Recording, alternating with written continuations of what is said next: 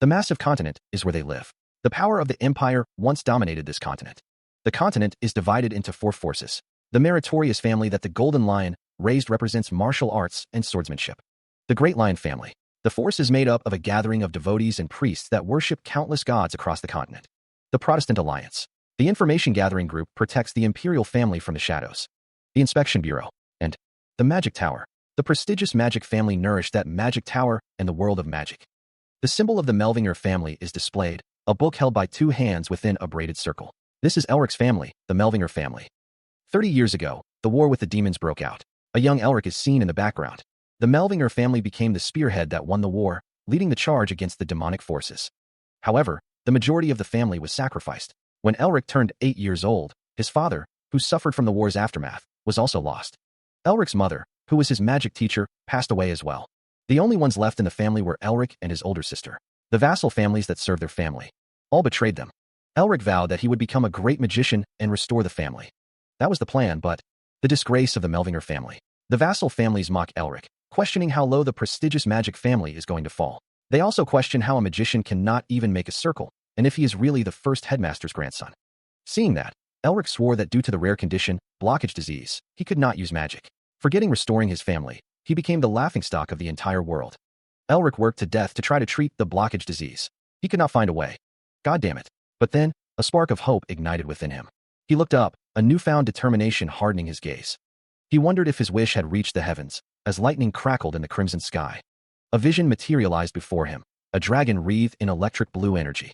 Elric realized he had met a dragon. It was the only possibility he had left. The dragon loomed, its crystalline scales shimmering as Elric vowed to raise his collapsed family back up again. The answer was right in front of his eyes. Red lightning illuminated the darkness. The crimson sky pulsed with raw power. The air crackled with unseen energy. It's dead. It's you. A voice echoes from the darkness, speaking of the one who will free it from a tiresome seal. A sinister grin spreads across the demon's face, its red eyes gleaming with malevolence. The demon declares its intent to find a new vessel. The demon proposes a dark pact, to become one with a human and take over the world. Elric's expression is one of distress. He is overwhelmed by a dark force. Elric coughs violently, his face contorted in pain. He struggles to breathe, his body racked with spasms. Elric reflects on his situation, realizing he is facing the test of the Demon King. He regrets seeking something like a dragon. Elric curses his fate. But he is Elric Mervinger. He is engulfed in darkness, but his eyes burn with an unnatural green light. Raising his hand, Elric calls forth a swirling vortex of blue energy. Will not be devoured like this. A close-up reveals the intricate patterns within Elric's eye, a swirling galaxy of green and gold. The doctor explains that the disease Elric is suffering from is called blockage disease, showing a comparison of Elric's mana flow versus a normal person's. The scene shifts to the Royal Magic Hospital, where a rare disease prevents mana from flowing freely, a vital energy for magic users. The doctor somberly admits, "We've tried everything that we could do on your body. I'm afraid there's nothing that we can do." Unfortunately, the news weighs heavily on Elric, his head bowed in despair. The doctor continues, his voice laced with regret. "You are unable to use magic for. Elric, are you listening to me? Hello?" Elric, seemingly lost in thought, snaps back to reality. "I'm sorry, sis. What were you saying?" From Uston Academy, a concerned voice asks, "How's your body? What did the doctors say? Did they find a cure? If you need more money, I can." Elric reassures her, "I'm not a kid anymore. You don't have to worry." "Worried," she replies. "Worried when I'm the only family member that you have left." Elric interrupts, "Oh sis, my friends are calling me." A beep echoes, and Elric manages a weak, "Huh." He could not bear to tell her the truth. That he might not be able to return home. One student exclaimed about Elric's grades, blaming Professor Barracks. Another student responded, stating that they have never been late to class and have a D in class. The academy loomed, a monument to both opportunity and crushing disappointment. Someone remarked that they knew Elric Melvinger was something else. The final exam results showed Elric's major as Elemental Magic Department. One student commented on Elric's consistent grades. Another told them to shut up, already pissed off. The final exam results were posted for all to see. A heavy sigh escaped him. Elric thought to himself that it happened again. His mental magic spells, barrier construction, and practical offensive magic all received failing grades. His attendance was 41 out of 42. The final result, failed to pass required classes. This marked Elric's 4th time failing. According to the Academy's rules, failing the 4th time meant the looming word expulsion hangs heavy in the air. If he were to be expelled like this, Elric wouldn't be able to bring glory to his family. He did his best to study. In order to stay here, Elric did his best and studied as much as he could. He fully understood any logic that the Academy required him to understand, and of course, he aced those theory exams. Elric always thought that he was special compared to everyone else. Not only was he intelligent, but his ability to detect and understand mana was also vastly better than anyone else. From theory to mana abilities, for a magician, those would have been great things that they'd want to have. However, absorb the mana floating around in the air and gather it all in your heart. That's what they call a circle. It doesn't matter if you have the talent that everyone wants. Why is that Sunbei still struggling in a first-year class like this? Dean scoffs, thinking to himself that he can't believe that a magician can't even make a circle. He then suggests that Elric give up on magic and become a scholar, adding that he'll be sure to put in a good word to the headmaster. This damn blockage disease. Because of it, he can't use magic. That means, at best, all he can do is become a magic scholar.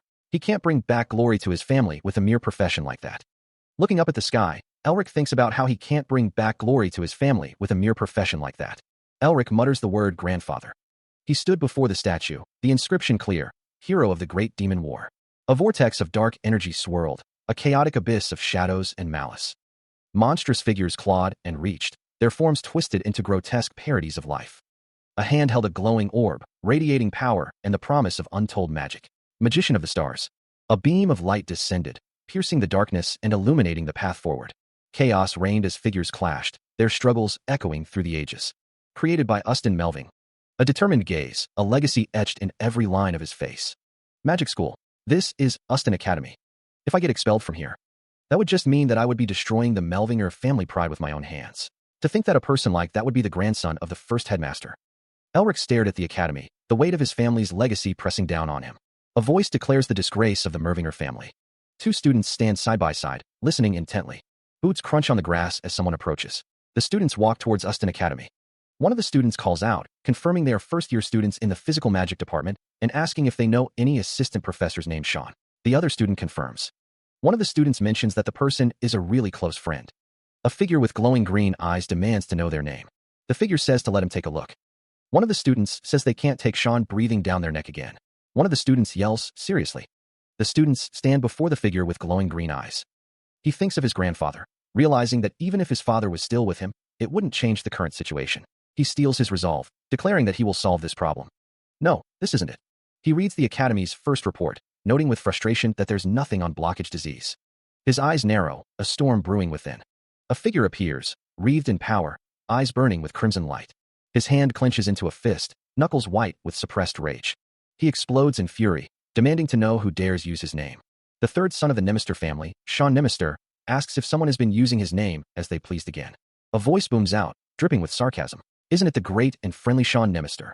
Sean Nemister sighs, having gotten what he wanted. He tells the golden-haired man that this is perfect and offers to get him something to drink. The golden-haired man tells him to stop bothering the young ones by selling his name. Sean Nemister retorts that he'd rather die than do that. The golden-haired man asks Sean Nemister to get close for a second, reminding him that he told him to never do that again. Sean Nemister expresses his annoyance. The narration explains that after their family fell, the Magic Tower has been led by 6 royal families, the hexagram. The narration continues, stating that Sean Nemister became a professor and an elite member. The narration states that although he's been walking in the exact opposite direction of his path, he's one of the only ones who have been by his side. Sean Nemister asks the golden-haired man if he is with him. The golden-haired man says that Sean Nemister is grossing him out. The golden-haired man asks what's this. The document is titled Diamond Dragon Shineake Exploration Plan, from Ustin Academy Elemental Magic Department. The word exploration is emphasized. The golden-haired man asks Sean Nemister why he is giving this to him. Sean Nemister explains that although they're an ancient species that have been recently discovered, they've apparently recently found a nest of them. Donghoon invites Elric to join the expedition crew as well. Elric responds with surprise. A hand points to a document labeled Plan, which appears to be from the Ustin Academy Elemental Magic Department. Ancient dragon species, although they should be extinct. Elric's eyes glow with a sudden, emerald light. They've found a dragon's nest, which is considered to be the origin of all magic. Sean Nemister says that if Elric happens to find an artifact, he doesn't think the Academy would turn a blind eye to his expulsion. He suggests Elric take a look at the map too. Elric is amazed, but wonders if it's not just expulsion though, and it would be all thanks to his truly. Elric considers that maybe the dragon's nest has something that could cure his blockage disease. There's no point, even if he finds something like that, it would be collected by the headmaster. He pauses, a thought striking him. Wait a minute. Elric slams his hand on the table. Sean Nemister asks why Elric is hitting the table. Elric asks what, why didn't? He stares ahead, a flicker of understanding dawning in his eyes. The thought races through his mind. This is the heavens giving him a chance. A low chuckle escapes him, the sound laced with manic energy. The chuckle escalates into unrestrained laughter, his face contorted in a wild grin. The laughter continues, tinged with a hint of disbelief. What could the reason be? His finger stabs down onto a specific point on the worn map, marking a location. He declares the location. Elric studies the map intently, a newfound determination hardening his features. The realization hits him, there is no nest. Elric and another individual stand over a table, examining a map. The other man declares that something won't happen. Elric is seen with another man, while two other students sit at a table behind them. The man breathes a sigh of relief, thinking that thankfully, no one is listening. The other man warns Elric to watch his mouth, asking if he knows how many professors took part in this. Elric thinks to himself that he is challenging all those big shots at once, but it's the truth, though. The other man threatens to smash Elric in the head again, calling him his friend. The other man tells Elric to conduct himself as the son of the Naester family, calling him his friend and laughing. The mana has accumulated for at least 100,000 years, Elric thinks. Logically speaking, it's no wonder he would think the dragon's nest would be here. But what are the 3 principles of mana stream? Sean asks if Elric is making fun of him. Elric responds that of course Sean would know the basics like this, being an assistant professor. From high to low. From wide to narrow. The two continue deeper into the cave. From hot to cold. The temperature drops as they move further into the cave. From the principles, Sean says, they all must have been certain that this was the dragon's nest. However, since very hot magma flows through the cracks, mana does not gather there. Therefore, a dragon cannot live there. It can't be. The ground rumbles with heat. A sea of gold coins and a large diamond shimmer in the light. Cursing under his breath, the figure strides down the long hallway, wondering how to break the news to his superiors. His hand clenches into a fist, knuckles white with tension. He internally debates the consequences of angering the dean, but the words of Elric echo in his mind. The figure continues down the brightly lit corridor, his footsteps echoing in the silence. Elric's name surfaces in his thoughts, along with the desperate need to use magic. Expulsion looms as a threat, but the desire to elevate his family overrides the fear. The thought of curing his blockage disease fuels his determination. If that's the case, then he must help his friend. He has to help him. What you're saying is that Dean Barracks, of the Uston Academy Barracks, is revealed. He sits at his desk, a large painting hanging behind him. Dean says it's not that, but the other man says he was just hoping to get his opinion since there is a possibility. Though he doesn't know how he came to that conclusion, Sean says if he doesn't manage to convince me, then even if he is the son of the Naester family. Dean's eyes glow with a purple light as he stares intently. Sean thinks to himself that he will not just let this pass. He is overwhelmed by mana. Realizing this is the power of a 7th circle magician. The air crackles with energy. Elric stands in the doorway, arms outstretched. Sean exclaims, Elric? Dean, sitting at his desk, shouts, are you insane? Why are you coming in here? Elric bows his head and says he apologizes for entering. He narrows his gaze, observing Elric with a palpable suspicion. Dean asks, Elric Mervinger, yes. Was the assistant professor's deduction your opinion? Sean stands nearby, observing the exchange. Elric replies, a hint of amusement in his voice. Yes, that's correct. Dean taps his finger against the table, the sound sharp in the tense atmosphere. But doesn't this have absolutely? The dean continues, his voice laced with skepticism, no evidence behind it, and is just a guess? A sinister smile creeps across Elric's face, his eyes gleaming with an unsettling light. Dean's expression hardens, his demand ringing with authority. But you need evidence? Elric's gaze intensifies, a silent challenge in his emerald eyes. Elric states, his voice low and laced with dark amusement, you fucking demon. You're not here to help me, but rather to kill the one person who's helping you. A basic truth. Cuckoo. Dean looks down, covering his face with his hand. Dean is so lost for words that only laughter is coming out, a sound tinged with hysteria. Dean scoffs, his mustache twitching as he declares Elric a mere flunker, who can't even condense mana. Elric retorts, questioning if Dean is saying his guess is wrong. Dean leans forward, a predatory glint in his eyes as he faces Elric. Elric listens as Dean speaks of those who come across luck and trash who run their mouths without knowing their place. Dean hums, stating that as a professor, he can't just ignore students. A close-up reveals the intricate details of a robe, its fabric shimmering with an otherworldly light. A voice confirms, yes. Dean's face contorts into a sinister grin as he proposes a bet. The scene returns to the room, where Elric asks what kind of bet Dean has in mind. Dean offers to provide all the resources Elric needs to form an exploration team, but warns of the consequences if he fails. A cosmic expanse unfolds, a swirling vortex of stars and energy. A figure plummets through the celestial void as Dean suggests betting the one heirloom that. He looked down, a glint in his eye. Why don't you bet the one heirloom that? A voice booms from somewhere, questioning if someone is angry, as a carriage rolls through a town. Elric sits with Sean, who is reading a book. Sean tells him to keep it. Elric reads, thinking that it's fine, and that they said they were not going to hold him back if he finds the dragon's nest. A hand holds a letter. Sean says that it was getting interesting if Elric takes that. A voice booms, questioning what if you can't find it. Sean says that if Elric's predictions are wrong. A voice booms, saying that Elric's family heirloom is going to be taken from him, calling him an idiot. Elric looks up, thinking about that pendant. A close-up of the pendant, with a voice saying that it is only. The pendant has been passed down to the head of the Melvinger family. Sean explains that the man hasn't wanted the pendant for himself since forever. He asks why Elric is laughing, questioning if he doesn't get it. Elric simply says thanks. A faint smile plays on Elric's lips. Sean sighs, stating that he's on Elric's side until the end, knowing it's over for him too if they can't succeed. Sean asks if they're going to find the nest, and what Elric's plans are, calling him his dear friend. Elric sits on the stairs, bathed in light. Sean asks if Elric is getting held back. Sean wonders what would happen if Elric dared to covet the Melvinger family heirloom. Elric smiles, a hint of mischief in his eyes. He should have bet. Elric thinks that Sean really thinks he, Elric Melvinger, accepted the bet just because of his life as the principal along with it. Elric had forgotten that this guy had two nicknames, one being the shame of the Melvinger family. Tears streamed down a face, the other being obscured. A sinister smile spreads across a face, hinting at something wicked. The words Melvinger family hang in the air, heavy with unspoken history. A figure descends the stairs, a red-haired individual waiting below. The worst of it, huh? A face split in two, a sinister expression on one side. He's at it again. It was at the beginning of the semester as a freshman. I don't even want to recall it again. 7 years ago. How is the size of my mana? Mine is bigger. Elric is back then. He is asked if he is sure he's a Melving.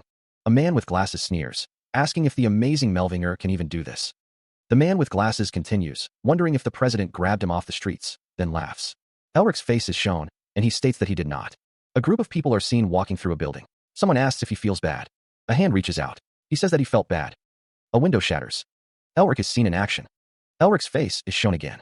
He thinks it was for those idiots. Someone yells, "Our Rivern, wake up. Hey." A man in a courtroom states that a child of a Viscount family dared to insult him, the head of a Duke family. The scene shifts to the Uston Academy Disciplinary Committee. He says he punished him according to the laws of the Empire. Two men discuss a problem. One asks if there is a problem with that. A flashback shows a younger Elric. Elric was suspended as the Academy's rules stated that all students were equal. But after that day, no one dared to touch him again. Elric sighs, covering his face with his hand. A close-up of intense eyes. One man shouts at Elric, asking if he is crazy. Another man tells him to stop shouting, warning that he'll get high blood pressure if he keeps going. The book is labeled as a forbidden book. The book's title reads, "Of Various Factors on Physical Enhancement." Someone asks what the hell Elric is reading. Elric says that if he is discovered with it, he will most likely be burnt on a stake. Someone tells Elric that he is definitely crazy. Someone asks what Elric is planning to do by learning the Beast King's body-strengthening arts. He wondered if the body-strengthening arts could be used to treat blockage disease. The thought lingered in his mind. A flashback revealed that back when the Beast King invaded the Empire with his army of beastmen, they had extreme difficulties because of his body-strengthening arts that enabled him to enhance his physical abilities. The Beast King's power was a force to be reckoned with. In the end, the body-strengthening arts were lost when the Empire drove out the beast kind and beastmen and built the wall. The wall stood as a testament to the Empire's victory and the loss of the arts. Sean Nimister grimaced, thinking that the scholars have already failed to recover it. Elric, reading from a book, muttered that he had recovered it, but he had no idea how it would apply to his body. Sean exclaimed, surprised that Elric had recovered it. He added that he was getting tired of getting shocked, and told Elric to do whatever he wanted. Sean wondered what was going on. The sister wondered why the carriage stopped. A voice calls out, "Yo Elric, long time no see." Elric's expression hardens. He didn't expect to see them at all. One of the figures asks, "Why are you here?" Another responds, "Why am I here? Because I love my fellow classmates." One of the figures yells, "You bastards." One of the figures asks, "What's wrong?" Another explains, "The headmaster asked us to help you." Elric's eyes widen in surprise. Wow, the headmaster did? A group of figures stands together. One of the figures says, "Need his help." Another says, "You sensed it, right?" How many of them are hiding their mana? A fist clenches. Now this is more like Headmaster Varric's. Don't worry. A face is shown. What? A face is shown. How did you get these? A mouth is shown. Wow, what? Dean Barracks sits at his desk, reviewing documents. Well, you took Gehenna's breath and the Azure Sky Lord armor. The document details the items. You crazy bastard. Breath of Gehenna. A sealed orb containing sulfur fire that will burn until the target is reduced to ashes. Azure Sky Lord armor. An armor with extreme resistance against not only physical attacks, but elemental magics as well. He thinks, you think it makes sense to lend a student 4-star magic equipment capable of reducing a whole town to ashes? And to him of all students? Dean Barracks says, "Get lost. I don't even want to see your face." The dean responds, "Why, yes, sir." Dean Barracks reads the Uston Academy Times. If the other candidates find out about this, they're going to make a big deal out of it. The dean pauses, considering the implications. Hold on. He thinks, if he actually manages to find the dragon's nest. Dean Barracks' expression hardens. He slams his hand on the desk. Not bad. I guess you can't fool blood after all. I should replace this stupid research team. They call themselves Dean Barracks mutters, no, thanks to those idiots. He concludes, I'll be able to get hold of the magic pendant, as long as I get my hands on the magic pendant. A figure, eyes gleaming with ambition, declares, I'm guaranteed to become the next prime minister. A voice echoes, stating, although you won the bet. A looming figure emerges from the shadows, their eyes glowing with an eerie purple light. A disembodied voice warns, it would only lead to victory if you make it out alive. Elric pores over an ancient text, his brow furrowed in concentration as he deciphers the cryptic runes. Sean stands with his arms crossed, a concerned expression on his face as he watches Elric.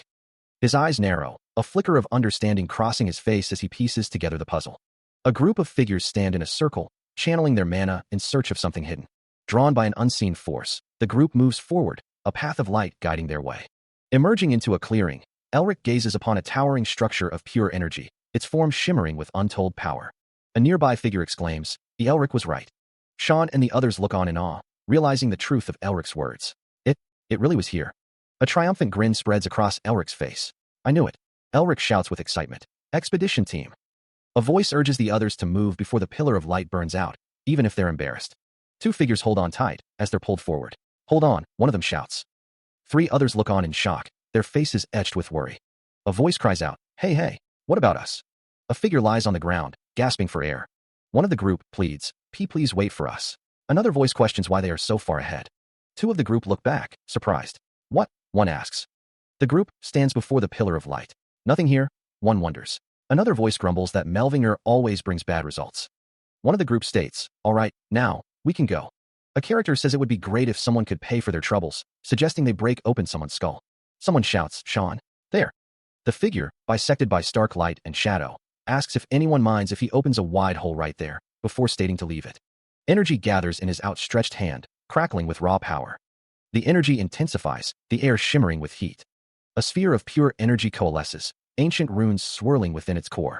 Unleashing the spell, he thrusts his hand forward, sending a torrent of power surging outwards. A blinding flare erupts, consuming everything in its path. The energy expands at an impossible rate, tearing through the very fabric of reality. The initial burst gives way to a cataclysmic explosion, the sound echoing through the void. A shockwave rips outwards, obliterating everything in its wake. Debris rains down, the remnants of a world torn apart. The energy begins to dissipate, leaving behind a scene of utter devastation. Only the faintest glimmer of light remains, a haunting reminder of the power unleashed. Before them, a gaping maw of a cave yawned open, promising untold mysteries and dangers within its shadowed depths. The air hung heavy with the scent of damp earth and something else, something ancient and unknown. The blonde-haired man and his companion stared ahead, their faces etched with a mixture of awe and apprehension. What? How? The blonde-haired man muttered, his voice barely a whisper. The man with slicked-back black hair tilted his head, a flicker of confusion crossing his features. Huh? If it's that bad, it's possible that a dragon. The air crackled with an unseen energy, the very atmosphere vibrating with power. What? The man's eyes widened, reflecting the surge of mana that flooded the cavern. It's so much mana. The blonde-haired man raised a hand, his expression firm. Don't be swayed. It's just the pent-up mana that's flowing out when we're creating the whole. His gaze was intense, his green eyes narrowed with determination. Elric's voice cut through the rising tension. Everyone, follow behind Elric. The cave descends into darkness. The sound of footsteps echoes through the cavern. He shivers. Elric wonders why it is so cold here. Even using a spell doesn't make it any warmer for Elric. Elric asks what the others see. Sean tells Elric that he is cold. Elric says that he just had a chill run down his spine. The group continues deeper into the cave. Dean guesses that Sean is right. A dark figure lurks in the shadows. A voice echoes, you're here. The darkness seems to close in. He looks on with concern, flanked by his companions. A voice wonders if it is a door. Before them stands a massive door, adorned with a golden dragon seal. Dean Barracks urges everyone strong to gather around, suggesting they try pushing it. Sister suggests breaking it with magic. Another voice questions her suggestion. The group seems unsure of what to do. Elric Mervinger points out the seal of the dragon on the door, while Dean Barracks thinks they are idiots. A voice warns that they don't know what could happen if they do anything to it. Sean Nimister assures them that he understands. Dean Barracks thinks to himself that Elric Mervinger always tries to show off, which irritates him. He also thinks they should get away from the door when they try to open it. Sean Nimister wonders what it is, thinking they need a way to break the seal first. Elric Mervinger tells them to be sure not to take any independent actions from now on. Sean Nimister asks if he has any text about it, adding that they don't know what might happen if. Sean Nimister wonders if it is gold and what it is made of. He reached out, his fingers brushing against the object. Elric Mervinger shouted, "Don't touch it." Sean Nimister's eyes widened. "What?" he exclaimed. A blinding light erupted from the object, filling the room with intense heat. The force of the explosion sent Sean Nimister flying backward, a strangled cry escaping his lips. Ah! What? Elric Mervinger watched in horror. That idiot just did it. Dean Barracks questioned. What? What's wrong with the door? A voice shouted amidst the chaos. Be careful. It's a trap. Runes glowed ominously around the room. The explosion intensified, sending shards of debris hurtling through the air. Another voice boomed. Everyone block. Panic set in as the explosion continued to rage. What's going on? Someone cried out. Desperation laced another voice. Going to do now? Do something. Elric Mervinger, his face etched with determination, declared, I'll try to decrypt the text first. Fearful cries echoed through the room. I don't want to die. Save us. He crouches low, trying to regain his composure. Be calm, he tells himself, the word echoing in the oppressive darkness. The problem looms before him, a seemingly insurmountable test. He steels his resolve, focusing on the task at hand. He begins to write, desperately seeking a solution. I'm sure that I can find an answer to it, he thinks. Let's believe in myself. His eyes flare with a vibrant green light, a surge of determination coursing through him. Like I've always done, he declares, his voice echoing with newfound resolve. But as he continues to write, something goes terribly wrong. A surge of energy erupts, distorting the very letters he's trying to form. Flames engulf his arm, searing pain shooting through his nerves. My arm, he screams, his face contorted in agony. Desperation claws at him as the situation spirals out of control. Save me, he cries, his voice cracking with fear. He focuses his remaining energy, desperately trying to maintain control. Just wait a bit longer. As long as I don't do anything wrong, he mutters, his voice strained. The struggle continues, his face a mask of pain and determination as he fights against the encroaching chaos. His face contorted in anguish, he pleads for salvation. Please, please. A desperate plea hangs in the air, unheard. A hand clutches at something unseen, begging for intervention. The plea intensifies, a silent scream against the darkness. Far below, the dust settles. Had the onslaught ceased? Gasping for air, a man reflects on his near-death experience. I thought I was going to die. A figure rushes towards the fallen man. You okay? He asks, calling out, Elric. Amidst the fallen, a voice offers reassurance. Just hold on. It'll be healed soon. Another reflects, that shortened my lifespan. Riven is confirmed to be okay. A close-up reveals a face contorted in anger. Son of a bitch, he growls. A sinister smile spreads across his face. You're quite something. Elric, his expression hardened, declares, this is my power, you bastard. A tense silence hangs over the battlefield, the air thick with anticipation as the combatants brace themselves for the coming storm. Elric's eyes widen, a flicker of unease crossing his face as he senses the shift in the magical energies around him. The battlefield erupts in a chaotic display of power, the air shimmering with raw magical energy as the combatants unleash their attacks. Dean channels his power, arcane symbols glowing as he unleashes a torrent of blue energy towards his unseen foes. A sudden, brutal assault catches an unknown figure off guard, a dark, viscous liquid splattering as they are struck. Elric's expression twists with concern, his voice laced with urgency as he shouts, Hey, are you okay? What just happened? What kind? The ground trembles as jagged spikes of pure magical energy erupt, tearing through the battlefield with terrifying force. Surrounded by a vortex of razor-sharp ice shards, a lone figure curses under their breath. Bullshit. A blinding light explodes outwards, a wave of raw power emanating from an unknown source, promising devastation. A group of figures raise their hands in unison, golden energy crackling around them as they prepare to unleash their combined might. Frustration etched on his face, a figure clutches a scroll, muttering, Shit. Again. Eyes narrowed in concentration, Elric furiously scribbles notes, his mind racing to decipher the unfolding chaos. He is enveloped in a radiant blue aura, energy crackling around him. A voice urges, Elric, hurry. Sean's eyes glow with an intense, building light, a silent pressure mounting within him. The light in Sean's eyes intensifies, the pressure building. Sean's eyes burn with a fierce, almost blinding light. Elric looks down, a sudden understanding dawning on his face. Ah, so this is. A swirling vortex of blue energy coalesces, the text proclaiming, the origin of magic. The blue energy takes on a more defined shape, described as a dragon's dragon tongue magic. Sean's name is shouted, a desperate plea. Energy crackles around Sean, the air shimmering with power. Someone shouts, Haste. The energy intensifies, swirling around Sean's legs as he struggles to maintain control. Sean grits his teeth, the strain evident on his face. Any more is difficult. Sean activates an armament, unleashing a surge of orange energy and lightning. Elric's eyes widen in disbelief. Unbelievable, could that be? The Azure Sky Lord armor begins to materialize around Sean, glowing with intense blue energy. Sean reaches out, his expression hardening with resolve as the armor forms around him. A surge of power explodes outward. Elric wonders how that bastard has that. Sean's hand touches the ground, preparing to activate a trap. Sean grits his teeth, muttering, "This time, for sure." The armor fully formed, Sean prepares for battle. Sean glances upward. Sean's eyes widen, a flicker of determination in his gaze. Sean prepares to strike. Sean activates the trap. He stands alongside a man with his hair tied back. The man with the tied back hair states, "He'll be there later." The man with the tied back hair says, "Let's go." A voice echoes in the distance, "Wow." Two figures stand before a massive dragon skeleton. One of them exclaims, "From this size, it's a Dragon King rank." Sean stands with the man with the tied back hair. He observes, "It looks like it's been here for more than 4,000 years. A figure in a mask runs forward. A group of people are gathered. One of them shouts, "KUK, bastards." A character grits his teeth, thinking, "Shit, I was so excited that I let my guard down." A character states, "This isn't out of spite. We like you, but..." Riven pauses, saying, "HM? Wait, Riven."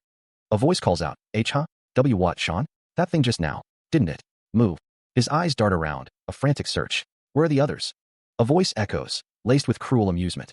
"They must be having the time of their lives exploring. What's this? I've never seen it before." A hand clamps down on Elric's face, the grip tight and unforgiving. His expression hardens, a flicker of betrayal in his eyes. The realization crashes over him. He should never have trusted anyone. After he came all the way here, a figure unleashes a torrent of fire. A desperate shout pierces the air. "Everyone get away." He looks up, a dawning horror in his eyes. What? A hand glows with an eerie blue energy. He stares down, a sense of dread washing over him. What the hell? Chill. He hears someone shouting about a dragon and to be saved. A skeletal dragon appears, crackling with blue energy. The two figures continue to flee from the skeletal dragon. Elric's face is filled with fear. He curses under his breath. Elric stands in a blue-lit arena, the air thick with anticipation. The silence is broken only by the faint hum of unseen energies. The young mage grits his teeth, a bead of sweat trickling down his temple. "Damn it," he mutters under his breath, the weight of the challenge pressing down on him. A skeletal dragon materializes before him, its bones glowing with an eerie blue light. The air crackles with arcane energy as the ancient construct awakens. The dragon's empty eye sockets burn with cold fire, promising a trial unlike any Elric has faced before. The scent of ozone fills the air. Elric steels himself, his resolve hardening. "Get it together, Elric. This is a test too," he thinks, reminding himself of the stakes. From a distant observation point, Sean watches with concern etched on his face. "Just find its nest," someone urges, their voice barely a whisper against the rising tension. The words echo in Elric's mind, a stark reminder of the challenge ahead. And avoid the dragon to survive. A nagging doubt surfaces, a whisper of uncertainty in the face of overwhelming odds. But Elric stares at the motionless dragon, his brow furrowed in confusion. Why is it staying still? He wonders, sensing a trap. Dragon tongue magic is still just magic. Dragons are incredible. The casting delay? The origin? Sean is safe. He knew that even then, the magic power consumed would be too much. That's right, if he wanted to do it, he would have to do it in a single breath. He needed some preparation time. Someone shouted to get it together and set up a defensive line. Shields were raised, and everyone moved to their spots. A hexagonal barrier began to form, glowing with a golden light. It was coming. A massive skull of blue energy hurtled forward. The energy surged, crackling with power. The blue energy intensified, a blinding torrent of force. The attack continued its relentless advance. The breath will last 20 seconds. If they could just block this, they'd have a chance. A defender grunted, bracing against the onslaught. Everyone was giving it their all. The end. Elric grimaces, sweat beading on his brow. Getting to the door will take 17 seconds, he thinks, but if they can close it in 3, they might just survive. A shimmering blue shield erupts into existence, a desperate attempt to buy time. Someone shouts, questioning the effectiveness of the shield. The group huddles behind the fragile barrier, hoping it will hold against the onslaught. Elric screams, "Now!" A skeletal dragon, wreathed in golden energy, unleashes a devastating attack, its jaws agape in a silent roar. Sean shouts a warning, his face contorted with fear. "You're fucked if you get caught." Elric sprints forward, the key clutched tightly in his hand. "Great, if we keep going like this." He glances back, a flicker of doubt in his eyes. The world blurs into streaks of red, a desperate chase against an unseen enemy. He continues to run, his face a mask of determination. Elric's face is smeared with blood, a grim testament to the dangers they face. A shadowy figure looms, its form indistinct against a backdrop of swirling darkness. He glances upward, his expression unreadable in the dim light. One of the Spartoi stands before Elric, its skeletal face a mask of chilling blue light. There's no way. More of the skeletal warriors descend, their glowing eyes piercing the gloom. The legendary beings that protected the dragon. A Spartoi towers over Elric, its form radiating an eerie blue energy. Elric's eyes widen in realization. Oh, the Spartoi. A burst of orange flame erupts, searing the air with its heat. The magical fire engulfs one of the Spartoi, its skeletal form momentarily illuminated by the inferno. A voice calls out to Elric, urging him to get it together. He steels himself, realizing he has to figure this out. Elric cries out in desperation, pleading to be saved. The only one who can do it is him. He stands before a massive skeletal dragon, its bones glowing with an eerie light. Elric's expression hardens, a flicker of determination in his green eyes. A disembodied voice echoes, declaring that he has a solution. A strange symbol pulses with energy, its meaning unclear. Elric clutches his head, a look of intense distress contorting his features. He wonders what could the reason be. A wave of confusion washes over him. He mutters, ugh, what? The world around Elric shifts, taking on a sickly green hue. He thinks, why does everything look like this? He can see lines everywhere, like spiderwebs. A figure shrouded in green energy declares, I can't hear him with my head dash. Elric's eyes widen in alarm. Dodge, he shouts, his voice cracking with urgency. What? A monstrous figure lunges forward, its eyes glowing with malevolent energy. A shield slams into place, deflecting the attack. Oh. The monster looms over Elric, its skull-like face a mask of cold fury. He narrowly dodges an unseen attack, the air whistling past where he stood moments before. A bead of sweat trickles down his temple as he tries to assess the situation. It's not his imagination, he can see it now. Elric realizes he needs to anticipate where the next attack will come from and how to dodge it. He focuses, his eyes scanning the area. Elric can see where the next attack will originate, a ghostly figure materializing amidst a swirl of green energy. Then, a realization dawns on him. He'll be safe if he follows those spots of light, a path illuminated by an unknown force. A flicker of doubt crosses his face. What if it's a trap, a carefully laid snare to lure them further into danger? Elsewhere, a figure struggles, barely able to speak. He cries out for someone, his voice raspy with pain. No, he doesn't have time to think. Elric finds himself surrounded, the ghostly figures closing in, their eyes burning with malevolent intent. If things continue like this, then? He dodges another strike, the air crackling with blue energy as the attack narrowly misses its mark. His expression hardening with resolve, Elric shouts, everyone follow me. His voice cuts through the tension, a beacon of determination. The injured figure struggles to his feet, blood dripping from a wound on his head. He looks towards Elric with a desperate plea in his eyes. Riven, his face etched with fear, begs, take me with you. His voice is barely a whisper, lost in the chaos. He steels himself, his gaze fixed on the path ahead. Let's go, Elric mutters, preparing to lead the way through the treacherous landscape. A monstrous skeleton roars, its voice echoing with terrifying power, to where my eyes can see. Leading the charge, Elric shouts, this way, everyone. Dodging debris and leaping over obstacles, the group presses forward. Duck, someone yells. Jump. One of the group tumbles, falling behind. Sean shouts, fireball his left leg. The falling figure plummets through the air. A doorway, bathed in ethereal light, offers a glimmer of hope. Reaching the threshold, one of the group exclaims, we're finally at the door. Just a little further. They burst through the doorway, shouting, we're out. Nice. We lived. The relief is palpable. Elric races to close the door, thinking, if we can just close the door. A desperate hand reaches out, pleading, somebody, save me. The choice weighs heavily on Elric as he looks back at the reaching hand. Torn between saving the fallen and securing the door, Elric thinks, damn it, if I want to close the door, I have to ditch him. What do I do? That guy is a pain to the very end. But, even then, a surge of power erupts. Sean faces forward, a spectral figure with glowing blue eyes looming behind him. I can't just let him die? Elric grits his teeth, his expression a mask of fierce determination. Elric. A monstrous figure descends, its form wreathed in shadow, but its glowing blue eyes burn with malevolent intent. A hand reaches out, fingers outstretched as if grasping for something just beyond reach. Looking down, a figure gazes upon the monstrous form below, a mixture of determination and apprehension etched upon their face. A close-up reveals a single eye, reflecting the intensity of the situation.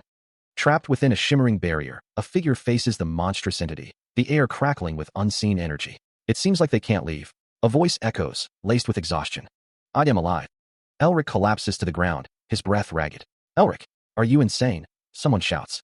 Another figure sits nearby, retorting, it's that guy's fault for having such weak legs. Why are you blaming me? Anyway, they can't leave, now that I think about it.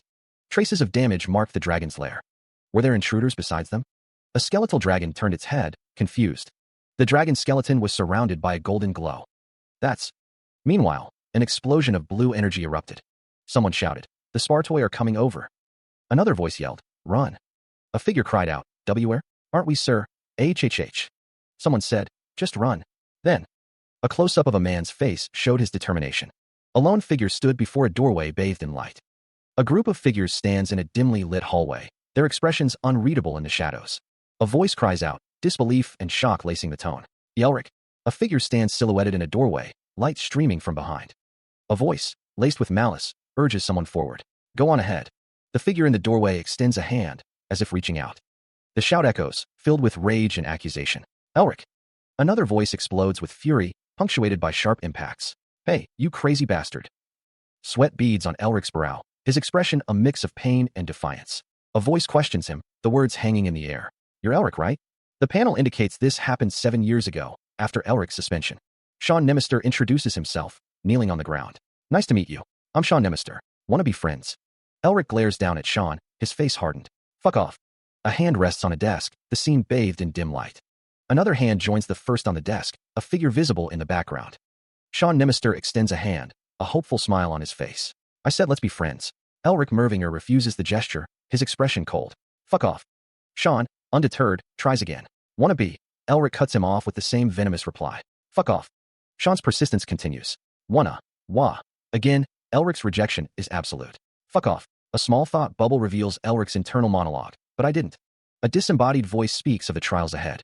You have to have tenacious stamina in order to become a true magician. You'll be given points according to the order you arrive in, so move diligently. Sean and Elric stand side by side, the voice continuing. But, if you use magic, you will be disqualified. A booming command echoes. Begin. A crowd of figures stands ready, anticipation hanging in the air. A close-up reveals a determined face, sweat beading on their brow.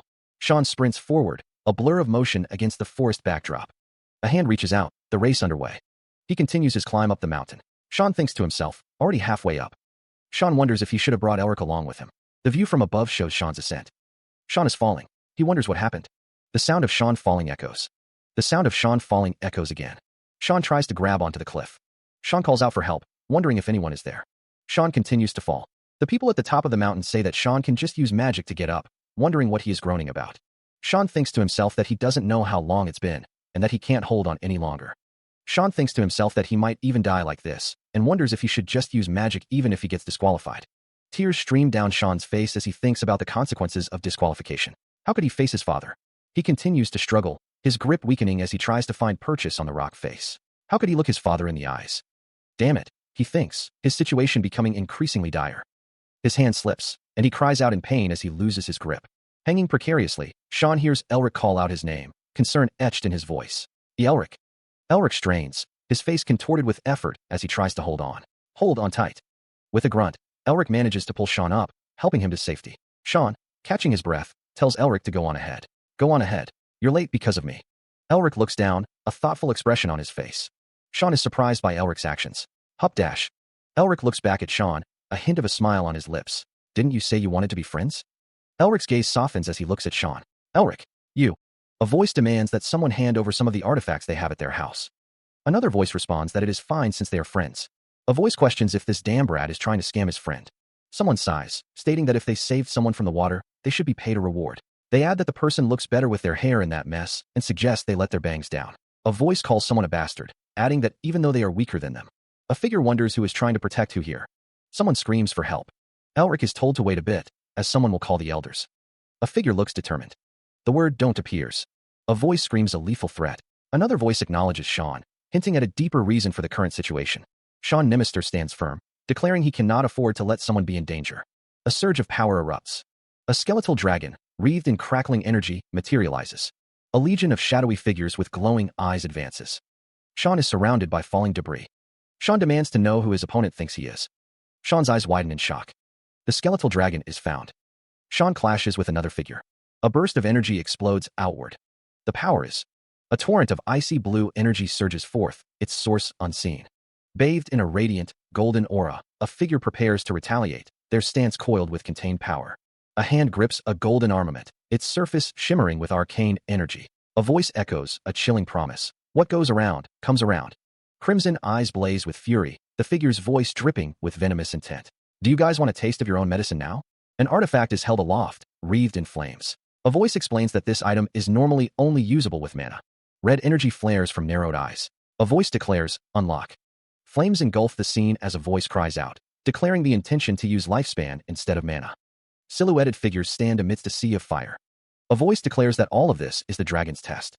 A figure is enveloped in a swirling vortex of blue energy. A blonde-haired figure stands poised, ready for action. A voice echoes, suggesting that the answer lies within. Kneeling in a landscape of fire, the figure faces a looming, crimson symbol. Bathed in the fiery glow, Elric stands firm, a large, dark object resting on the ground before him. A massive structure looms, dwarfing everything around it. A voice echoes, stating that it is both the key and the answer to the test. A figure, silhouetted against the flames, declares that if their answer is wrong, and it's simply someone's game, they will die here. Surrounded by glowing symbols, the figure vows that they will not fall back. Elric grips a dark, cylindrical object, his expression hardening with resolve. He declares, surrounded by the same glowing symbols, that he is a Melvinger.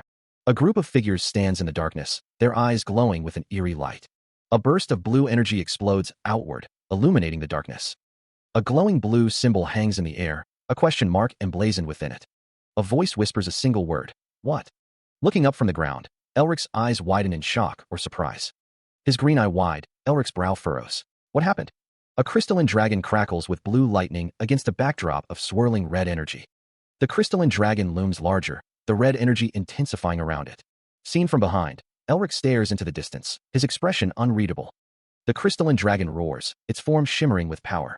A figure with prominent red horns stands silhouetted against a fiery red sky.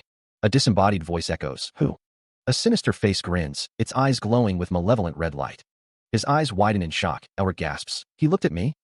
The crystalline dragon reappears, now wreathed in both blue and red energies.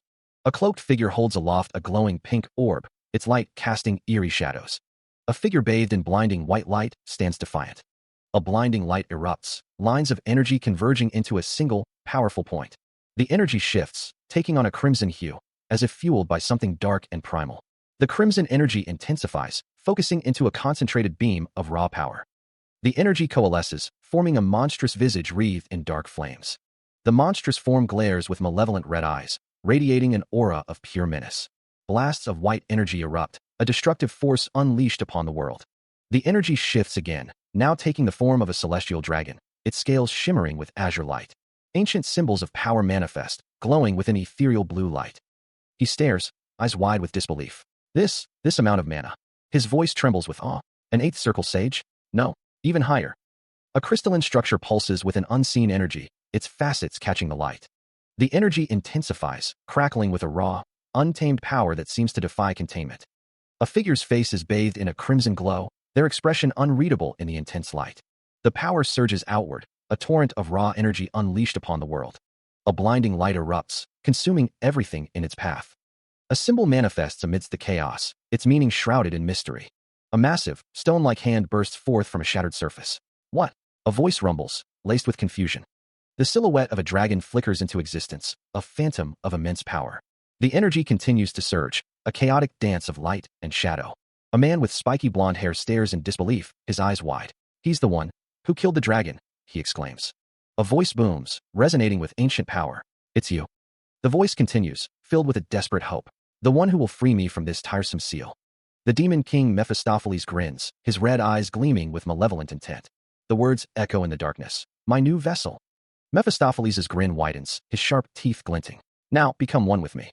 Elric's face contorts in anguish, sweat beading on his brow. "And let us take over the world, human." His eyes widen in terror. A monstrous maw opens, crackling with blue energy, ready to consume him. The demon's form solidifies, the text declaring, "Demon King Mephistopheles." Mephistopheles' voice booms, laced with malice. "You will be buried here with me." Elric's eyes dart around, fear etched on his face. "Demon King?" The monstrous maw looms closer, the name Shaynark, echoing ominously. Mephistopheles' voice drips with ancient knowledge. "Although I was sealed together with you like this 1,000 years ago."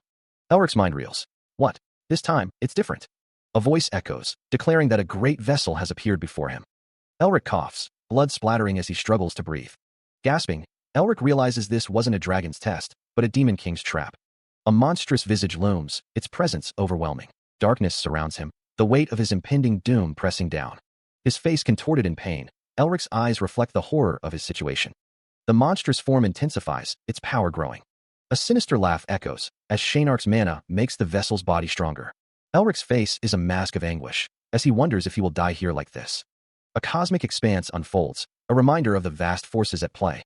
A voice recounts the sacrifices made by his grandfather and family to drive away the demons in the Great Demon War. Even after his parents passed away facing extinction, the fight continues. Only his young older sister and he were left. The imperial family, magic tower, and the vassal families were all gone. They all revealed their disgusting desires, their hands reaching for him. Even the person that he trusted and leaned on the most turned their back on him. Someone tried to take what was theirs. And when they tried to protect it, he could only whisper, "Uncle, please." They were abandoned, left to fend for themselves. With everyone betraying and insulting their family, what could he do? He knelt, the weight of their betrayal crushing him. Didn't exist. Shit. No matter what, he was going to cure his blockage disease and raise his family back up. He is surrounded by a crackling aura, a visual manifestation of his burning resolve. The air crackles with barely contained energy, and make everyone who turn their backs on us regret it. No, the word echoes in the void, punctuated by the heavy thud of a heartbeat. Bottom. It can't end like this. The thought reverberates, each syllable amplified by the pounding rhythm. Bottom, bottom, bottom. The relentless beat continues, a deafening drumbeat against the silence. Be a dump, be a dump, be a dump. Melving. Golden symbols swirl into existence, ancient runes of power coalescing in the air. Will not be devoured by the likes of you. You fucking bastard. The runes intensify, glowing with an inner fire that promises destruction. His silhouette is framed by the swirling energy, a dark figure against a backdrop of raw power. Descendants far in the future someday. The energy explodes outward, a chaotic torrent of green and red that tears through reality. A voice, strained with terror, whispers, What is this power? Chaotic energy explodes outward, a maelstrom of green and red that distorts the very air. A voice echoes from the unseen, pinpointing the source. Right here. The unseen entity continues, its words laced with dark intent. According to the arrangements, the first demon will be swallowed. Blue energy coalesces around Elric, bathing him in an ethereal glow. A desperate denial rings out. No. A shift in strategy, a desperate attempt to change course. Way. A blinding flash of white and yellow energy erupts, as if something is being torn apart. Again, Elric is wreathed in blue energy, a beacon in the chaos. He plummets downwards, a lone figure against the stark, white background. His hand glows with power, intricate patterns of blue energy swirling around it. A surge of green energy crackles in this very place. A figure bathed in green light declares, I will swallow the first demon according to my assigned duty. A figure stands silhouetted against a burst of blue energy, reaching towards the light. A hand glows with intricate blue markings, energy swirling around it. A voice echoes from the darkness, asking, Where? Hands wreathed in a pale aura reach out, as a voice whispers, Am I? A voice, filled with confusion, simply asks, Huh? Against a backdrop of swirling colors, a voice calls out, Who are you? A figure bathed in light stands before an open book, a voice filled with wonder asking, Why do you look so familiar? A voice echoes, declaring that they are the start of the scholars who chase the pinnacle of magic doctors. The voice wonders if it is the one heard earlier. However, those that had vied for a greater power had brought harm upon the world as they were corrupted by the demons. Those who had come to reason attempted to correct this. And in order to atone for their past, they created a clan. In this world, a voice questions what is that? A demon, the demon king? No, the demon god. A clan to pull the demons out by their roots. Eradicating all demons is the duty of their clan. However, demons will never truly disappear and always reappear. A hand with glowing blue markings reaches out against a backdrop of red. A shadowy figure looms, its form indistinct against the darkness. You must continue to eat them again and again, and until then, the clan will not disperse. The words glow with an ominous light. In a crimson realm, shadowy figures with piercing white eyes stand in silent vigil. The hand with the glowing blue markings reappears, a symbol of the recurring cycle. The shadowy figure returns, a constant presence in the unfolding narrative. A cloaked figure stands silhouetted against a backdrop of red, its purpose unknown. And one day, in the far future, the shadowy figure watches, a silent observer of events yet to come. A figure with blonde hair raises a hand towards a swirling cosmic sky, as if reaching for the stars themselves. The cosmic sky swirls with vibrant colors, a canvas of infinite possibilities. A demonic figure emerges, wreathed in purple energy, a harbinger of chaos. On a fiery landscape, figures clash in a desperate struggle, their conflict echoing across the ages. A disembodied voice echoes, declaring that their descendants will inherit their will completely. Symbols of power swirl in a vortex of light. Flames lick at the edges of a blinding radiance. A question mark and an exclamation point hang suspended in the void, symbols of uncertainty and alarm. Crimson energy pulses with an unknown force. Beams of red light converge, focusing on a single, unseen point. A burst of confusion and surprise erupts from the darkness. A voice cries out, a desperate warning, Watch out. A hand reaches out, touching a surface that glows with an inner light. A voice whispers, Huh? Sunlight streams through a window, illuminating dust motes dancing in the air. Sitting up in bed, a man wipes his brow, exhaling a shaky, phew. Another man stands by the window, watching him with concern. The man with the red hair asks, Are you crying? He scoffs, denying the accusation. He thinks to himself how embarrassing it is that he woke up now. The red-haired man insists that he is pretty sure the other was crying, adding that it's fine to cry. He continues, recalling that the other was crying in the nest too, laughing. The blonde-haired man apologizes. The blonde-haired man asks if the other brought the rescue squad to save him. The red-haired man confirms, adding, "That's right, bitch." The blonde-haired man wonders why he can't use magic to get rid of the bruise instead of just giving him an egg. The red-haired man tells him to be thankful that he gave him anything at all. The red-haired man mutters something under his breath. The blonde-haired man asks what he said, but the red-haired man denies saying anything. The red-haired man tells the other to stand up. The blonde-haired man asks why. The red-haired man tells him to shut up and do it. The blonde-haired man agrees. Sean places a hand on Elric's shoulder, towering over him. Elric is told to take a look in the mirror. He wonders what happened and if he changed. Something happened after all, and Sean wonders what happened in the nest. Sean apologizes, saying he can't tell Elric yet, but he'll tell him first when the time comes. Elric sighs, realizing Sean must have something in mind. Sean thinks to himself that Elric is keeping everything from his friend. Elric looks concerned. Sean wonders what happened to the nest, noting that their family is watching over it and must be excavating it. Sean questions why, stating that it belongs to Elric, who discovered it, and they can't just do that. Legally speaking, a dragon's nest does belong to the person who found it, as two hands shake in agreement. Elric sits on the edge of the bed as Sean explains that it's normal for strong schools to acquire stakes in the area by gaining excavation rights. The magic. Sean continues, saying that the tower and the academy are both going wild trying to get their hands on it. Elric smiles. Sean asks what Elric is looking at. Elric looks back at Sean. Sean thinks that the Nimister family surely wanted excavation rights too, but they blocked it off for him. He thinks Elric is grossing him out, so he should never say something. Elric and Sean fist bump. Sean says, "Thanks for the compliment, bitch." Elric thinks to himself to wait, and then says, "Damn it." Sean thinks that old Geezer Barracks is probably trying to pull whatever strings he can to get excavation rights. Elric smiles. Sean asks what kind of crazy shit Elric is trying to pull now, saying he always. Sean tells Elric to get himself into something crazy whenever he smiles like that. He tells Sean not to. Elric says he has a favor to ask. A muffled voice strains, declaring an inability to hear. An order rings out, spread the word of a serious wounding. Slumped in a chair, a figure seems to absorb the gravity of the news. Footsteps echo on a tiled floor, each step heavy with purpose. The ornate shoulder of a figure clad in rich fabrics hints at power and influence. The Imperial Magic Hospital looms, its gates guarded by figures in red and black. A man considers the implications, his brow furrowed in thought. Behind bars, a man with spectacles relays grim news. Cadet Elric Mervinger is comatose, a result of wounds sustained in the dragon's nest. Anger flares as a man questions the order to turn back, demanding answers about the excavation rights. A crowd gathers outside the hospital, murmuring about the Nimister family's blockade. Looking out over the scene, a figure scoffs, dismissing the others as idiots. Carl Donitz, the Nimister family spokesperson, offers a simple instruction: please rest. The sound of a lock echoes. Rain streaks down the window. An ornate door stands closed. Anyway, Elric asks, "Why don't you stop staring at me and start talking?" A voice echoes, "How long are you going to glare at me like that?" The figure asks, "Mephisto, why don't you show some more respect to the king you see before you?" The narration states, "The great demon king that thrust the world into danger and chaos." A blood-red moon hangs in the sky. The name Mephistopheles is displayed. A voice says, "However, right now, guess I'll call you Feelies, then." Elric puts a finger to his lips. The crimson entity screams, a finger pointing accusingly. The sound tears through the air, a raw, guttural "you." The chibi version of Elric dismisses the threat. He's just an evil spirit. A thought bubble appears above him. Ugh, a cotton ball might be better at giving massages.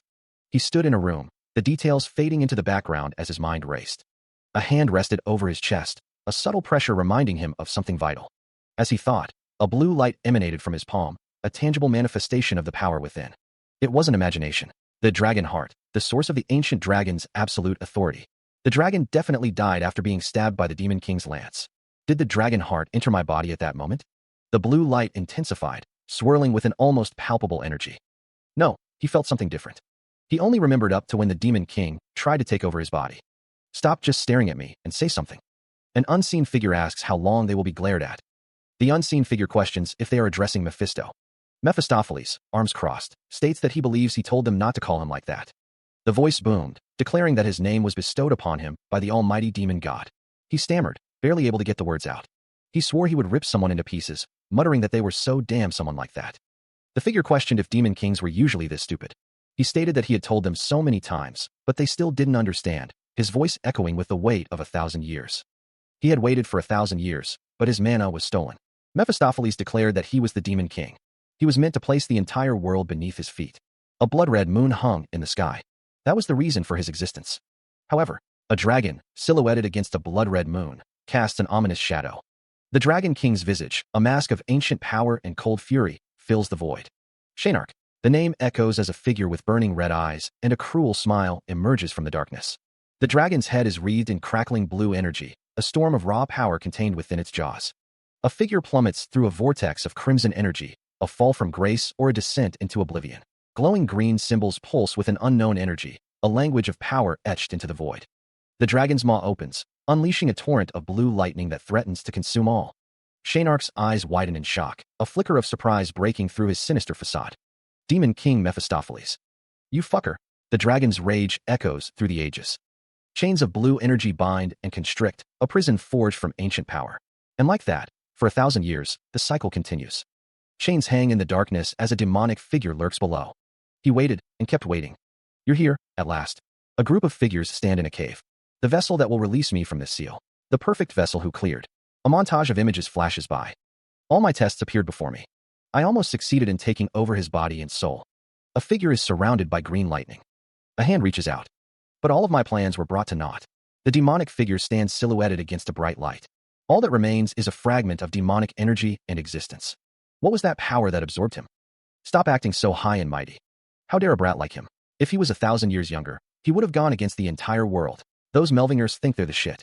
He hopes their voices will reach our descendants far in the future someday. Could that voice have been Grandpa Dash? Theirs? Right here.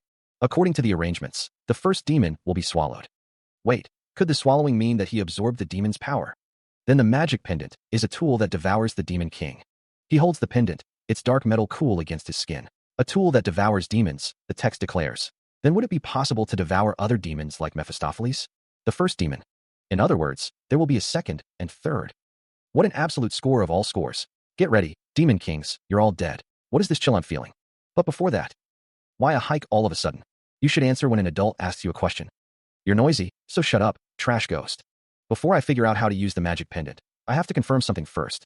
Elric sits in meditation, the forest still and silent around him. A surge of energy emanates from a seated figure, the power coalescing into a blinding green light. Streaks of vibrant color cascade down, a dazzling display of light and energy.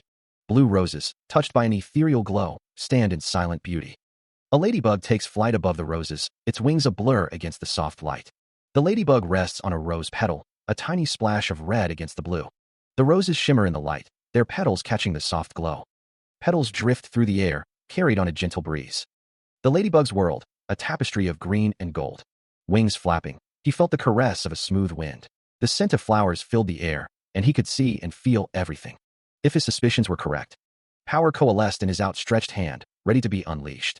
He clenches his fist, a spark of determination in his eyes as he prepares to unleash his power. Focusing his energy, Elric's hand begins to glow with an inner light, the air crackling with anticipation. The magical energy intensifies, swirling around his hand in a vortex of raw power, the air humming with arcane force.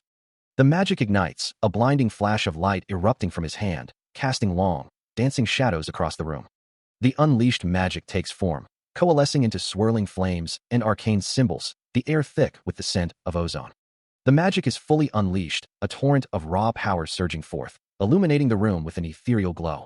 Shaynark's eyes widen, a bead of sweat trickling down his temple as he witnesses the display of power. His crimson eyes burn with disbelief. Dragon magic? The thought echoes in his mind. A mere human wielding the magic of dragons? His eyes glow with an eerie light, his expression a mask of shock and disbelief. Even if he's a Mervinger, this is too outrageous. The air shimmers with residual energy, the scent of ozone lingering in the air. Elric lets out a soft, almost defeated sigh. Shaynark stands silhouetted against a fiery backdrop, his form radiating power. The Demon King thinks to himself, now he can. He realizes he can use magic as well. Elric's expression hardens, a flicker of determination in his eyes. The Demon King thinks to himself that finally, this excruciating blockage disease is cured. Images flash of the disgrace of the Melvinger family. How low is the prestigious magic family going to fall? Someone like that is the grandson of our first headmaster. This isn't out of spite. Could he be someone the first headmaster picked up from the streets? How is it possible that a magician can't even make a circle? Trash who run their mouths without knowing their place. Everyone who betrayed the Melvinger family and ignored me. Shaynark stands alone against a fiery landscape, his cape billowing in the wind. Elric's eyes glow with an eerie green light, his expression a mix of anger and resolve. A camera flashes, capturing a moment unseen. Whispers spread through the crowd. Is it true that student Elric Mervinger is in a coma? What will happen to the dragon nest excavation rites? Dean Barracks, standing before the crowd, requests confirmation of the written statement. A subordinate speaks to Shaynark, addressing him as young master, begging him not to make him do things like this. Shaynark is told that someone is here. Karl Donitz is praised for his good work. Shaynark tells him not to even mention it, stating he is about to. Shaynark is warned that the magic tower and the imperial family won't stand for it, and is asked if he can handle the consequences. He responds with a hesitant well. A hand holds a cloth, with a voice saying that Elric said he has it all figured out, so they'll have to trust him. The cloth is covered in cold sweat, and needs to be cleaned up. The higher the stakes, the higher the rewards. Shaynark thinks to himself, calling Elric a bastard, and wonders if he knows how much he's suffering. Karl Donitz stands in his office, listening to someone off-panel. The man says that Elric went somewhere by himself. A hand holds a note signed by Sean. It reads, "I'll be off somewhere. P.S. What are friends for? I'll leave things to you LOL." A leg is seen walking away. Karl Donitz holds a stack of papers, telling someone that there is a problem. The ornate design on the back of someone's cloak is visible. A hand holds a sealed letter. A close-up of the seal on the letter. A figure appears in a flash of light. Karl Donitz is shocked by the sudden arrival. Karl Donitz stammers, "Sister, why are you?" A woman asks why he is so surprised. Tasha Nestor stands confidently, stating that it isn't strange for an older sister to come see her little brother. The text describes the Magic Tower, Imperial Family, and Protestant Alliance, each producing the greatest geniuses of the era in the same generation.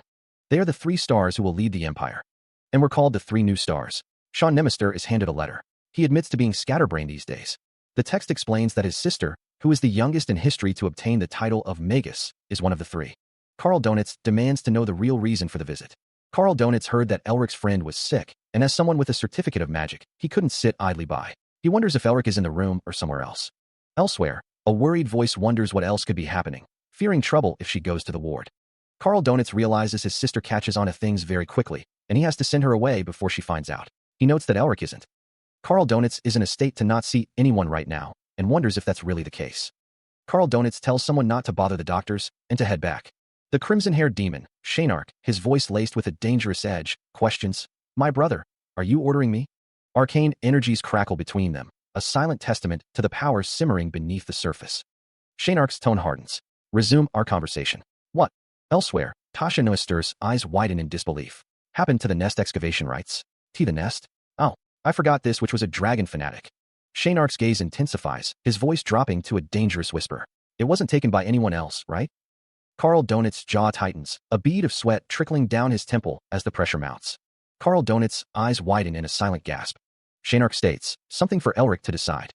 The magical energies surge, a chaotic dance of power and uncertainty.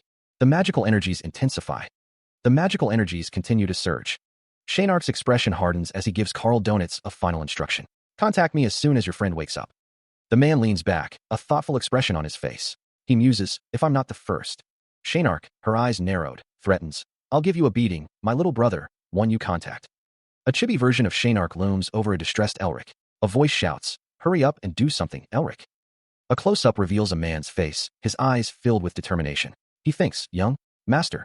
Shaynark stands before Karl Donitz, who is holding a stack of papers. She calls out, "K. Karl." A bustling cityscape is shown, with a newspaper stand in the foreground. A headline reads, "In a coma." A vendor calls out, "Buy your newspapers here." Another person wonders, who will get the nest? A cloaked figure stands before a shelf of newspapers. The figure thinks, excavation rights.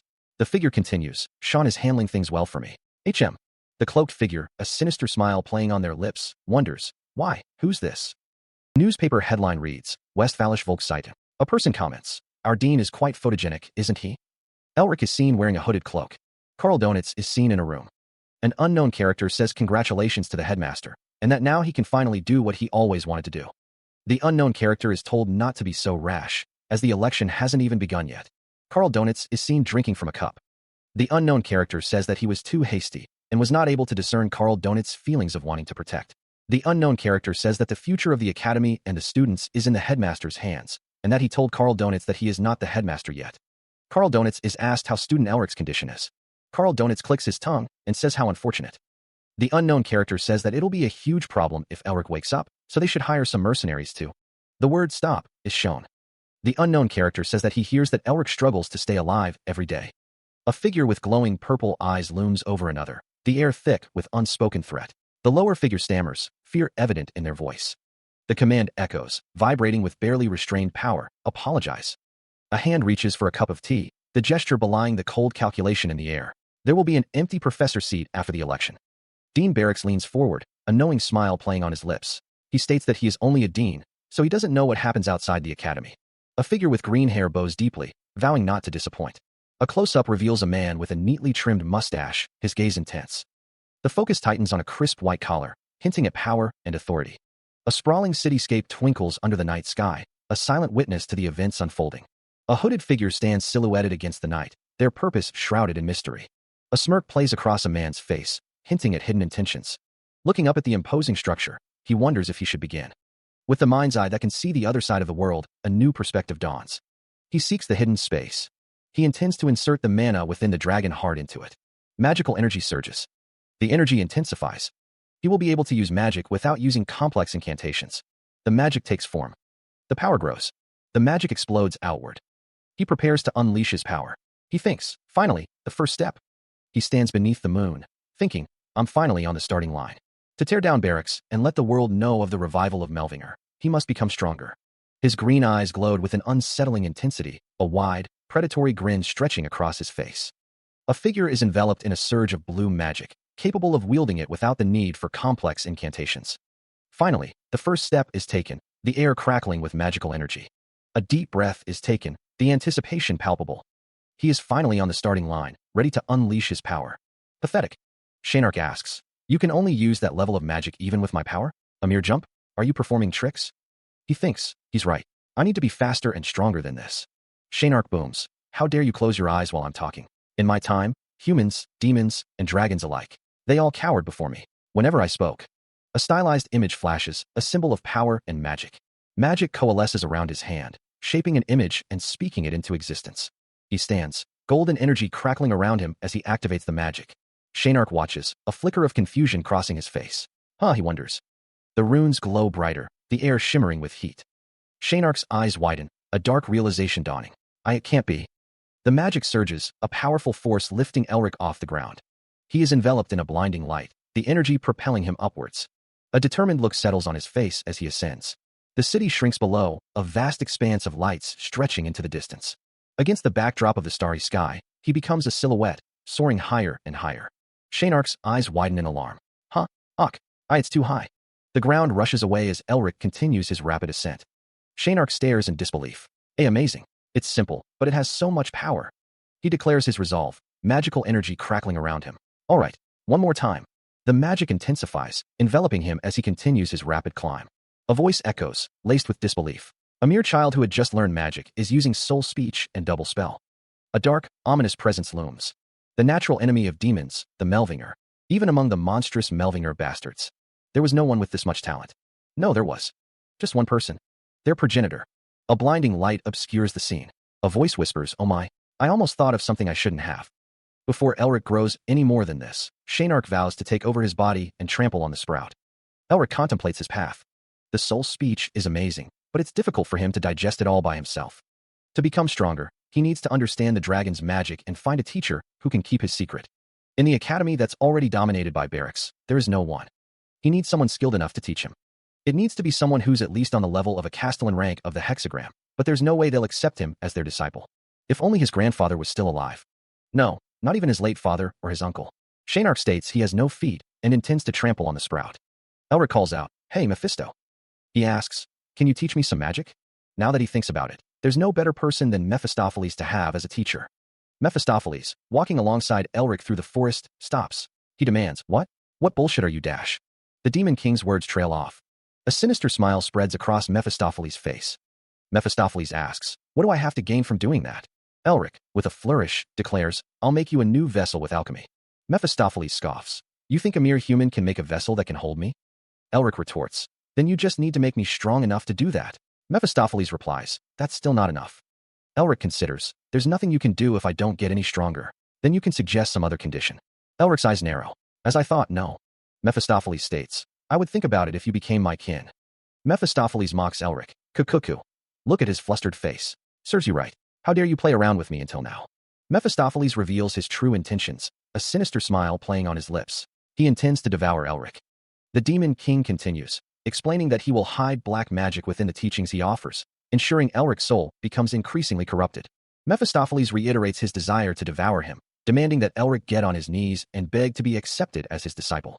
The demon's red eyes gleam with cruel amusement as he commands Elric to acknowledge his weakness and become his vessel. Elric's frustration boils over. "You ignorant Melvinger. Oh, for fuck's sake, forget it," he snaps. The weight of Mephistopheles' words crashes down on Elric, leaving him in stunned disbelief. Mephistopheles chuckles, his voice laced with a dangerous edge. There's a limit to how much you can bargain." The Demon King's smile widens, a predatory glint in his eyes. "Don't you know you won't get shit if you keep playing hard to get?" Mephistopheles' expression is one of pure, unadulterated malice. The Demon King's voice drips with venom as he spits out, "You fucking BA." Mephistopheles' patience snaps, his voice booming with dark power. "Shut up." A magical force slams into Elric, silencing him with a gag. He struggles against the binding, his eyes wide with terror. A man with golden hair smirks, stating that something is working better than he expected. A figure with black hair and glowing red eyes is gagged, making muffled noises. Another person, partially visible, complains about the noise. The gagged figure points towards a large, glowing blue button labeled HCT Cute. The same figure, now identified as Q, is depicted with bunny ears and hearts surrounding them. Q vomits. The golden-haired man from before is on the ground, complaining about his eyes. Q is shown with hearts around him. A close-up of a character with blood on his face. "Oh God, my eyes." Q vomits rainbows. Someone looks down at Q. He thinks, "Ugh, why did I order him to do that shit?" Someone says, "Just tread lightly. I don't want to see that either, okay? If you change your mind, then write all of the soul speech magic explanation here." Someone holds a book. Someone says, "I'll release it after I look through the contents." Someone says, "You think I'll submit with just this? Me, the one who endured being sealed for over 1,000 years. Elric thinks, "Now then shall I use this time to train?" Night. Someone says, "I will be generous and forgive you if you admit you were wrong." Elric casts magic at Q. The next day, someone thinks, "It should be time for him to ask me to teach him magic." And the next day, Elric stood within a ring of fire, the flames licking at the air around him. A voice echoed, laced with confusion. What was wrong with him? The voice continued, contemplating a course of action. He was going to teach him anyway, so should he just pretend to have submitted? The voice, strained with defiance, declared that there was no way he could lose. The basics of soul speech magic were at stake. Elric, seated near a crackling fire, looked on with a slight smile. The voice, now laced with anger, declared, "No, I am the Demon King Mephistopheles." The voice, echoing with defiance, insisted that there was no way he would ever submit. The voice, now laced with disbelief, questioned how he could submit to a mere human. Elric, looking down at the book in his hands, wondered what it was. The voice, now tinged with self-loathing, questioned why he was acting like Elric's dog. Elric studied the book, realizing that the basics of soul speech magic were an ancient knowledge that you couldn't find in any book. The voice, now sounding cheerful, declared that he was glad Elric was cooperating with him, before releasing an Cute release. He is asked to write in more detail, as the paper in front of him is filled with strange symbols. A figure looms in the background, seemingly overseeing the task. A voice booms, questioning the nature of what is being written. What the hell is this? He is reminded that he needs to write more than the previous day. The figure demands to know who decided that he should write something multiple times a day, offering to release the mute for 3 days if he agrees. Mephistopheles questions Elric's handwriting, demanding that he write more clearly. He then asks if Elric has thought about teaching him any of his secret techniques. A voice promises, "Just you wait." A menacing voice threatens to completely rip apart the disrespectful body and soul. A hand grips a writing instrument tightly, poised to continue the task. A voice declares that what was learned is only the introduction. The voice continues, but with just that. The voice concludes, emphasizing the immense power involved. This much power. Mephistopheles is in disbelief. He thinks to himself, "This can't be. Why are there no signs of the black magic?" Carl Donitz asks, "I know I hid it in there. What's with your expression, Mephisto?" Carl Donitz states that nothing happened, and so Mephistopheles is confused. Mephistopheles stammers, "I don't know what you mean." Carl Donitz asks if Mephistopheles thought he'd be stupid enough to just learn something he's given him without even looking through it. He continues, "Well, anyway, thanks to you, I've reached a new level." Mephistopheles realizes that Carl Donitz already knew everything. Mephistopheles curses, "Damn it all." Carl Donitz asks if there is anything else. He thinks to himself that it just keeps getting better and better, that he can't stop. He states that there's no way he's human. A hand gestures. It states that it will just mute you again and that there's nothing else. Carl Donitz stares intently. Mephistopheles states that other than his true speech, there is nothing else that he can teach Carl Donitz. The wind blows through the trees. A bead of sweat trickles down his temple as the young man clenches his fist, a determined look in his green eyes. By true speech, he thinks, referring to the highest-ranked soul speech, excluding the voice of God. Shaynark, arms crossed, stands before the young man. He warns that trying to perfect magic outside the battlefield will only drive him insane. The young man stands in a forest, the words echoing in his mind. Magic, he realizes, can only be perfected on the battlefield. His green eyes narrow, a fire burning within them. It's what you Melvingers have done up until now, he thinks. Magic can only be perfected on the battlefield. That is the maxim of the Melvinger family. A bearded man, a member of the Melvinger family, reflects on their duty. They have continuously protected the continent from demons. Father taught my sister and me the pride of the Melvingers, he recalls. The scene shifts to a territory devastated by war with the demons. Though he did not say anything, the man in the wheelchair, the father, was suffering from the after-effects of the war. The bearded man seemed to miss his days as a magician on the battlefield by his grandfather's side. That is the maxim of the Melvinger family. Father, then when I go to the battlefield, the child exclaims, will I be able to use cool magic like grandfather? Elric, a woman calls out to him. Mom must have told you, she says. What do you need to do to become a strong magician? Study. Elric's father instructs him to study, saying that he can't just have stupidly strong magic like his father. He reminds him that his grandfather was the greatest scholar before he was the strongest magician in the continent. Elric's mother tells her husband that she is still the family head, so saying that is, she asks him to stop bringing the kids all the way here to put care of Elric. Really, Melvinger men never listen. Elric's father tells him that even so, magic should still be perfected on the battlefield.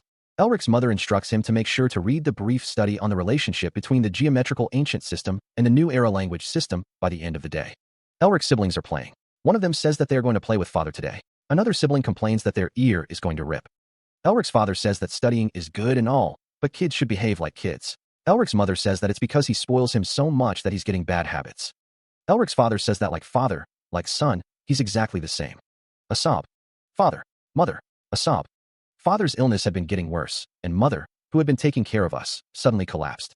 Father shared the remaining vitality he had left with her, and they passed away together. He thinks to himself that it was all because of him.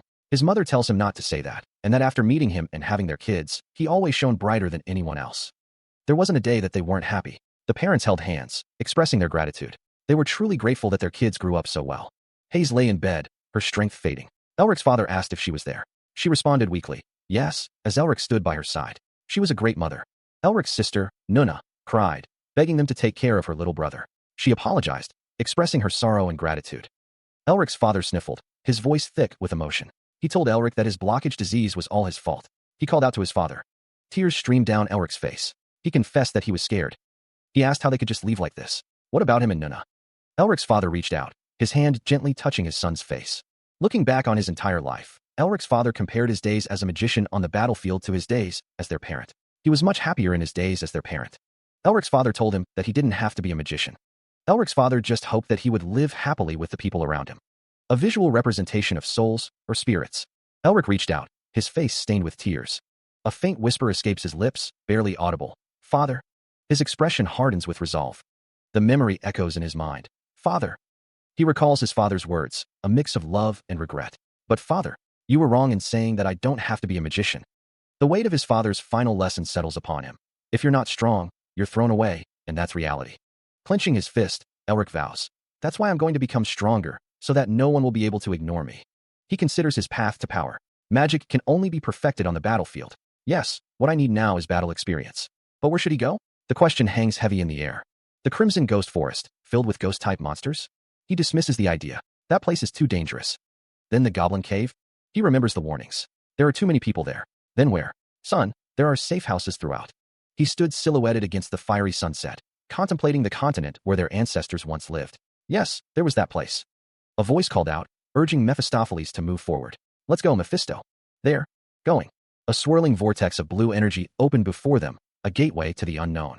To the habitat of the Yetis. A piercing green eye stared out from the shadows, a silent welcome to the frozen lands. The Yeti Highlands. Standing in the river, the man muses that he'll have to change his appearance, as revealing his identity would be problematic. A surge of energy emanates from him, the water around him beginning to dampen. His expression is determined as the transformation begins.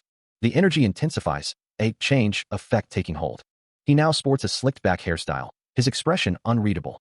Emerging from the water, Elric's physique is on full display. The town sprawls beneath a backdrop of snow-capped mountains.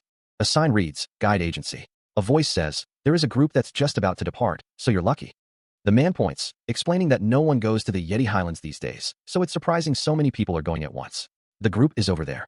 Meanwhile, two men stand in a warmly lit room, exchanging words.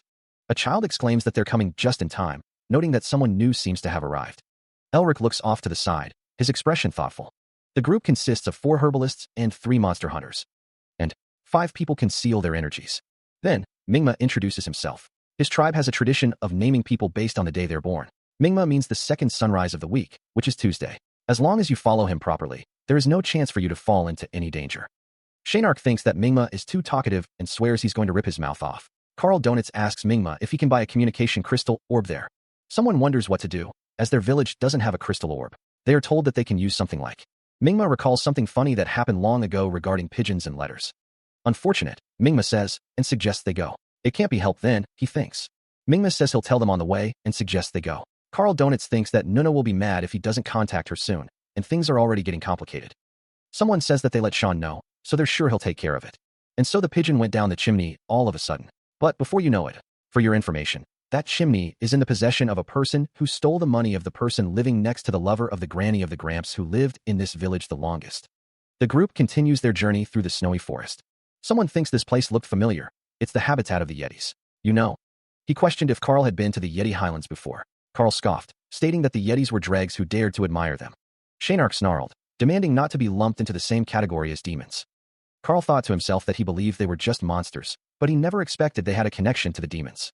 But still, their past king was usable. Carl wondered if the Yetis had a ruler in the past. Shaynark mused that his grave might still be here. Carl asked if he happened to know where it was. Carl stated that he had no idea, and even if it was still here, it's probably been robbed by now. Carl thought to himself that if the Yetis are demons, then the grave must have some sort of connection to the family's safe house. Meanwhile, the safe houses are the ancestors' hideouts, which were built to protect the family's legacies. A man told Elric that when he becomes an adult and becomes the family head, he should first head to the Yeti Highlands. The man continued, saying that the legacy of the family is in his place, and he should pay his respects to the ancestor. Carl wondered what the family's legacy within the safe house is, and if he will be able to learn more about the magic pendant if he goes there. If you follow the legends passed down from generation to generation within our tribe, the first Yeti to ever exist was abandoned by her husband and left in the highlands. That woman died. After seeking revenge, she then met a Yukiana. Can't you use mute magic on that bastard? Look, my ears are bleeding. Just bear with it. What kind of ghost bleeds? Speaking of the Yetis that he's talking so much about, why haven't they shown up yet? The path from now on will become much more complicated, so let's have some food. The group sits around a fire in the snowy forest. A close-up of a green eye. He's about as strong as a noble's knight. They don't seem to be targeting me. Do they have some sort of secret mission? The cloaked figure stands amidst the flames, prompting questions about their leadership. Doubts linger, as he doesn't appear particularly strong. A hand reaches up to the hood, fingers lightly touching the fabric. A soft HM escapes. A man with green eyes gasps, "Hey." His companion looks on with concern. The cloaked figure is revealed to be a young woman with dark blue hair and a serene smile. Will? A collective gasp echoes, the realization hitting them. A woman. The bearded man leers. "Why are you hiding such a beautiful face, young lady?" He chuckles, "My, oh my." A hand clad in dark armor reaches for the hilt of a sword. The bearded man's face is illuminated by a blue light, his expression hardening. The blue light intensifies, crackling with energy. The bearded man stands amidst the blue energy, his eyes glowing with intent. His face contorted with determination, the man prepares to strike, the edge of his sword glinting in the light. The man declares, "Wait to the young miss, pay it with your life." The group huddled around the fire, the flames casting dancing shadows on their faces. Suddenly, a voice cuts through the night. "Chun, lower your..." Elsewhere, a man in a dark coat observes the scene. He dared to flirt with a noble lady. Beside him, a horned figure wonders, is he all right in the head? The man with the green eyes stares intently, a bead of sweat trickling down his temple. From above, the scene unfolds. The fire, the figures, the impending confrontation. A single, intense green eye watches, surrounded by a swirling vortex of red energy. A sudden, sharp exclamation pierces the air. "But, young miss," Chin says, drawing his sword. "These." Her eyes widen in alarm, a silent scream building in her throat. The young woman's chest heaves with fear. Chun grips the hilt of his sword, knuckles white with tension. "Everybody, run!" a man shouts, his voice filled with panic. A man glances back, a question etched on his face. The man with the eye patch asks, "What?" A man shouts for everyone to run. A man with long, dark hair looks off to the side, his expression unreadable. A bearded man stares ahead, his face illuminated by a red glow. A figure wielding a sword appears, shocked by something. A figure is suspended in midair, surrounded by a burst of blue energy. A child with a fur hood looks on with wide eyes, while a man in a hat watches with concern. A man lies bloodied on the ground. A man shouts to protect the young miss. A man looks down at a woman, his expression serious. The man's eyes narrow, a tear forming as he thinks, "This reminds me of the nest." A figure plummets through the air, surrounded by blue energy. A voice echoes amidst the chaos, questioning the sheer number of enemies. Standing firm, the figure braces against a barrage of incoming attacks. With incredible agility, he leaps and twists, narrowly avoiding the deadly strikes. He raises a hand, a surge of energy erupting as he blocks an incoming blow. Golden light flares as he erects a hexagonal barrier, shielding himself from the onslaught. His green eyes narrow with concern. What about the others? The clash of steel rings out as the group engages in a desperate melee, swords meeting with brutal force. A piercing strike finds its mark, eliciting a guttural cry of pain. Standing over a fallen foe, he prepares to deliver the final blow. The green eyes of one warrior meet the crimson gaze of another, a silent tension hanging in the air. A surge of red energy emanates from an unseen source. Shaynark observes the approaching horde. It's the moronic Crimson Eyes tribe, he growls. A figure surrounded by green energy clicks their tongue in annoyance. Another surge of energy, this time a blinding white, erupts from the forest. A voice echoes. I heard that Yetis usually travel in packs of 10. The Crimson Eyes tribe charges forward, their forms wreathed in blue energy. The hooded figure's eyes widen. But this is way too many. The hooded figure shouts, wipe them out. A massive Yeti lunges forward, its fangs bared. The Yetis attack in a frenzy, their claws extended. A voice declares, hardcore difficulty from your first ever battle. Shaynark smirks. You're getting scared when it's actually time to fight, right? That's typical of a human dash. He grimaces, a low growl rumbling in his throat. The situation is far from ideal. The Demon King muses, the time for chit-chat? I guess a Demon King wouldn't have common sense like that. He acknowledges, however, that they are amazing. His crimson eyes narrow, focusing with intense calculation. Standing amidst the swirling snow, Shaynark wonders if that is how the knights utilize aura. He looks down, thinking, I want to see more, but now isn't the time for that. The Yetis that launched the surprise attack are a problem, but that's not the end of them. Another pack of Yetis waits in the forest, ready to ambush. The air crackles with anticipation. However, Shaynark thinks, it's a different story if he makes the first move. He prepares to strike. A voice echoes in his mind. Transformation removal, armament. Power surges through his legs as he prepares to move. The Yetis, bathed in an eerie blue light, prepare their own assault. It looks like using Memorize to record some strengthening magic came in handy. The Yeti advances, its massive form a blur of white fur and primal rage. The Yeti's face contorts in a savage snarl, its blue eyes burning with icy intensity. The lead Yeti bares its fangs, ready to strike. The Yetis leap forward, closing the distance. The pair of Yetis roar, their breath misting in the frigid air. He steels himself, declaring, I'll at least slow them down. His eyes glow with emerald fire as Shaynark prepares to unleash a burst of magic. A burst of energy erupts from him. The spell detonates in a fiery explosion. Another spell is cast, the air shimmering with heat. The second explosion engulfs the area in flames. The force of the blast sends shards of ice flying. Gathering blue energy in his hands, Shaynark prepares another attack. He extends his hand, a surge of blue light emanating from his palm as he casts the spell, Penetrate. The magic takes form, coalescing into multiple beams of pure blue energy. The beams strike their targets, a blinding flash illuminating the snowy landscape. The blue energy continues to bore through the Yetis, leaving trails of light in its wake. The Yetis are consumed by the spell, engulfed in a violent explosion of blue light. The light fades, leaving only wisps of blue energy lingering in the air. Only 2 Yetis remain standing amidst the carnage. Phew, are there only 2 left? A figure watches from a distance, a look of surprise on their face. Where do you think you're going? Shaynark prepares another spell, a sinister grin spreading across his face as he utters, Bind. Elric stands atop a mountain of corpses, his expression unreadable. He gazes down at a massive, shadowy beast. Awesome, he wonders. Elric sits atop the beast, who asks, Mephi? Mephi. The scene shifts to a chibi-style depiction of Elric and Mephistopheles. Elric says, you're still like that? You should have told me. You can't, right? Huh. Mephistopheles shouts, shut. Elric states, there's no time, so be my interpreter. For what? Elric says, I'll spare you if you tell me where your village is. Mephistopheles replies, dead serious. Times like these call for negotiation through dialogue rather than blackmail. Elric says, okay, tell them I'll release them, so hurry up and tell me. Mephistopheles seems to be thinking. A figure with slicked-back hair whispers something to a large, bear-like creature with glowing blue eyes. The demon-like figure, Shaynark, declares that they should send this deplorable man to hell together. The bear-like creature roars in agreement. The blonde-haired man unleashes a burst of energy, a blinding light erupting from his outstretched hand. The energy coalesces into a single point. Sweat beads on the blonde-haired man's brow. That was close. Shaynark and the bear-like creature look on, seemingly unaffected. The blonde-haired man's expression shifts, a sinister smile spreading across his face. Then shall we talk some more? The sinister smile widens. Elsewhere, banners flutter in the wind against a mountainous backdrop. All the good-natured Yetis are dying because of you, mister. The figure in the rabbit-eared hood seemed relieved that he agreed to guide them, unaware that he was the one who killed them. He clutched at his chest, a sharp pain lancing through him. The dragon heart, filled with the mana of the dragon and the demon king, pulsed with a faint blue light. He could only draw 3% of its full mana capacity. His body wouldn't be able to endure it and would explode. The hooded figure, and he stood before a large, ancient gate, the snow swirling around them. But he couldn't back out now. He clenched his fist, determination hardening his gaze. If he gave up with just this much, he would never forgive himself. He continued forward, his boots crunching in the snow. He looked down, a wave of regret washing over him. In any case, his green eyes narrowed, a flicker of resolve igniting within them. Meanwhile, a swordsman, his blade stained with blood, stood amidst a snowy battlefield, panting heavily. The search party trudges through the snowy landscape, their cloaks billowing in the frigid wind. The crunch of their boots is the only sound besides the whistling breeze. Shin's voice cuts through the silence, laced with urgency. One person is missing. The group scans the surroundings, the unspoken fear hanging heavy in the air. Either the missing person died while running away or is hiding somewhere. A grim realization dawns on one of the figures. He must have escaped. Meanwhile, Shin's expression is a mixture of concern and determination as she continues the search. Her purple eyes narrow, focused on the task at hand.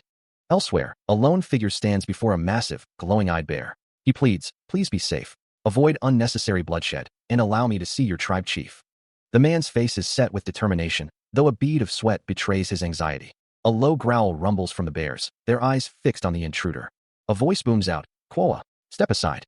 The bears surround the lone figure, their massive forms silhouetted against the snowy backdrop. The air crackles with tension. One of the bears lunges forward, claws extended in a deadly attack. The young man's green eyes widen, a flicker of apprehension crossing his face. Before him looms a massive, bear-like creature, its silhouette a stark contrast against the bright sky. The creature speaks, its voice a low rumble. "I have something to ask you." A guttural growl rumbles from the depths of the bear-like creature's throat. Clutching a glowing shard of crystal, Elric Mervinger thinks, though I hope it doesn't come to that. His green eyes narrow as he considers his options. If negotiations fail, then I have no choice but to kill their boss as quickly as possible. The bear-like creature's glowing blue eyes pierce the gloom as it demands, "What is your name?" Hesitating for a moment, Elric answers, Melving." The massive creature towers over Melvinger, its fur a mix of black and white. "Follow me." The pair trek through the snowy mountains, the bear-like creature leading the way. The creature speaks, its voice echoing through the mountains. "A legend is passed down in our tribe." Melvinger responds, "What?" "Long ago, there was a great king that ruled this snowy mountain. A demon stands with his arms crossed, listening intently. Legend says that there was one human that the king acknowledged as his friend, along with the name of Melvinger. Meanwhile, the bear-like creature states that one of his ancestors was friends with the Yeti King. Elric looks up, listening. The bear-like creature asks where it is. The bear-like creature says it's down there. The tribe chiefs have kept their promise with the king to manage the human's home. Elric and the bear-like creature stand on a snowy cliff, looking down. Elric exclaims that below this cliff, there's a house. Elric's eyes widen as he looks down at the house. Blurred symbols hang in the air. A small, dilapidated structure sits alone in the darkness. A voice echoes, filled with surprise. There really is one. A figure with orange hair raises an eyebrow, muttering a questioning "HM?" He is caught off guard by a sudden updraft. The bear-like creature observes, stating that even for them, such an updraft only occurs once a year, and they are barely able to descend until it dies down. A voice booms, demanding to know what he will do. A voice declares that with his current skills, it's impossible. He plummets downwards.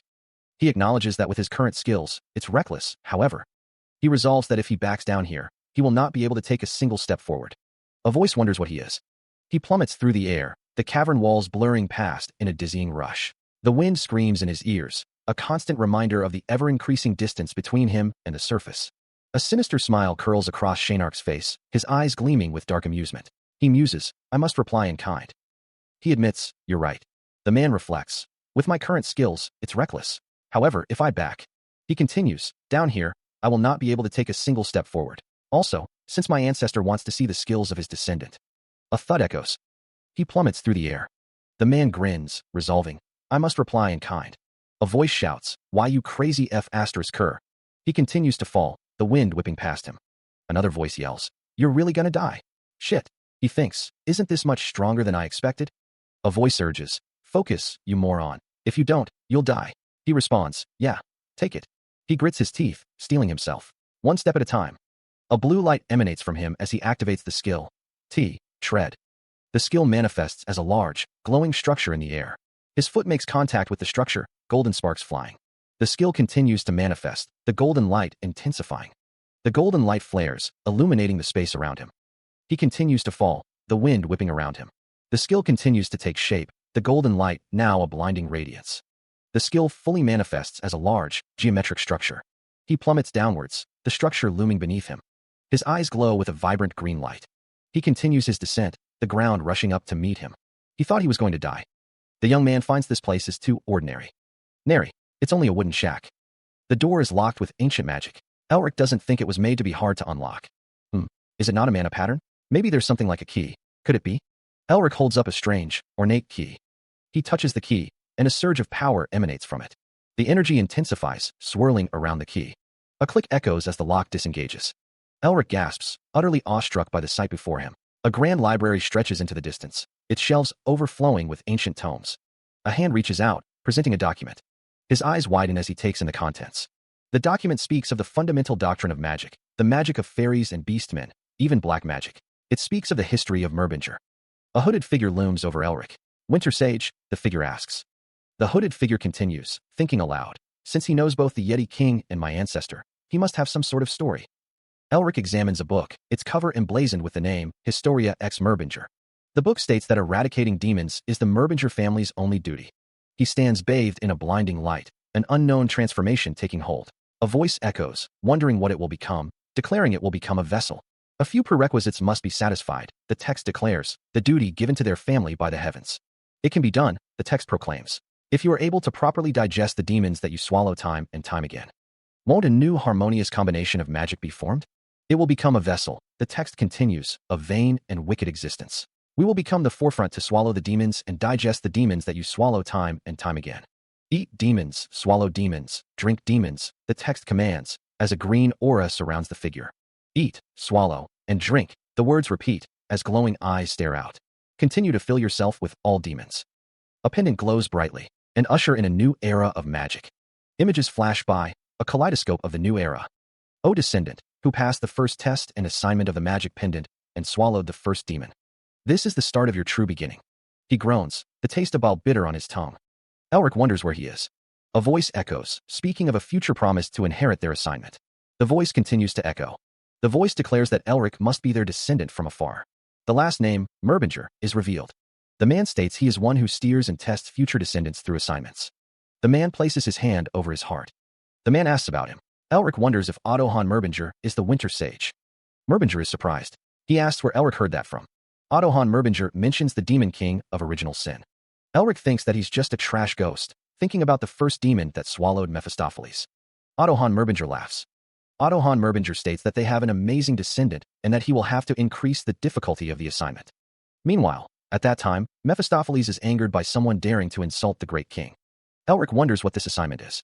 He wondered what he was being guided into, as he was told that he must have many questions.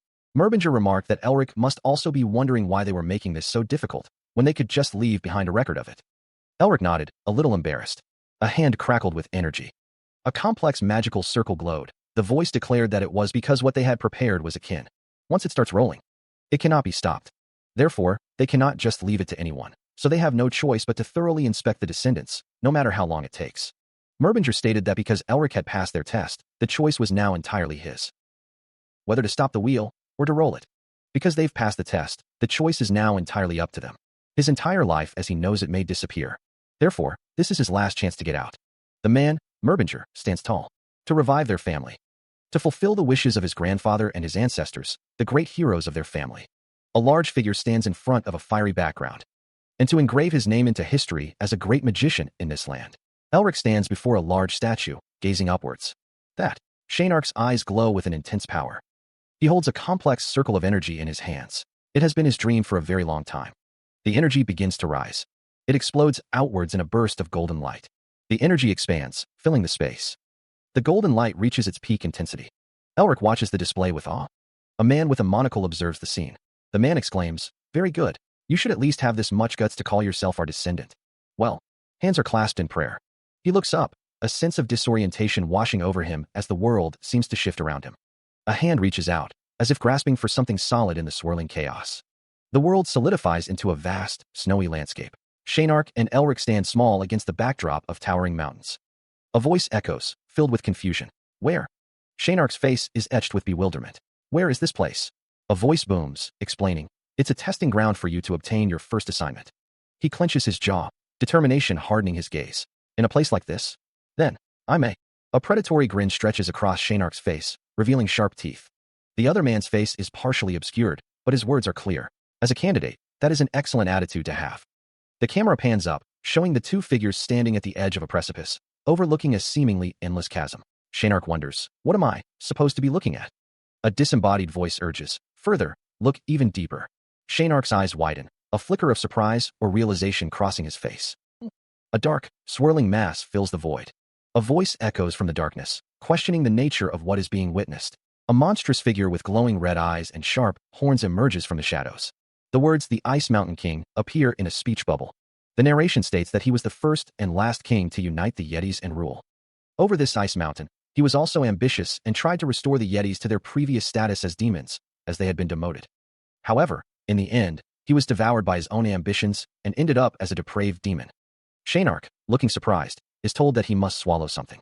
Elric tells him that he is not telling him to swallow it, asking if he is scared. He continues, stating that from now on, he will have to swallow demons and extort their seals, the root of their existence. From the primitive and dark emotions of living beings such as fear, depression, and resentment. An ego with an evil desire is formed through their aggregation. Demons are born from evil desires. Every demon has their own evil desire, and that is what forms their personality, rank, and emblem. The heart where their evil desire lies is what is called a seal. This is the seal of a demon king. From now on, you will hunt demons and extort. Once you, all of their abilities will become yours. How much stronger will I become if I gain that overwhelming monster's abilities? I guess I'll find out. Remember, unlock armament. You're not defeating them. He is surrounded by a swirling vortex of energy, power coalescing around him. The disembodied voice echoes, questioning the act of swallowing them. The young man wonders what he is supposed to do, gnawing at him. A deep voice calls out, seemingly in pain, uttering the words Mana, Mephisto, Merbinger. The figure commands someone to prove themselves to him, ordering them to stop. The figure declares that they are their natural enemy. Meanwhile, a pair of intense green eyes stare ahead, focused and determined. A guttural sound echoes as the figure prepares for battle. A foot slams onto the ground, kicking up dust and debris. A horde of monstrous figures with glowing red eyes and massive antlers stand ready, their presence radiating menace. Elric observes the approaching horde, his expression grim. He realizes that these enemies are on another level from the Yetis he fought before, their power far surpassing anything he's encountered. Especially him. The hulking, horned figure looms, a formidable presence. If only he could use this seal of original sin. Shaynark's arm glows with intricate blue markings as he considers the power at his disposal. Shit. He realizes he doesn't know how to use it, dismissing the thought as a pipe dream.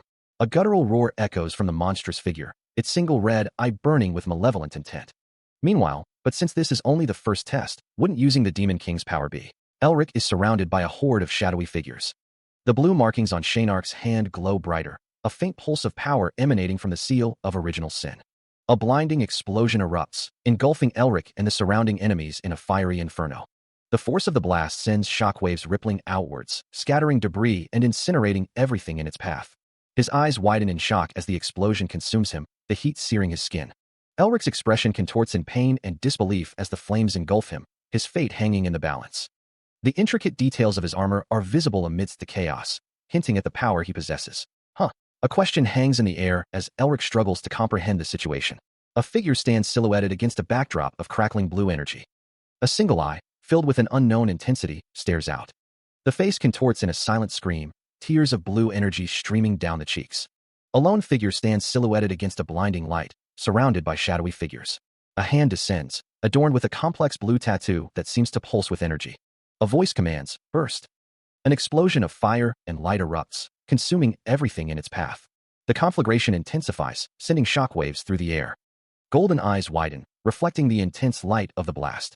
Amidst the inferno, the figure remains, still surrounded by the dark shapes. Hands reach out, glowing with a faint blue light. The figure stands atop a spire of jagged ice, a chilling contrast to the previous flames. The ice solidifies, encasing everything in a frozen prison. A chilling wind whips through the desolate landscape, the air thick with anticipation. Elric strides forward, his gaze fixed on the shadowy figures ahead. The air crackles with unseen energy. A voice echoes, revealing the origins of these foes. I heard you guys were once a part of the demon race, but you were abandoned? A figure watches from afar, a knowing glint in their eye. Then, I'm sure you're aware. A guttural voice snarls, dripping with resentment. That when you're weak, you are thrown away. Elric steels himself, a silent vow forming in his mind. I must become stronger. He stands defiant, the wind swirling around him as he faces his trial. If I can become stronger, this kind of trial. A surge of power emanates from within, a golden light beginning to envelop him. His eyes blaze with determination, a fierce resolve burning within. I'll smash it as many times as it takes. Golden energy erupts around Elric, the air shimmering with raw power. The shadowy figures recoil, sensing the immense power about to be unleashed. The air vibrates with the force of his impending attack. He is struck by a sudden, devastating blast of energy, the force of the blow threatening to overwhelm him. The energy surges around him, a blinding torrent of power. The impact sends Elric reeling, his eyes widening in disbelief. The force explodes outwards, a shockwave of pure energy. He is thrown backwards, tumbling through the air. Crimson eyes glow in the darkness, a silent observer uttering, "Damn it." He slams into the ground, the impact driving the air from his lungs. Struggling to rise, Elric tastes blood, realizing, at this rate, I'll lose. A surge of defiance hardens his features. He thinks, no, I can't fall on merely the first trial. Pushing himself up, Elric acknowledges, though my body may not be able to handle it.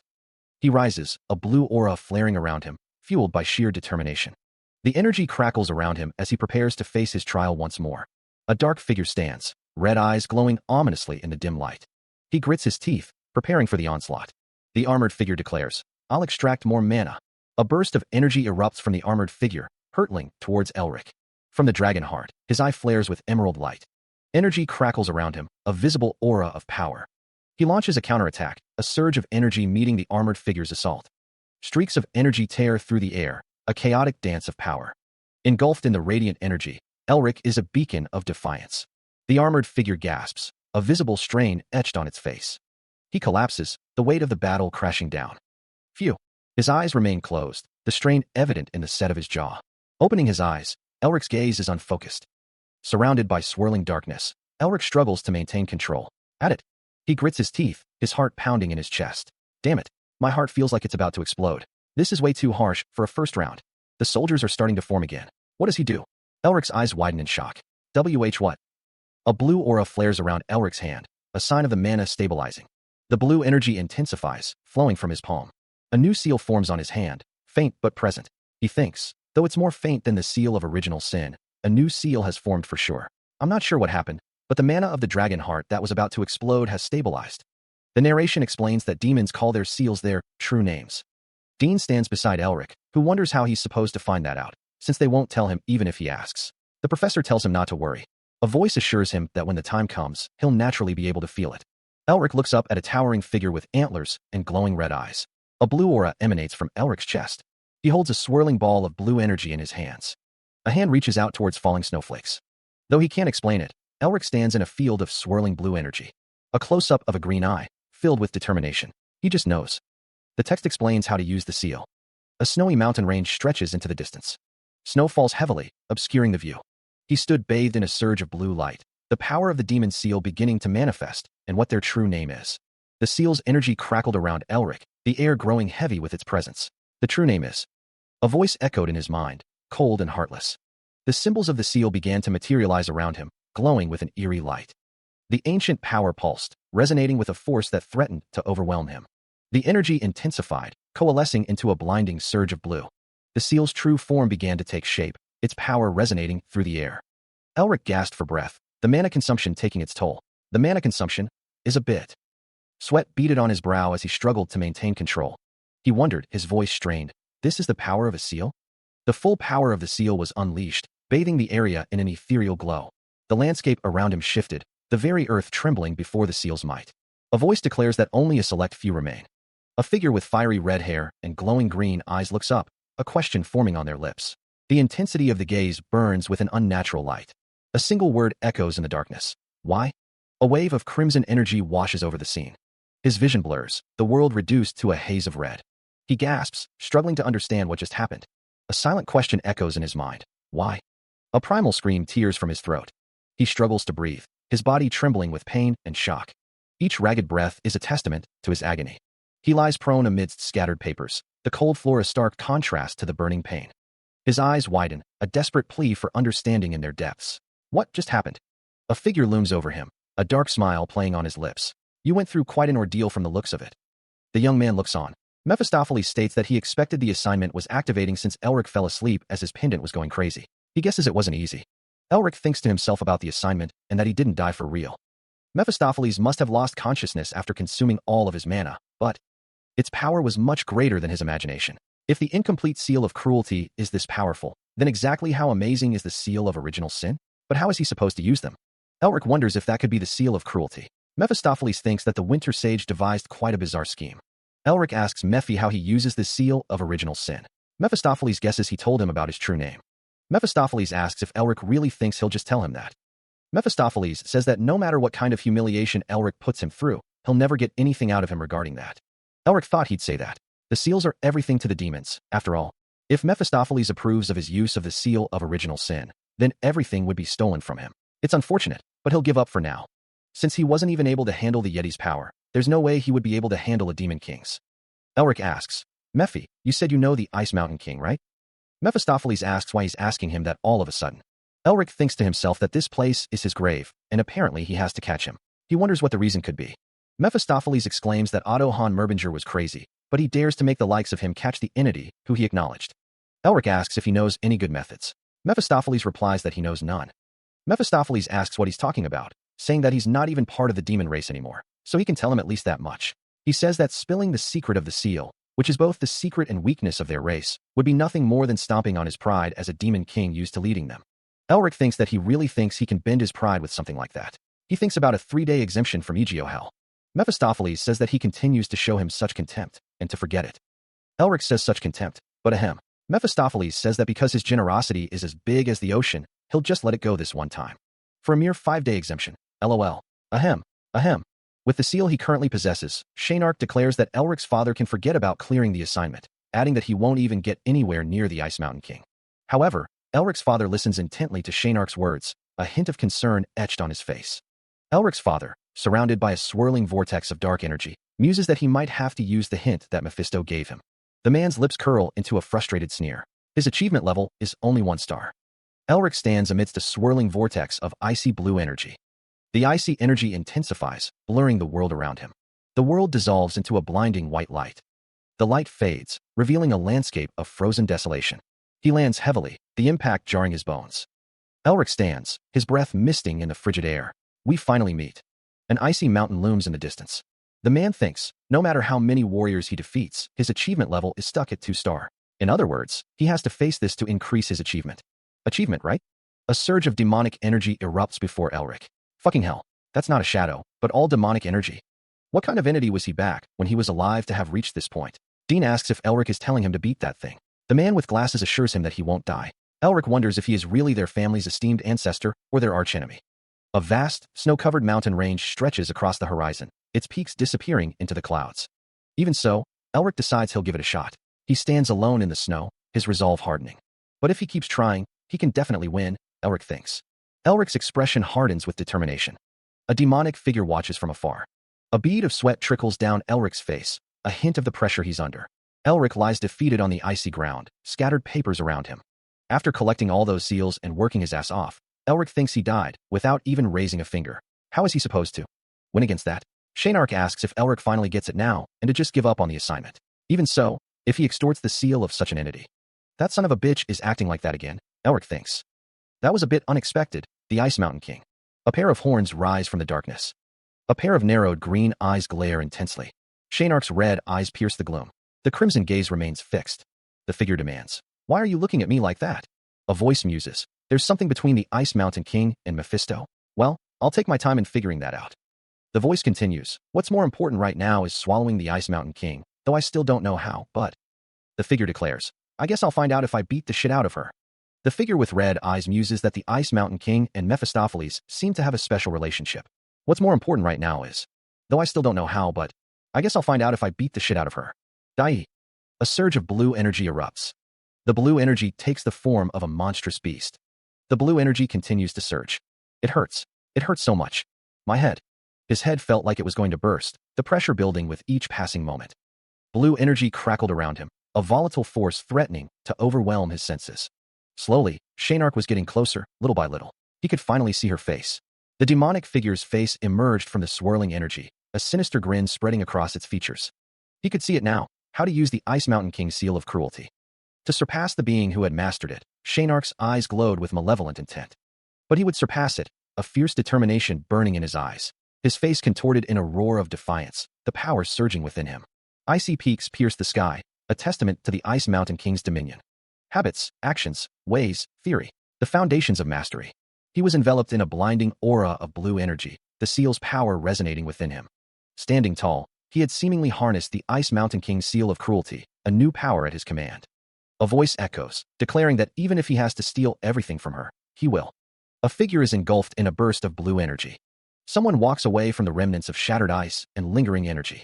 A man with white hair, a neatly trimmed beard, and a monocle observes the scene. A blonde-haired man, his face contorted in a grimace, is surrounded by swirling blue energy. A voice narrates that not only does he have innate talent, but he also possesses an unyielding will and an endless desire to improve himself. A hand clenches into a fist, determination etched into every line.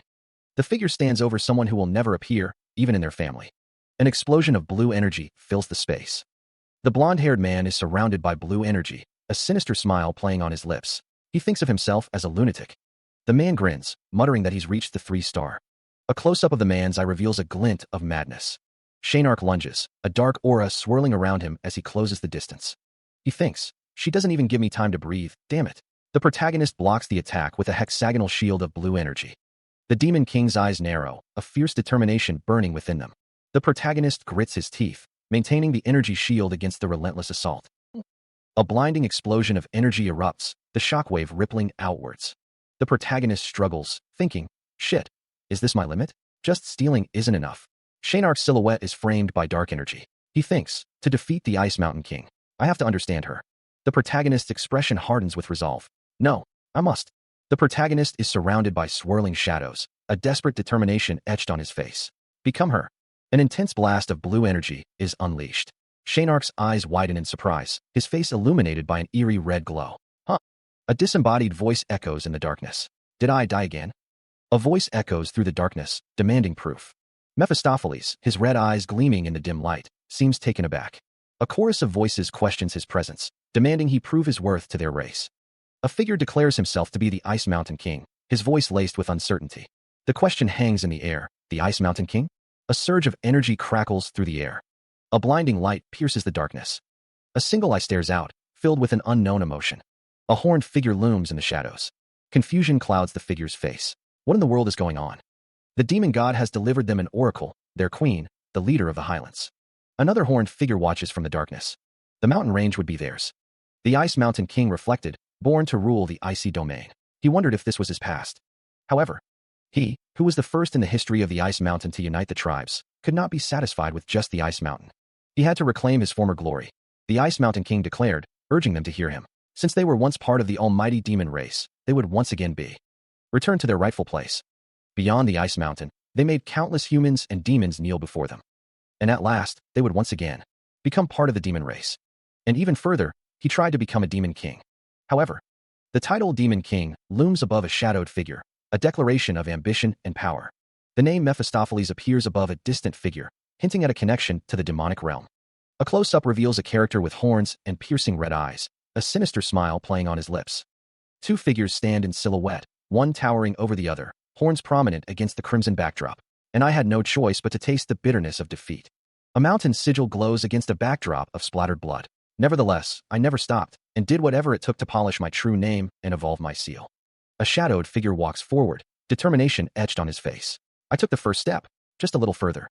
The text reads, the wall of an almighty demon king was too high, and I could have received Mephistopheles' acknowledgement, but, stop. A lone figure stands before an impossibly high wall, the light obscuring the path ahead. A dark figure stands silhouetted against a brick wall, the path ahead shrouded in shadow. Glowing eyes pierce the darkness, a figure blocked by an unseen force. I was blocked by. A hooded figure stands bathed in light, an imposing presence blocking the way forward.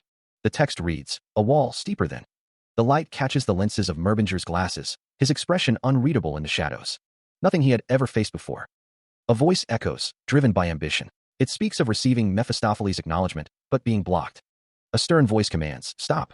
A wall steeper than. A figure lies prone, unmoving. A voice declares, I was blocked by. A cloaked figure stands silhouetted against a bright light, their features obscured. A man with glasses and a beard stares intently, his gaze sharp and focused. A voice reflects on past trials, stating, anything I had ever faced before. A monstrous figure, eyes glowing red, snarls, all forces. Char dash. A figure is shown in a dynamic pose, surrounded by swirling energy. Darkness looms, the air thick with dread. A hulking figure, wreathed in shadow, stands amidst a horde of lesser creatures. A crimson eye, burning with malevolent intent, pierces the gloom. What? A monstrous form descends, a whirlwind of claws and teeth. An explosion of light and force sends bodies flying. A desperate cry echoes through the chaos. Gah! Save me. I don't want to die. A question hangs in the air, unanswered. A pained moan escapes trembling lips. Ow! Ow! I want to live. The ground trembles as something massive approaches. Another explosion rips through the scene, scattering debris and bodies. Glowing red eyes lock onto a target, promising destruction. A wicked axe, etched with arcane symbols, awaits its next victim. A hulking demon warrior stands amidst the fog of war, his axe gleaming with wicked intent. The air crackles with unseen energy. A voice booms out, urging calm amidst the chaos. Calm yourselves. We are part of the prideful demon race. There is nothing that we can't accomplish. A demon's face contorts in a furious roar, his red eyes burning with hatred. Show the enemies blocking our path our terror. The battlefield is a crimson smear, a testament to the brutal clash between demons and their foes. The air reeks of blood and ozone. A demon's face, splattered with gore, stares blankly ahead, a chilling reminder of the war's cost. Distorted symbols fill the air, a visual representation of the chaos and destruction wrought by the war. The chaotic symbols continue to swirl, a tangible manifestation of the demon's rage and despair. The demon warrior stands triumphant amidst the carnage, a silent sentinel surveying the devastation. The demon's eyes burn with an unholy light, reflecting the inferno that consumes the world around him. Ottohan Merbinger reaches out, his expression unreadable, as the text below declares, "We lost in the war." A fiery landscape stretches to the horizon, a desolate reminder of the demon's defeat against the humans that he led, and were chased back to the ice mountain. The demon's face is a mask of rage and despair, his scream echoing across the ravaged land. Why? The man with the monocle booms, accusing humans of already possessing everything they could possibly want. He demands to know if they intend to deny his kind any of it. A figure sobs, their grief echoing in the darkness. Blue energy crackles in the abyss, hinting at a hidden power. A lone figure stands against a backdrop of shadowy demons and falling blue embers. A figure in a long blue coat stands tall, their back to the viewer. A voice declares that this is their duty, the words superimposed over a scene of chaos and despair. Even though you despaired, a voice echoes as a figure stands alone, bathed in light. A shadowy figure emerges from the darkness, their form indistinct but menacing. You endured. The shadowy figure looms, a silent testament to a dark past. Countless hardships. To reclaim the glory of your race. A shared sorrow hangs heavy in the air, tears tracing paths down their faces. A great duty. After that day, Ottohan settled in the Ice Mountain to keep an eye on the Ice Mountain King. And the two, after countless battles, came to respect each other and spent a long time together. But even so, I have to return. The glory of our past. She, who could not completely free herself from the temptation of her ambitions, became a monster in the end. A pact forged in crimson light, a bond sealed with shared purpose. Clap. And met her end by his hands. A gradient of gray fills the void. A close-up reveals a single, piercing green eye, framed by golden hair. The memory surfaces. Shaynark stands before Merbinger, who kneels on the ground. The Demon King says, that he spoke about. The scene shifts to a vision of Merbinger, consumed by dark energy. A voice echoes, seeing that you erased a portion of my mania, and even cut off my arm. The memory continues. Merbinger, kneeling, hears Shaynark say, it looks like his boasting wasn't just a mistake. I'm sorry about your arm. Dark energy swirls around Merbinger as he struggles to breathe. Shaynark declares, I am a king as well as a warrior that led a race. I don't need any pity from an enemy. A close-up shows Merbinger's face, a tear escaping his eye. The memory intensifies. Merbinger's face is scarred and etched with regret. A voice echoes, like the time to end this long battle has come to an end. For me to apologize to my people and honor their sacrifices. Merbinger's hand clenches into a fist, a surge of emotion. Why in the world was I ever greedy to be part of the demon race? A final thought surfaces. Just being happy with the ones I love would have been enough. A final burst of energy. A surge of power erupts, the force of it shaking the very air. He realizes that she's being encroached by demonic energy in the end. What does he do now? The question echoes in his mind. A burst of energy flares, a desperate attempt to find a solution. No, he must get himself together. His opponent is the Ice Mountain King, the king who united this enormous ice mountain, and the greatest warrior of the Yetis, and an enemy that he must face. He must swallow his pride. Not only can he not defeat her without using his full strength, it is also disrespectful to her. A surge of blue energy crackles around him. He will show them the great duty that they've built. The blue energy intensifies, swirling around his hand. His green eyes, filled with a haunting intensity, betray a deep inner conflict. The memory surfaces, a declaration echoing in his mind. You must be the descendant far in the future. He recalls a time when he was lying on the ground, defeated. The Demon King Shaynark remembers a time when his boasting was not just a mistake. A gasp escapes him as the memory of a past defeat resurfaces. Shaynark reflects, though I ended up like this without being able to abandon my ambition. The memory of his red eyes, burning with ambition, flashes before him. Tears well in his eyes, a testament to his regret. He remembers a time when he was smiling, a rare moment of happiness. Shaynark wonders, why in the world was I ever greedy to be part of the demon race? He remembers a time when he could have been happy with the ones he loved. A blinding light erupts, obscuring everything in its path. The memories flood back, each one a painful reminder of what was lost. The demonic energy encroaches, threatening to consume everything. What is there left to do? No, he must get himself together. His opponent is the Ice Mountain King, the king who united this enormous ice mountain, and the greatest warrior of the Yetis, and an enemy that he must swallow. Not only can he not defeat her without using his full strength, it is also disrespectful to her. So, it is disrespectful to her. He will show you the great duty that you've built. He unleashes a torrent of energy, the force rippling outwards. The energy intensifies, streaks of red cutting through the blue. The explosion of power continues, the air crackling with energy. The force of the blast sends the cloaked figure flying backwards, blood splattering in the wake. One more time. Power surges through the cloaked figure as they hear a voice. Become her. The figure steps forward, a surge of power emanating from them. Eyes glowing with intense energy, the cloaked figure prepares for the next attack. The cloaked figure charges forward, a blue aura surrounding them. It's strange. A battle with my life on the line. The cloaked figure faces Shaynark, ready to continue the fight. A surge of power emanates from the cloaked figure, his face contorted in a grimace. The Demon King, Shaynark, his eyes glowing red, wonders why this is so fun. Energy explodes outward, a blinding flash of blue and white. The force of the blast sends debris flying in all directions. The energy continues to surge, an unstoppable wave of power. A voice echoes, a sense of feeling something deep within. Meanwhile, a figure clad in white armor stands amidst the swirling energy, their eyes glowing with an eerie green light. The days full of happiness flash before their eyes, a stark contrast to the present conflict. Memories of time spent with Otto flood their mind. The figure is sent hurtling downwards, another figure looming above. A powerful blow strikes the figure, sending a shockwave through the energy field. Despite the attack, the figure stands firm, their resolve unwavering. Ice shards fall around the battlefield, the air thick with anticipation. Shaynark screams, his face contorted in rage. The icy landscape stretches out, a testament to the power unleashed. The environment reflects the intensity of the battle, a frozen wasteland. The cloaked figure pants, his breath misting in the frigid air. Shaynark declares, we have both. His teeth grit, a final surge of power coursing through him. A voice echoes, reached our limits. The battle will be decided. With a final, desperate surge, the cloaked figure unleashes an attack. The two warriors clash, their techniques colliding in a blinding explosion of ice and energy. The Ice Mountain King's secret art. Shaynark's red eyes glow with malevolent power, his face a mask of grim determination. The cloaked figure's green eyes burn with an unwavering resolve, his expression unyielding. Icebreaker. The world fractures into a million icy shards. A figure stands silhouetted against the blinding white. The air crackles with frost. The ice storm rages on. Amidst the swirling snow, Shaynark stands firm. Shaynark grunts. The blonde-haired figure prepares to attack. Shaynark laughs, a chilling sound that echoes through the frozen landscape. He speaks, his voice low and menacing. At last.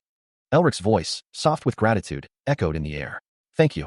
A deafening roar ripped through the silence as the cloaked figure was struck by an unseen force.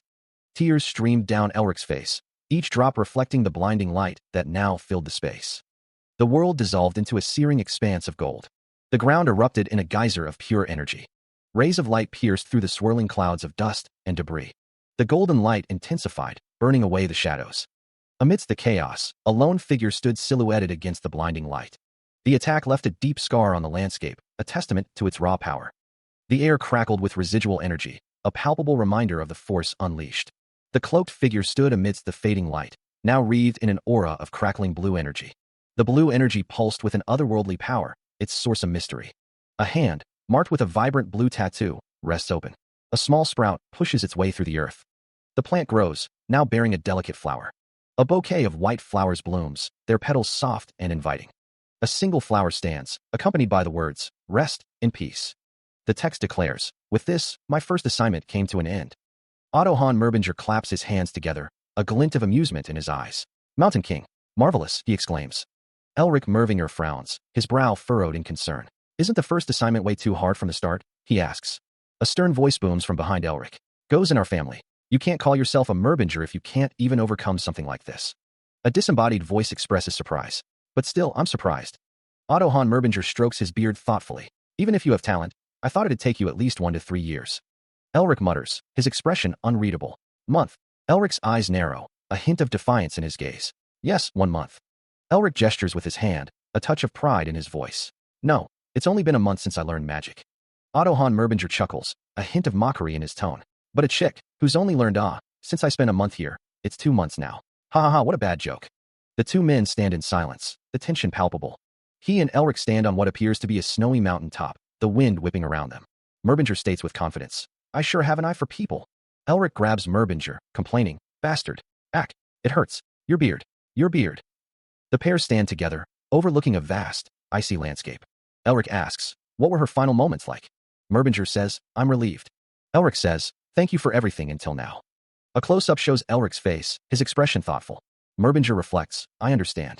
The position of the lord of a family is a busy one, after all. Elric and Merbinger stand together, the vast landscape stretching out before them. He walks away, the sunlight dappling the ground before him.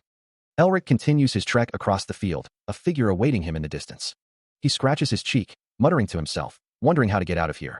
Merbinger chuckles, remarking that Elric has already gone out countless times, questioning if he even remembers. A surge of power emanates from Elric, his eyes glowing with an intense light.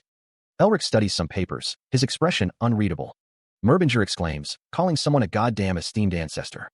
Shaynark laughs, remarking that it looks like that crazy bastard, Otto, killed him, and asks who it was. Shaynark wonders if the hell kills someone without warning, then admits that it just happened. Shaynark states that this is all thanks to his support, adding that their great demon king is the best. Shaynark comments that someone sure flipped the stage upside down, adding that all he did was tell him a few things, and that this guy transcends the realm of a genius, calling him a monster. Merbinger raises a finger, a curious glint in his eyes. He wonders if Shaynark wasn't in a special relationship with the Ice Mountain King, and why he stopped her from becoming a demon. Shaynark, his expression unreadable, questions how Merbinger knows about this. Merbinger explains that he ended up taking a glance into the Ice Mountain King's memories, repeating his question, why did he do it? A narration box declares that the speaker is a demon king, and the other is the dregs of the demon race, nothing more, nothing less. A note clarifies that dregs means the most worthless part or parts of something. At that time, the figure on a throne of skulls admits he was just bored. The figure in the snowy mountains explains that he heard there was someone who stated they'd become a demon in the Ice Mountain, so he went to see what they looked like. The demon king states that she was a bit lacking to become a demon king, but her ambition and skill were commendable. Merbinger continues, saying that if the one she met wasn't a benevolent king like him, and someone like Azazel or Lilith instead, she would have been blown to bits. In any case, he told her to come find him again after she's gotten stronger. And I felt lied to. Shaynark asks if that's it, if Merbinger never met her again. Merbinger wonders why in the world he would. Meet her. A demon stands before a man holding an axe. A desolate, snow-covered landscape stretches out, the silence broken only by the whisper of the wind. A tight-lipped expression betrays a simmering frustration. Mephistopheles' gaze is cast downward, his crimson eyes narrowed in thought. His hand clenches into a fist, knuckles white with suppressed rage. Oh, I see, he mutters. A voice, laced with disbelief, echoes, what? A smug grin spreads across a youthful face, the words bully the girls they love hanging in the air. Mephistopheles' eyes widen, glowing with fury. What a brat. One-sided love? He sputters, sweat beading on his brow. The taunt rings out. That's why you're still single after over 1,000 years. The words strike a nerve, igniting Mephistopheles' ire. Why, you bastard? How dare you mock me? The denial explodes in a burst of rage. Mephi is forever single, forever single. The scene shifts to a distant view, the figures small against a backdrop of towering structures. His fist clenches once more, a silent promise of retribution. Merbinger raises his fist, a flicker of amusement in his eyes. What an amusing descendant he was. A sharp, echoing sound pierces the air. Merbinger's expression softens, a hint of melancholy in his gaze. A voice echoes in the darkness, laced with pain and accusation. Don't you resent me? A figure, covered in blood, reaches out a trembling hand. No. The figure clutches at the ground, surrounded by a pool of crimson. Something like this. The figure stands amidst a field of corpses, the words, Ice Mountain King, barely audible. A distorted visage screams in agony. The figure's anguished cries echo through the desolate landscape. With my own hands. A lone figure stands silhouetted against a backdrop of swirling red energy, consumed by despair. Tears stream from the horned figure's eyes, his hand outstretched in desperation. Otto pleads for release. The figure below begs to be killed, his voice a desperate whisper in the darkness. A voice echoes, filled with sorrow. I'm sorry. Hands, glowing with a soft red light, come together in a slow, deliberate clap. A figure stands in a suit, his face obscured by shadow, his posture radiating solemnity. And, through tear-filled eyes, Merbinger gazes upward, his expression a mixture of grief and resignation. A voice, gentle and comforting, speaks of release. Leave your regrets and duty to that child, and rest in peace. Standing in a field bathed in sunlight, Merbinger weeps, his tears reflecting the golden light. The memory of a promise echoes in his mind. Let us meet again in the next life. A soft voice whispers, I hope. A final thought lingers, a promise of something better. It'll be even more beautiful than before. What are you rummaging around for? He mutters to himself that he has to find something. He pauses, realizing what he has found. An ice crystal? The man with the gray hair asks if he means the camellia flower. He is told that the person will become his new guide. He wonders if this is also an assignment. It is. He wonders how long he has to do the assignments for, lamenting that he'll become a bent-over geezer at this rate. Until you reach the level of our progenitor. The man with the gray hair states that he must have a lot of questions, but they will all be answered naturally with time. He thinks about the progenitor. The progenitor has both accomplished and left many things in this land. They've prepared many assignments for him to follow, so all he needs to do is diligently walk that path. He says okay, resolving to take the egg with him, apologizing for placing this heavy burden on him. The Lord of Merbinger, Otto von Merbinger, can walk this path. He is told to go. Otto von Merbinger thinks to himself that it is perfect. The cloaked figure, kneeling, holds the ice crystal. He is told to take it to the god of camellia. Shaynark laughs. Shaynark muses that the protagonist is trying to create winter. Shaynark asks if the protagonist knows what that means, then refers to his abominable 4 seasons. Shaynark thinks of haunted demon kings like himself. Elric's eyes show concern. The protagonist and Shaynark stand in a room filled with documents. The protagonist states that he has an EGO exemption for 4 days, and Shaynark wonders how long that will work for. The protagonist exclaims that he has even a mute exemption and that there will be no more. Shaynark tells someone to listen carefully. There are 4 retainers who assisted the progenitor to raise the foundation of Merbinger. The image of a cloaked figure is labeled spring. 3 figures are shown, labeled autumn. Because their personalities and characteristics fit each of the seasons, the demons called them the 4 seasons. Among them, Otto Hahn. The image of a figure standing in a snowy landscape is labeled summer, corresponding to winter. The fact that someone like that stayed behind as a guide to the assignments. The power that he once had to you. Then, if this assignment is done, can I also receive assignments from the other 4 seasons? Obtaining the powers of the 4 seasons also means that I can become as strong as the progenitor, who they assisted. If I can continue to absorb seals as powerful as the seal of cruelty, or those even stronger, it won't be impossible to rebuild the family. Then, what's so important about this ice crystal for the god of camellia to be in need of it? The ice crystal is the core of winter, formed only in the deepest parts of an ice mountain covered in perpetual snow. In other words, it's an egg of a spirit. Since the camellia is a flower that blooms in winter, there's no better flower pot than the ice crystal. Shaynark wonders where he has to go to meet the god of camellia. He muses that it's probably in the Temple of Flowers somewhere in the north. Elric is surprised by the mention of the Temple of Flowers. He thinks he's only heard about it in stories, wondering if it really exists. He realizes that a noisy bastard is probably guarding the temple. Elric thinks that for now, he can only be sure after he looks through the records in the Imperial Library. He wonders if the other party is being too friendly and what they are planning this time. Shaynark realizes that his spirit form has become a bit more vivid. Shaynark realizes that he seems to have noticed that his power has returned a little. He thinks that the assignment also returned his demonic energy. He wonders what the other party could possibly do even if they'd noticed. A voice declares that one will have no choice but to become stronger through the assignments. Elric realizes that they also make Mephisto stronger at the same time. A voice declares that they may be reviving a great demon king. A scene of ominous red energy unfolds. Elric realizes that this will plunge the world into distress. He thinks that he must be afraid. Of course he would be. He is uncomfortable with leaving a Merbinger to become stronger, but it can't be helped, as it is his recovery. Someone observes with a sinister grin, noting that the other is smiling again. Shaynark thinks to himself that he can take even more from Mephistopheles. Growing mad, Shaynark decides to stop thinking, a blue orb glowing in his hand. A voice declares that since everything needed is done, they should head back up. The sound of something breaking echoes. A rush of wind. The wind intensifies. It was hard enough to head down there just a month ago, but now it's a piece of cake. Since he needs a guide, Elric decides where to head. Mephistopheles wonders where the Crimson Eye tribe is. Shaynark expresses a desire. He kinda wants to see them. His gaze sharpens, a storm brewing behind those emerald eyes. A scene of utter devastation unfolds, the ground painted crimson with the blood of the fallen. He surveys the carnage, a question hanging heavy in the air. What in the world? The aftermath of a brutal battle, the air thick with the metallic tang of blood and the acrid scent of ozone. Happened here? The scene replays in his mind, The brutal efficiency of the killings a stark reminder of the power on display. A chilling thought crosses his mind. They were used for entertainment, their deaths slow and agonizing when they could have been instantaneous. He wonders who could have done this, acknowledging that they possess a nature far more atrocious than most demons. He stands amidst the carnage, the weight of the scene pressing down on him. A wave of nausea washes over him. I feel a bit like shit. He begins to walk away from the scene, his thoughts turning to the victims. Since Yetis are monsters, they can die at any time. Even he has killed many Yetis. But, he reflects, he has never once treated them as playthings. This discomforting feeling. He grits his teeth, a grimace twisting his features. I guess it's because I swallowed the Ice Mountain King's duty. Calm down. I'm not the Ice Mountain King. I have no right. His eyes narrow, a flicker of something unreadable passing across his face. To feel sympathy for the Yetis. He continues to walk away, the weight of his thoughts heavy on his shoulders. He wondered if they weren't making him feel too much like shit. The wind howls through the skeletal trees, their branches clawing at the sky.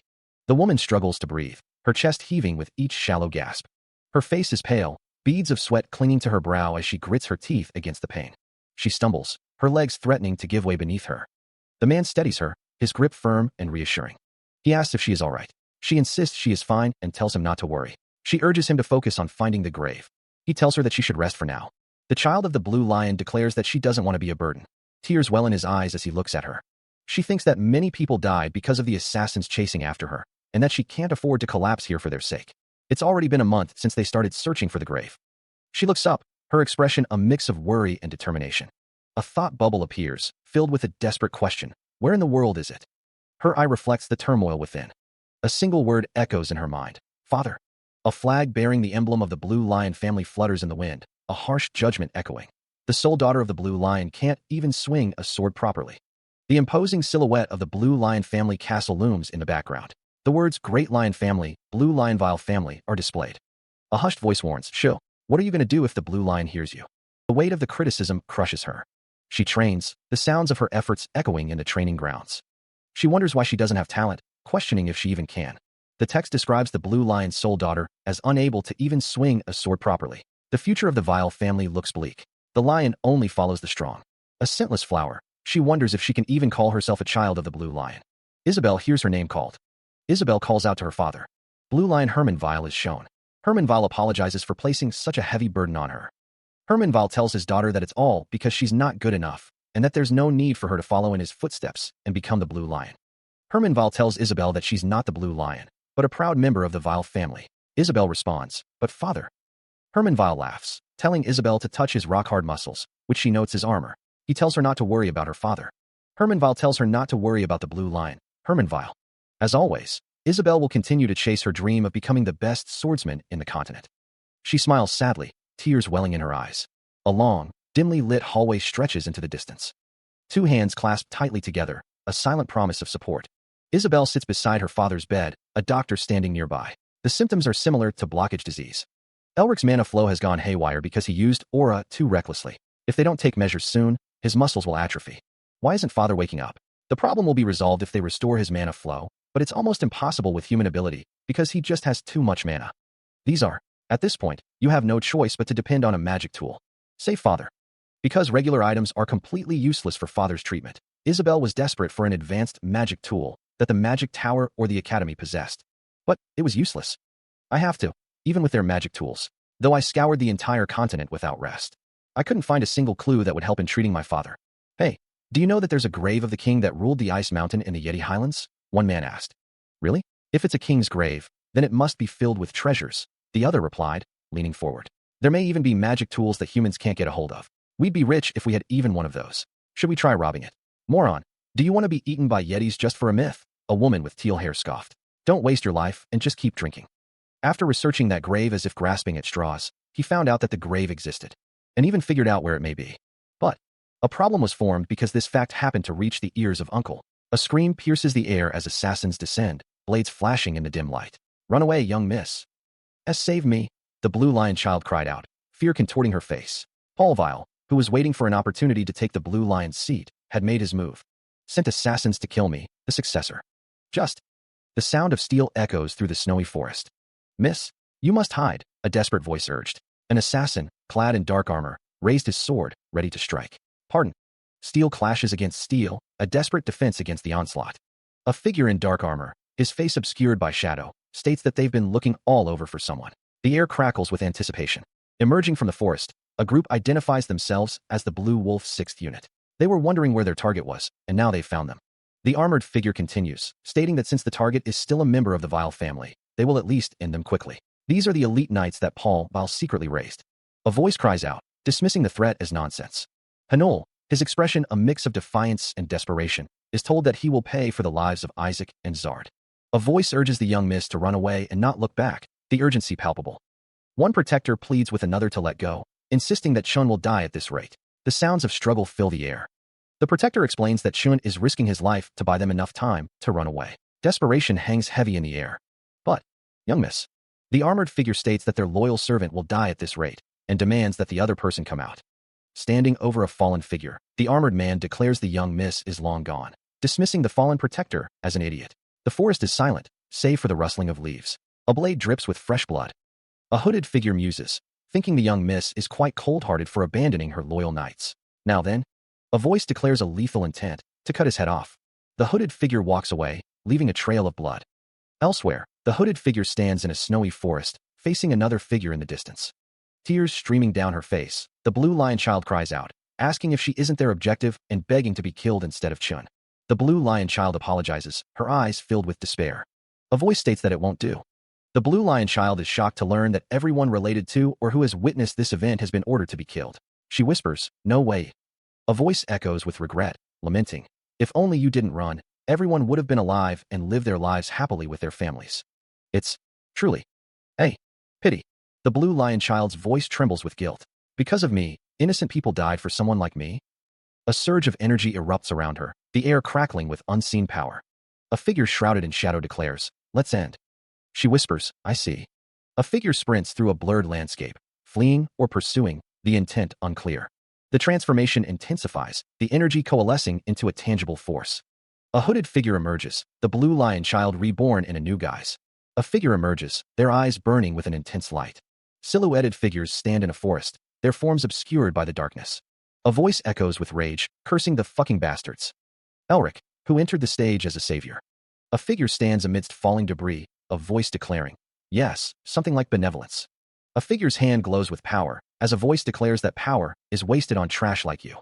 Previously, Elric received a mission, perfecting the winter after his first assignment. He found the Yetis, and the humans who were brutally murdered. On the other hand, Isabel set out to find. He was about to leave the Ice Mountain to do just that, but the Ice Mountain King's grave to cure her father's disease was being chased by the assassins, the Blue Wolves, that her uncle, Paul Vile sent, brutally murdered. And at that moment of danger, "I see. Who's there?" The figure is surrounded. Transform. A figure in a hooded blue cloak stands silhouetted against a bright, ethereal light. The cloaked figure is bathed in a blue glow, their hands clasped in front of them. Perched high in the trees, a figure in dark clothing curses, "Fucking bastards." One of the observers questions the cloaked figure, "Satan? Is that some sort of avant-garde bullshit? Are you some sort of demon worshipper?" The cloaked figure's eyes glow red in the darkness of their hood. The cloaked figure unleashes a burst of energy, prompting someone to exclaim, "Magic." The energy crackles around the cloaked figure. One of the observers asks, "Who the hell are you? Are you alright?" Another responds, "Huh? We are, but..." The observers watch the cloaked figure intently. One of the observers remarks, "Of course. Do magicians usually land like that?" Another wonders, "Didn't he just trip? Why isn't he getting back up? He thought he would have made a badass entrance if it weren't for the snow." One of the cloaked figures wonders if that's the person who went missing. Chun. One person is missing. She can't let him get caught up in this. One of the cloaked figures tells the young miss to please run away, that this doesn't concern her. One of the cloaked figures states that they told them they won't be leaving any witnesses and orders to eliminate. A cloaked figure stands over a light. No.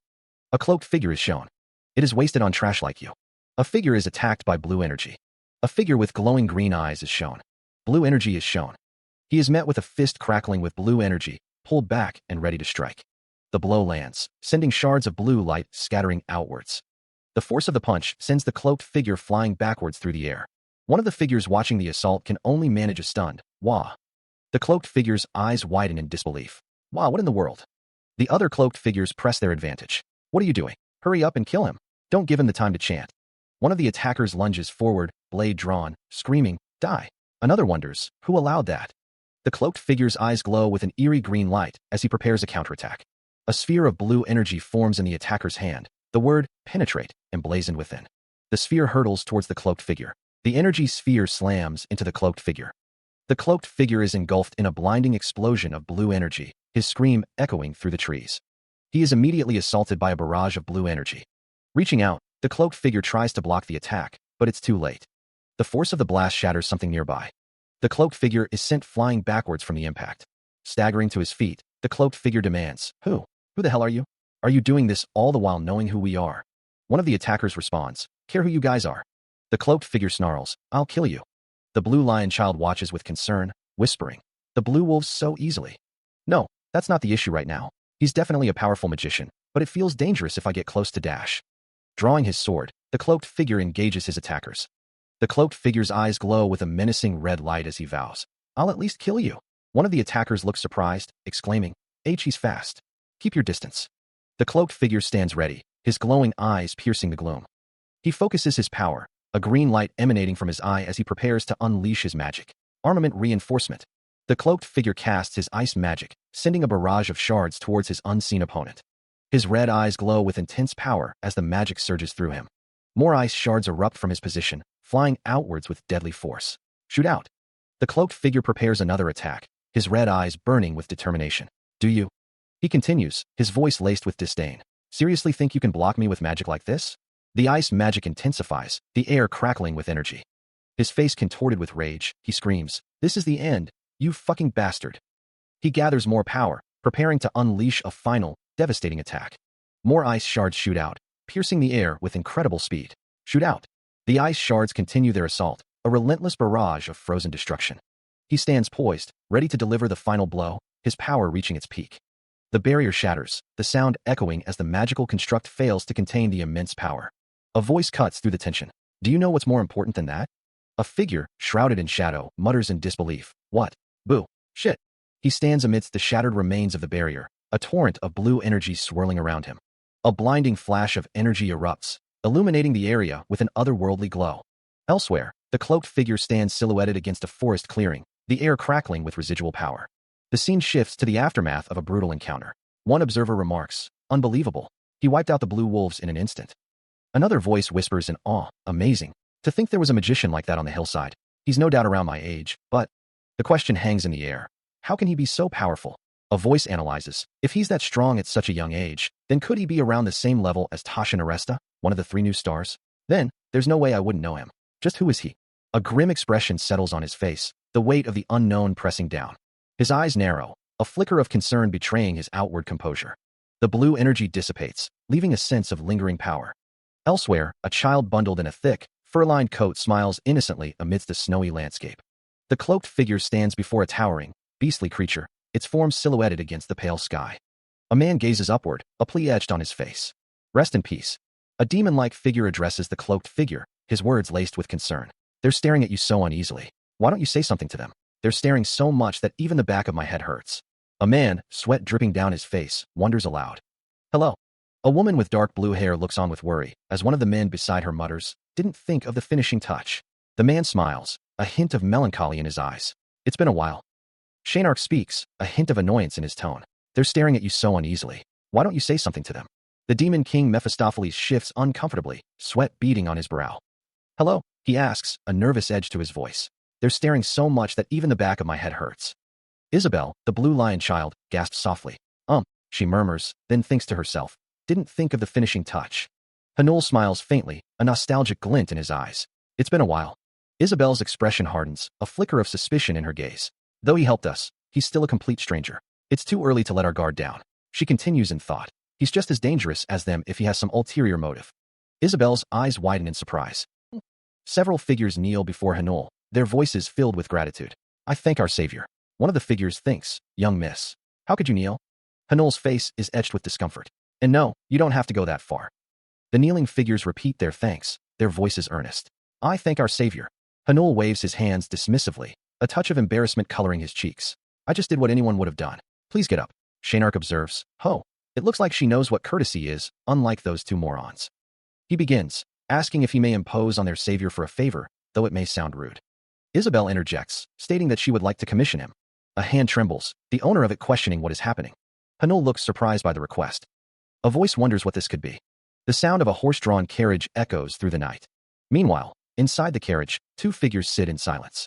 Shaynark observes that he can see the corners of the other's lips rising, calling him a bastard and telling him to hide it properly if he's going to. A voice responds that it is to be expected, since he was given something. Isabel examines a gold coin, her brow furrowed in thought. She wonders if it's gold, then realizes it's the blue lion. In a flashback, a man asks Isabel if she was a lady of the whale family. She responds, with shame, that she is. That explains why she's so exceptionally beautiful. Though her beauty was enough for even the crown prince to be infatuated with her and ask for her hand in marriage. A man kneels before her. She was abandoned because she was a flower with no scent, just for the reason that she wasn't born with talent. If the flesh and blood of a lion does not have sharp teeth and claws, then their worth falls just as much. The man recalls hearing that she was living like a loner in her estate after the marriage was broken off. Isabel introduces herself as Rick, stating it's an honor to meet the only daughter of the Blue Lion. She questions why it would be an honor to meet someone like her. The man reassures her that it's okay to have confidence. From what he's seen, her tenacity was one that would not shame the name of the Blue Lion. She offers a quiet thank you. He asks if he may shamefully ask them to escort them to the imperial capital.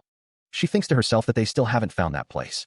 Rick doesn't want to lose even Chun and the others because of her own greed. She decides to go meet with her uncle to negotiate with him first.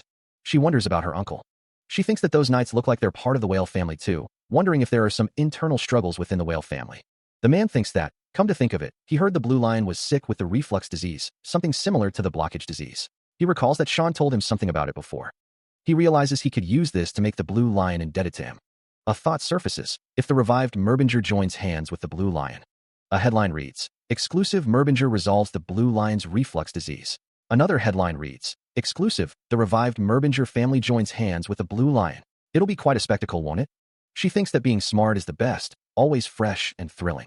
Though they're lacking to borrow their skills, he'd like to give them about 2 times what he just gave them as a reward upon completion. Shaynark holds a coin, questioning if the other can't manage. He then states it's a shame.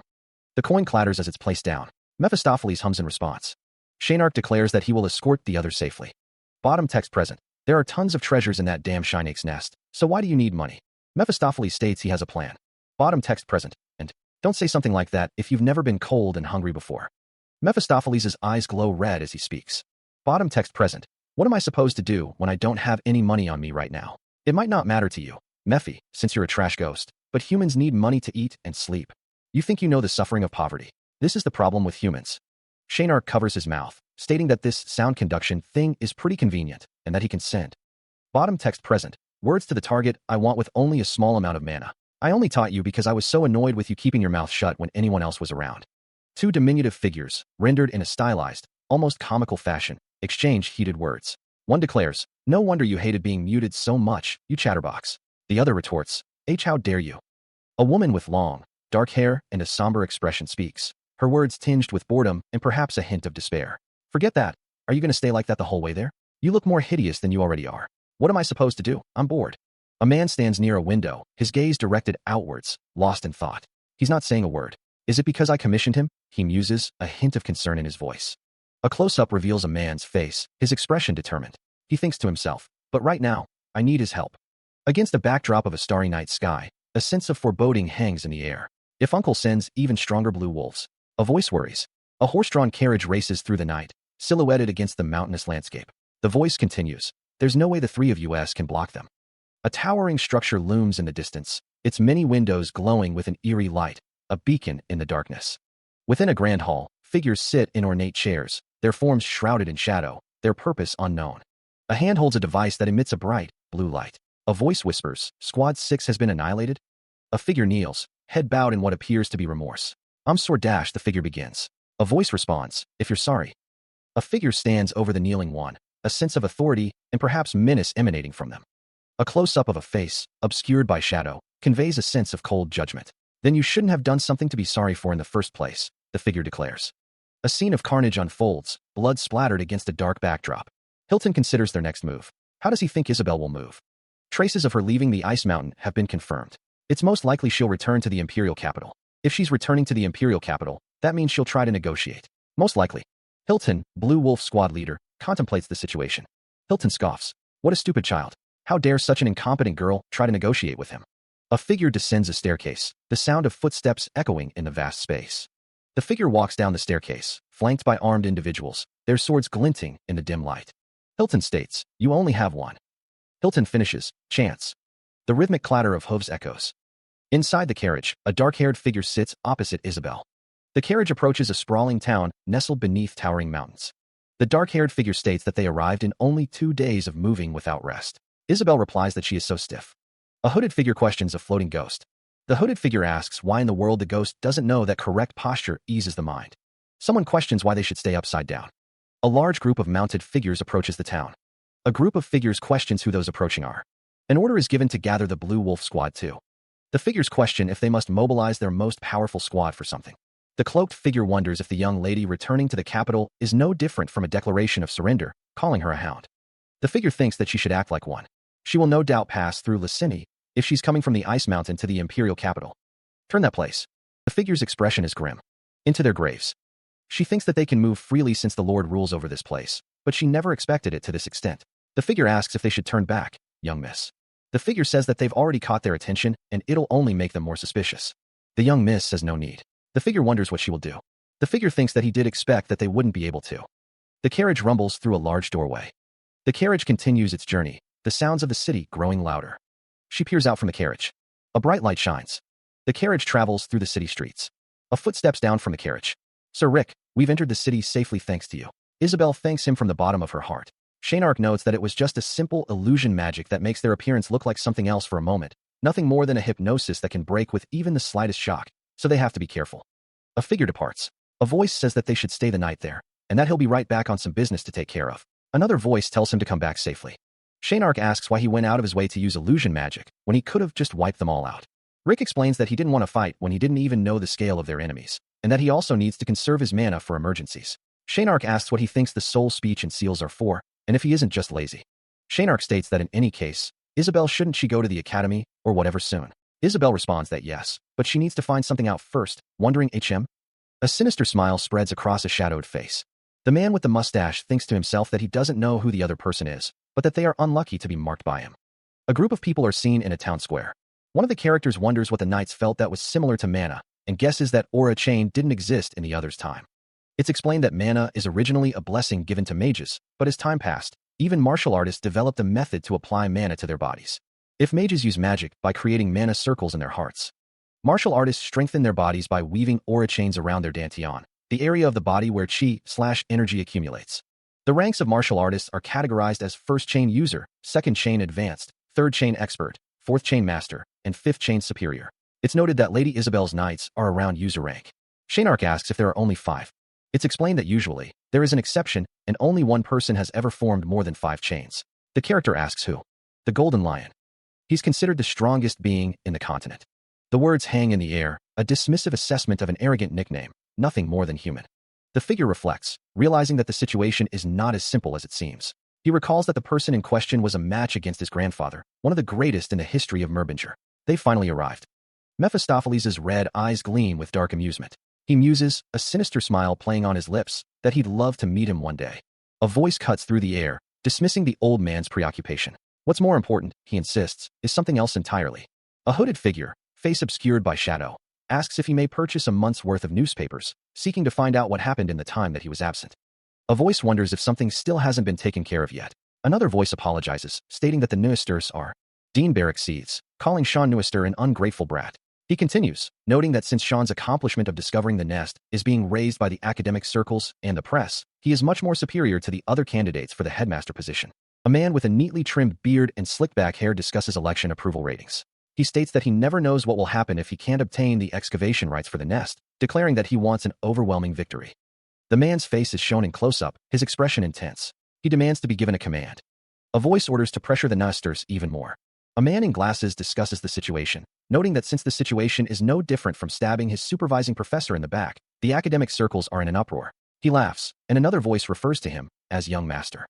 Elric's sister comes to drill him every single day, a constant reminder of his responsibilities. He thinks that the bastard Elric hasn't contacted him even once, and he is sure the readers have forgotten about him. He wanted more screen time. But Elric has already resolved himself. Elric will keep enduring. The dean is as sly as always, and Sean is going through hell because of him. The older you are, the more sly you get. It'll only make my debut stage more fabulous. Anyway, Sean feels so bad for Sean. Is there anything Sean can do for him? Meanwhile, a fire rages. Shaynark and Dean are silhouetted against the flames. It's a fire. Bring some water, hurry. Mommy, Please give us some help over here. Elric's eyes widen, his face contorted in disbelief as he witnesses something terrible. The sound of a violent impact echoes through the air. A building is consumed by a raging inferno, flames licking at the sky. Below, a figure stares up at the blaze, muttering in disbelief, "What the hell?" A carriage sits outside a large, two-story building. A young woman is asked if she trusts Rick. A man replies that Rick saved them. One man says he can't be sure, but they must prepare for the possibility. Another man understands where Chun is coming from, but he's become too overprotective since the time in the Ice Mountain. One man says he understands what Chun is trying to say. Another man agrees, addressing a young miss. However, keep this in mind. The young woman expresses doubt toward Rick, which is also doubt toward her own decision. The two men look on. "I trust him." That face is something that only someone who is righteous can make. One man wonders if Rick is just a mercenary who wants money. Another man replies that he probably did that on purpose. The woman with teal hair asks what the other means. He explains that Rick helped them without any compensation from the beginning, and would have even if they hadn't commissioned him. But his face changed as soon as he found out they were from the Whale family. He took into account that their family's reputation may be tarnished, and lowered himself on purpose.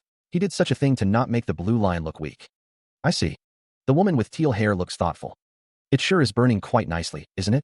A scroll containing the fourth circle, Advent of Heatwave. It sure is worth the price." Beskov asks Simon and how he can laugh at this. "And do you know how much I had to spend on this thing? Bastard, but I can't think of anything better other than this." Considering the young Mrs. personality, one of the figures suggests they burn some more. The other figure states that she'll show herself to help people, no matter what. It's also mentioned that Squad 6 has been wiped out, and there are at least 3 or more enemies unaccounted for. He advises to be careful since mages might be among them. Another figure confidently states that he could wipe out those Squad 6 small fries with his eyes closed. The figure states that both someone and Hilton worry too much, but since he's come all the way here, it'd be great if they were strong enough to entertain him. The figure declares, "Then let's begin." A voice commands, "Find her." A voice commands, "Eliminate everyone except the young miss." A figure urges someone to hide, stating that if this is sure Wolf's doing, they will be aiming for them. The figure looks shocked. A fire rages, consuming everything. Someone cries out about their store. A woman with wide eyes is told to run. 2 figures lie on the ground. One calls out the names Paul and Whale. A figure asks, "Is this truly what you wanted?" He shouts a warning, urging a young woman to watch out. Desperation etched on his face, he pleads for her to run away.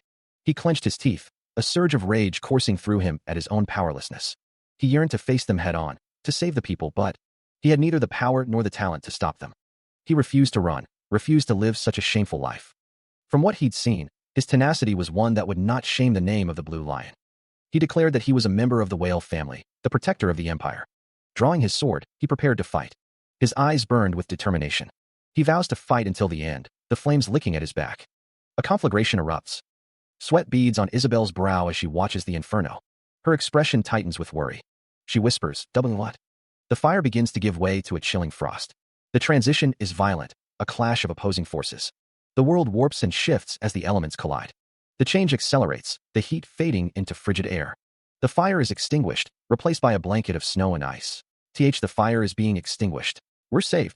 Isabel stares in disbelief. What in the world? Tears well in her eyes, a mixture of shock and relief. She plummets through a blinding expanse of blue and white, the icy air whipping past her face.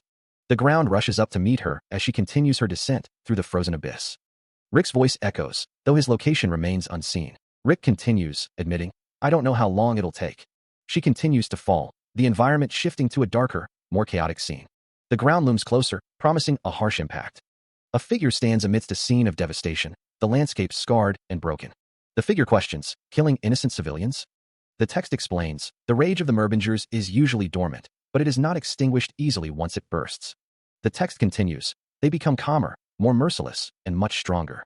A horned figure states, "There seems to be more of them, much stronger than the ones you faced last time." An elder asks, "You think you can win?" He continues, "It'll be difficult. I'm not sure how long my mana will last." A voice echoes, stating that they cannot freely use magic among the civilians. Another voice asks why they aren't running away. A saying in their family is mentioned. A man embraces a crying child, their faces etched with worry. A figure stands engulfed in flames, declaring that this is why they must carry out their duty. The text proclaims that the Merbingers have always been the spearhead of every war. The story so far, Isabel decided to negotiate with her uncle, Paul Whale. Elric decided to travel with Isabel after accepting her request. On the other hand, Paul Whale lost his subordinates to Elric. The elite Blue Wolves were dispatched. They were sent to eliminate Isabel, who, enraged, had no choice but to unsheath her sword, even if she were to die while fighting, turning the entire city into a sea of fire. At that moment, in a situation where death is unavoidable, A cloaked figure stood amidst the destruction. The figure's shoulder was visible beneath the cloak. The cloaked figure was surrounded by fire. The flames raged. Figures cloaked in shadow stood before a tower, its peak crackling with arcane energy. The air thrummed with anticipation, a silent promise of impending conflict. A voice echoed, laced with frustration. "The scrolls that I bought with my hard-earned money. It's supposed to be a four-circle magic." One of the figures, his brow furrowed, questioned, "Where the hell did a guy like that come from? Is he from the magic tower?" Another, visibly agitated, responded, "Beskov. What should we do? It'd be bad if we make problems for the magic tower." A figure stood silhouetted against the fiery backdrop of the tower. A voice declared, "I know every mage in the magic tower, but I don't recognize him." A grim-faced figure warned, "Regardless, we should be careful. We'll just eliminate the young miss and retreat." A tense question hung in the air. What if that mage interferes? The cloaked figure stood poised, a silent guardian against the encroaching darkness. A chilling command echoed, "Then, kill him." Her eyes widened in desperation. "I have no strength in my legs." Surrounded by flames, Isabel looked to the cloaked figure for salvation, her strength failing. The cloaked figure's gaze was resolute, a flicker of determination in his green eyes. Isabel's face was etched with fear and exhaustion, sweat beading on her brow as the flames danced around her. They're running away as the magical barrier shatters, energy crackling through the air. A voice commands, "Formation A. Squad 3, come with me." The cloaked figure carries Isabel, her form limp in his arms. There are over 40 of them, he realizes. A torrent of blue energy erupts, engulfing a nearby building. He thinks, "I need to lure them to where there are no people." The cloaked figure leaps forward, Isabel cradled securely in his arms, a determined set to his jaw. Energy crackles as they move, the air thick with the scent of ozone. The cloaked figure grits his teeth, pushing onward despite the onslaught. He weaves through the chaos, dodging attacks with practiced ease. The cloaked figure continues his desperate flight, the enemy closing in. A wave of energy explodes outward, a desperate attempt to create distance. Finally, he reaches his destination, surrounded by allies, but the fight is far from over. They advance, their footsteps echoing in the tense silence. A blue-haired man grins, drawing his sword. He's a little excited, since this is his first mage hunt. Another man demands, his voice laced with impatience, "Where did you hide the young miss?" He scoffs at the thought of answering. The man with green eyes sneers, declaring, "You sure are dumb. Of course you wouldn't be able to tell when all you're doing is chasing me like a bunch of dogs. You're courting." A disembodied voice echoes with a chilling command, "Death, bring me his head." The cloaked figure states, "I consumed a lot of mana to extinguish the fire throughout the city." The blue-haired man states, "The Dragonheart's mana increased by a lot after absorbing the seal, but my body won't hold out like last time if I go over my limits." A chaotic scene unfolds, painted in stark reds and blacks. The green-eyed man grits his teeth, declaring, "But now, it'll all be over if I die even once." The green-eyed man states, "It's just as Isabel said." A hand grips a weapon, ready for battle. The cloaked figure vows, "First, I'll kill their leader as soon as." A surge of blue energy erupts as he unleashes a powerful attack. Surrounded, the cloaked figure faces multiple opponents, their forms blurred by the intensity of the battle. "Moving as well as when I was fighting the Ice Mountain King," one of the figures exclaims. "Are you sure you defeated the Ice Mountain King?" A voice booms, filled with contempt. "You fool." A shockwave rips through the air as the cloaked figure executes a swift attack. Glowing eyes pierce the darkness, filled with intense focus. Another figure retorts, "Did you seriously think the game on the board that Otto laid out for you would be the same as reality?" Frustration boils over. "If you're not going to help, then shut the hell. All of you screw off." Leaping into the air, the cloaked figure prepares for another devastating strike. The figure shouts in disbelief, "What a moron of a mage you are, fighting in close combat." Another burst of energy explodes as the attack intensifies. The cloaked figure strikes down with a final, decisive blow, the impact shaking the very foundations. The blue-haired demon winds up a devastating punch, his knuckles white with anticipation. "Is that all you got, damn brat?" Shaynark taunts, his eyes gleaming with cruel amusement. The air crackles with the force of the impending blow. The sound of the punch echoes through the chamber. "Entertain me more." Shaynark roars, drawing back his fist for another strike. He prepares to unleash another devastating attack. The force of the blow distorts the air around them. A sadistic grin spreads across Shaynark's face as he anticipates the impact. The cloaked figure cries out in pain, the force of the blow rocking him to his core. The impact sends shockwaves through the ground. Despite the brutal assault, he manages to keep his feet planted firmly on the ground. "This is what you get for running around like a rat," Shaynark sneers, his silhouette looming over his opponent. Surrounded by a throng of enemies, he finds himself likened to a rat caught in a trap. Blazing energy erupts, a promise to end the conflict. The energy coalesces into a blinding explosion. Silhouetted against the flare's crimson glow, the cloaked figure stands defiant. A man with spiky blonde hair recoils, exclaiming at the sudden flare. His teeth grit, a snarl twisting his lips. Bathed in golden light, the cloaked figure stands firm, a question hanging in the air. Is this all of you? Confusion and alarm ripple through the ranks. A magic circle blazes to life. The blond man's face contorts with rage. Enough of your tricks, he roars. His eye widens in disbelief. A monstrous entity manifests. He stood cloaked in shadow, a faint golden light emanating from within. A voice, laced with disbelief and fear, cut through the silence. How can a human have such eyes? Another voice barked. Kill him before he activates it. A silhouette of the cloaked figure stood against the light, while below, a sinister smile spread across a shadowed visage. A close-up revealed a man with spiky hair, his face contorted in a furious snarl. A voice echoed, dripping with dark amusement. You kill me. Isabel calls out, her voice echoing in the unknown space. Rick responds, questioning the situation. Then, they're running away. Squad 3, come with me. They perform joint attacks to kill the enemy, even when facing just one. As their name suggests, they're just like a pack of wolves. Then, Isabel and Rick continue to flee, the sounds of pursuit echoing behind them. I'll just have to lure them to the plaza and wipe them all out in one go. It'd be good if there was a trap. A trap? Freeze. Rick? Isabel, I'm sorry, but can I ask you for a favor? Streaks of golden light tear across the sky, followed by a deafening roar. A colossal explosion erupts, painting the night sky with fiery hues. A figure orders the evacuation of the plaza citizens. A hand tears a signal magic scroll, unleashing a surge of arcane energy.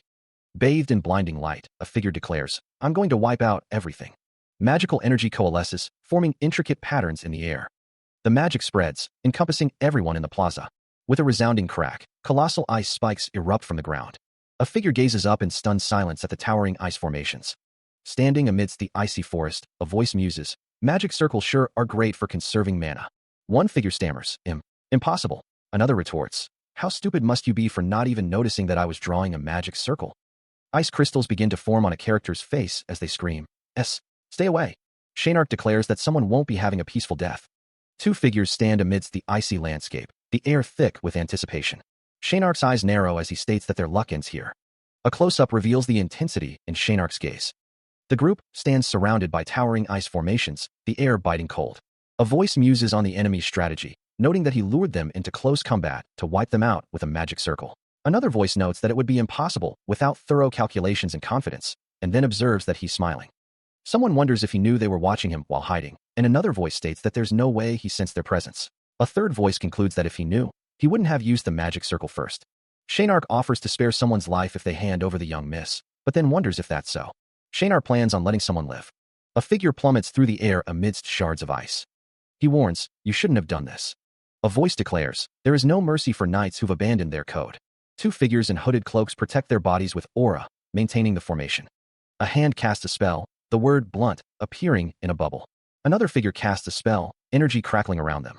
A voice questions, the rust curse magic isn't working? Shaynark casts a spell, the words blow away, appearing in a bubble. Another figure casts a spell, the air shimmering with energy. A voice wonders, is it because of the seal of cruelty? All magic that isn't of the ice attribute got weaker. Shaynark asks, do I have to earn seals of matching attributes to use them? Be that as it may, is it easy to use the seal of cruelty? Another figure casts a spell, the energy swirling around them. A voice replies, no, it's absurdly difficult, contrary to the ice mountain filled with ice energy.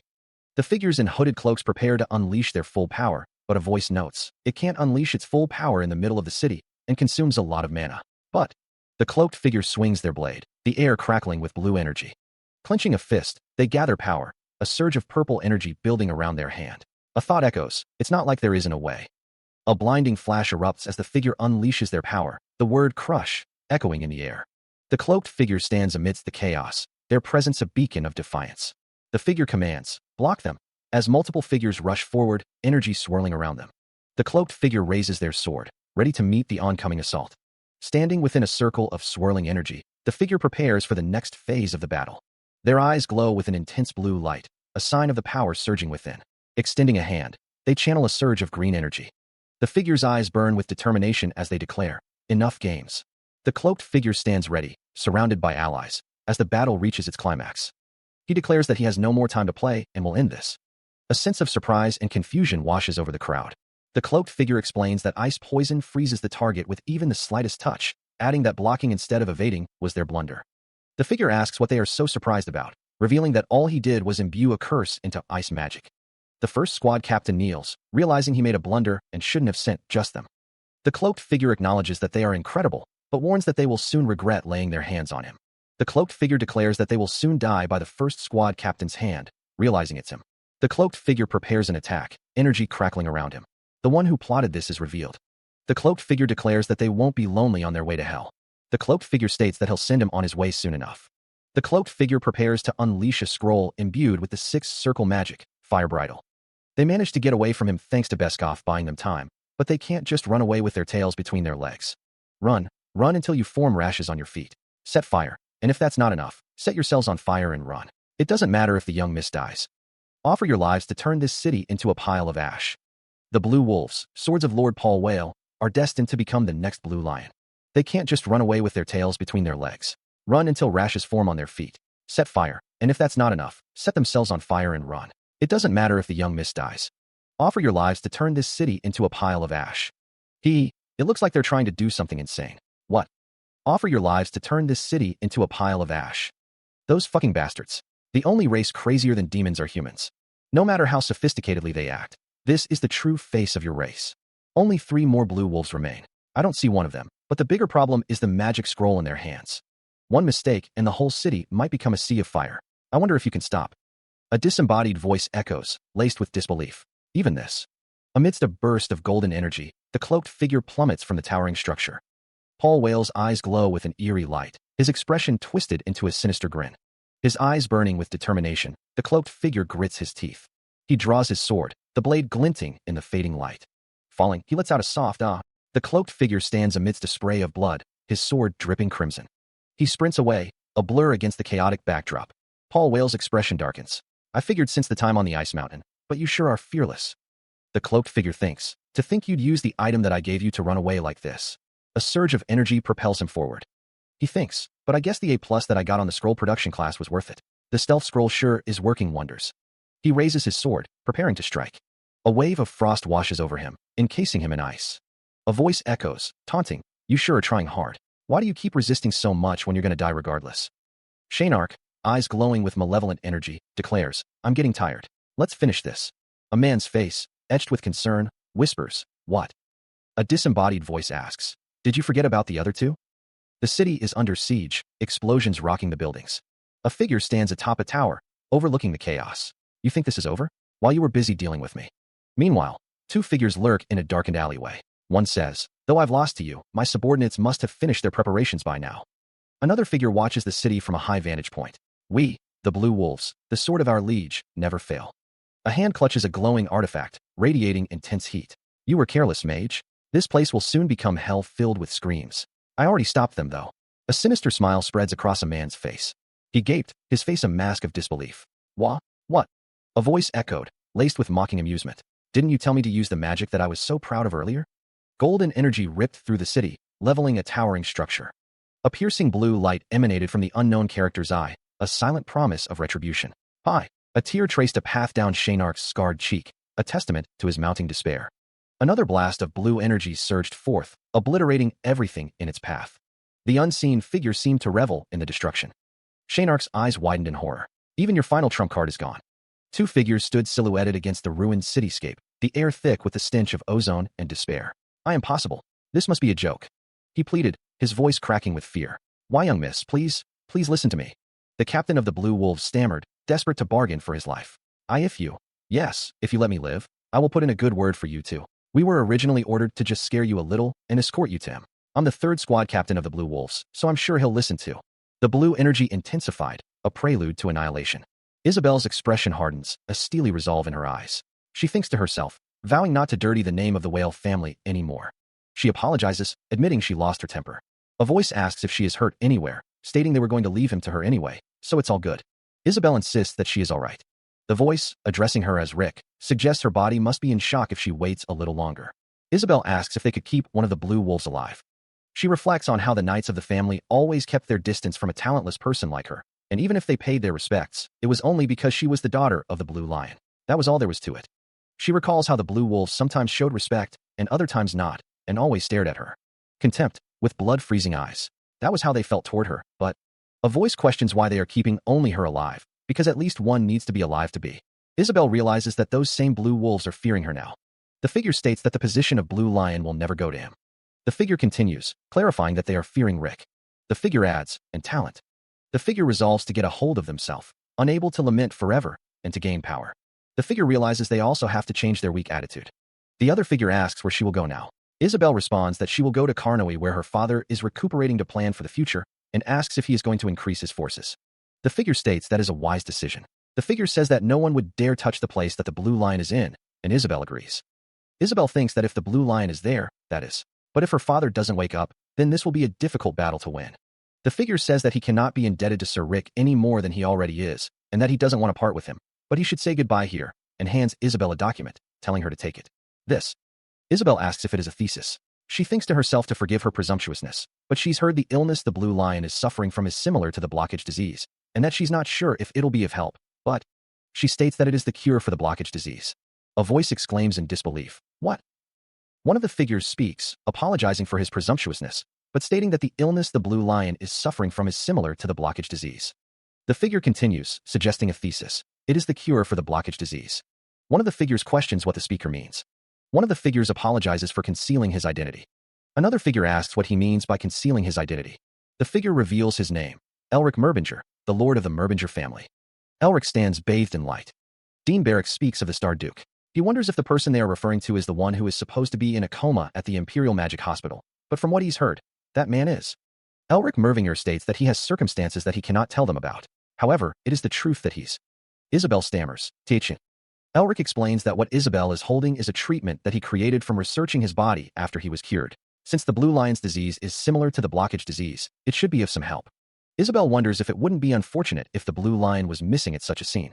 A heavy silence hangs in the air. A single tear rolls down Isabel's cheek. Isabel wonders how she can repay such kindness. Elric places a hand on Isabel's shoulder, telling her not to mind it. Elric says he's going to. A voice demands their fair share soon enough. Two figures stand together in a bright space, one placing a hand on the other's head in a comforting gesture. A close-up reveals Elric's determined expression. The cloaked figure's face is partially obscured by their hood. The cloaked figure speaks. Then, to repay even a little of that kindness. The cloaked figure continues, correcting themselves. This time, Sir Rick. No, Sir Elric. Would you? The cloaked figure asks. Like me to make you a hero? The scene shifts to a destroyed town. A voice calls out. Make a space to treat the patients. Another responds. Hey, give me a hand over. A figure questions. But, is it fine to reveal your identity like this? The scene shows a group of people working, possibly tending to the injured. A voice says. That man named Paul will try to find me one way or another. I've killed many of his blue wolves, and he's. Elric responds. Moreover, as my magic is so unique, my identity is bound to be revealed once I flip the academy over on its head. A voice adds. So, you're going to set the stage, since you'll be exposed one way or another?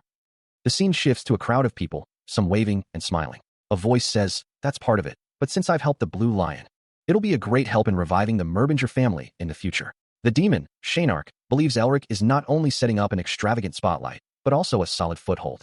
Shaynark thought Elric only had talent in magic, but now sees he also has a knack for strategy. A woman holding a child asks if he is leaving already and suggests he stay for a little longer. She says she has been in his care for far too long already and that they should all return to their daily lives soon. The woman thanks him. Elric is thanked for his hard work. He admits he's not quite sure how to express his gratitude. The man is asked why he has been wearing such a sorry look on his face for a while now. He responds that he is just fulfilling his duty. The man looks distressed. He will never forget this favor. Shaynark tells Elric that he told him he didn't need to go that far. Shaynark thinks that Elric is just doing this for the money he'll be getting in the future. Even if this was Paul Whale's doing, it is still the sin of the Whale family. In the name of Whale, he will help these people until the end.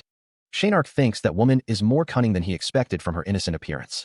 The man contemplates the meaning of responsibility. Piercing red eyes narrow, a silent intensity burning within. A mage stands before a crowd, receiving their gratitude. Thank you, Sir Mage, one calls out. Another exclaims, I want to be a mage like you when I grow up. The crowd expresses their thanks. One figure simply scoffs, humph. The man scoffs at the notion of responsibility. The mage walks away, bathed in the setting sun, thinking, it's just a justification. A voice suggests, shall we go see the dean? The imposing architecture of a grand building looms. A figure bows deeply before another. Someone shouts, so, I'm telling you to go get those damn excavation rights. Even if a voice booms, Noster family is in the way, what the hell have you been doing? Another voice meekly replies, I'm sorry. Sean Nemister is furious. How dare he get in his mentor's way? He won't ever let him take a single.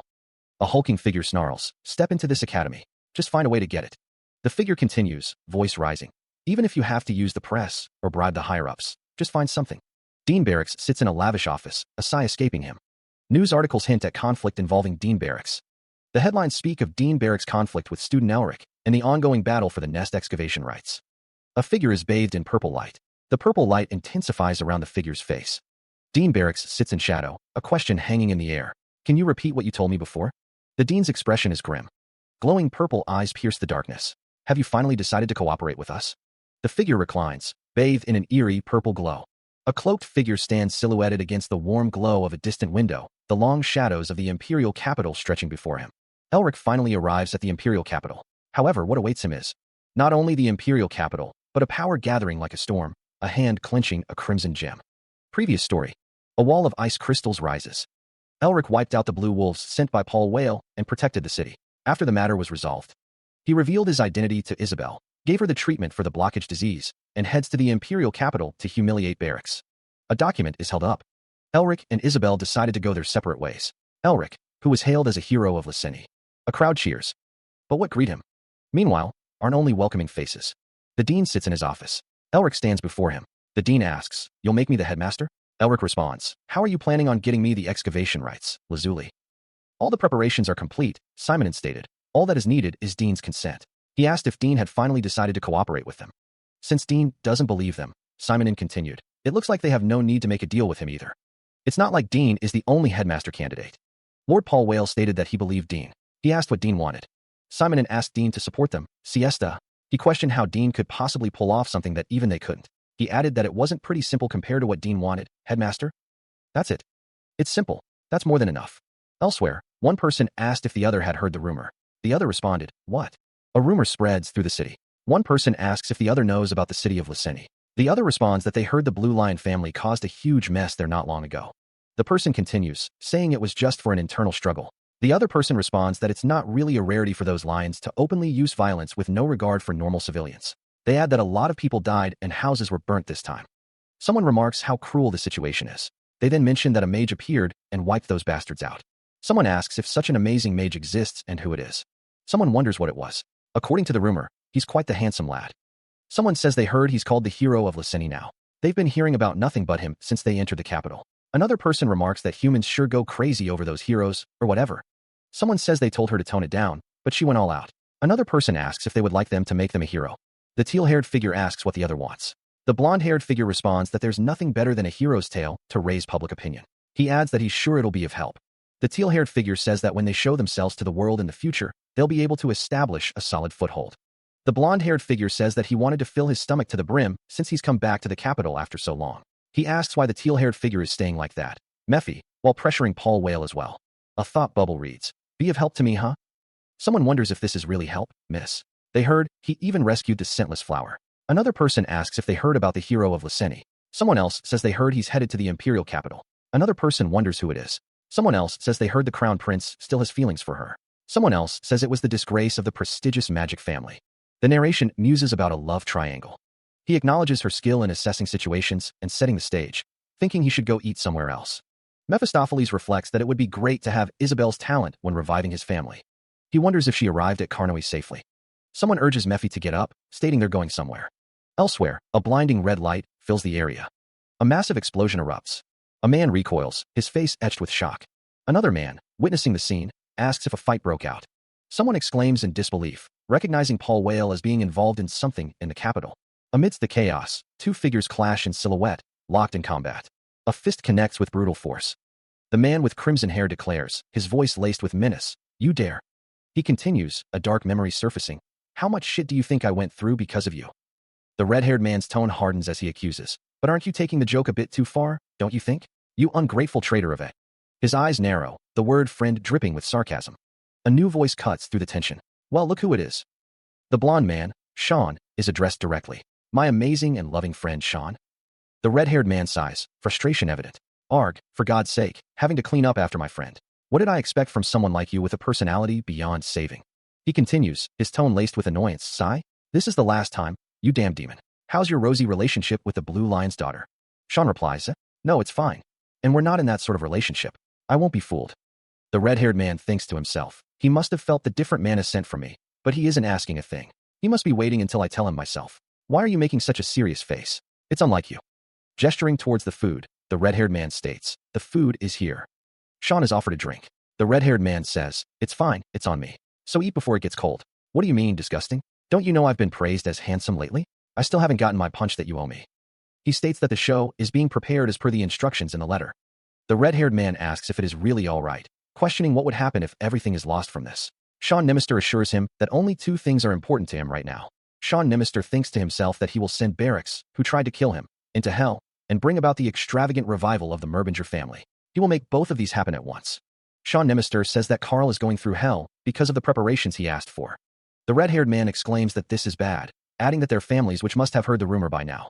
Sean Nimister is asked if he means Miss Tasha, to which he replies affirmatively. The red-haired man thinks that if that dragon fanatic goes crazy after hearing that rumor, the red-haired man thinks that their plan might fall apart. The red-haired man wonders how Dean Barracks of the Elemental Magic Department could have let this happen. The red-haired man is told to get ready to go to the hospital immediately. He is also told to brief Hanabi again. He thinks that there was nothing but insults for that geezer in the papers since yesterday, but now it's changed, and all the papers are writing about this for some reason. The newspaper headlines read that Dean Barracks, who recovered the excavation rights, has regained his wings. There is also a postponement notice of the Academy headmaster election. The Neister family's renouncement declaration of the excavation rights is also mentioned. The red-haired man thinks that even if the hexagram families were to pressure them, his father wouldn't stand for it. He also notes the declaration of the excavation rights and the predicted pressure from the hexagram families. The master didn't show any particular response after going on about how it was his friends. Now he's staying quiet? "I'm changing our destination." Sean Nimister asks, "You still don't get it? The nest excavation rights are neither our families nor the Academy's. Shall I go see the faces?" Sean Nimister says, "Pardon. Of those. How dare they deceive me? Crafty sons of bitches." The figure declared a change of destination, the sound of impact echoing in the air. A voice questioned the decision, filled with surprise. The figure questioned if the others still didn't understand. A voice seethed with anger, declaring that the nest excavation rights belonged to neither their family nor the Academy. They questioned how they dared to deceive them. The individual wondered aloud if they should go see the faces. The figure questioned the actions of those crafty sons of bitches. The image displayed the headmaster of Uston Academy. The text described the position as highly symbolic and holding much power, akin to a marquis in terms of peerage, with influence in both academic and political spheres. The text spoke of the honorable position of being Uston Merbinger's descendant, stating that today is the day of the headmaster election. A grand hall stretched out, its architecture imposing and pristine. A voice thanked everyone for coming all this way for the future of the Academy. Dean Barracks addresses the audience, stating that the discovery of the gem dragon nest is unlikely to happen again. Barracks continues, adding that he was present at the center of that historic discovery. He promises to establish a system that allows for continuous great discoveries if he is chosen. Elsewhere, the Blue Lion Child watches with folded arms. The Blue Lion Child wonders if Dean Barracks can really do this by himself. It's noted that Elric, Dean Barracks' headmaster approval rating, is at an overwhelming first place. The Blue Lion Child knows Elric has created a thorough plan. Elric and Shaynark discuss the situation. Elric notes that the supporters have been bribed, so it may not work on them. He says, "So tomorrow, well." Shaynark replies that they can do as they like. Dean Barracks is seen in the background. A voice sarcastically praises Dean Barracks' speech, calling him headmaster. Shaynark laughs, saying he hasn't been elected yet. Dean Barracks responds, saying that Shaynark is already raising him up like this. He adds that he'll do as Siesta wants. Shaynark tells Elric not to worry even if he doesn't act this way. He says that since the other candidates are making their campaigns, they should finish their talk later. He then says he will trust Elric. Dean Barracks states that there's nothing for him, who will become the headmaster, to be worried about. Shaynark thinks to himself that he will soon be standing shoulder to shoulder with the Tower Masters of Hexagram. He wonders what makes Dean Barracks think he'll help a group with no foundations like Siesta. Shaynark declares that trampling Dean Barracks will be a piece of cake as long as he becomes headmaster. Dean Barracks' expression hardens. With the speeches concluded, the voting is set to begin, and everyone is asked to take their seats. Dean Barracks remains silent, his gaze intense. Shaynark questions why his sister is present. The lady of the Neister family is reminded that the election seats are only for the lords of Hexagram. Shaynark retorts that he knows very well, as he is attending as a representative of the Neister family's lord. Shaynark believes he knows the most of what will happen here. Dean Barracks asks for everyone's attention. Dean Barracks announces that he has something to say before the voting begins. Dean Barracks asks all voters to take their seats and remain silent. Shaynark realizes that someone saw him. The crystal displays the information of the candidates. A voice echoes with anticipation, "I've waited for this day." Dean Barracks stands ready to announce the results. An impatient voice urges, "So, call it." A gloved hand places a vote into the crystal ball. Dean Barracks begins, Then, I will now announce the result. Excluding the vote of the Merbinger family who is not present today, the one who received the most votes is..." A figure shrouded in shadow, eyes glowing with purple light, demands, "My name." Barracks is cut off. A glowing blue bubble flashes the word, wait. The shadowy figure stands silhouetted against a backdrop of light. A woman and a man react with shock. What? A man in the audience questions, who dares interrupt the sacred election? A woman smirks, a hint of blood visible at the corner of her mouth. The Radiant Star Duke's robes trail behind him. Sean Nimister urges Elric forward. The Lord of the Merbinger family's crest is displayed. The Radiant Star Duke's eyes narrow. Elric states that he has come to exercise his right as an election representative. Sean Nimister thinks to himself that it is his small but significant voting right. Others are shocked that it is Elric Merbinger, the disgrace of the prestigious magic family. Onlookers wonder what is going on and why Elric isn't supposed to be in a coma. A tense silence fills the room. The crowd murmurs. Dean Barracks wonders how that bastard is here. Someone asks Elric what the meaning of this disturbance is and how a mere trainee dares make a mess out of the headmaster election. Elric asks if they all think lightly of the Empire's laws, stating that he is not here as the Lord's son right now. He is not only a trainee of this academy, but also a Duke of the Empire and an election representative. Elric stands tall, adjusting his jacket. The empty middle seat of the election is the seat of Merbinger.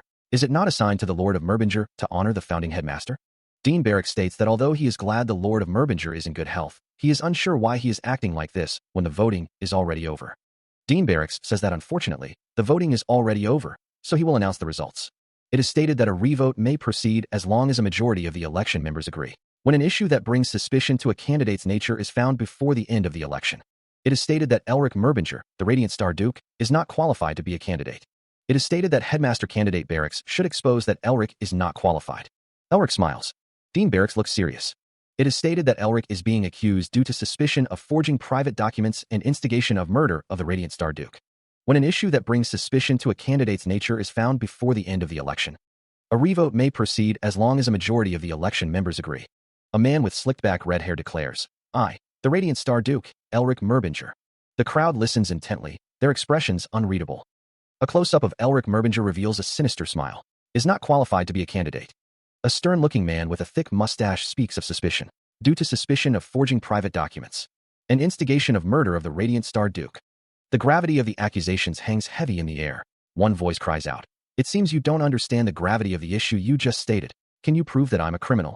The man with the mustache continues, since you are participating in this election as a representative of the prestigious magic family, we must follow proper election procedures, as you've said. Elric Merbinger addresses the assembly. I ask my dear fellow election members. A voice interrupts, questioning whether they will even hear Elric's claims. Will you hear Elric's, no, Lord Merbinger's, groundless claims? The courtroom is filled with onlookers, all eyes fixed on the proceedings. Someone remarks that Elric Merbinger seems to have something up his sleeve, but the result will not change, whatever he does. Dean Barracks, his face contorted with rage, demands, how dare you touch me? Dean Barracks continues, his voice dripping with venom. I will show you what true politics is, you brat. Dean Barracks sneers, now then, I don't believe anyone is willing to listen to you. A disembodied voice asks, what will you do now? Another voice interjects, why are you in such a rush? It's not too late to decide after you hear what I have to say. The voice continues, you're saying there's actually a dragon's nest there? A young man holds a glowing purple orb, a faint smile playing on his lips. A voice emanates from the orb, that voice is. The orb displays an image of Dean Barracks, his face twisted in anger. The voice booms, from back then? The voice from the orb continues, contrary to what is known in society, Dean Barracks helped in no way whatsoever in Sean Noester's and my great discovery. Dean Barracks, sweat beading on his brow, retorts, rather, he tried to eliminate me and snatch my family heirloom away. He asks, who thinks that? The young man holding the orb smiles knowingly. That voice is Elric Merbinger. He denies the accusations, claiming he's being framed and questioning the use of deception magic. The voice scoffs, questioning how Dean Barracks, a 7-circle archmage, could be tricked and asking if he's being called an 8-circle mage. Dean Barracks, surrounded by others, finds the idea of a blockage disease patient being an 8-circle mage even more ridiculous. Someone wonders if Dean Barracks actually tried to kill the Radiant Star Duke. A man with a mustache thinks to himself that the crystal ball is the one he gave to Rivern when he told him to eliminate that bastard in the nest, wondering how the hell he has it. A figure hiccups, muttering, you son of a bitch. The figure, now identified as Rivern, is being asked to remain silent, and he curses Rivern for betraying him. Rivern is caught loitering around the hospital last night, and someone speculates that Dean Barracks must have ordered him to do something again. A man with blonde hair notes that Rivern looks like he has something to say this time, recalling that he said he had something to give and is waiting until he wakes up, wondering who he is. The focus shifts to a building, with the text, just find a way to get it. A man with a mustache insists that even if they have to use the press or bribe the higher-ups, they must find something. A figure walks down a long hallway. The man curses under his breath, annoyed by the situation. He considers Rivern to be useless. Footsteps echo through a grand hall. A voice expresses relief that Rivern kept a piece of evidence safe. The speaker reflects that the evidence they had was already enough to destroy Barracks, but Dean Barracks took the nest excavation rights without permission. Dean Barracks smirks, finding the situation much easier to manage. Elric wonders why Rivern recorded the conversation, speculating if it was some kind of insurance. He concludes that saving Rivern in the nest was worth it. The speaker states that there is more to the situation. By law, possession of dungeons similar to the dragon's nest goes to the one who discovered it first. The speaker continues, stating that Rivern can be charged for the attempted murder of the Radiant Star Duke. Dean Barracks took the nest excavation rights without permission. The speaker accuses Dean Barracks of trying to steal the Merbinger family heirloom and nest excavation rights. Therefore, the speaker appeals for Dean Barracks' deprivation of his right as a candidate and asks him to pay for his sins. Dean Barracks stands in a brightly lit hall. One of the men asks what they should do. Another man states that there is no need to discuss if Dean's excavation rights are void. One of the men asks if the other did not have the blockage disease. The other man replies that he heard that he was in a coma, but he is completely fine. The representative of Nuster is asked if he knows something. He wonders if the one who has a relationship with the representative of Merbinger is his little brother. The man affirms that the crystal ball has been tampered with, his expression grave. Dean Barracks grits his teeth, thinking that at this rate, the seat of headmaster will fly away along with his head. For now, he'll deny it and get Siesta's help. A sound of dismissal echoes. Dean Barracks stands silhouetted against the light, his expression unreadable. Sean wonders why the red-haired man is next to him, thinking Lazuli. Elric's father glares, his face a mask of anger. Dean Barracks thinks bastard is. Sean's aide adjusts his glasses, a question hanging in the air. Sean's aide? Carl is going through hell because of that right now. The red-haired man is relieving his stress by playing around with Barracks. He asks if Carl really has any right to call him wicked, adding that the name Siesta isn't half bad. A voice echoes, stating that everything was planned from the start. Dean Barracks thinks that he, Barracks, was made a fool out of by a bastard like that. It seems like everything has been taken care of, and it looks like they can now begin the revote. Respected election members are present. Elric Mervinger beams, his hand resting on his head, a wide, almost manic grin plastered across his face. A disembodied voice booms, posing a provocative question. So who'd like to buy the position of headmaster? The assembled crowd remains silent, the weight of the unspoken offer hanging heavy in the air. A voice expresses gratitude. Thank you for placing me in the honorable position of Uston Academy's headmaster. Another voice interjects, filled with disbelief. I'm lost for words. I can't believe you made such a deal so blatantly. Mephistopheles, lounging in a chair, is questioned by an unseen speaker. Do you just have guts? Or are you bat's head insane? He thinks to himself, when will I ever get my share if not in times like this? I have to cancel. The unseen speaker continues, my academic probation and get my scholarship grant. Sigh. What the hell would you know about this? They add, that aside, are you just gonna leave that human be? Another voice observes, looks like he's running with his tail between his legs. Someone scoffs, uffed. Elric Mervinger says, I didn't mean to send it to you. I'm sorry. He thinks to himself, I guess you're still a 7-circle despite being a baldy. You can hear my sound conduction, amazing. He asks, but why aren't you saying a word? You can use sound conduction, can't you? Dean Barracks remarks, well, I guess being able to hear it is talent enough. A voice explains, oh, I see. You're able to hear it not because you have talent, but, another voice adds, it can just go straight to your head because of your lack of hair, huh? Elric Mervinger asks, oh, I'm sorry, did you get my sound conduction? A surge of purple energy crackles ominously. He plummets from above, surrounded by crackling purple energy. The face of Dean Barracks contorts in fury. You impudent brat. Dean Barracks demands, what is the meaning of this, Dean Barracks? Another character shouts, run away. A glowing purple dye appears below. A sinister smile spreads across Dean Barracks' face. Motion lines fill the panel, suggesting a sudden burst of speed or power. Pure purple energy erupts, filling the space. Arcane symbols glow with an ominous light, their meaning unknown. A figure stands amidst a storm of purple lightning, power crackling around them. An unseen force sends a figure hurtling downwards, the words, you impudent brat, echoing in the air. A furious face fills the view, the character bellowing, how dare you mock me? Aide asks, what is the meaning of this, Dean Barracks? Another figure shouts, run away. The face contorts in rage, the word die emblazoned across the image.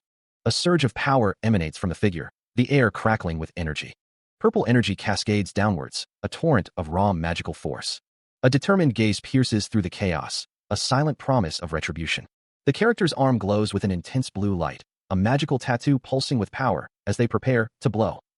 The energy surges, a raw display of power.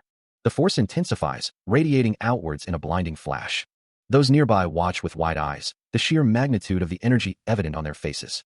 The energy coalesces, forming intricate patterns in the air. One of the onlookers wonders, "Teach the 5-circle white blizzard?" Another asks, "Who blocked Dash?" Eyes blazing with an unnatural light, A figure prepares to act. The energy intensifies, reaching a fever pitch. A figure is now completely enveloped in the radiant energy. Dean Barracks looks on, muttering, Lysini's hero? The onlookers are stunned. To think he blocked a six-circle magic lightning bolt. A voice cries out in disbelief. Wait. The magic caster is the disgrace of the prestigious magic family. Kneeling amidst the swirling energy, the figure is questioned. How can a blockage disease patient use magic? The young man thought he could take him on since he's quite old, but blocking him still takes quite a toll. However, a surge of pink and blue energy erupts. Dean, I think you've forgotten where this place is. A burst of orange and yellow energy explodes outwards. The energy intensifies, forming a fiery aura. The fiery aura continues to expand. The energy condenses into a swirling vortex of fire. A phoenix? It's the Firebird Witch. The youngest seven-circle magus who personally tamed a phoenix. I didn't know that elder sister Tasha would also get involved, but the fight starts now. Any further disturbance will be considered an act of terror, and you will be punished for it, Dean Barracks. Keep your dignity. The Lords of Hexagram and the election representatives. They are magi and sages that don't lose to Dean Barracks in terms of skill. If Barracks continues to cause disturbance, then they will consider it a disrespect to them and will suppress him by force. The Lord of Merbinger's face contorts in a grimace, sweat beading on his brow as he utters a strangled, no. His eyes widen in fear as he grits his teeth, demanding, Man, you're going to stop after coming this far? The Firebird Witch scoffs, her hands glowing with power. You were talking real big as if you had the world in the palm of your hand earlier, but you're cowering from people like them? She continues, unimpressed. You only dirted my clothes, TSK. Why don't you do what you did earlier? The Firebird Witch's power intensifies, the air crackling around her, like a dog in heat dash. A blinding light erupts from her, the energy radiating outwards. The Lord of Merbinger's face is illuminated by the purple light, his expression a mask of terror. A massive explosion engulfs the area, sending debris flying. Meanwhile, Elric and Sean watch the events unfold. A subordinate reports to Dean, Sean looks on with concern. A disembodied voice booms. The Lord of Merbinger was attacked. Suppress Barracks this instant. Elsewhere, Mephistopheles broods, questioning himself. I wonder if I really have the right to be called a demon king. A voice speaks with seriousness, stating that he would have become a magnificent demon king if he were born as a demon. The voice continues, questioning if the listener isn't well aware of the situation. A figure is bound in chains, glowing with purple energy. A voice declares that this is what happens if someone messes with them. After that day, news spreads of the disturbance in Uston Academy, and the commotion caused by Elric Merbinger, who was supposed to be in a coma. The question is raised, what could the disgrace of the prestigious magic family possibly do? One man scolds another, asking if he understands who Elric Merbinger actually is. Another man questions what they are talking about, while someone else mentions that Elric is the hero who saved Lysini. Dean Barracks is banished from the academia and arrested for attempted murder. A man in a wheelchair is surrounded by other men in suits. It is revealed that Elric Merbinger is the grandson of Uston Merbinger, the magus of the star who protected the Empire from demons. A figure is shown with glowing hands. The question is raised of how he was able to cure the incurable blockage disease, and if he discovered some sort of secret within the dragon's nest. A figure stands in a doorway, looking into a room where Elric Merbinger sits in bed. Elric Merbinger gives the next excavation rights to the Neoster family, who assisted him. The newspaper headline proclaims the Merbinger family's resurrection as extravagant as a star. The article details the proud rise of a hero after overcoming endless ridicule and jeers. Elric scoffs, wondering why he has to read this. A crowd gathers outside a building, holding signs and demanding to meet Elric Merbinger. One sign reads, Noester, open the door. Another claims they have a right to know. A man in the crowd shouts that they are just some con artist feigning illness and pretending to be a hero, asking if they can't see his family's guards suffering out there. The reporters really need to know the truth about this con artist, Elric thinks to himself as he sits on the bed. Someone says that it's nothing but tricks, but now Elric even has hero's tales about him. They ask who he learned all this from. Elric replies that he used to play in Lysini, the lady of the Blue Lion family. He asks if they think he's just been playing around for the last few months. A close-up of Elric's face shows a thoughtful expression. Dean says that Elric doesn't need to know about that. Dean asks if Elric is not planning to cause any more trouble for a while. Dean asks who knows why. Elric says he doesn't know what Dean is thinking of doing, but to save it for later. Dean says that his father wants to have a meal with Elric. The image displays the name of Sean's father, Guy Noester. Guy Noester is described as one of the 9-circle great sages, the greatest mages of this era that can be counted with one hand, and the lord of the Noester family, who leads the magic tower. Even Guy Noester's grandfather wanted to make him his disciple. A shadowed figure stands in a grand hall, described as a genius among geniuses. One of the figures declares, You're truly a son of a bitch. Another figure responds, What? Why? A third adds, I knew you lived well, but... An unseen character shouts, I would have mooched off of you dozens of times as much. You goddamn gold spoon. The Noester's main house, Hill of Fog, is revealed, prompting the question, This is a house? not some residential district.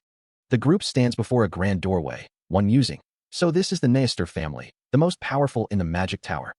The blonde-haired figure, eyes gleaming with determination, thinks, a place that I must. A figure's feet stride forward, a voice echoing, someday surpass. Footsteps approach, the promise of a new episode drawing near. A voice echoes from the light, observing. You're looking at something quite interesting, child. The figure's expression hardens, sweat beading on his brow. Since you're coveting something that's not yours. A sinister grin spreads across a face, promising, you should pay the price, no? Elric returned. He ruined Barracks, who tried to kill him, and made an extravagant debut in the name of Merbinger. Not only that, he received an invitation from the Neister family, a representative family of the hexagram that leads the magic tower. All right, your sister is also coming. What? Why are you just telling me this now? Do you know how hectic it's been recently because of you? Elric reads the letter. You should have contacted her sooner. My loving little brother, Elric. Don't trouble them until I get there, and prepare yourself. A scroll unfurls, its message ominous. If you run. A hand places a letter carefully on a polished desk, the weight of its contents unseen. Sean reads the letter, his expression a mixture of concern and apprehension. A vision flickers. Elric stands before Mephistopheles, the Demon King's presence radiating immense power. The Demon King says, it's over. I'm dead. It seems there was a Demon King that I didn't know of among the Merbingers. Since they're making you who's worse than Satan, tremble in fear. Elric says, I knew it, you're the problem. Sean replies, did you already cause trouble when you don't cause trouble? Sean looks down, a pained expression on his face. He says, forget that she worked to death just to get you into the academy? Of course I'm thankful. So thankful. Elric retorts, my sister's true self, you wouldn't dare say something like, come on, your sister is way better than mine. Sean says, you think that damn hag is called a witch for no reason? Huh, her personality turned completely shit after she was hailed as a genius by everyone. Sean continues, you can't even call her a proper human. A close-up of narrowed eyes, filled with suppressed rage. The sound of a sharp slap echoes. He thanked Elric for his help during the election, but the blond man brushed off the gratitude, not wanting to hear it. Sean dismissed it as nothing, asserting that Elric could have handled it all on his own. He then questioned why someone as obstinate as Elric would do something like that. Sean wondered if Elric could be interested in something, before questioning if the beating was too weak. Sean asked if Elric was seriously going to act like this in front of his friend, before exclaiming who was it that lied to him first. Sean's eyes narrowed, suspicion burning within them. The two continued their walk. Elric warned that there were traps installed, so Sean shouldn't let his guard down and follow them carefully. He added that this place is difficult to escape, even for a six-circle mage. The air crackled with unseen energy as the two stood their ground. A sense of foreboding hung heavy in the air. A voice whispered, questioning if it was Elric. Sean stood, his posture radiating an unsettling calm. He exclaims in confusion, wondering where Sean is. He then calls out for Sister Tasha, questioning where she went. He also wonders where Mephi ran off to. Meanwhile, Elric floats in a dark space, noting that someone is absolutely no help in times like this. He wonders where he is. A massive, otherworldly eye looms in the distance, its gaze seemingly fixed on Elric. Elric stands alone, the strange environment stretching out before him. Meanwhile, Sean contemplates the magic of the Neister family, wondering if they were this powerful. He notes that the magic is of such a degree. The eye-like structure pulses with energy, all the elements filling this space. Some parts are strong, and other parts are smooth. Elric admits he doesn't know where this place is, but he feels like he can make it his as long as he researches. The strange environment stretches out before Elric, the eye-like structure looming in the distance. Elric suddenly feels that someone is watching him. A voice booms, asking if he knows what he is looking at. The voice notes that it may look like they're all different elements of magic since they don't have anything in common, but they're harmonized into one place through the wind element. The voice continues, asking if he is looking without even knowing what it is. The voice adds that he's looking at something quite interesting, child. The voice then asks if he does not hear it.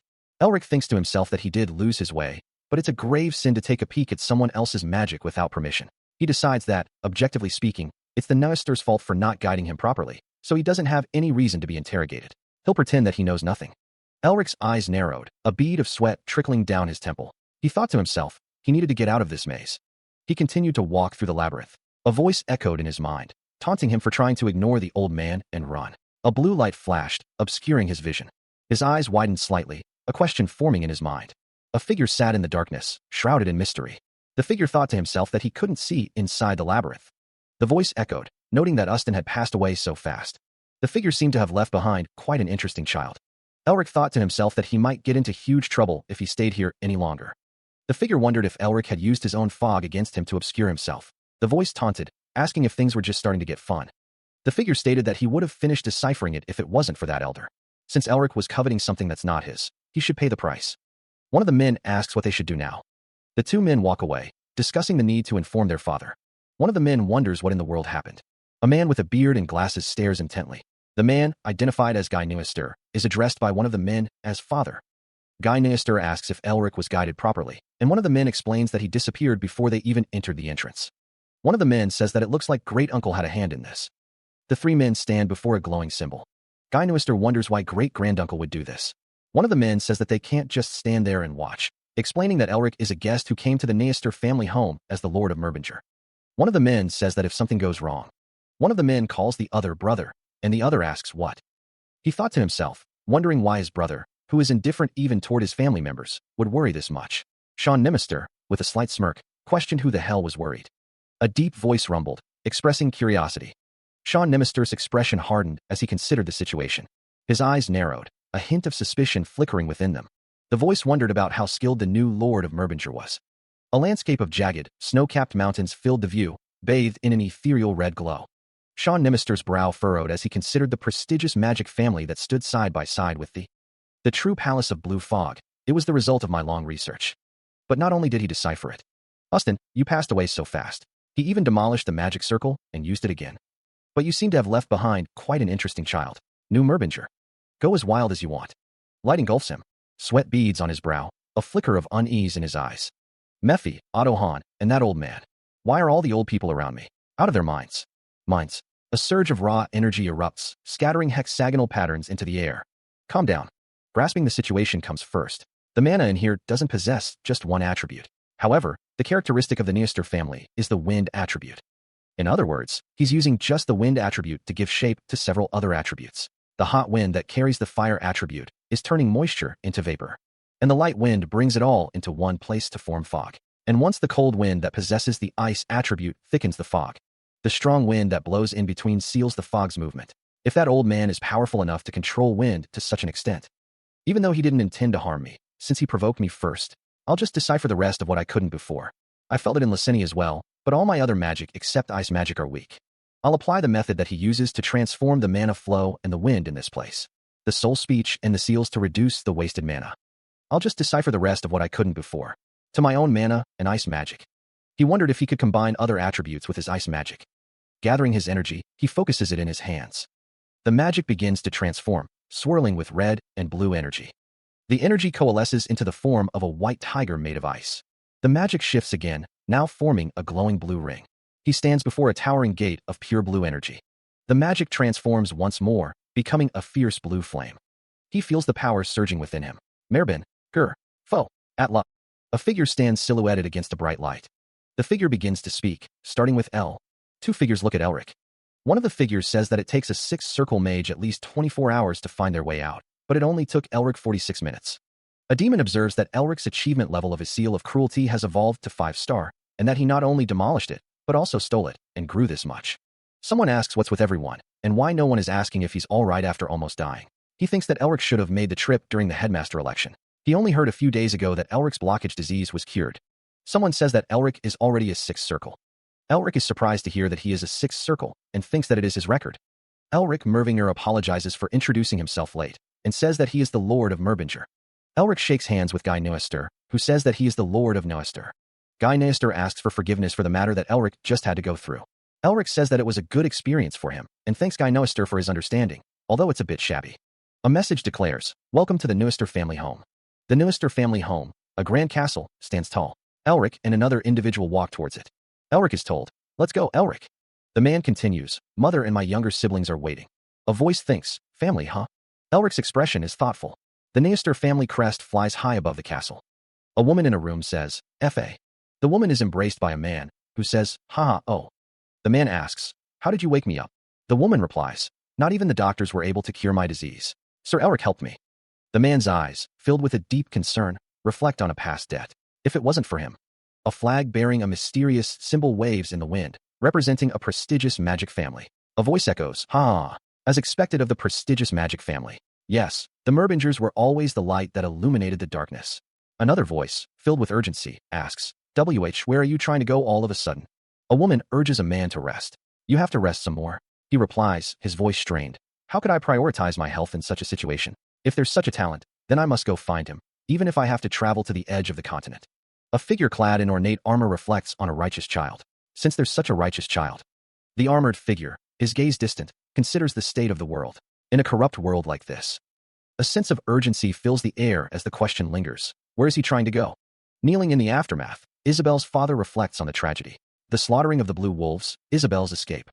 A hand holds a glowing object, a sign of healing. Brother being cured, and the blue wolf who returned alive and exploded right before my eyes. Silhouetted figures stand in a doorway, their words heavy with concern. We're all caused by that mage. Abstract images flash, hinting at a dark curse. He must have placed a curse on his body. And what of my brother? A man in a suit reveals information about Isabel's escape. He's traveling together with the Blue Hawks, and it seems like he's trying to make contact with Elric Maringer, who's currently in the Noester family home. Blue Hawks.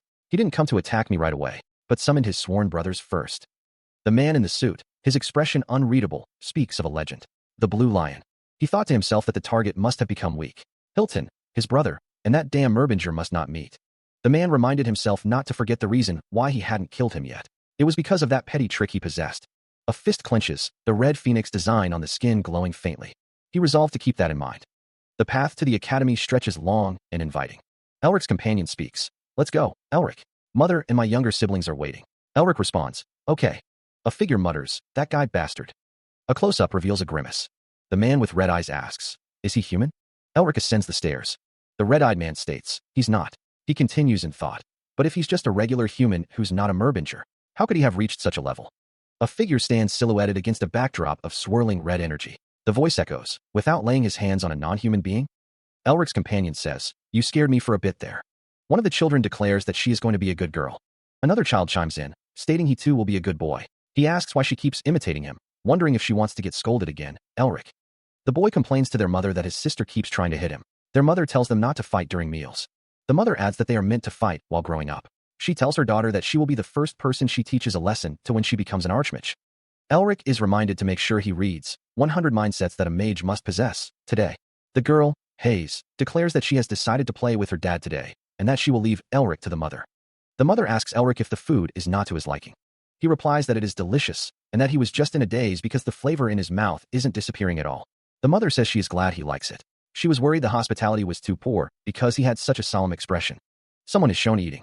A meal eaten with others is a joyous thing. Sunlight streams through a grand window, illuminating the room. Sean Nimister states that he heard Elric Mervinger will be handing over the nest's excavation rights to them. Dean confirms that he has been in Sean's debt for a while now. Dean takes a sip of his tea, his expression unreadable behind his glasses. Elric Mervinger's gaze is sharp, his thoughts hidden. The three men sit around a table, the weight of unspoken words hanging in the air. A red-haired figure asks, my lord? The red-haired figure awaits a response, his expression expectant. The teacup sits still, a silent witness to the fall of Merbinger. A voice echoes, reflecting on the fall of a family with 1,000 years of history, betrayed by those they trusted. The teacup is held steady, a symbol of composure amidst political turmoil. The voice wonders if he resents him. Elric Mervinger states that he does not. Everyone has their own circumstances. The Noester family did not contribute to the fall of our family. I could blame them for just watching it happen, but would I have had the courage not to just stand idly by if I were in the same position? Why is a Merbinger walking on eggshells in front of a mere Noester? The hexagram were nothing more than small fry chasing after the Merbinger's tail 1,000 years ago. Well, it's not like I can pay for my meals with my pride. It's not his fault anyway. It's been a while since the Merbingers lost their former power. And you're both lords, so you're of the same rank. How unexpected for someone like you who lives for power. Is there even a reason you came all this way? Have to surpass one day. I had a need to confirm the level of their mages and what kind of person the lord is. Tell me if there is something you want. A close-up of a green eye. The Noesters will give their full support to the Merbingers. Sean Nimister asks, pardon? Do not feel burdened. Oh, he's certainly a formidable schemer. Is he trying to take this opportunity to deepen his relationship with you, or to support the powerless Merbinger family? That's good for me. My foundation will only rise if the Noesters are planning on backing me. But I'm sure the other members of the hexagram and many others will try to keep the Noesters in check if they support me. Why is he trying to support the powerless Merbingers, even if it means taking a loss? I have no idea what he's thinking. My lord, then. Glass shatters violently. The shattering continues with a deafening roar. Elric and Sean look on in shock. A blinding light emanates from a distant doorway. Elric stammers, what sort of crazy bastard would do such a thing in the Noester's family home dash? A figure emerges from the light, a single word escaping its lips, you. The figure extends a hand, its eyes burning with an unseen power. No way. Elric's eyes widen in disbelief. It's that person. The figure stands silhouetted in the doorway, its form obscured by shadow. The figure's hood is drawn, but two crimson eyes burn from within the darkness. A voice echoes, promising power and servitude. Become my disciple. A hand reaches out from the darkness, as if beckoning someone forward. A man with blonde hair looks displeased, his brow furrowed in concern. A cloaked figure stands in a doorway, the words "Become my disciple," echoing in the air. The cloaked figure's eyes glow ominously in the darkness. The text reveals that Sean once spoke of his father's greed for talented individuals, leading to over 100 people living in the family home as guests. A group of people in suits are shown, with text stating that the true power of Neuster lies in the Senate crawling with monsters, and that the senator is in the Lord's office. The cloaked figure is confronted, with someone stating that their actions are disrespectful and demanding they withdraw at once, adding that the head of that Senate is. The text states that the great master taught all the mages of Neuster. The image reveals the character White Knight, Augustine Neuster. The text states that someone is strong, perhaps even stronger than Guy Neuster. The old man laments that he made a big mistake due to being in a rush. Sean Neuster apologizes, but Augustine Neuster assures him it's all right. Sean asks what brings the bandaged person all the way here. Augustine Neuster replies that it's exactly as he said. A voice declares that they are here to make that child whose shamelessness knows no bounds their disciple. The voice then asks if they are talking about the child next to Sean.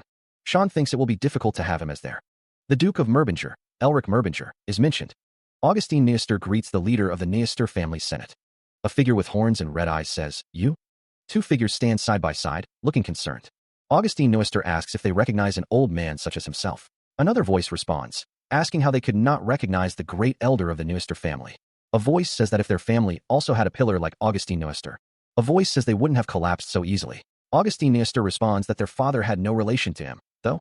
One of the men remarks that the other is widely known, so it's not unbelievable. The other retorts that he speaks with a forked tongue, calling him a cunning brat.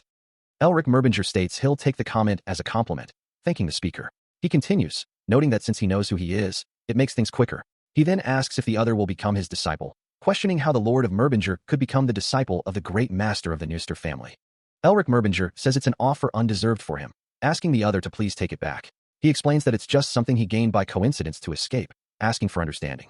He then questions if the other didn't already take a lesson from his labyrinth of blue fog. The man responds that after taking his magic without permission, he is the one who made him suffer first, Lord Senator. Lord Senator asks the other to please. Lord Senator shouts for silence. A surge of energy erupts. Lord Senator states that the other should obey his elders. Elric Merbinger says that Lord Senator talks too much. Energy crackles in the air. The night. Elric Merbinger questions if it's the sky, noting that it's too white to be a night sky. A symbol appears, glowing with an ethereal light. He is teleporting away. Sean Neuster thinks to himself, wondering if it was teleportation. He realizes it was simply a physical movement, not a speed a mage can move in. Sean Neuster continues to think to himself, realizing it was not teleportation. Dean Barracks exclaims, "Paha, you're mine." Another symbol appears, glowing with an ethereal light. Two figures stand silhouetted against a bright light. Dean Barracks asks, "Hey, what are you doing?" Sean Neuster wonders why he is standing still when their friend was just kidnapped. Sean Neuster sighs, thinking that his sister still doesn't know what kind of person Elric is. He thinks that son of a bitch makes his lifespan shorten. Sean Neuster asks what is happening. Someone says that he's doping up. Someone else says that he continues to make them speechless, and that it looks like they're going to have another victim who'll succeed him. Someone says how fearless of you to use that monstrous old man as your master. Someone else says no as your pushover. A low hum emanates from the depths. A figure, cloaked in shadow, pauses, a question hanging in the air.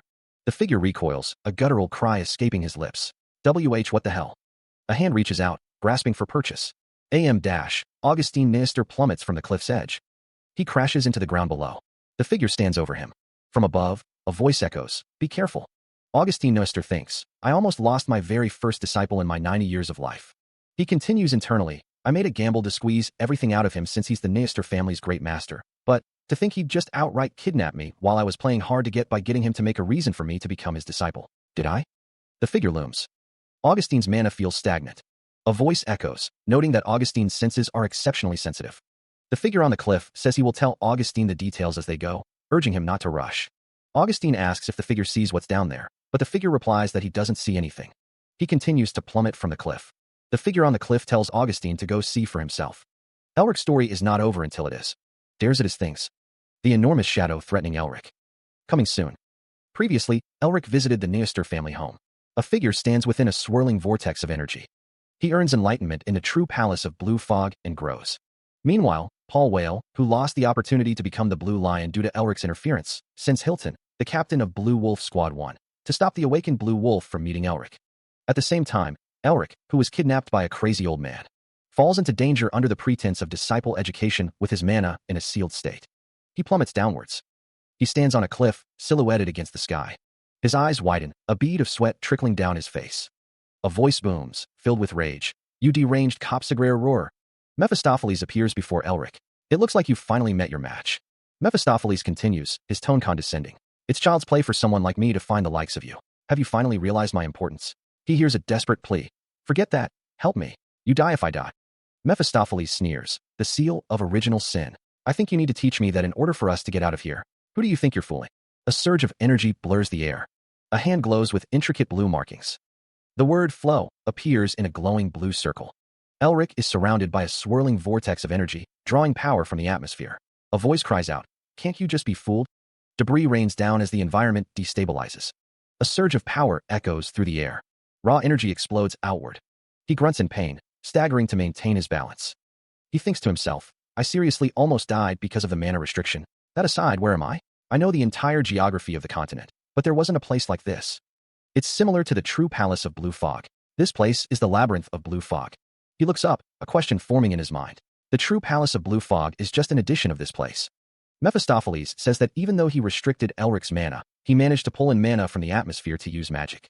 It looks like he's judging someone quite talented. Elric thinks to himself, "I almost died. Why are you doing this? You said you wanted me to be your disciple, and I still do. However, I will not teach you anything that is Noesters. Just like you said, I cannot teach." Mephistopheles asks if Elric knows the magic of the Noester.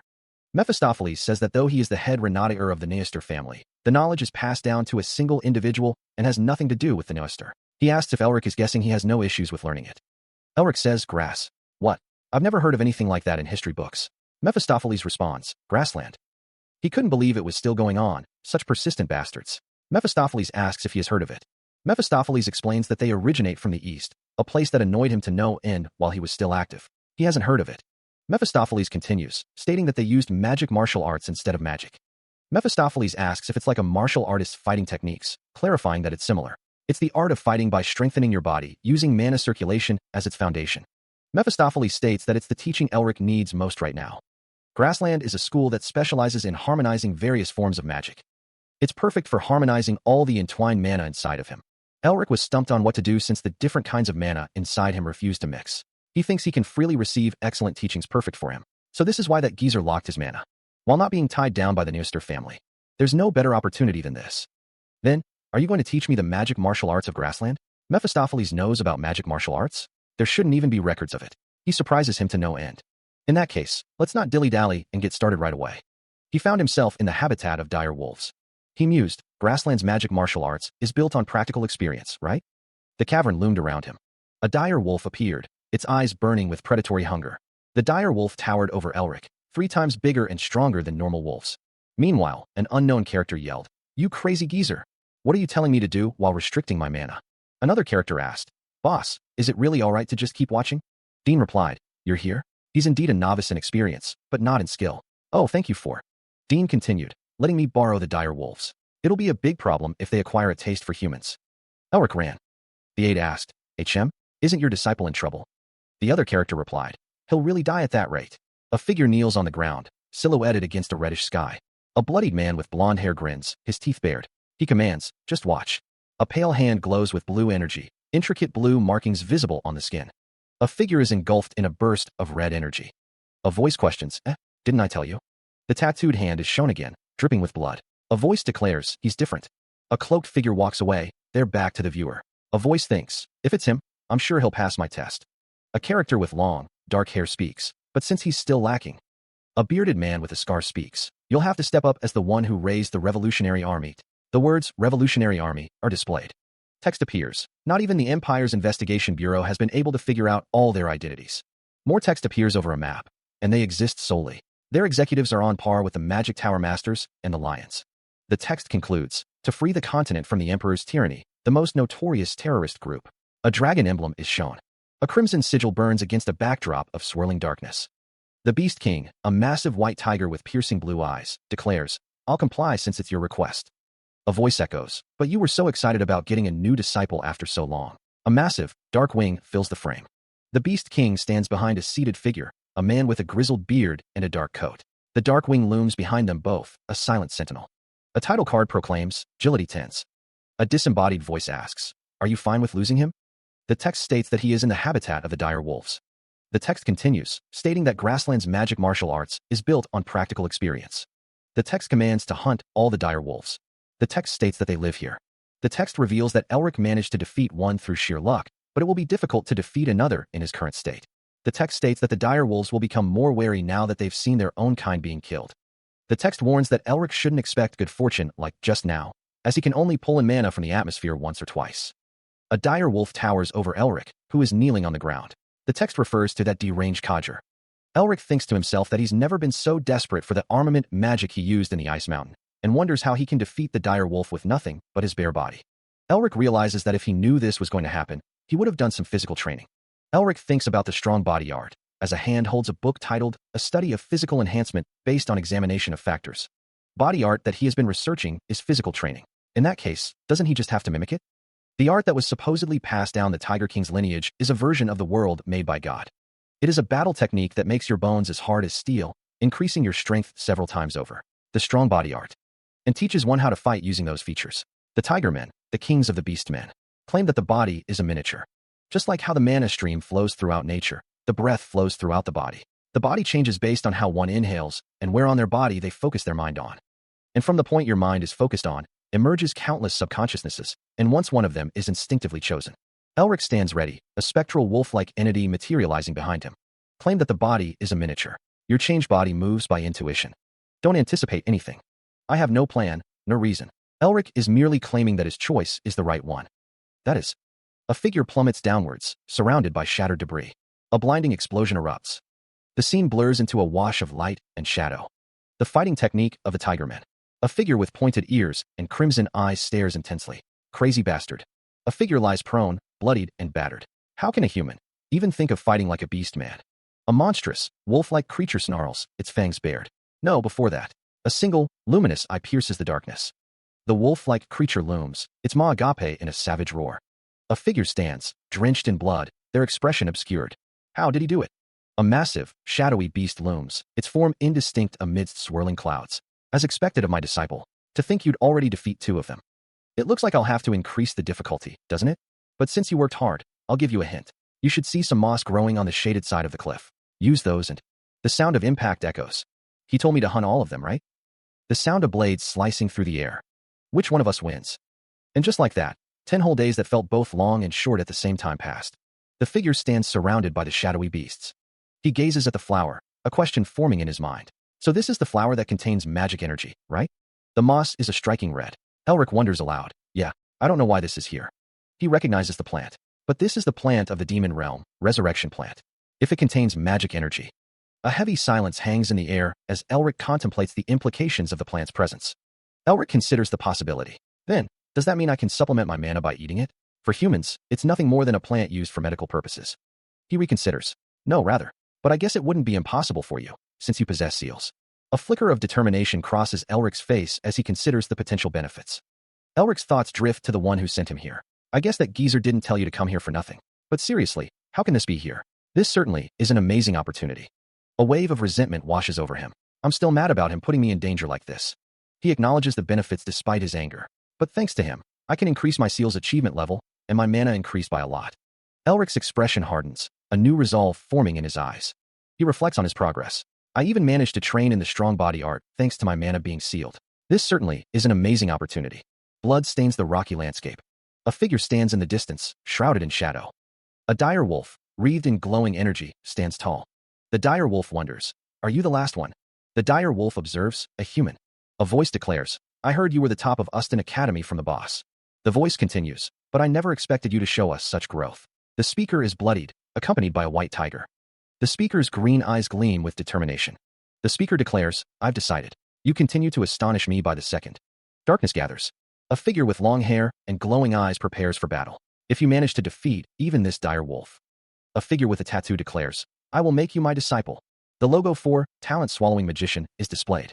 The logo for Story Tunes web contents production is shown. One character asks, I'll ask just in case, do you have some sort of geezer collecting fetish? Another retorts, shut up, geezer. A figure, bloodied, declares a decision. A figure proclaims, I will make you my disciple. Someone shouts, crazy bastard. One of the figures demands, "You know how hard I worked to find that boy, yet you're trying to take him from me?" Another figure retorts, "That's my line. Do you have any idea how hard I'll have to work?" A voice muses, "I'll have to go get some cubs from all the way in the southern land of dragons, feed them only resurrection plants for 5 years, and then, I'm not that unsightly, am I?" The chibi Mephistopheles states he can't say that the other character is not who they are. The character with blood on his face is touched by another character, who says he should ask for his opinion first. The character apologizes for getting ahead of himself from seeing such a splendid prospect. He asks if the other character knows who he is from all the wanted posters, and if he would like to become the disciple. The character says no, and then Augustine Neuster says that he may be a bit of an eccentric master. Mephistopheles says, but he's already Lord Augustine's. The character with blood on his face says so he can't become his disciple. The character says he will teach him the mirage eyes, the art that allows one to freely control beasts. Having just one master is nothing more than a social norm. Augustine Neuster says he would like to ask for his teachings, if it doesn't trouble him. The text says Merbingers sure are straight dash. Mephistopheles says forward, he likes it. Augustine Neuster says that bastard. He knew it. There's no way he'd have a sense of honor. The character with blood on his face says no. Didn't I tell you earlier? The ability to finally control mana is crucial for those with the mirage eyes. Magic martial arts that effectively utilizes mana circulation amplifies the ability of the mirage eyes. You look like you were replenishing your mana by eating the resurrection plant. But this is the final test. If you defeat this one solely using magic martial arts, the man's face is illuminated by a bright light. A blurry image of a wolf appears. A sound effect rings out. Another sound effect rings out. Mephistopheles is seen with another character and a white tiger. A sound effect rings out as a blonde-haired man is covered in blood. The blonde-haired man is surrounded by 2 figures. The blonde-haired man is walking. The one who was relishing in my suffering has finally. 2 figures stand in a brightly lit space, the air thick with anticipation. The figure in the foreground, face marred by blood, is asked if they are satisfied. An elderly man with a weathered face is shown in a close-up. The figure, still bearing the marks of battle, receives a terse acknowledgement. Good work. A gloved hand crackles with golden energy. It looks like it can finally. A close-up reveals a determined glint in a golden eye. A voice declares a lesson about the grudge of Knight's Chronicle. A vibrant, otherworldly landscape shimmers with an ethereal glow. Boots step forward onto a dusty, cracked surface. A voice echoes through the strange, floral-filled space. Where are we? Meanwhile, 2 figures stand before a stone archway, the sign above proclaiming Hall of Knight's Chronicle. Elric wonders if they have arrived at the Shrine of Knight's Chronicle. A dreary and somber mana scent fills the air. The demonic energy is palpable. The horned figure questions why there is a demonic domain here.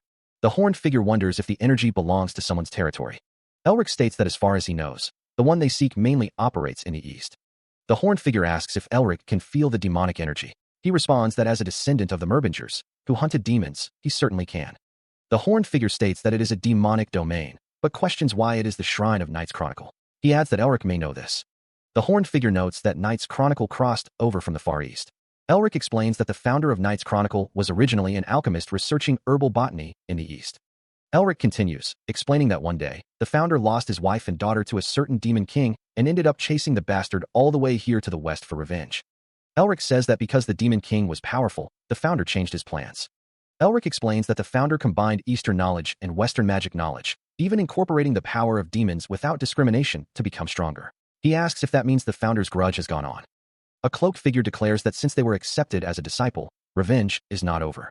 Another figure states that the revenge is already over, questioning if it's truly finished.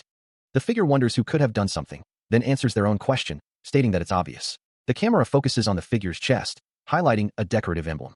The focus shifts to the figure's eyes, narrowed and intense. The scene shows a dark room with papers hanging from the ceiling, illuminated by a faint light. The cloaked figure stands in front of a doorway, their back to the viewer. The figure acknowledges that the person must be extremely skilled. They acknowledge the demon king. Then they must have been extremely strong. They wonder how strong Master is, who defeated him. The cloaked figure states that this isn't something they should brag about to their disciple. The figure states that the battle that day had too many variables, so a proper winner can't be decided. They made a new goal. The cloaked figure stands before a dark, monstrous figure, declaring they will settle the winner of the battle that day. The figure states that through a disciple that will come their way one day, their disciple will settle it. Whether raw power is the answer hangs in the air, the figure's eyes burning with crimson intensity. Or perhaps the wisdom of age holds the true key, etched in the lines around the old man's eyes. The weight of years rests upon his shoulders, a silent testament to the lessons learned. Floating papers fill a dark space. 3 figures stand before a large, dark mass, bound by ropes and papers. Sean Nemister states he wants someone to fight the seal. Augustine Neuster says that since they can take the seals of demons, despite being human, Augustine Noister is confronted by Sean Nimister, who seems worried. Augustine Noister tells Sean Nimister that he knows what he's worried about, but there's no need to worry. Sean Nimister wonders why a master would expose his disciple's secret. Augustine Noister says that since there has to be trust between master and disciple, have a look. He is then surprised by what he sees.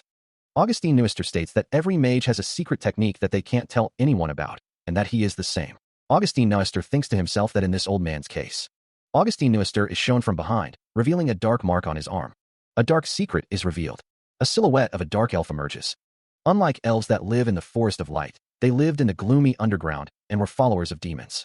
Having gone extinct due to the Empire's oppression, they were a race that was considered to be demons. Sean Nimister asks if Agility Tins is aware that body transplantation of other races is a forbidden black magic. Augustine Noister reveals that other than Agility Tins, no one in this world, not even Lord Noister, knows of this secret. He asks if now that they both know each other's weakness, do they feel more rest assured. He adds, even more so if it is that of a demon. Augustine Noister states that he discovered the other's secret while searching their body when they were passed out. Agility Tins says it was for the sake of teaching, but he'd like to apologize if it made the other upset. However, now that he knows the other can absorb the seals of demons and activate them, Sean Nimister declares that he cannot let the other go even more for the sake of this grudge. Agility Tins says, so, from now on, do as you please. A man with a beard stands next to a white tiger. A savage beast, wreathed in dark energy, is bound by glowing seals. The words echo, savage beast. A resonant boom vibrates through the air. An aged figure with long white hair looks down, their expression unreadable. Elric stands, a determined look etched on his face. He is surrounded by swirling flames. The narration declares that Yu is a demon king, even Mephisto acknowledges it. A voice echoes, welcoming the chance to absorb the seal of such a being. Elric stands amidst the seals, declaring that he welcomes it, but Elric asks Mephistopheles how to absorb seals. Mephistopheles wonders how he can admit he doesn't know when Elric is asking so desperately. He thinks to himself, have you been putting on airs when you don't even know how to do that this whole time? Mephistopheles asks if Elric learned how to eat before he started eating. He continues, extorting seals is just like eating for us. How do I teach something like that? The magic pendant isn't reacting. Elric thinks to himself that this is bad, and in the Seal of Cruelty's case, it just happened naturally because of the assignment. His eyes narrow in concentration. Could it be? He attempts to absorb, but the effort fails. Red energy flares around him. The energy intensifies, swirling around him. The magical energy continues to surge. He stands in a space filled with magical energy. Elric reflects on what he prioritized during his week of training. He tried applying that by linking his seals and soul speech magic, as he thought. The magical energy continues to surge around him. A mental world, indeed. Light filters through the dense canopy above, illuminating the swampy terrain. He wonders if he has to go through a trial and earn the qualifications, like in the Ice Mountain King's case. That aside, he questions if there is even anything here. A swamp like this should have some insects or birds at least, but there's nothing. He doesn't think it's simply because it's a mental world. It's so quiet, as if everything has been eaten by something. There's the sound of the wind, bubbles popping in the swampy terrain, leaves rustling against each other. In this place, something unnatural, dreary yet fierce, hangs in the air. There is an unapproachable predator. Did something just move? Inside the forest? Up in the sky?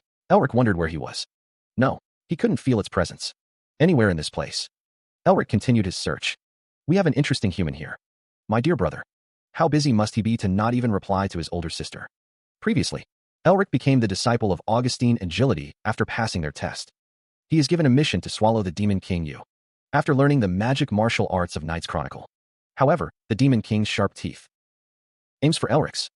The shadow and teeth vaguely created from the rays between the leaves. And an endless darkness. Elric wonders if he is supposed to fight. He thinks about how he defeated the Ice Mountain King, but he doesn't know how to absorb Yu's seal yet, so he is figuring it out. He knew that the situation came first. Elric considered that there might be another way, but there was no guarantee that he'd win. The unseen entity wondered how he'd figured out who it was in an instant. The entity, its form still obscured, identified Elric as human. It added, and isn't that Mephistopheles'? Hunger dripped from Mephistopheles' voice, like a predator aiming for its prey. And though it's of a lower status, you have another seal. Mephistopheles continued, all right, bring it on. I'll attack as soon as he. Good. I wasn't going to bother if it was just an ordinary person. The Demon King acknowledged a seal. Mephistopheles added, HM? That's not the only unique thing about you. The air crackled with dark energy as Mephistopheles' presence intensified. The Demon King declared, I guess you're worth switching over to. Mephistopheles commanded, Merbinger child, stay hungry. Elric, taken aback, wondered what he meant. His body refuses to obey, locked in place. If you do, you will. Meet me again. Is he done? I think so. Paul Whale thinks to himself, calling the other a crazy son of a bitch for outright laying down his own true name. Are seals usually this easy to obtain? There's no way, right? He pulled the only choice he had left. He's parasitizing your body to grow himself back to what he once was. He said I would meet him again if I crave for more and more. Is he telling me to keep advancing this seal to its original form? You've gained a new family member, Mephi. Could you tell me his true name as a move-in gift? Humph. There's no way I'd help a bastard who's lowering himself to stay alive. His status must have fallen after he lost to me, so it's probably brutality, fiend, maleficence. He is considered insane. Why would that human butt in when no one asked him? Not only that, to think a human would know the degree of true names. He must be possessed. On asking Master if Mephi refused to tell me. But why is he suddenly? Ferocity. The seal of ferocity. You was originally a demon known as a preta. Preta is a hungry ghost spirit of a greedy person in Buddhist folklore whose divine retribution is never to be sated. They are demons at the bottom of the ladder, who always walk on eggshells due to the fear of dying at any moment, but still drool with greed due to their starved nature. That's why you will be able to sense danger like pretas once you obtain U's seal, and discover an opponent's full power and weakness faster and act on them. The awakening of a sixth sense through the circulation of mana, which the magic martial arts of Knight's Chronicle has been aiming to imitate. The feeling of your heart tingling, and your entire senses prickling. I call it preta sense. He stares intently, his brow furrowed with concern. Knight's Chronicle has acquired U's seal, and with it, the power of preta sense. All that remains is to raise the status of that seal and battle against you. The degrees and usage of the seal are such detailed information that you wouldn't find anywhere in books. He wonders how much suffering the ancestors of Knight's Chronicle and Master had to endure to accumulate such knowledge. To achieve a single objective, the seal pulses with a fierce energy. Power surges through the ground. The energy crackles, a tangible force in the air. The seal's power manifests in swirling patterns. A figure stands amidst the swirling energy. It's my turn to carry them on now. A blinding light erupts, filling the scene with a searing intensity. The light intensifies, a radiant glow spreading outwards. The blonde-haired man looks concerned. He mutters, Master. The man wonders why preta sense is activating now, all of a sudden. Sean Nemister, looking panicked, is asked how he got here. One of the older men dismisses the question, stating that there's big trouble. He tells someone outside to come in. The blonde-haired man recalls that preta sense is a feeling when your heart tingles and all your senses prickle. A disembodied voice simply asks, what? A grand building stands silhouetted against the sky. Someone tells Lady Tasha that they think she'll have to come outside to see this. A figure asks what's the matter. The red-haired man wonders if the Radiant Star Duke finished with his isolation training. He stammers, Crimson hair frames a pair of intense, golden eyes, narrowed in what could be suspicion or anger. A stern voice commands, tell them to keep her from entering for now. Hands grip the handle of a large, leather-bound suitcase, the buckles glinting in the dim light. A figure with flowing blonde hair stands behind a desk, hands clasped in front of them, a serene expression on their face. A voice calls out, is my little brother, Elric Merbinger here? One voice insists that someone should have tried to stop Miss Tasha. Another voice wonders how they possibly could have. An angry voice demands why they are being blamed when it's someone else's fault. A second voice asks what's worse. A man with a stern gaze declares that competitive spirit has been on the rise lately because of someone. It's said that Sean stated that the Radiant Star Duke's elder sister has been living for him her entire life. In other words, the sister has less talent for magic than her brother, who suffers from blockage disease. It's difficult to have even one person from a fallen house succeed, after all. The speaker wonders just what kind of person his sister is. Hands close a large trunk. Elric Merbinger stands behind a table, his hands clasped in front of him. A thought crosses Elric's mind, little brother. Elric Merbinger here? The Radiant Star Duke is here, Elric thinks. Elric looks up, hearing someone say, but you may not enter as you do not have an invitation. The speaker continues, then, could you call for your family's third young master, Sean? I'm sure he knows that I'm coming. No, besides. The guards respond, we have received orders from the young miss not to let you pass. Elric wonders, Sean's elder sister? Why would she? Elric turns his head slightly, his expression thoughtful. A woman with red hair declares, I am the daughter of House Noester. Tasha Noester introduces herself. Another woman, Hayes Merbinger, bows her head, stating, my name is Hayes Merbinger. Tasha is surprised. Tasha says, I've heard that you are full of grace and like a dazzling flame, but it looks like those descriptions were mere understatements. Hayes responds, Tasha continues, it's truly an honor to meet you. Hayes replies, thank you. Tasha Noester asks why she is being blocked.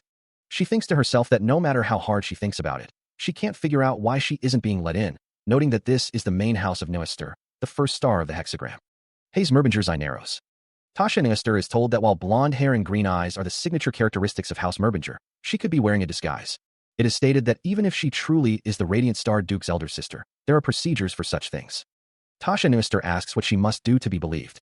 Hayes Merbinger is told that if she is truly the Radiant Star Duke's elder sister, that would mean that she's also a member of the prestigious magic family.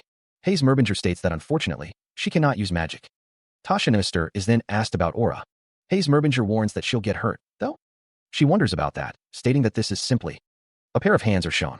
A blinding explosion erupts, scattering debris in all directions.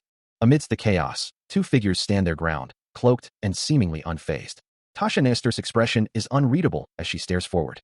Hayes Merbinger asks, "Are you sure you're fine with that massive thing?" Hayes Merbinger stands tall, wielding a massive hammer that dwarfs her frame. The air crackles with energy as Tasha Noester prepares her next move. The ground trembles as a powerful force is unleashed. Tasha Noester's cloak billows behind her as she channels her magic. Tasha Noester recalls, "It's been a while since I did, but I used to play it a lot with Sean when we were little." Magical symbols glow as Tasha Noester focuses her energy. A surge of power erupts from Tasha Noester, aimed directly at Hayes Merbinger. Tasha Noester challenges, "I've never once lost to him. What about you? Are you good at it?" A pair of hands grip the hilt of a sword, determination etched into their stance. "I've never lost before either. However, because of my overwhelming desire to win." The blonde-haired figure raises the sword, their expression obscured by shadow. The clash of steel echoes, a golden blur marking the impact. Golden energy erupts around the figure, a whirlwind of power. The golden light intensifies, blinding in its ferocity. Crimson eyes narrow, reflecting the intensity of the battle. The red-haired warrior looks up, sweat beading on their brow. The sound of impact reverberates. The red-haired warrior grits their teeth. It's surprising enough that a member of the prestigious Merbinger family is a martial artist, but to think she can wield a sledgehammer that weighs around 100 kilograms so breezily without using aura. The sword gleams, ready for another strike. That's a Merbinger for you. That mark.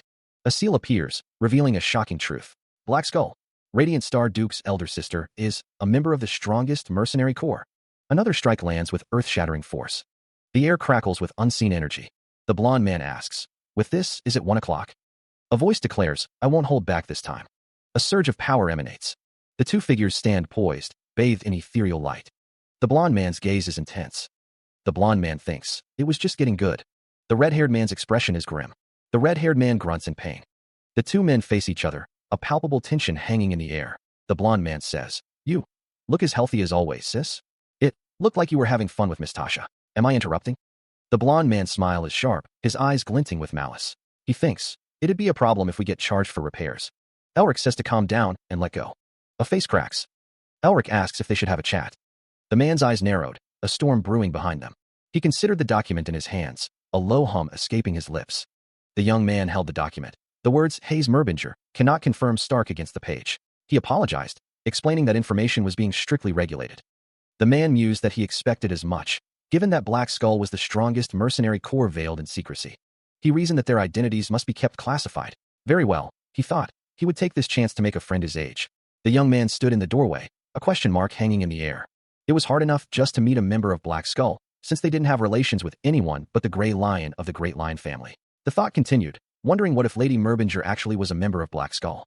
The man considered that they had as many enemies. He also thought that with this, Noester had absolutely nothing to lose, right? He thought that they seemed to have hit it off pretty well, too. Okay. The sound of footsteps echoed. One of the figures asked if those two were still playing tag. Elric Merbinger's face is shown as someone says, "Looks like you've gotten pretty good with all that fame, huh?" The figure continues, "You can even use magic now." Elric's expression hardens as the voice declares, "And you've learned to rebel." A blade descends, striking Elric. Someone exclaims, "Sis, seriously? If it weren't for Predescence, I seriously would have died from that." The voice continues, "She's been like this since we were young. She tried to break my legs every time I caused trouble so that I could never do it again." The sword strikes again. The voice says, "I've never seen you so flustered. She really is a Merbinger." The sword continues its assault. "But to think I'd feel aura instead of mana from a Merbinger." The figure's eyes widen as he thinks, "It's my first time seeing something like this, which makes it even more interesting." The figure stands with his back to the viewer, facing a blinding light. A woman with her blonde hair tied in a bun prepares to strike with a staff. "Stuck up brother of mine. Shall we see?" she mutters. A blue shield appears, blocking the incoming attack. The force of the impact sends shockwaves through the air. The shield holds firm against the assault. The man grits his teeth, sweat beading on his brow. "Hey, are you serious, sis?" he exclaims. He struggles to maintain his defense. "How do you expect me to dodge something like dash?" His face contorts in a mix of pain and frustration. Sweat drips down his face as he strains against the attack. The siblings stand silhouetted against a fiery sunset, their conflict casting long shadows. The man sits, exhausted, the memory of a recent conversation weighing on him. "When I heard you were going to excavate a dragon nest." The woman lowers her staff, a hint of relief in her voice. "I was a little relieved. I was sure you were having a hard time because of the blockage disease." But what now? Elric thinks back to the accident in the dragon nest, remembering losing consciousness for several days. He recalls disappearing for several months without a word as soon as he woke up. Elric wonders when was the last time he contacted her. Half a year. He lost contact with her for half a year. Do you know? Tears well in Elric's eyes as he remembers. How worried was she? Elric reflects on how his sister was always overprotective of him. She'd reprimand him on anything he did, saying it was dangerous. She was always by his side. Elric admits he didn't like her overprotectiveness, but he understood why she acted that way. After their parents passed, Elric recalls a memory of his sister standing before him. Elric remembers that he was her only remaining family member in this world, to look after a troublemaker like him. She had to become an adult at too young of an age. Both the times when Elric lost consciousness in the dragon nest, and when he disappeared as soon as he woke up, were for their house's assignment. To be honest, there were times when Elric thought he wouldn't need to revive their house. It had already fallen, so Elric wondered if there was any meaning in gathering strength. But after experiencing many things, a thought crossed Elric's mind. This world could be filled by demons again at any moment. So hiding as a Merbinger would be disrespectful to mother, father, and our ancestors who fought with their lives on the line. Elric declares he's going to go to the north. There's an assignment left by their ancestors there. No matter what the assignments are, Elric will fulfill them, just like their ancestors, until their house. A vision of the past shows a man with tears in his eyes. The world, and every place that Elric set foot onto, until their house. Shine. A cosmic expanse unfolds, a canvas of swirling blues and whites, speckled with the brilliance of distant stars. A voice whispers, filled with longing, like the stars. A meticulously crafted flower-shaped brooch adorns a dark, formal shirt. Tears well in the eyes of a blond man, his expression unreadable. A single tear traces a path down his cheek, a silent testament to unspoken sorrow. A stern voice threatens, if you leave without a word again, I'll actually bash your skull in, got it? Against a backdrop of swirling stars, two figures stand in silhouette, their forms indistinct but their connection palpable. A horned figure, cloaked in shadow, questions, what? Aren't we having a moment? The horned figure muses, what a shame. She could have hit him some more for me. Unfortunately, you're still a ways from escaping my grasp. The figure continues, a hint of disappointment in their tone. But how could I trust you just like that after everything? That aside, humans sure get sentimental over the most trivial things. A soft sniffle echoes in the darkness. The starry sky fades into a somber darkness. Under the watchful gaze of a crescent moon, a village nestled amongst the hills slumbers in the deep of night. Elsewhere, a cloaked figure stands knee-deep in murky water, a crimson glow emanating from the object held in their hands. The object pulses with an inner fire, casting dancing reflections on the still water. Below, a dark statue of a winged figure is revealed within a box, bathed in the same ominous red light. The cloaked figure's mask comes into focus, the text below hinting at Lord Azazel's resurrection. 3 months later, the landscape stretches out before them. A figure sits in contemplation. The man's eyes glow with an inner power. The man with blonde hair raises his arm. He says, "You're a very quick learner." The other man states, "I didn't think you'd perfect mirage eyes so quickly." The man's eyes glow with power. The master observes that Elric has fully mastered Predasense as well. He states that Elric has now done everything he can here, adding that from now on, it will be quicker for him to gain enlightenment through actual battles. A beat of silence hangs in the air. The master leans back, scratching his head. He says that they never have to see each other again, do they? Elric kneels, retorting that he'll say what an insolent disciple he is. He asks if his master has forgotten how much he's tormented him in the name of training. The master responds that nevertheless, he's learned a lot thanks to them, masters. He asks if they're trying to flatter them now. Elric scoffs, "Souvenirs, my ass." The master says that they should never see each other again, but well? The master asks if Elric said he'll be heading to the north right away, adding that he knows he'll need to get them some souvenirs, don't he? A surge of energy emanates from the master, as he asks Elric to please stay healthy, both of them. The energy intensifies. Elric and his master stand silhouetted against the light. The days when they roamed the continent with Set, full of vigor. And now they're spending what little time they have left holed up in a place like this. What would Set say if he? Every day was so entertaining back when they were so. True, they were pretty much young adults when compared to him. That aside, how could he leave such amazing masters behind? To go to the north by himself? That damn disciple. Looks like he needs to be taught manners from scratch. You're handing the nest excavation rights over to me? Thank you very much. I've already prepared a carriage for you to ride to the north. It's by the entrance. The agreement of the Diamond Dragon Nest excavation rights between Firebird Roost and Merbinger. Merbinger, Elric Merbinger, Firebird Roost, Tasha Nestor. I will take care of your attendance at the academy, so please have a safe trip. I left it to her, as she's widely known to be a dragon fanatic. I can finally get my hands on some dragon goods. Fresh goods. But I didn't think she'd be this happy. Elric mused that his relationship with the Noesters had grown even tighter. He supposed all was well that ends well. He then thought of one more person in his debt. Elric wondered if Lady Isabel had forgotten her debt to him. Whatever the case, he would just get on the carriage. He felt that Paul was hurting his feelings. Paul Whale thought that no matter how weak he had become, he couldn't believe that anyone thought this was enough to kill him. Paul couldn't believe that anyone thought this was enough to kill him. He was already weakened after losing many blue wolves. A blue cloak billowed in the wind. Augustine thought that Paul must be getting impatient. Augustine knew that Paul was already weakened after losing many blue wolves, and that he knew that if he joined forces with the Merbingers, he'd be in a dangerous position. One of Augustine's men remarked that their niece was clever and right, brother. Tasha's man asked why they didn't stop this farce and just go to Paul directly and kill him. Tasha told him to stop treating her like a child. Tasha told them that the matters of House Whale were hers to resolve. One of her men agreed that the three of them would go. Tasha told them that the three of them just needed to keep Isabel safe. She would meet the Radiant Star Duke to thank him herself. One of Tasha's men remarked that their niece was clever and right, brother. They then decided on how to deal with Paul after. One of the cloaked figures wonders why Paul Whale hasn't been appointed as the Blue Lion yet. Another figure responds that there was an unexpected distraction. The figure continues, stating that the fallen House Merbinger would get in their way. They add that it's not yet time to deal with the Merbingers, and they should quickly appoint Paul Whale as the Blue Lion. The figure in the front, identified as Hilton, captain of the Blue Wolf Squad, tells the other not to worry. Hilton assures the other figure that he told them not to worry. The figure thinks that it would be easy to eliminate a blue lion with reflux disease, but they need to think of being of help to Lord Azazel, even a little. Meanwhile, a horse-drawn carriage travels through a city. A voice exclaims that there's no way. Elric Mervinger sits with his head in his hand, thinking that he was planning on going to the north in peace. He corrects someone, stating that his name is not Coachman, but Carl. Carl continues, thinking that it's not too bad to go on a trip with a friend after so long. Sean Nimister crosses his arms, stating he wouldn't have come along if. Carl rests his head in his hand, while the doctor asks if he doesn't want his sister to come with him. The doctor adds that he is already jumping with joy. Someone thinks of the joy at the thought of being able to spend more time with them. Someone says that the masters should have just stayed where they were, considering their age. TSK, are they not allowing us old men to even go on a trip with? One of the old men states that he should beat some manners into them while they're on the way to get some northern air. Mephistopheles thinks that this looks like it's going to be a rowdy trip, and that he hates nothing more than getting irritated. Carl expresses that he is so happy, yay, and that 7 is a perfect number of people to go. Carl thinks that it feels like a family trip or something.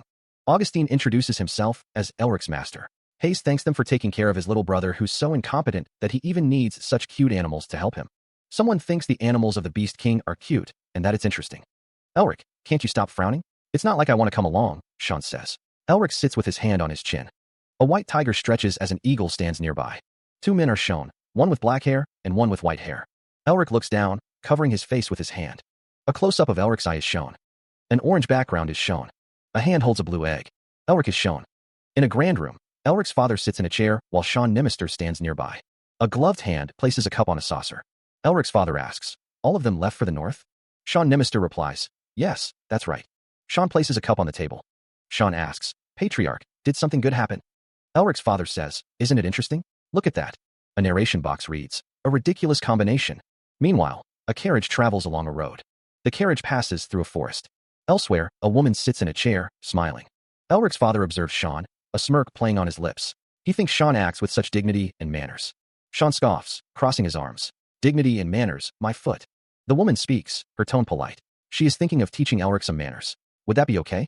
Elric's father gives his consent. Sure, don't mind us. Augustine and Paul Whale sit nearby. Augustine says things like discipline ought to be taught by family.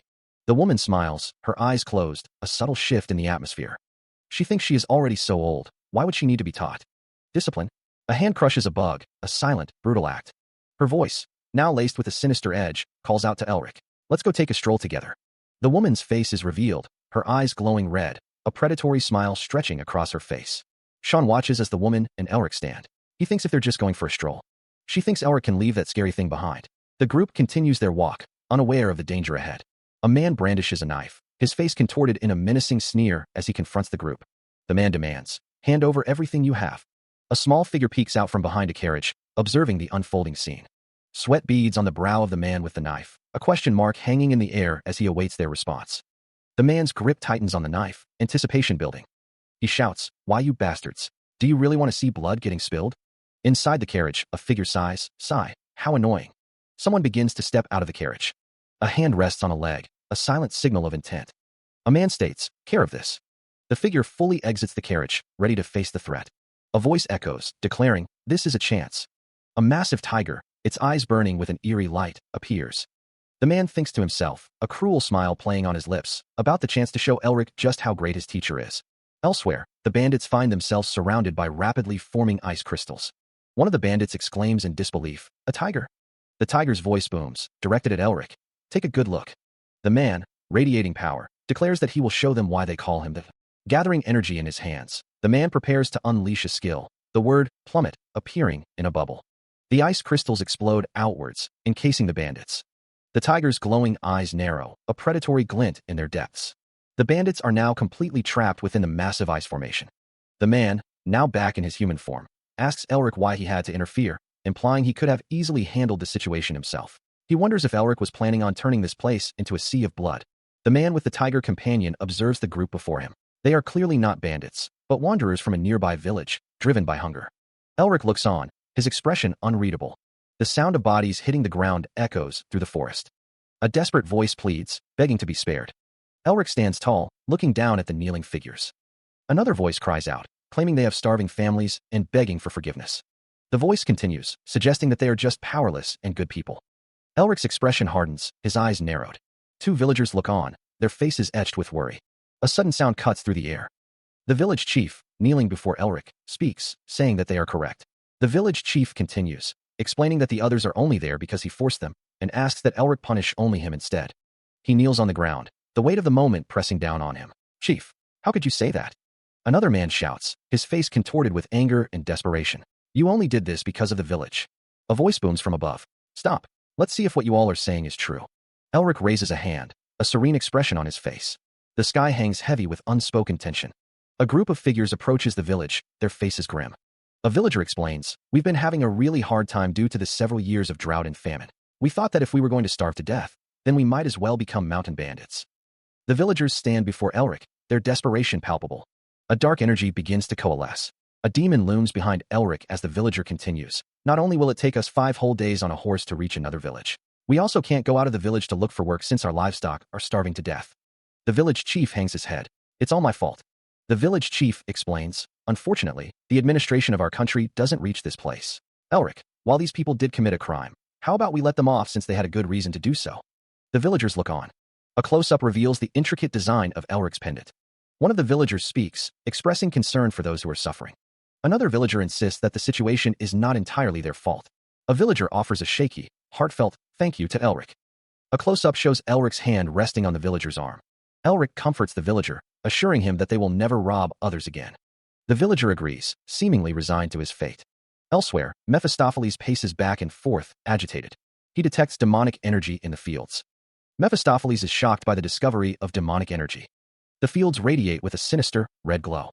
The blonde-haired man stares intently, his green eyes narrowed with determination. The sky stretches wide, a canvas of pale blue and scattered clouds.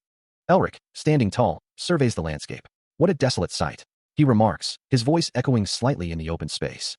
The land is cracked and barren, stretching towards distant, jagged mountains under a pale sky. The group continues their trek across the desolate landscape, their figures small against the vast emptiness. Elric's companion speaks, his voice low. "Elric, I don't sense anything. Is there really something here?" A figure with horns and dark eyes stands beside Elric, stating, "This is the place, though." A voice echoes, speaking of promises and demonic energy that must be handed over. Elric, his expression serious, thinks, "I know. Do you trust nothing in the world? For now, let's dig up the land a little." Elric says, "Everyone, please stand back." He begins to gather energy in his hands, a soft blue glow emanating from his palms. The energy intensifies, a piercing light forming in his hands. Pierce. His eyes now glowing with power, Elric prepares to unleash his magic. He focuses his power, a massive block of ice forming with a surge of blue energy. The ice shatters outward, the force of the blast rippling through the air. The ground cracks and splinters under the immense pressure. Sean Nimister watches in awe. And my goodness, he created such a huge block of ice in an instant. Elric leaps into the newly formed hole. He lands heavily on the ground below. A box lies amidst the rubble. The ground is cracked and dusty. Sean asks, "Elric, did you find anything?" A voice responds, "Yeah, it was hidden real deep underground." A surge of purple energy emanates from an unseen source. Elric and a horned demon stand together, gazing intently at the box. An old man with a long beard exclaims, "Demonic energy." Hands carefully open the box, revealing a statue inside. The horned demon wonders, "Why is that here?" The text describes the servants of the demon god, the 4 great demon kings who rule over demonkind. The text reads, Est originale peccatum, Mephisto. The text reads, Finus, Shaitan. The text reads, Fornications, Lilith. The text reads, Insaner, Azazel. A monstrous demon looms, its form radiating raw power. Azazel desired many things from the human world, more than the rest. Many countries have been destroyed because of his invasions. More accurately, this seems to be used for human sacrifices. Totem, made by the worshippers of Azazel, right? How do you know about Azazel? Elric states he read about him in a book in the Otto estate. When you say human sacrifices, do you mean the villagers here are all sacrifices to be used to revive Azazel? Looking at the state of this village, there's a huge possibility that's true. What are the demons scheming while hiding in the human world? Now, absorb that demonic energy. As promised, you must hand it over to me. Elric, this is a grave problem now that the traces of the demons that were supposed to be eradicated 30 years ago have been discovered again. We need to send it to the Administration Bureau. This old geezer and his wishful thinking. He demands to know why he wasn't supposed to receive it. Mephistopheles considers the position he'd be in if he absorbed the demonic energy. The demonic energy is meant for the Administration Bureau, contained within a wooden box. Elric refuses to teach Mephistopheles how to use seal magic, stating he won't do it. Paul Whale instructs Sean Nimister to send this to the Administration Bureau right away. Mephistopheles asks what else he'll do, offering anything except teaching seal magic. He urges Elric to get it there as quickly as possible. The demonic energy looks delicious. Elric is startled. Demonic energy surrounds Elric, who questions what is happening. Elric is seen with Paul Whale. Sean Nimister is present. The demonic energy is being consumed. Someone screams, realizing that their demonic energy is being taken. He is surrounded by a vortex of dark energy. Elric asks what just happened. The dark energy snakes its way through the air as Elric stands with Paul Whale and Sean Nimister. The dark energy swirls around Elric once more. Sean Nimister observes that it looks like you got them. A voice booms out, lamenting that so much to find has disappeared. A demonic figure, wreathed in red energy, roars, demanding what's theirs. Paul Whale states that it would be hard for a single totem to devastate a whole village to this point. The scene fades to black. Candles flicker in the darkness. A statue of a winged demon stands tall, surrounded by smaller figures and lit by candlelight. A hand clenches, the sound echoing in the chamber. A figure lies prone on the ground. A hooded figure stands before the statue, a question hanging in the air. What's the matter, ritual leader?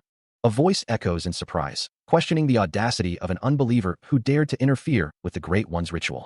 The group wonders which heathen could be capable of performing such a feat. The figure addresses the Great One. They implore the Great One to appease their anger. The speaker declares that the land will experience the Great Ones will once more. It is proclaimed that the revival of the Great Ones shall be done. Paul Whale orders someone to give this order to Judas. The order is to meet with Kaya and proceed with the ritual of revival. The ritual continues, bathed in an ominous red glow. Energy crackles as the ritual intensifies. Before heading to the scene shifts to a desolate landscape under a fiery sky. A group stands by a body of water, the setting sun casting long shadows. Elric wonders aloud why no one was aware of what the demons were doing all this time. Villagers celebrate the return of water, eager to resume farming as the water quickly fills up. A woman mourns the innocent lives that were sacrificed. Augustine explains that since they've handed over the evidence to the Administration Bureau, a large-scale investigation will soon take place. Augustine states that he wants to cut off the heads of those responsible, but it is no longer under their jurisdiction. Elric looks off into the distance, lost in thought. It's agreed that since the Administration Bureau is involved, the demons won't be able to do anything recklessly. The top priority is to locate the Temple of Flower and complete Winter. Elric's expression hardens with resolve. A voice declares that they'll get rid of all the demons after that. The village chief expresses his gratitude, thanking them profusely. Elric tells the villagers that now that the drought has been resolved, they should take good care of themselves. A hand reaches out, and a voice calls out for them to wait. A noble mage is asked for his name. The mage reveals himself as Elric Merbinger. Upon hearing the name, the men exclaim, recognizing him as the Radiant Star Duke and the hero of Marasent. It is said that the star of the Empire has risen once again. Sir Elric is asked to come out and take a look at something. Carl asks what it is again. 3 figures in dark suits stand silhouetted against a pale sky, their faces obscured by masks. The air crackles with unseen power. A phalanx of polished shoes and tailored trousers marches forward, the sound echoing like the approach of a storm. The masked figures advance, their eyes glowing with an eerie light. An oppressive silence descends. The back of a figure in a suit is seen, a dark aura emanating from him. One of the masked figures stands with arms crossed, their gaze unwavering. The air is thick with anticipation. A voice drips with disdain. Look at him acting all cocky. The text reads, Inspection Bureau, an intelligence institution that exists solely for the Emperor and Imperial family. A figure sits upon a throne, surrounded by the masked members of the Inspection Bureau. The room is filled with a palpable sense of dread. A close-up reveals the masked faces of the Inspection Bureau, their expressions unreadable. The air is heavy with unspoken threats. The text reads, they're known to be monsters that would do anything from kidnapping, making concessions, and murder without hesitation for the sake of their mission. One of the masked figures stands tall, a gleaming sword held in their hand. The Inspection Bureau is ready to carry out their mission. The feet of several figures stand amidst a dark, viscous substance, their presence looming over the scene. Even a place like that didn't know about the demon's movements. Before they resolved everything, they sent the report and the totem. It's no wonder they came running here, despite this place being pretty remote. However, even if they have the Emperor backing them, isn't it a little too much to be speaking casually from the start? A figure in a suit stands with their face obscured by a dark mask. How dare you speak casually? We're agents of the Imperial Family's Inspection Bureau. The mere likes of you should be treating us with respect. So, what did? The words echo, declaring that someone is from the Great Inspection Bureau. Sean Nimister's eyes glow with an eerie green light. The figure states that someone is at most only a viscount if they are on the field themselves. A figure wonders what is happening. The voice questions since when mere officials are allowed to disrespect a duke. Figures are shown kneeling on the ground. A dark figure wonders, Sean Nimister stands, his expression unreadable. Someone wonders how on earth he is doing this. It's stated that he's at a level that's close to a magus. A figure with white hair and a mask stares forward, their eyes glowing purple. Energy crackles in the air. He stands before a masked figure, the air thick with unspoken tension. The masked figure turns his head, the mask an impassive barrier. The masked figure's gaze remains fixed, the silence amplifying the pressure. The masked figure offers, "My apologies." From below, a voice pleads, "Please forgive our manners." The masked figure stands with his hand over his heart. A memory flashes of the masked figure standing over others, a dark aura surrounding him. You certainly win when it comes to showing who's boss. The masked figure warns, "I'll talk to the House of Peers directly next time if you dare to make the same mistake again." The subordinates bow deeply. "I'll bear that in mind." Footsteps echo. The masked figure thinks, acting all arrogant when he's just someone with a duke title for show. The masked figure clenches his fist, muttering, "Darn arrogant brat. Count." The man with blonde hair tells someone they should consider themselves lucky. A cloaked figure states that if it were them, the other person's head would already be on the ground. The cloaked figure stands tall, their face obscured by shadows. The blonde-haired man grits his teeth, his expression a mix of anger and frustration. Sean Nimister exclaims in shock, "White Knight? Augustine Nimister?" One of the men states that the other is the student of the strongest person in the Magic Tower, finding it ridiculous. The cloaked figure declares that they will need to kick out and change all the intelligence agents once they are back. A close-up reveals the cloaked figure's sinister grin. The blonde-haired man says, "Allow me to introduce myself again." The blonde man introduces himself as Patran from the 4th Inspection Bureau.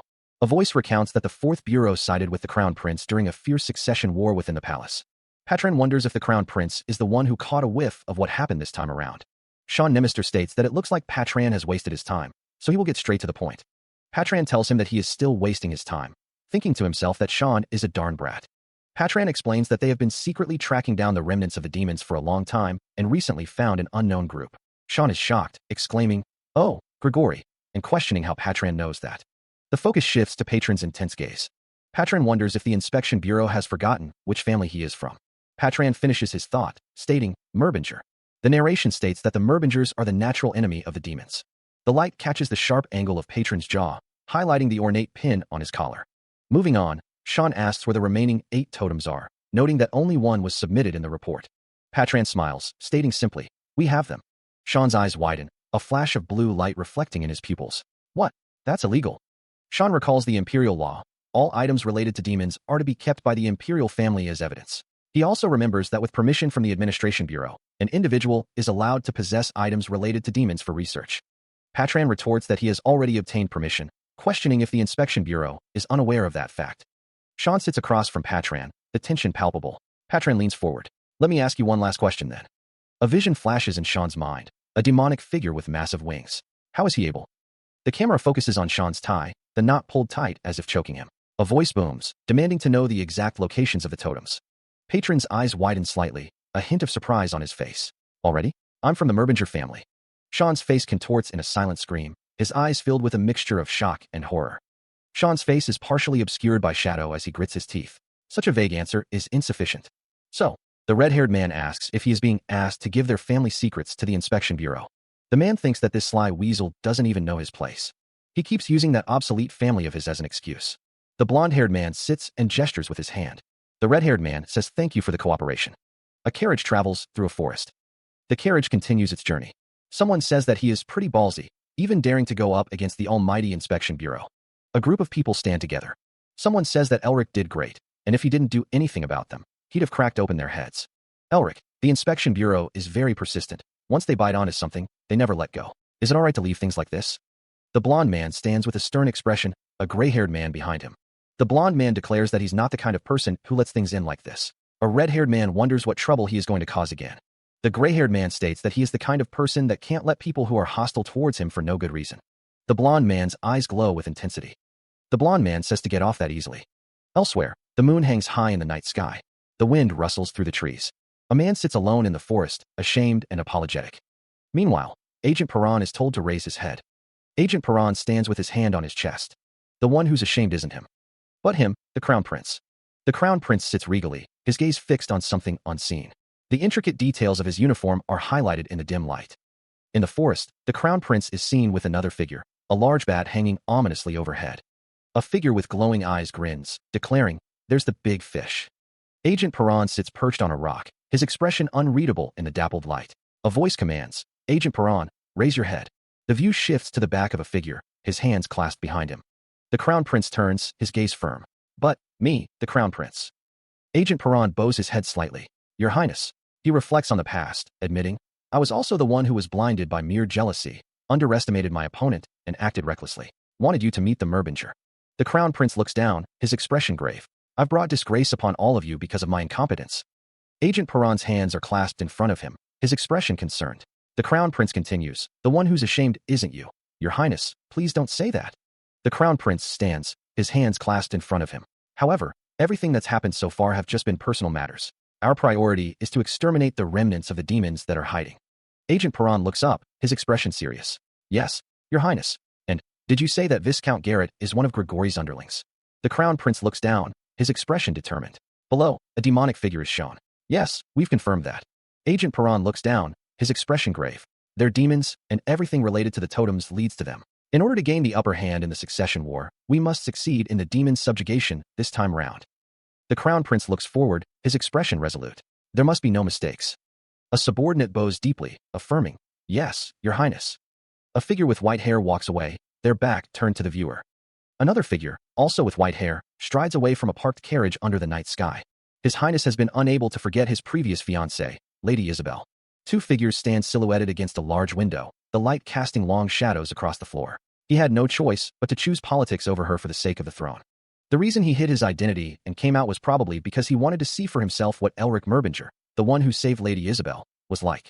This was supposed to bring his Highness some comfort, but now we've given him an excuse to disgrace us even though we were supposed to crush him. A figure in a military uniform walks away, their expression unreadable in the dim light. A figure stands silhouetted against a blinding light, radiating power. He is the sun that will lead the Empire. We must avoid getting involved with Elric Merbinger any further. In other words, we must get rid of Elric Merbinger. A man with fiery hair and a stern expression stares intently forward, a red tie contrasting against his dark suit. A bat hangs upside down from a branch, its leathery wings casting eerie shadows in the dim light. The oppressive darkness of the demon territory hangs heavy, the air thick with the stench of sulfur and decay. A stern voice cuts through the gloom. "Inspection Bureau, listen up. This is demon territory that's swarming with demons. Single corner of this place and leave no stones unturned." The speaker's face is contorted with determination, his jaw tight as he barks out the order. A surge of energy rips through the air, the ground trembling as something unseen tears through the landscape. Meanwhile, a group observes the Inspection Bureau's movements from a distance. A shadowy figure lurks among them, its presence radiating an unsettling aura. One of the observers says, "Looks like they've started, let's keep going too." A foot clad in polished leather steps forward, the sound echoing faintly in the desolate expanse. Another burst of raw power explodes nearby, sending debris flying in all directions. A figure is sent tumbling through the air, the impact of the blast throwing him off balance. A disembodied voice muses, "It was a wise decision to send a familiar to stalk the Inspection Bureau guys." The speaker continues, shrouded in shadow, "Since I was able to get more pieces of information than expected." His eyes burning with an inner fire, Elric Merbinger's expression hardens with resolve. Elric reflects, "Well, although it was quite interesting to know that the Crown Prince was also hiding among the Inspection Bureau."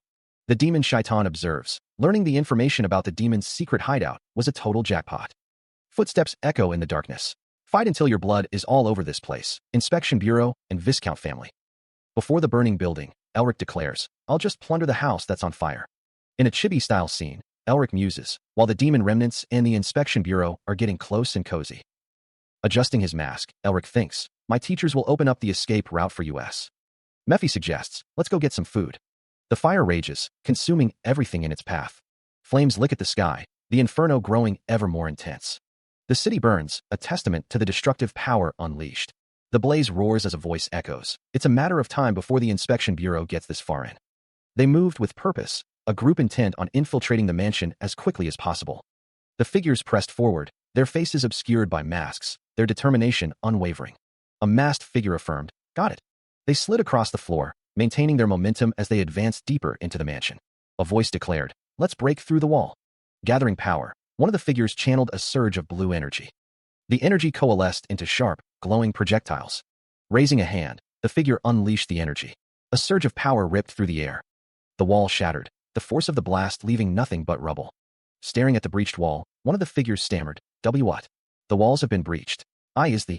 Another voice exclaimed, "Inspection Bureau here already? Sean, take a good look." A surge of energy erupts, tearing through the air with violent force. Sean Nemister is accompanied by a guard. The guard looks on with concern. Blood splatters across the floor. A demonic figure declares, "This is the truth." A figure with glowing red eyes proclaims, "My teachers will protect the kind denizens." A monstrous demon screams, "Die, human." A figure with blonde hair says, "So run rampant to your heart's content." A voice echoes, "Wind cutter." A figure is surrounded by a powerful wind cutter attack. The wind cutter attack intensifies. Demons are torn apart. Demons swarm overhead, their leathery wings beating against the smoke-filled sky. One of them bellows, "Over there." A figure stomps forward, their foot blurring with speed as they shout, "Stop those humans." A masked figure raises a massive hammer, its head etched with glowing runes. He mutters, "I just need to beat the shit out of everyone I see, right?" The air crackles with energy as the hammer descends, leaving trails of fire in its wake. A demon is struck, its body contorted by the force of the blow. A searing light erupts from the point of impact. The attack explodes outward, sending debris flying in all directions. The air smells of ozone and burnt flesh. The masked figure stands amidst the chaos, his eyes narrowed behind his mask. He breathes heavily, the sound echoing in the ruined city. A voice calls out, urgent and strained, "Elric, leave this place." The voice continues, softer now, but no less insistent, "Go quickly." The masked figure swings the hammer again, the force of the blow creating a shockwave that shatters nearby windows. A figure plummets downwards, their body a blur against the fiery sky. A desperate cry rings out, "Stop him." The city burns, its once proud buildings now reduced to smoldering ruins. The air is thick with the stench of death and destruction. Several demons stand within a room, their forms illuminated by an unseen light source. One of the demons warns, "Be careful with that." The demon's red eyes narrow as he continues, his expression grim. Another demon states that even the inspection bureau will have a hard time finding this place, and they will carry the sacred relics out using the secret passageway. The area is destroyed, with debris scattered across the ground. One of the demons looks up, a question mark floating above his head. A sudden attack leaves one of the demons bleeding profusely. A demon, seemingly unharmed, says, "See, Mephia? I'm not too bad, right?" The group of demons huddle together, their expressions unreadable in the dim light. The demons exclaim in surprise, wondering how someone found their place. A figure bathed in golden light declares, "We found ourselves a delicious buffet." The figure's legs are visible, surrounded by a golden aura. A fiery explosion erupts. A building is engulfed in flames. A fist clenches tightly. The man demands, "What did you say?" The inspection bureau already found the underground vault. One of the figures says, "Sir, I think we need to get out of here quickly." Another responds, "Only my close associates would know about that place. How on earth did they find it?" Viscount Garrett trembles, thinking, "It can't be." The man narrows his eyes, suspecting, there was a spy. Another fiery explosion. The fiery explosion continues. Someone lies on the ground, defeated. The sound of footsteps echoed through the chamber. A figure wondered who Viscount Garrett was. The scene shifts to a fiery background, the air thick with smoke and the scent of sulfur. Shaitan recognized her. "It's you, huh?" The winged demon stood tall, his expression a mask of cold fury. The figure's legs remained planted, the tension palpable. A man gripped a dagger, his face twisted in a cruel smile as he stood surrounded by his henchmen. Shaitan's eyes narrowed, his gaze intense. The winged demon accused Kaya of planting a spy and discovering the vault. A dark energy surged, the word ignorance echoing in the air. Shaitan threatened, "I'm sure you'll start spilling information after I cut off your limbs and torture you." The demon stood, a menacing figure wreathed in dark energy. Elsewhere, a figure stood bathed in a fiery glow, a sword held ready. An unseen figure declares, "From this moment on, I'll begin the execution of the traitor, Kaya, in the name of the imperial family." A hand grips the hilt of a sword, knuckles white with tension. A figure plummets through the shattered remains of a building. Sword in hand, the figure falls towards a winged demon. The building stands tall, its windows reflecting the fiery sky. An explosion of energy erupts, scattering debris in all directions. The building is engulfed in a blinding light. The sword gleams, its blade reflecting the chaos around it. A masked figure stands amidst the destruction, a silent exclamation hanging in the air. Two figures in suits stand side by side, their expressions unreadable. Standing over the bodies of fallen demons, one of the figures muses, The masked figure stares intently, their expression hidden behind the dark veil. A beam of light pierces through the darkness, illuminating the path ahead. Two figures stand in the distance, observing the scene. The masked figure's gaze hardens, a silent determination settling over them. The figure declares, "Now's the time." Laughing maniacally, the figure raises a massive weapon, preparing to strike. The figure's stance shifts, coiling like a spring ready to unleash. A chilling laugh echoes as the masked figure's eyes gleam with malicious intent. The figure leaps into the air, bringing the weapon down with tremendous force.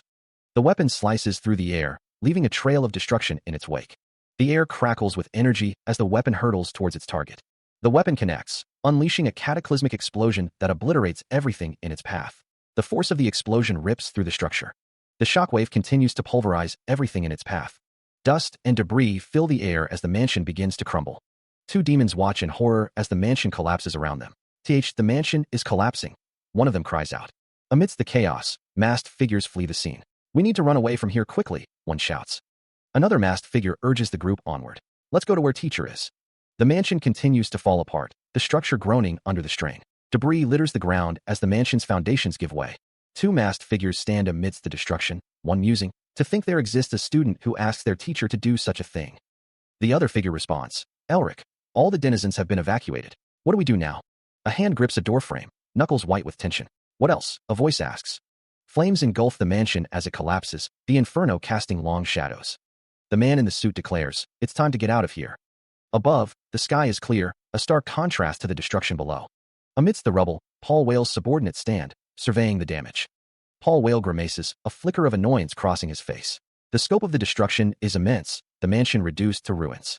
To think he had accomplices outside of his territory, that rat, Paul Whale thinks. One of Paul Whale's men approaches. "Vice Captain, we found the vault that you mentioned." Paul Whale walks through the debris, while things got a little screwed up with the mansion collapsing. He continues, his mind focused on the mission. "My mission is to find traces of the demon kind and offer it to His Highness." Elsewhere, a figure kneels before another seated on a throne. "After I help him claim the throne with this accomplishment." Paul Whale plots his next move. "I'll be able to climb the ladders of the Inspection Bureau, and if I can find the fake traces that Elric left behind that link him to this incident." He stands amidst the destruction, a determined look on his face. His eyes glowing with sinister intent, Paul Whale vows, "I'll be able to put an end to the Merbinger family." A voice calls out to the vice captain, urgently requesting their attention. Sean Nemister responds with a hesitant, The vault lies in ruins, the heavy door torn from its hinges. The voice declares that the vault is empty. Someone wonders if the demons cleared out the place. A figure with long purple hair admits they are not sure. Another voice exclaims that Kaya couldn't have known about their ambush. A close-up of a character's eye reveals the suspicion that they planted a spy in his midst. One of the figures pauses, then states that it makes sense. The text reveals that there's a spy for the demons within the Inspection Bureau. A man laughs, his expression twisted with amusement. Someone asks what's so funny. "It's funny to imagine the Inspection Bureau guys making up stories after they see the empty vault. Those Inspection Bureau bastards sure messed with the wrong person, as expected of my student." Paul Whale asks, "Mephi, are you still upset?" Paul Whale continues, "I allowed you to absorb the demonic energy as promised, didn't I? How could a great demon king like you be so petty?" The demon-like figure is asked, "Told me about your seal?" Paul Whale exclaims, "Wow, just how many of these are in here?" He holds several items in his hands. The blonde man and Mephistopheles are surrounded by what appears to be demons. Mephistopheles, looking annoyed, says, "I know." Paul Whale is surrounded by floating objects. A hand reaches out. Paul Whale is engulfed in energy, with the words "be absorbed" appearing. Crimson demonic energy surges, tendrils reaching out to consume something unseen. A chibi-style figure, eyes wide with glee, revels in the demonic energy. Yeah, finally, some demonic energy. A disembodied thought wonders, I wonder if it's because this belongs to Azazel. It's so delicious. As the demonic energy continues to envelop him, Mephistopheles demands, "What? Why did you take it back? Come on, it's not our first time doing business. There should be give and take, you know." Mephistopheles' expression hardens as he states, "The trigger of the seal of original sin. Hand it over. Otherwise, I'll give you the remaining demonic energy." Paul Whale, his face contorted in pain, manages to choke out, "Why you?" His features twisted in agony, Paul Whale struggles against the encroaching darkness. Mephistopheles' voice drips with disdain. "You're such a scumbag." Mephistopheles leans back, a smirk playing on his lips. "That was a good absorption trait." Mephistopheles muses, "If I want to understand original sin, I'll need to first obtain the seal that's below it under the same type." Mephistopheles continues, a flicker of blue energy dancing on his hand. The problem would be that Mephisto wouldn't know who was under him since he only cares about himself. Mephistopheles' eyes narrow as he concludes, since the crest engraving is a wolf, I'll try to find some clues using that. A surge of energy courses through someone, their eyes glowing with an eerie green light as they sense a presence nearby. He gazes out the window, a silent vigil in the dimly lit room. Footsteps echo on the ground, each step deliberate and purposeful. A horse-drawn carriage makes its way through a dark forest, the wheels crunching on the uneven path. A figure with long, dark hair stands silently, observing the surroundings. A sigh escapes someone's lips, heavy with frustration or resignation. The man's voice booms, laced with malice. I found you, thieves. Dark energy swirls, a visual manifestation of impending doom. The sound of something falling echoes. A figure plummets through the air, surrounded by falling leaves. Patron's name is spoken, the speaker's expression twisted in anger. A foot slams down, determination etched into the stance. No way I'll give up just like that. The winged figure continues to fall. A voice echoes, speaking of a scent and a totem. The totem that they took has a scent that only I can smell. The voice continues, a promise of violence laced with dark energy. Once I absorb the totem and strengthen my seal of scent, I'll rip all of you into pieces. The speaker's red eyes gleam with malice, their fangs bared. Dark energy swirls around the speaker. The speaker muses on a demon walking in broad daylight, suspecting someone is to blame. To think that a demon could walk in broad daylight. Looks like he's angry because of a certain someone. The man with the long gray beard stands with his arms crossed, a stern expression on his face. Hayes offers, I'll go check it out, sir. The older man dismisses the offer. Child, sit down. There's no need for you to get involved. Hayes looks on with a slight smile. Hayes thinks to himself, isn't it natural for the person who received the invitation to be the one to go out? Hayes says, yeah, Hayes. I'm the one who called him here. The older man thinks, I still have a lot to plunder from him. Hayes asks, don't tell me, you're after the seal? Hayes thinks, it'd be rude for me to reject a meal prepared on the table, wouldn't it? Elsewhere, a voice thinks, a noble horse carriage that doesn't have any bodyguards. I can't believe they're trying to trick me with something like that. Those fools. The figure with long, dark purple hair is seen from behind. He states that he will be taking back the totem, wondering if the other person would come. The masked figure asks if the other person is here for this. The figure stands in front of a horse carriage, holding a dark object in his hand. A figure in the distance asks who the masked man is. The masked figure asks me, as he begins to remove his mask. With a flourish, the man removes his mask, revealing his face. A close-up shows the man's face, a sinister smile playing on his lips. He holds the mask in his hand, commenting on how poorly made it is. The other figure, eyes glowing red, says no way. You. A close-up shows the other figure's face, contorted in anger. The figure exclaims that they were tricked. The figure stands amidst a swirl of purple energy, radiating fury. Shaitan roared, promising to tear his opponent into pieces. The demon king lunged forward, a blur of dark energy. A voice questioned if it was wise to provoke him. The voice continued, noting that even without an arm, he was still a demon with a strong seal. Shaitan screamed, D. The demon king pressed his attack. Elric's gaze hardened. He prepared to meet the attack head-on. Elric thought, this is great. I wanted to find out how strong I've become. He lunged forward to meet Shaitan's attack. Shaitan's attack connected. Elric landed, bracing himself. A voice booms with righteous fury, vowing, I'll exterminate all demons. He stares ahead, his expression hardening with resolve as golden light flares around him. The intricate tattoo on his hand glows with power, a testament to the forces he commands. His gaze pierces through the shadows, focused on the enemy before him. Golden blades materialize around Elric, shimmering with celestial energy. A surge of power erupts as the blades prepare to strike. Elric unleashes the golden barrage, each blade aimed with deadly precision. From the darkness, a single, malevolent red eye watches the approaching assault. A clawed hand, wreathed in purple energy, emerges to meet the attack head-on. A voice, dripping with arrogance, taunts, do you think mere magic like that can stop me? The clawed hand crackles with dark energy, ready to tear through the incoming blades. The voice continues, laced with disdain, a mage like you dares to let me close in. The cloaked figure, shrouded in purple energy, declares, it's all over for you now. He unleashes a torrent of that same violet power. Golden light erupts as Paul Whale raises a protective barrier. The purple energy slams into the golden shield, creating a blinding explosion of light and force. The golden barrier shatters under the assault, fragments of light scattering like broken glass. A cataclysmic explosion rips through the area, a maelstrom of fire and destruction. Debris rains down amidst the chaos. Staggering, Paul Whale clutches his arm, his face contorted in pain and disbelief. How is a mage this strong? He gasps. The cloaked figure stands amidst the swirling smoke, seemingly unharmed. Paul Whale grits his teeth, realizing, this could get really dangerous. The narration reveals, the poison in his demonic energy seeps through pores. Veins of dark energy pulse beneath the figure's skin. Is this the power of his seal? Paul Whale gathers energy in his hands, preparing to unleash a freezing spell. He thinks to himself, I'll freeze it for now, but this is only a temporary measure. I need to be careful so I won't be exposed to more poison. Elric observes Paul's efforts with disdain. He stopped the poison from spreading by freezing his arm? Petty trick. In that case, this. See if you can freeze a poison wind. Elric's transformation intensifies, his demonic wings spreading wider. The transformation continues, his form becoming more monstrous. A surge of purple energy emanates from Elric, filling the space around him. Paul Whale grits his teeth, determined. This isn't something I can just freeze. But there's still something I can do about it.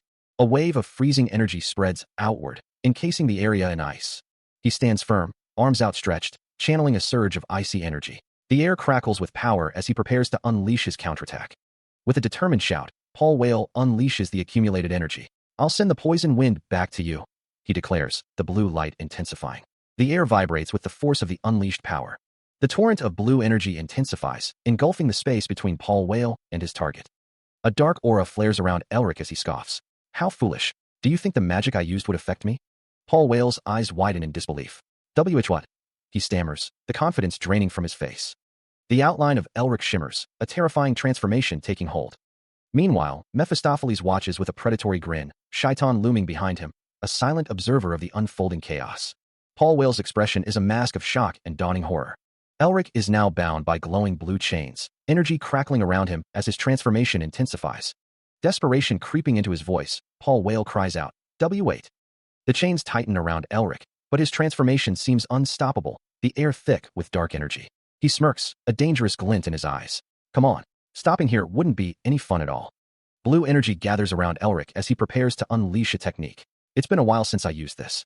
The energy intensifies, swirling around him like a vortex of frost. His hands glow with an icy light. Elric unleashes the Ice Mountain King's secret arts, a torrent of frozen power erupting around him. The ground beneath him cracks and freezes as the power surges. Paul Whale watches, aghast at the display of power. How is a human able to? Elric's voice echoes with newfound strength. Use the Ice Mountain King and use power? Paul Whale clenches his fist, unable to intervene. Elric's eyes glow with an intense light. No need for you to know. The word absorb appears as Elric draws in more power. The transformation intensifies, his body racked with energy. The power continues to surge, the air crackling with energy. He stands over the defeated figure, the weight of his actions settling upon him. Sean watches from afar, his expression unreadable. Elric's gaze is intense, his face shadowed with determination. A demon-like figure with horns stands tall, declaring, "Exterminate all demons." The demon-like figure continues, the words echoing with a sinister undertone. Means that while there's no choice but for us to work together for now. The figure ominously states, we'll eventually become enemies that we'll have to fight. The figure's thoughts are revealed. This is great. A sinister grin spreads across the demon-like figure's face, revealing sharp teeth and glowing red eyes. The fact that it said it in front of him. The figure thinks, that's what I think as well. Elric Merbinger stands, his expression unreadable as he surveys the scene. A heavy foot descends, crushing him beneath its heel. A wave of purple energy washes over him, a searing pain blooming in his chest. His hand slams against the ground, fingers scrabbling for purchase as he fights to remain conscious. Through the haze of pain, he sees two figures in the distance, their forms indistinct. He grits his teeth, a realization dawning on him. Damn it, poison has accumulated within his body. Golden energy flares around his hand, a desperate attempt to purge the toxin. Supported by two figures, Elric feels a slight improvement. Yes, he feels better now. He looks down, his expression grim. Were demons always this strong? The bearded man states, yes, of course they were. Elric's vision blurs, his thoughts heavy with regret. If he had been in tip-top condition.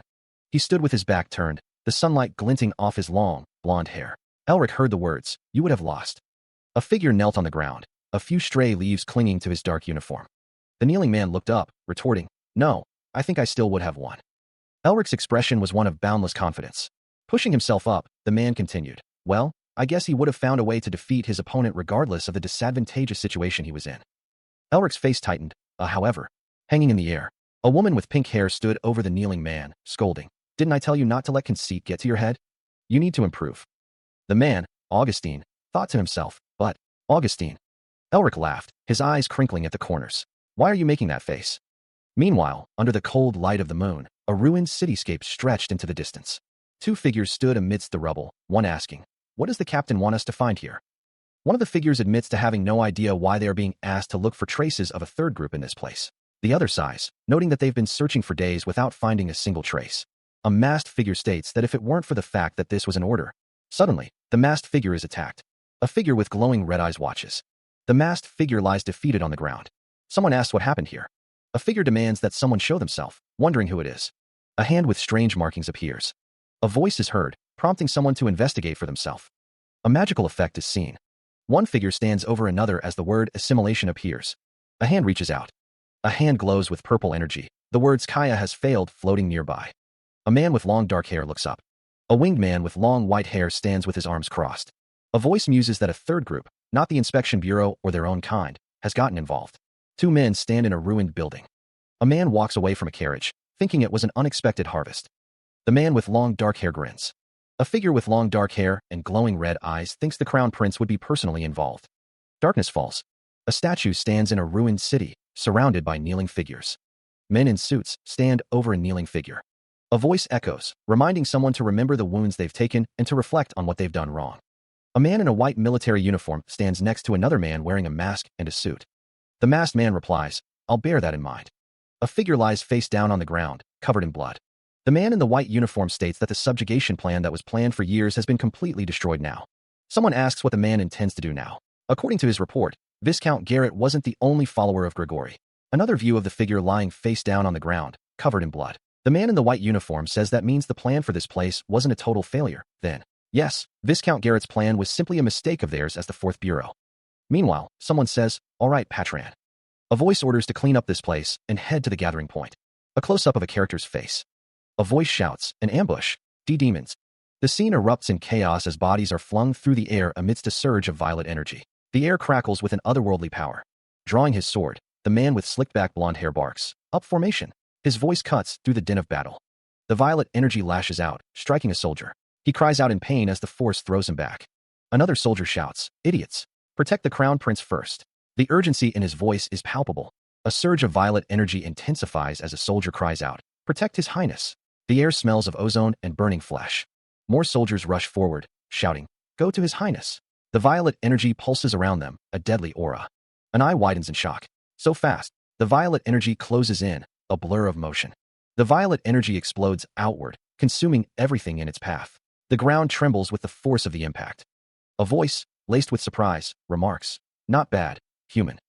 A winged demon descends from the sky, its voice echoing with fury. "How dare you?"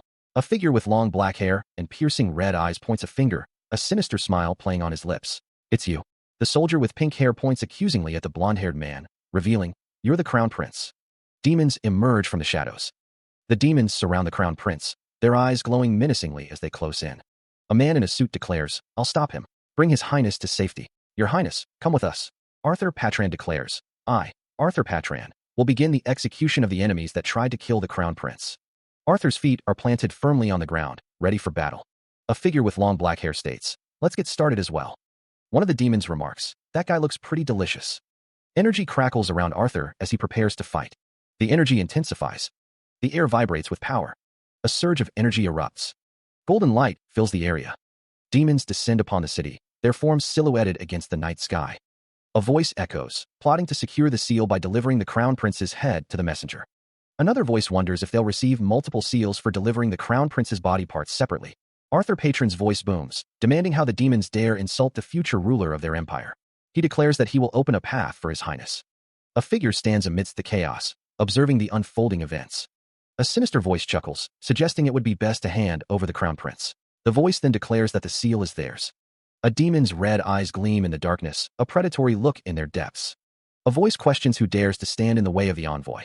A close-up reveals a face filled with determination and anger. Demons gather, their forms distorted and menacing. A lone demon stands silhouetted against a surge of energy. A surge of blue energy erupts, coalescing into a spectral form. The energy takes the shape of a roaring lion, its features glowing with intense power.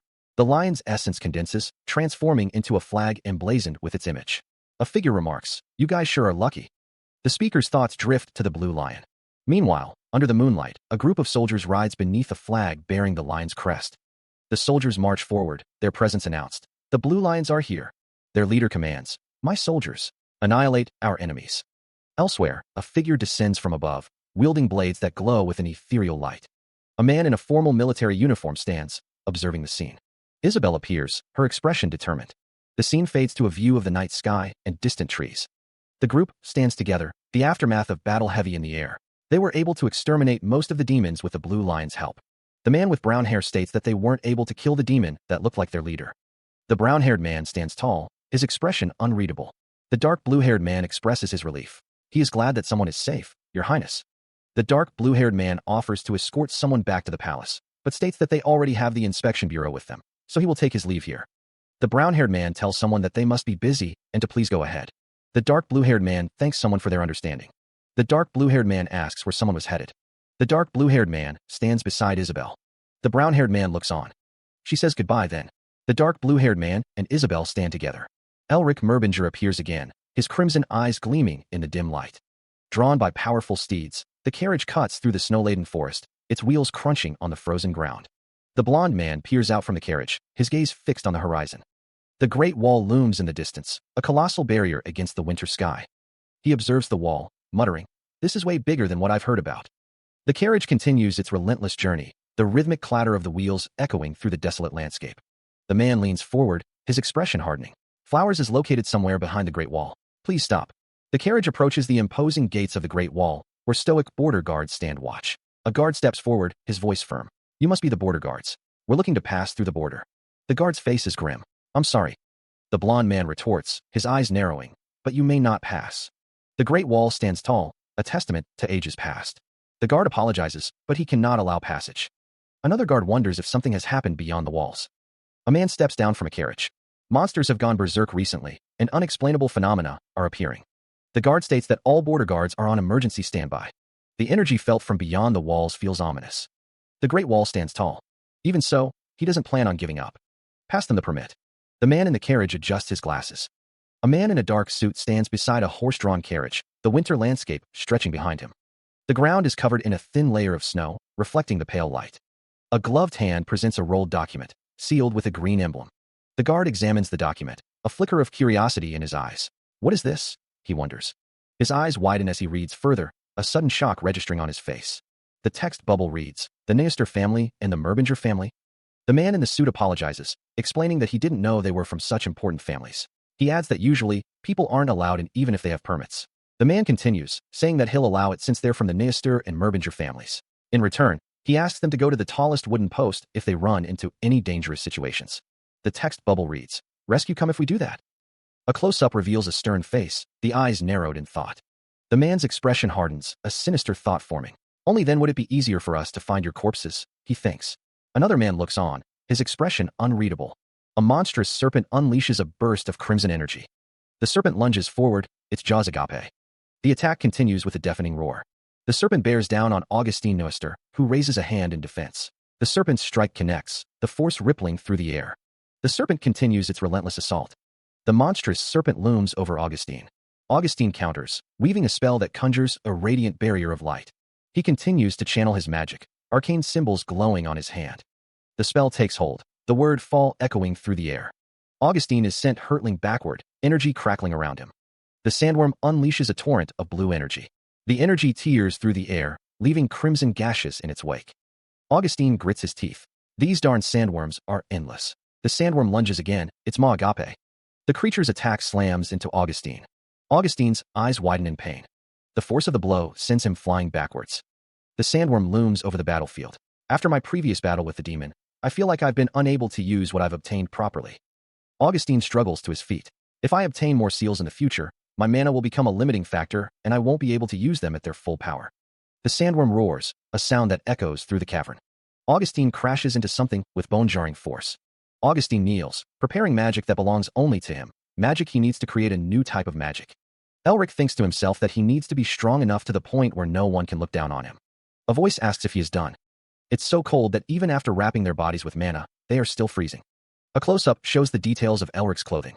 Elric notes that this place was originally supposed to be as hot as the desert, but it's so cold with all this chilling wind. He wonders if this is related to those unknown situations mentioned just now. This place is the Black Snowfield. The name Snowfield is just figurative, because the land here is poisoned and rotten black. It looks like a black snowfield. That's why it was given this name. The area is also swarmed with numerous monsters, and even the Empire has given up on reclaiming it. It's a prohibited area where even archmages that are 8 circles and above aren't 100% safe. Another person greets Elric. He asks if the Temple of Flower is really in such a godforsaken place. Elric looks at the Temple of Flower. In fairy tales, the Temple of Flower is a peaceful garden where gods of flowers and humans live together. Does this place look like a flower garden to you? Elric confirms the Temple of Flower exists, its existence confirmed from records handed down in his family and the imperial family. Augustine asks if he knows its exact location. Augustine doubts it would be possible to find it with just information from the records. Elric thinks of looking for the demi-humans.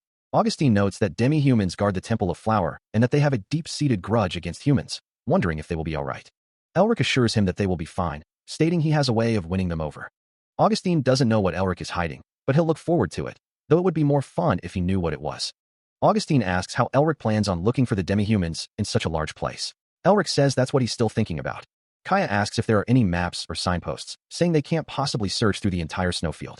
Elric says that they don't have any of those. Kaya wishes they had at least a compass or something. Elric notices that the ice crystal is shining. The ice crystal in Elric's hand shines. The ice crystal, held aloft, suddenly pulses with a brilliant blue light. The light intensifies, shooting skyward. Elric and Augustine stare up at the beam of light, both equally surprised. The crystal continues to emit a powerful beam of light. The light from the ice crystal is showing them a path. Elric believes they have found their way. Under the light of the full moon, a path winds through the landscape. The path leads into a dark forest. Elric tells Carl to stop. Sean asks Mr. Elric what's the matter. Elric explains that the ice crystal stopped shining after they entered the forest, and he thinks they need to look around this area. The forest is dark and dense. They ventured deeper into the forest, the darkness closing in around them. Sean Nemister held out his hand, a small ball of light illuminating his face. Will we really find anything here? I don't see anything. Augustine Nemister's eyes glowed faintly. I'm searching from the top with my familiars, but I don't see anything either. Elric Mervinger paused, his gaze fixed on something in the distance. I see. His hand clenched into a fist. Elric's eyes narrowed. Augustine sighed. Let's go back to the horse carriage for now. The ice crystal might guide us again. A sudden, piercing scream echoed through the trees, startling Augustine. Elric turned sharply towards the sound.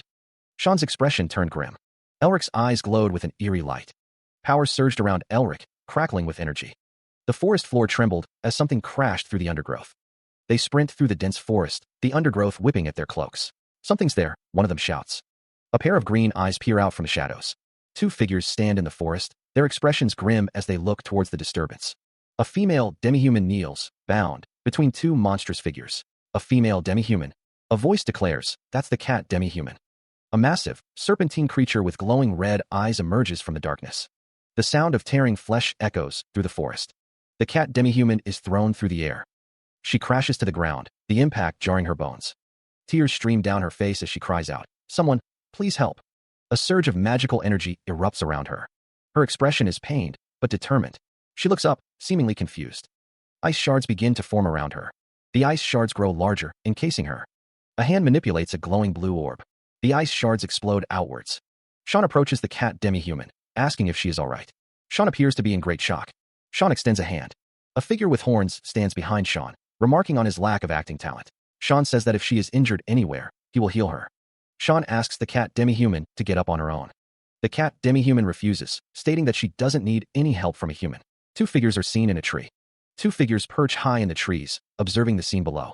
Below, a group stands encircled, weapons trained outward. The wolf demi-human snarls, foolish humans. If you don't surrender by the count of 3, I'll kill you all. The demi-human draws back the string of a bow, an arrow aimed with deadly intent. The count continues, 2. Someone wonders, their thoughts drifting. Elric, what on earth are you scheming? A sinister grin spreads across a face. A figure stands with arms raised to the sky, bathed in sunlight. A character stands, their legs clad in dark pants and boots. A voice cries out, I surrender. A man raises his hands, a wide grin plastered across his face. A figure stands tall, their long coat billowing around them. A group of figures stand together, including a demon with crossed arms. A hand reaches out from the darkness. A man throws his hands up, shouting, I surrender. The demon king Mephistopheles smirks, arms crossed. He's so full of tricks. A little while ago, legs walk through a dark forest. A woman kneels on the ground, surrounded by demonic figures. This situation, it's obviously bait. What a classic. There are soldiers nearby too. Elric, what are you going to do now? A sinister smile spreads across a face, the question hanging in the air. What else? A figure declares, we'll play their game, and we're going to let them bring us into their home. A man in a white coat smiles, a soft ah escaping his lips. Meanwhile, a lone figure walks down a cobblestone street, the gas lamps casting long shadows. A spiderweb glistens in the moonlight, stretched between the branches of a tree. A carriage rolls along. pulled by horses and escorted by guards. Three figures sit in a room, seemingly in deep discussion. A figure stands behind bars, a red orb glowing ominously nearby. Elric, with a sinister grin, declares that someone must act to this extent. His hands are bound by chains. He is called ignorant. One has to go this far for a perfect deception, the chibi demon observes, finding the acting to be lousy. A voice exclaims, "Darn humans, why did the—" Elric is locked in a cage with other prisoners, surrounded by wolf-like guards. The chibi demon observes that the guards are definitely up to no good and should be killed. He wonders why humans have so much anger toward humans, considering they stole their place to live and drove them here. The anger that's been passed down by their ancestors would be so easily appeased. A carriage awaits. Footsteps echo on the stone floor. Irina, a royal bodyguard of the Anthropomorph Kingdom, introduces herself. Irina's tail swishes behind her. Elric remains imprisoned, surrounded by guards and fellow prisoners. Elric is warned to watch his manners if he treasures his life. The city looms under a stormy sky. A voice declares that their great king will be interrogating him. The sky churns with dark clouds. Irina stands surrounded by guards. Elric is escorted by guards, Irina leading the way. A demon remarks that the beastmen won't reject him. A group of beastmen stand in attendance. Elric is led through a corridor. The text refers to the body-strengthening art. The tiger tribe held the king's position for generations, but they're extinct now. The text questions what if the body-strengthening art, which represents the authority of a king, appears. He is being told that he is too excited about selling something for an exorbitant price. Elric and Irina stand with other characters, seemingly presented before an audience. A figure kneels on the floor. Someone is addressed as the great king of Anthropomorph. A voice praises someone, saying, "Great job." Irina stands next to a character with golden hair. A close-up reveals a tiger beastman's paw. The question lingers, is he a tiger beastman? A threatening voice warns, "If you dare lie," followed by someone declaring, "That's impossible." Elric is seen from behind, his expression obscured. A voice declares, "You won't make it out of this place alive." Someone exclaims, "It's just a kid." A demon muses, "A kid Tiger King. You might not be able to get as much value out of this as you think. It's good that there's still a descendant of the Tiger King, but he's too young. Let's give it a try first. I can just choose to escape if things go wrong anyway. Are you the king? Impudent bastard. How dare you ask such a question to our great king? Old man, stay out of this." "Oh, old man. Why, you little—" "Guards, drag that criminal out right now." "Do you intend to defy my orders?" His eyes glowed with an inner fire. "So, do you have something to say? I thought he was just a brat who didn't know anything. I guess the blood of a tiger does run in him." Elric mused, a sinister smile playing on his lips. It might be easier to convince him than he thought. He inquired, his gaze fixed on the tiger beastman. "Do you perhaps know of the body-strengthening art?" The tiger beastman looked away, a flicker of unease in his eyes. Elric continued, his smile widening. "You that?" He held up two fingers, a glint in his eyes. "I'm selling it. How much would you buy it for?" A man roared, his face contorted with rage. "Bastard! How dare a mere human speak of the body-strengthening art? Guards, cut down the neck of that impudent." The tiger beastman raised his hands, attempting to defuse the situation. "Human, see, calm down, all of you." A metallic clang echoed through the hall. "You guys are so damn noisy." A broken shackle lay on the floor, glinting in the light. The guards closed in on the tiger beastman, weapons drawn. The criminal has freed himself of the restraints. "Protect." The hall erupted in chaos as the guards surrounded the tiger beastman. The king. A hand seized the tiger beastman's arm, dragging him from his seat. Broken shackles lay scattered on the patterned floor. One of the figures states that the beastmen aren't easy to deal with, and asks if the other wants help. A man embraces another, responding that he will deal with them himself. Three figures stand together, one emanating a golden aura. Elric Merbinger strides forward, determination etched on his face. From above, the royal guards are ordered to subdue the vicious human. A voice notes that Elric was being too quiet. A voice threatens Elric, saying they will kill him if he lays a hand on their dear tiger cub. Another voice expresses their love for seeing huge messes. A figure lunges forward, attacking another. Elric smiles, a sinister glint in his eyes. An explosion erupts. A figure plummets downwards. A figure attacks with a downward strike. She plummets through the air, the ground rushing up to meet her. Elric's expression hardens, his eyes burning with determination. A surge of power emanates from an unknown source, the words, "body-strengthening art," emblazoned across the scene. Elric is surrounded by a red aura. Irina, looking up, hears a guard ask, "How does a human know the body-strengthening art?" The unknown female demi-human commands, "Royal guards, transform into your beast forms." The royal guards begin their transformation, their bodies contorting into monstrous shapes. Bones crack and muscles bulge as the transformation intensifies. The guards' features twist and warp, their humanity fading away. The transformed royal guards, now hulking beasts, prepare to attack. A close-up reveals the terrifying visage of one of the beast forms, its eyes burning with savage intent. With a roar, the beast forms launch their attack. The royal guards, now transformed into hulking wolf demi-humans, surround Elric, their eyes burning with feral intensity. Elric raises his fist, a surge of power crackling around him.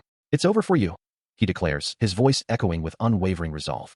One of the wolf demi-humans plants a foot, preparing to lunge, as the words, "body-strengthening art," flash into existence. With blinding speed, Elric unleashes the Tiger Slash, a torrent of blue energy erupting from his hands, tearing through the air. The force of the attack slams into one of the wolf demi-humans, the impact rippling through its furred hide. Elric stands victorious over the fallen wolf demi-human, the air still charged with the lingering energy of his attack. Another wolf demi-human snarls, its eyes narrowed with a mix of pain and fury. The words, "body-strengthening art, Black Tiger Hunt," appear, a testament to the power being unleashed. A spectral tiger looms behind Elric, a manifestation of the raw power he now wields. An explosion of energy erupts, sending shockwaves through the room. The wolf demi-humans struggle to maintain their footing amidst the chaos. Meanwhile, Irina stands, her expression unreadable, as the battle rages around her. Her weapons drawn, Irina shouts, her voice filled with fury. A voice booms, commanding them to stop. Elric looks down, his expression unreadable. Elric stands tall, Irina at his side, her anger still simmering. The wolf demi-human bows, addressing someone as "Your Highness." Elric stands before a wolf statue, his presence commanding. Elric states that he has already shown them that he has the real thing. Elric asks if they believe him now, his eyes glowing with power. A close-up shows Elric's shoulder, adorned with intricate details. The character with tiger ears addresses someone off-panel, calling them Highness. The camera focuses on the legs of a figure sitting on a throne. A figure states that they have already shown that they have the real thing. The character with tiger ears asks if they are believed now. A top-down view shows several people lying on the ground. The scene shows another top-down view of people lying on the ground. A close-up shows the character with tiger ears. The character with tiger ears questions how someone is familiar with the body-strengthening art, which even they are unaware of. A character uses magic, knocking people down. The character declares that it's magic. The character with tiger ears questions if it's magic. Magic runs through all truths of the world. It unravels the mysteries of nature, and it merges the principles within it harmoniously. So, has the body-strengthening art been restored through magic? Elric manipulates the magical energies. The throne room stands empty. The tiger-eared character looks surprised. Shaitan scoffs, "Magic, my ass. You're selling snake oil again." Elric smiles. In any case, the Beastmen tribe has some familiarity with magic. If we present this in an appealing and enigmatic manner, they'll surely fall for it. One of the figures whispers, "Look over there. It's not just the king. There are others that have bought into this." The Beastmen are excessively naive. Shaitan stands behind Elric, a sinister grin on his face. Elric declares that it's time to wrap things up, as the Beastmen are perfect to exploit. Elric stands before a tiger Beastman seated on a throne. Elric states that the body-strengthening art is the treasured secret of the royal family, even though he acquired it through magic. The camera focuses on Elric's feet. The tiger Beastman thinks that its true brilliance lies in the hands of its rightful owner. Elric gestures, explaining that he'd like to use this deal to build new foundations for the royal family. A stern voice declares that's enough. The anthropomorph finance minister asks if Elric wishes to sell them the body-strengthening art at a steep price. The anthropomorph finance minister stands tall. The anthropomorph finance minister thinks that he can't believe Elric saw through his true motives, and that this old man is no joke. Elric confirms that is correct, and what he seeks is information. The anthropomorph finance minister narrows his eyes. One of the anthropomorphs wonders why a human would want to go to the Temple of Flowers. He adds that, right now, that place is... The anthropomorph finance minister states that they understand what Elric desires for this deal.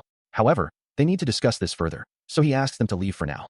The royal bodyguard captain, a wolf demi-human, is ordered to escort them to the side palace. One of the anthropomorphs comments that it was almost a done deal if not for that old man. A demon is shown, looking displeased. The anthropomorphs and the wolf demi-human are seen leaving. One of them thinks about that man. A close-up of the royal bodyguard captain, the wolf demi-human, is shown. It is revealed that someone is a demon. The anthropomorphs and the wolf demi-human are seen walking down a corridor. A tiger anthropomorph is shown from behind. The rabbit beast man raises a fist, determination etched on his face. He declares this is their opportunity to eliminate the Fury tribe's excuse for not recognizing a tiger king without the body-strengthening art. The wolf beast man agrees, stating that at this moment, the Fury bastards pose a greater threat to them than the humans. He believes that if they can build up the spirit of the tiger king, they wouldn't dare to mess with them. A foot clad in a polished boot steps forward, emphasizing the agreement. "They're right," a voice booms. The rabbit beast man stands among his peers, the gravity of the situation hanging heavy in the air. The body-strengthening art is a symbol that unites the beastmen, who have been divided into various races, into one. A close-up reveals the fine details of the rabbit beastman's attire, the fabric shimmering slightly in the dim light. This is their opportunity to eliminate the Fury tribe's excuse. The tiger beastman sits silently, his eyes closed. "All right, if that's what everyone thinks, He muses. The wolf beast man, his gaze sharp and unwavering, commands, "Do it."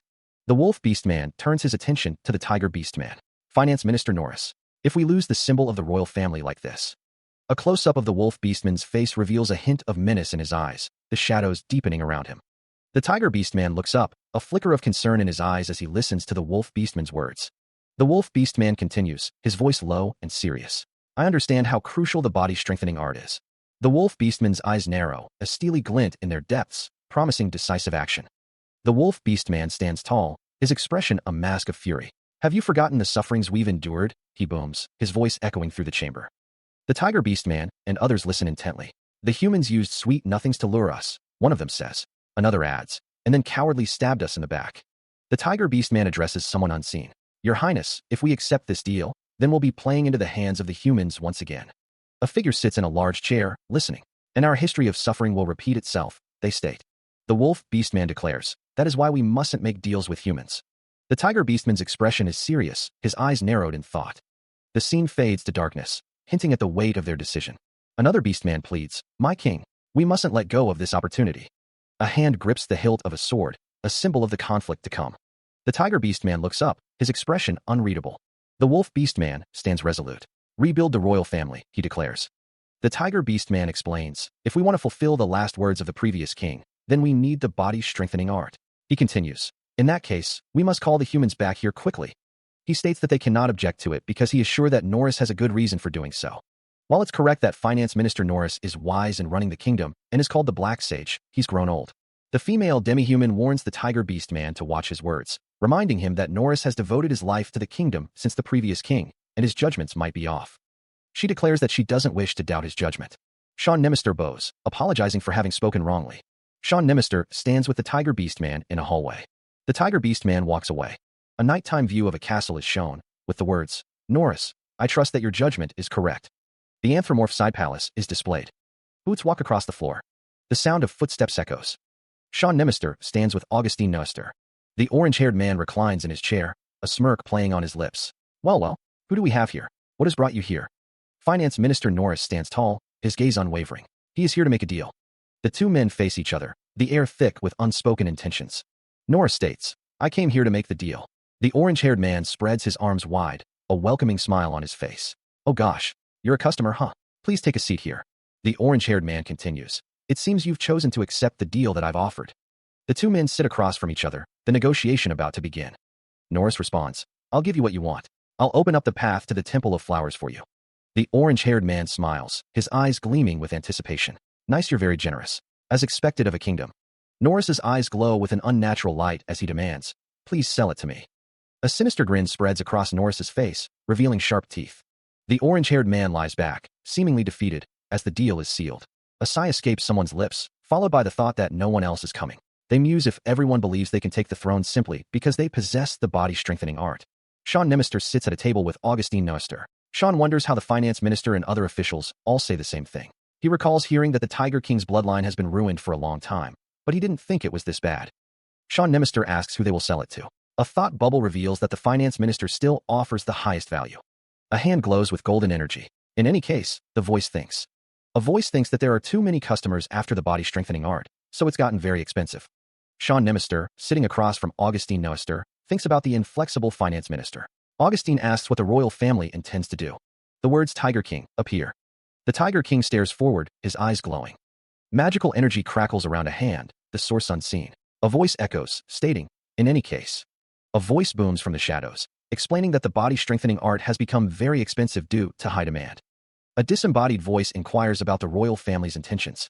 The camera focuses on a pair of legs as a voice questions, Tiger King. A tiger beast man stares intensely, their eyes glowing with an eerie light. Mephistopheles clicks his tongue, lamenting that the king's power is wasted on those in the ruts, wishing they were his vassals so he could cut off their heads. The wolf demi-human wonders why the finance minister acted as they did, certain that something is wrong. The Tiger King stands with his back to the viewer, stating, I told you, didn't I? The camera focuses on the legs of the Tiger King and another figure. A voice promises that something interesting will be seen. The Tiger King smiles, standing next to another tiger beast man. Elric's mother chides him, telling him not to speak like that to someone who must be really upset. A man comforts Elric, saying that this isn't like playing house, and that comforting his hurt heart would improve things. Elric's mother looks down at him, a pensive expression on her face. She knows that no matter how justified or good the throne looks, a man with glowing green eyes states that if there isn't anything to support it, then it would only be looked down upon. Elric's mother closes her eyes, a somber expression on her face. Although we were called a prestigious magic family, two children stand together, surrounded by adults. Two children stand together, holding hands. A crowd of people watches from below. The moment we lost our power, our vassals, the nobles, the imperial family, and even the magic tower all abandoned us. A child cries, tears streaming down his face. It's the hero of Lyseni. That's the prestigious magic family we know. Please look over here. The crowd greets Elric Merbinger as he arrives. His boots click against the stone floor. His green eyes narrow. But when he became the hero of Lyseni, those who used to despise him called him the shame of the family completely changed how they treated him. The words echo in his mind. In the end, the world is run by those in power, Elric thinks. So you must sharpen your claws. The tiger beast man looks up, a flicker of uncertainty in his yellow eyes. You must sharpen them without anyone knowing, and when you're finished. Elric looks down, a dark resolve hardening his features. Use them to get everything you want in one go. He kneels, offering assistance. I'll help you with that. A small demon observes. How's the angle looking? I think he's completely touched. Another voice adds. He looks like he's about to sell his soul to you. Elric thinks to himself. This must happen for me to get more. A sinister voice questions. Do you think I don't know you're just trying to boost his will to fight? The voice continues. Even if you help him, he's the only one who can resolve his current situation. The voice concludes. No one knows if he can be as majestic as his predecessors. The Tiger Beast Man is asked, do you know of Tiger King Yell? Elric hears the name. Tiger King Yell. Isn't he the strong Tiger King who led the Beastmen to their highest peak? The fortunes left behind by Tiger King Yell were vast.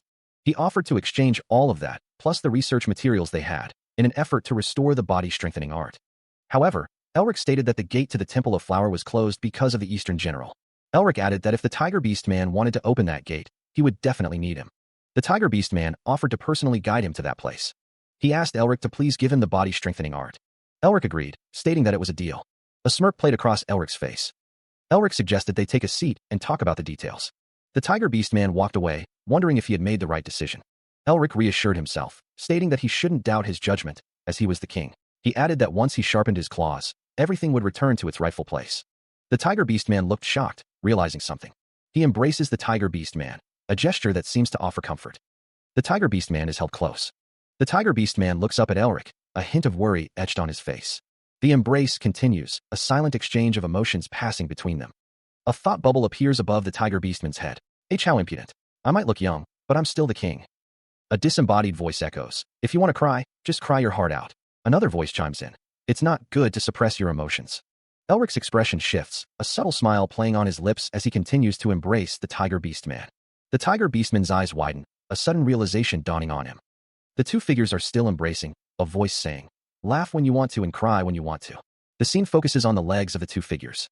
Elric's smile widens, a sinister glint in his eyes. A voice calls out, asking if he is okay. Tears stream down the Tiger Beastman's face as he sniffles. The Tiger Beastman clenches his fist, his distress evident. He continues to sob, overwhelmed by emotion. The Tiger Beastman cries openly, his face contorted in anguish. Elric, standing beside Mephistopheles, observes the scene. Mephistopheles remarks that he looked like a real king earlier, but now he's just a crying child. A voice declares that he is indeed too young to handle the weight of a crown. Elric clutches a pendant, his expression unreadable. Elric stands before an older man with a long gray beard. A voice asks if that means he'll leave Anthropomorph. Elric comforts the Tiger King, who is still crying. The Tiger King asks, Tiger King. Mephistopheles watches as Elric embraces the Tiger King.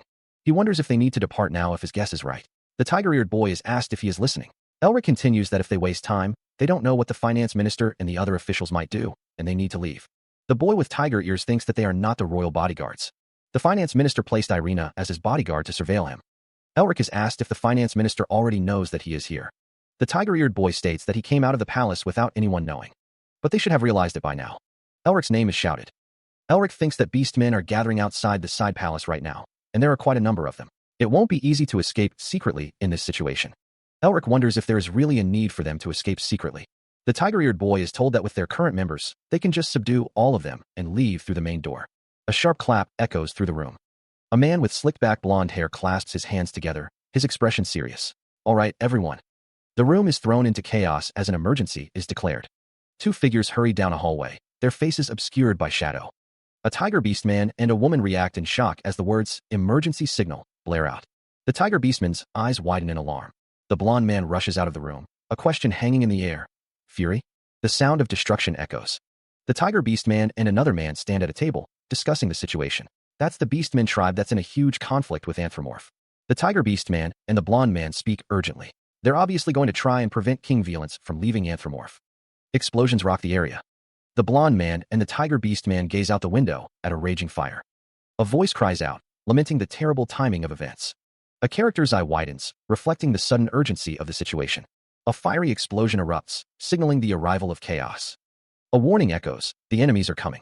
The call to prepare for combat rings out. The group steels themselves for combat, their expressions grim. Energy crackles around a hand, ready to unleash its power. Elric is called out, his name hanging in the air. A commanding voice booms, ordering everyone to stop. A figure lunges forward, blade flashing as they attack. Feet pound the ground, a flurry of motion as the characters scramble. The group discusses their next move, tension etched on their faces. Two armored figures stand ready, prepared to face the oncoming threat.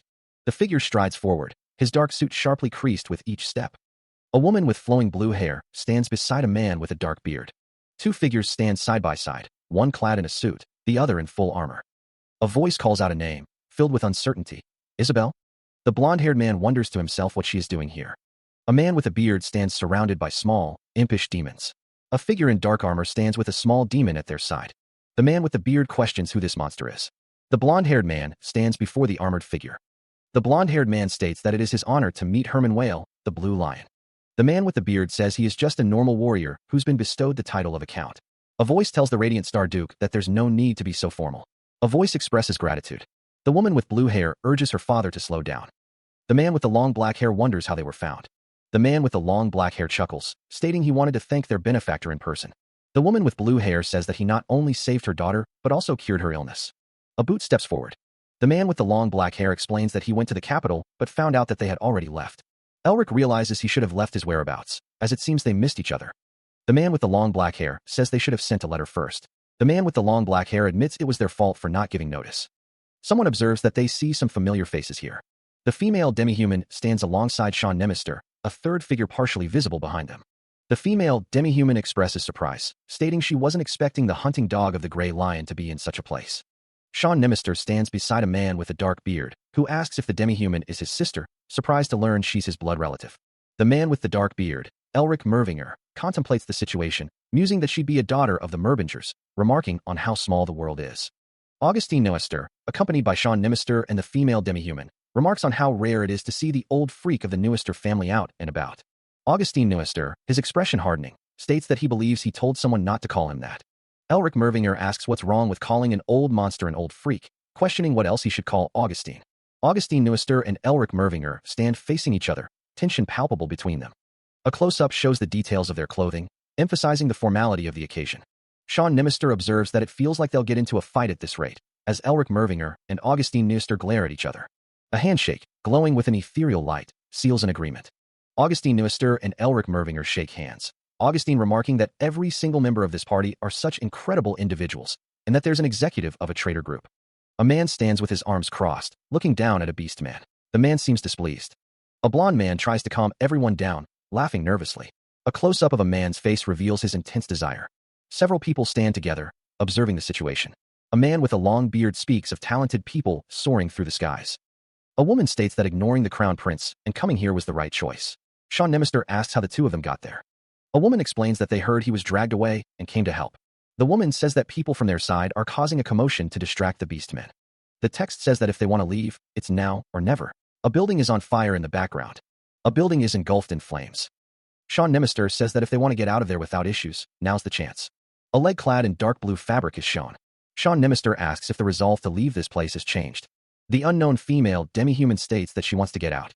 A hand clutches a pendant, the character thinking that if he abandons his kingdom in crisis, his vassals will label him as a traitor and send the city into confusion. Sean Nemister says that they don't have to worry about that. A speech bubble indicates that someone just thought of a great solution. A building burns. A foot steps on the ground. A building burns. A group of characters stands in front of a burning building. Two characters are shown in front of a burning building.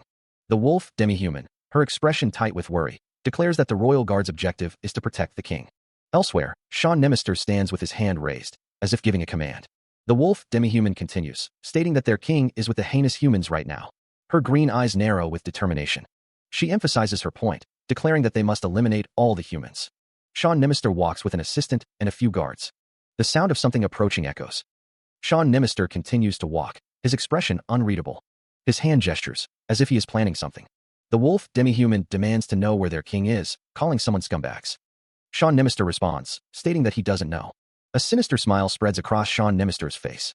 A figure surrounded by a crimson aura demands, "Are you trying to start a fight?" The air crackles with barely contained energy. The figure's stance exudes power, each step resonating with suppressed force. The ground trembles beneath unseen weight. Two wolf-like figures stand guard, their eyes glowing with a fierce protectiveness. The air smells of wet fur and simmering rage. Sean Nimister grits his teeth, sweat beading on his brow. Frustration and anger war within him. He snarls, "I don't know what trick you're trying to pull, but if you don't bring me our king right now." The threat hangs heavy in the air. The female wolf demi-human's expression twists with worry, her green eyes wide with concern. A tremor runs through her frame. A distant landscape stretches out, the setting sun casting long shadows across the desolate terrain. The wind whispers secrets through the canyons. The wolf demi-human confronts a figure, drawing her sword with a determined glint in her eyes. The metallic tang of steel fills the air. A voice cries out, "Your Highness." The sound echoes with urgency and desperation. Sean Nimister's voice drips with malice as he declares, "If anyone dares to make a move, your king is as good as dead." The threat hangs like a noose. A chorus of voices erupts in outrage. "What is that lunatic doing?" One shouts, while another cries, "You scum! Take your filthy hands off our king." Elric Mervinger, holding a small tiger beast man, asks with concern, "Are you sure this will work?" Doubt clouds his features. Elric smirks, reflecting on the fact that now that everyone has seen the human with body-strengthening art, they kidnapped their king. Mephistopheles states with confidence that none of them will be able to do anything reckless. The camera focuses on Mephistopheles' coat. A hand crackles with energy. A monstrous voice booms, demanding that a path be opened to save their king. Elric stands with the monstrous figure looming behind him. Irina is introduced. A close-up shows Mephistopheles with Irina. A fist clenches tightly. A voice calls out for everyone to open up a path. People stand on either side, creating a path. A figure in a green cloak stands at the end of the path. A group of people stand together, including a man with red hair and a serious expression. Another group of people stands together, including a woman with blue hair. She stands before a crowd, declaring, "We've opened up a path as requested. Release our king now." A close-up reveals a smiling face. A figure strides forward, their intent unknown. "How can I trust you? I'll release him after I'm safely out of the city." A man carries another man on his back, a determined look on his face. Someone walks forward, their words a threat. "You know what will happen to him if you come after us, right?" A group of people look up at something in the sky. A group of people stand together in a dimly lit area. The city burns. The city is engulfed in flames. "We need some help here." The city continues to burn. "We need to put out the fire first." She is held securely in his arms as they move with haste. Irina asks if he wants to go back there. Elric says he must open the path to the Temple of Flower for her. Put that aside for now. What he is asking is, does she want to go back or leave? Irina thinks that right now, she feels suffocated the moment she thinks about the palace. But it's a different story with his citizens. They're all good people who trust and cheer him on. If he abandons them, chaos will engulf the city, especially if there's an invasion. Hey, he doesn't think Elric has the time to be chatting away leisurely. Mephi asks what Elric sees. Elric looks forward. He stares intensely, his eyes glowing with a fierce, golden light as a dark, swirling vortex begins to materialize before him. A voice wonders, a black sand tornado? His eyes widen in shock, sweat beading on his brow as he stares at the unfolding chaos. The dark tornado continues to grow, its power intensifying with each passing moment. The swirling vortex of black sand dominates the scene, a maelstrom of dark energy. A voice cries out, That's the Eastern General." A surge of magical energy crackles through the air. The magical energy coalesces into a swirling vortex. The disaster that destroyed the North. A sphere of golden energy pulsates ominously. "I'd be shredded to nothing if I got caught by that." Elric is told that there is more to the situation than he realizes. "Hey, Elric, that's not all." Mephistopheles believes there are a few troublemakers that came along with that huge tornado too. Elric, his expression shifting to concern, wonders what that could be. Elric's eyes glow with an eerie green light, a sign of his growing unease. The air crackles with unseen energy. The dark tornado continues to rage. An army of beastmen stretches into the distance. The banners bear the symbol of a fox with 9 tails. The beastmen roar, running at full speed. A hulking wolf beastman rides into battle. It's the Fury Tribe. The Fury Tribe. The banners of the Fury Tribe flutter in the wind. A longtime rival of Anthropomorph, led by the Tiger King, an alliance of beastmen who had turned their backs on the Tiger King family that had lost the body-strengthening arts. While the Fury Tribe coveted the rule of Anthropomorph, there were only small conflicts thus far. They never waged a large-scale war. A hazy expanse fills the view. The Tiger Beastman wonders aloud, questioning what the Fury tribe is doing here. The Chibi Tiger Beastman, accompanied by another chibi figure, voices his disbelief that traders from the palace leaked information about the body-strengthening art, calling it ridiculous. A smirk plays on the other man's lips as he remarks on the Tiger Beastman's naivete, even after being betrayed so badly. He wonders why else they would suddenly invade Anthropomorph. A voice declares that they've come to the place where the person who has the body-strengthening art resides. The man holds the Tiger Beastman close. The Tiger Beastman's eyes widen. A gasp escapes someone's lips. The man holds the Tiger Beastman, who questions what he is doing. The man demands an immediate answer to his question. Will he go back to his city or leave? The man's expression is stern. The Tiger Beastman looks down, his expression unreadable. In a dimly lit space, a hooded figure stands with two others behind him, their faces obscured by shadow. The Tiger Beastman looks off to the side, a thoughtful expression on his face. A hand rests on the Tiger Beastman's shoulder. The Tiger Beastman declares he'll go back to the city and protect his people. The man responds that he knew he'd say that. The Tiger Beastman is held by the man, admitting he's weak and has nothing to offer. He says he can't ask for more help than this. The man grabs the Tiger Beastman, a determined look on his face. The Tiger Beastman exclaims that it hurts, addressing the man as Your Highness. The man tells the Tiger Beastman that friends don't care about things like that. A speech bubble simply reads, friends? The man tells the Tiger Beastman that he just needs to ask. The man urges the Tiger Beastman to ask for help. A close-up of the man's face reveals a determined smile. He tells the Tiger Beastman that if he asks for help, his friends will go wherever he needs them. Elric Merbinger smiles, as Sean Nimister looks on. He admits that Elric is not wrong. A question hangs in the air. Can he become their friend too? The Tiger Beastman thinks that being a friend is nothing hard. Elric and Sean smile, saying that he can become friends as long as they enjoy each other's presence. The Tiger Beastman smiles brightly. Since his friend is in trouble, he can't possibly look away. Sean, tell this to the rest. There's been a change of plans. Elric's eyes glow with determination. A figure in ornate robes stands ready. Paws dig into the ground, preparing to move. Increase your speed. The fierce beast, a mount of war, snarls, its teeth bared. The squad captain declares that Anthropomorph is just right ahead. The beastmen ride towards their destination, a castle looming in the distance. The captain questions if the body-strengthening art is really in Anthropomorph. Hugo, the fierce beast squad's adjutant, rides alongside the others. One of the beastmen asks if the others are in disbelief because the one who brought the body-strengthening art is a mere human. Another beastman agrees, stating it's hard to believe such a lowly race would possess such a great secret technique. The group continues their journey. Another beastman agrees, saying that even if that information is false, they can't lose the chance to take over Anthropomorph, especially considering the current state of confusion. The Tiger Beastman's face is shown in close-up, his expression grim. One of them declares that they mustn't allow the Tiger King family, who had lost the will of the heavens, to get their hands on the body-strengthening art. The destination, Anthropomorph, is revealed to be a large city with a massive crowd gathered. A vast crowd gathers, their purpose yet unknown. A beastman recalls a mage with golden hair and green eyes who stood in their way 40 years ago. The beastman believes they could have built their great empire on top of the Tiger King's corpse. The beastman thinks that if he gets his hands on the body-strengthening art, he can restore the tail that he lost, finally getting back the 9th tail he's longed for. The beastman declares that no one will be able to stop him. A beastman commands his army to bring him the body-strengthening art. The beastmen are ordered to bring back their honor and glory. The Tiger Beastman promises that once they do, he'll place the world at their feet. A surge of power emanates, the air crackling with unseen energy. The unseen force intensifies, a silent promise of violence hanging in the air. The beastmen declare, inherited the will of the heavens is our king, the Blood Wolf King. A hulking bear beastman roars his approval, a savage glint in his eyes. The wolf beastmen stand firm, their expressions grim and resolute. A wolf beastman bares his fangs, his red eyes burning with hatred. The beastman's snarl intensifies, a promise of violence etched on his face. The wolf beastmen pledge, we will protect the blessings of the tail bestowed upon us. The Tiger Beastman commands, my fellow beasts, go tear off the head of the Tiger King. The bear beastman raises his sword high, ready to answer the call to war. The wolf beastmen roar, for the Blood Wolf King. The wolf beastman's eyes glow with savage intent, his fangs bared in a terrifying snarl. He commands his troops to go and drink the blood of their enemies. A chilling blue energy begins to manifest. The energy takes the shape of a spectral wolf. The area begins to freeze. The ice spreads rapidly through the beastman army. The beastmen are caught in the freezing wave. Ice crystals form on a beastman's fur. A beastman is partially encased in ice. The wolf-like beastman yells for it to stop. A close-up shows the horror on the beastman's face as he is frozen solid. A scream of pain echoes through the frozen landscape. The sound of ice cracking fills the air. The wolf demi-human cries out as ice spreads across his body, encasing him in a frozen prison. Another beastman struggles against the encroaching frost, his anguished cries echoing in the frigid air. A hand grips the hilt of a sword, the metal cold against the wielder's skin. What just happened? A bear beastman, mounted atop a massive wolf, surveys the frozen battlefield. It looks pretty fun to me.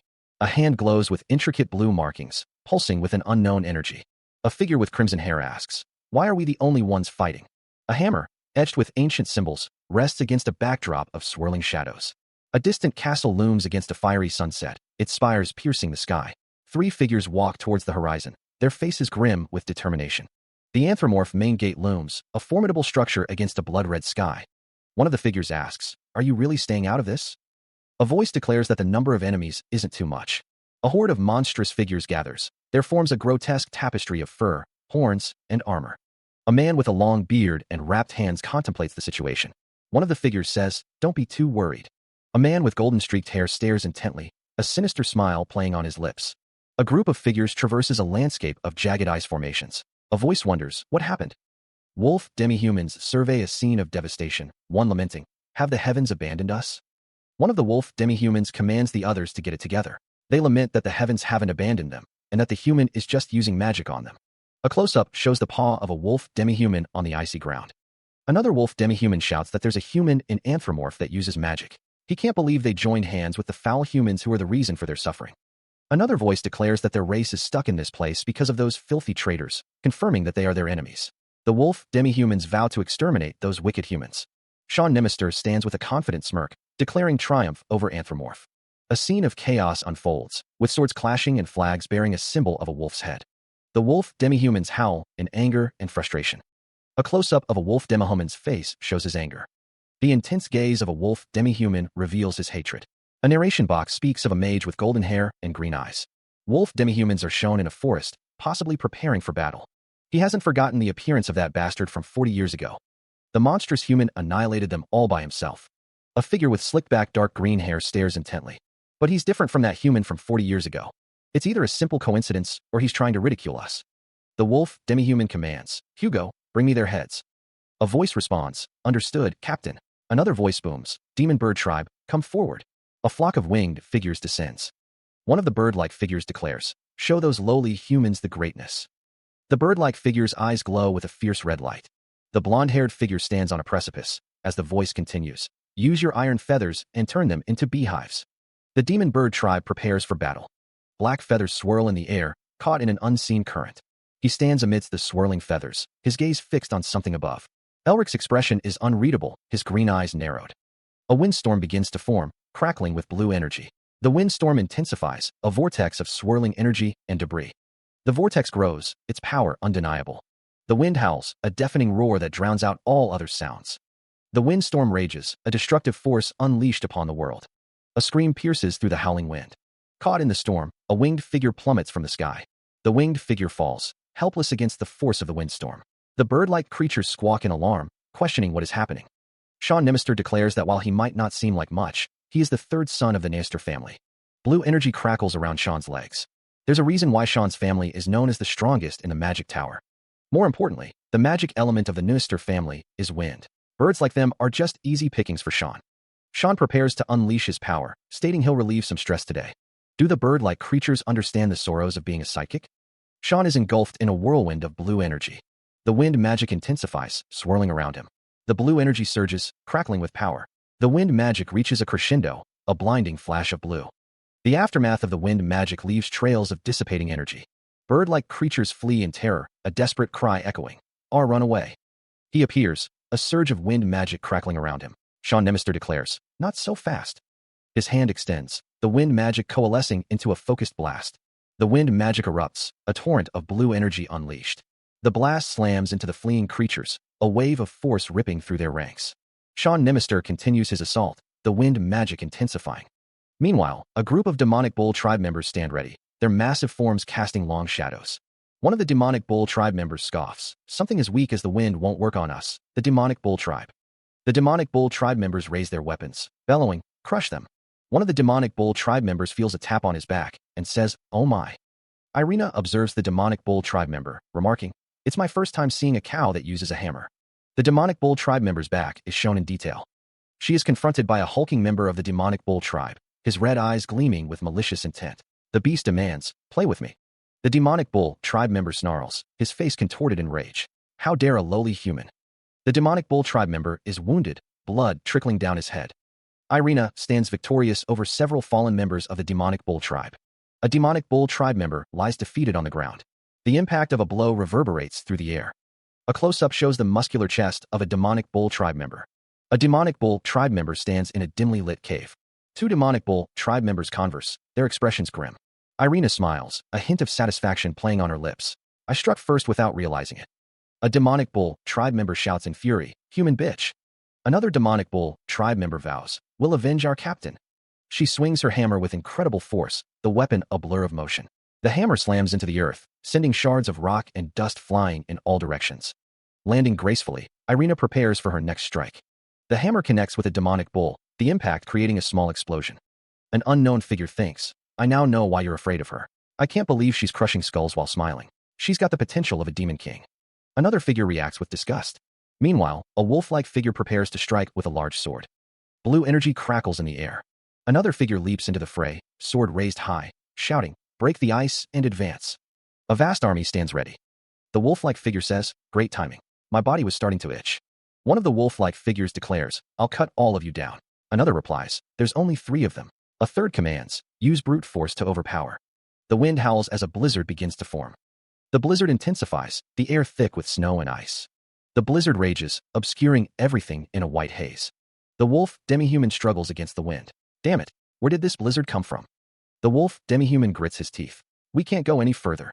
A lone figure stands amidst the storm, seemingly unfazed by the blizzard's fury. The figure raises a hand, a magical circle forming around them. Rain down. Giant shards of ice begin to fall from the sky, piercing the blizzard's veil. The wolf demi-human looks up in alarm as the ice shards descend. The ice shards strike the wolf demi-human and his companions, the impact shaking the ground. The figure watches the ice shards fall. Wow, there's still a lot of them left. The figure's eyes glow with power. "I'll show you the magic that I created painstakingly." He vows to mix the seal of cruelty and ferocity. Elric Merbinger surrounds himself with the dragon heart's mana. He declares that he will freeze anything his hand touches. The blonde-haired mage prepares to freeze his target. Elric prepares to crush them. One of the rhino beast folk shouts, "Stop him. Raise the barriers." The barriers begin to rise, glowing with blue energy. The barriers rise around Elric, attempting to contain his power. The view from behind the rising barriers shows the scale of the magical defense. The magical barriers continue to rise, forming a cage of blue energy. The intricate structure of the barriers becomes visible as they solidify. The barriers are now fully formed, a network of glowing blue lines. Body strengthening art, ferocious tiger rush, activates. Magic and the body strengthening art combine. He prepares to unleash the power. Elric Merbinger grins. "This is fucking awesome." The ground trembles beneath the rhino beast folk's feet. The magic and body strengthening art intensifies. Hugo exclaims, "He's a dangerous one." Sweat beads on Elric's brow as he emanates a powerful aura. "Shit, with that much aura." The rhino beast folk stand ready. One of the rhino beast folk declares, "That's a 4th chain, a master." The wolf demi-human thinks, "What an interesting human." The protagonist's eyes glow with an intense, emerald light. "Shit, with that much aura." A hulking figure stands silhouetted against a crimson backdrop, its armor ancient and menacing, its eyes burning with malevolent red energy. A monstrous wolf-like creature snarls, its fangs bared. The one responsible for this mess. The protagonist stands on a precipice, gazing down at the armored figure below. The wind howls around him, carrying the scent of ozone and coming battle. He steels himself, his expression hardening. "If I think calmly, he's not an opponent I can easily defeat." "So you're..." The protagonist's voice trails off, a hint of resignation in his tone. A voice booms from below, laced with fury. "How dare you try to run away from me?" A colossal blade descends, wreathed in crimson energy, cleaving the air with terrifying force. Eyes widening, the protagonist barely manages to react. He's fast. But the armored figure's attack comes, claws extended and wreathed in crimson energy. The claws descend, a brutal strike aimed at Elric. A surge of cerulean energy erupts as Elric throws up a barrier, meeting the attack head-on. The protagonist grits his teeth, thinking, it's nothing he can't block. The force of the blow reverberates through Elric's arm, the blue energy shield straining against the crimson assault. The armored figure presses the attack, claws digging into the energy shield. The force of the impact sends Elric sliding backward, feet digging into the ground. Elric's eyes widen, realizing the armored figure's strength and speed are both incredible, and if this goes on. The armored bear-like figure stands tall, a massive blade held ready. The blade glows with crimson energy, poised to strike. The armored figure's voice booms. It seems he mustn't let Elric go no matter what. A hulking, armored figure stands menacingly, a massive sword held ready. Red energy crackles around the warrior. The ground trembles, a palpable sense of dread filling the air. Elric braces himself, knowing it will be hard to get out of this situation with flight magic. The wolf demi-human barks orders. Hugo, lead the army and go to Anthropomorph. Hugo snarls, vowing to cut Elric's head off before catching up with the others. The wolf demi-human's eyes glow with an eerie light, his expression twisted in a savage grin. Meanwhile, Elric stands his ground, a lone figure against the encroaching horde. A bird demi-human commands, be squat, advance toward Anthropomorph. Elric cries out as he is struck, the force of the blow staggering him. A sword clatters to the ground, lost in the chaos of battle. Elric grits his teeth, stating that Cuckoo underestimated the beastmen too much. There was a time when even the demon race wouldn't dare to recklessly mess with them. Elric stands alongside another figure, ready to face whatever comes next. A blade glints in the dim light, held by a hulking figure. Elric reflects, even though their race has weakened, there are still strong ones around. The wolf beastman thinks, so that's why Anthropomorph built walls and stayed wary of the Fury tribe. Finally, it's just the two of us now. He resolves, I need to defeat him quickly using all means. Blue energy crackles around Elric's hand, power coalescing into a tangible force. A spectral blue wolf looms behind Elric, a manifestation of his inner strength. His eyes glow with an intense blue light, determination etched on his face. The wolf beastman grips his weapon tightly, ready to strike. Elric thinks, I've trained over and over again. The wolf beastman swings his weapon down with brutal force. Elric thinks, while you're not him, I still have to rip you to shreds so my sadness can be appeased. Elric smirks, how unfortunate. You should have trained for 10 more years. He lunges forward, claws extended, a feral snarl twisting his lupin features. The wolf beastman roars, how dare you mock me? His yellow eyes burn with fury, teeth bared in a vicious display. The wolf beastman's blade clashes against Elric's, sparks flying as their strength meets. Elric deflects the blow, the force reverberating through his arms. Meanwhile, Sean watches the battle, his expression unreadable. Sean says, leave this place to me. You can go on ahead. Hugo replies, thank you. Back in the fray, the wolf beastman prepares to strike again, his eyes narrowed in fury. The wolf beastman snarls, do you think a mere lion? The two warriors clash once more, their blades locked in a deadly embrace. Elric's sword glows with an ethereal blue light, a silent promise of power. Can win against a bear? He stands firm, his gaze unwavering. We'll have to see for ourselves. Mephistopheles remains composed, observing the unfolding events. Elric leaps forward, a blur of motion against the desolate landscape. A surge of blue energy envelopes him, crackling with raw power. Elric's expression hardens, his eyes narrowed with determination, while the blue lion isn't at full strength. Mephistopheles muses, he's not someone who'd lose easily to that bear. I wonder if Hayes and Sean are doing well. Elric's gaze pierces through the chaos, focused and resolute. A torrent of blue energy erupts, tearing through the air with immense force. He unleashes the energy, a blinding flash of blue light consuming everything in its path. A violent explosion of purple energy counters the attack, shaking the very ground. From a distance, the clash of energies illuminates Elric and Mephistopheles, locked in a deadly dance. Phew, they're a perfect combination. Elric surveys the scene, his gaze settling on the dispersed beastmen. But they won't be able to stop the beastmen that are dispersed. A voice declares the intention to round up the beastmen, so the three of them can take them all down. Elric Merbinger looks up, a determined expression on his face. A voice questions the identity of the approaching figures, wondering if they are truly those men. A figure in blue armor runs forward, spear in hand. The Blue Lion Knights have arrived. A deep, maniacal laugh echoes as someone remarks on the exemplary nature of the Blue Lion Knights. The laughter continues, the sound grating and unsettling. Another figure in blue armor charges forward, spear glinting in the light. A gruff voice questions if they really are who they seem to be, as the speaker stands with a small, glowing figure. A figure accompanied by a wolf declares they will ensure no one gets past them, addressing someone as nephew-in-law. Someone expresses feeling like they just heard something strange, reacting with visible discomfort. Elric Merbinger states that whatever the case, now that the Blue Lion Knights have joined the fight, he just needs to take care of the remaining beastmen. Buildings crumble as figures plummet from the sky. A voice echoes, questioning how they got so far. Amidst the chaos, more figures fall, surrounded by a flock of dark birds. A lone building stands silhouetted against a blood-red sky, a silent testament to the destruction.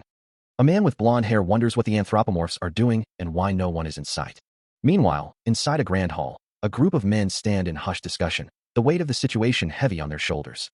One of the men insists that this isn't the time for their current actions and that they need to come up with a plan immediately. Another man, his voice rising in frustration, questions if they can stop the Fury tribe if they went all out. A man with purple hair asks if they think they can stop the Fury tribe if they went all out. The man with purple hair asks if they are asking them to just sit by and watch. The man with brown hair walks forward, the others watching him. A man with gray hair suggests that they surrender.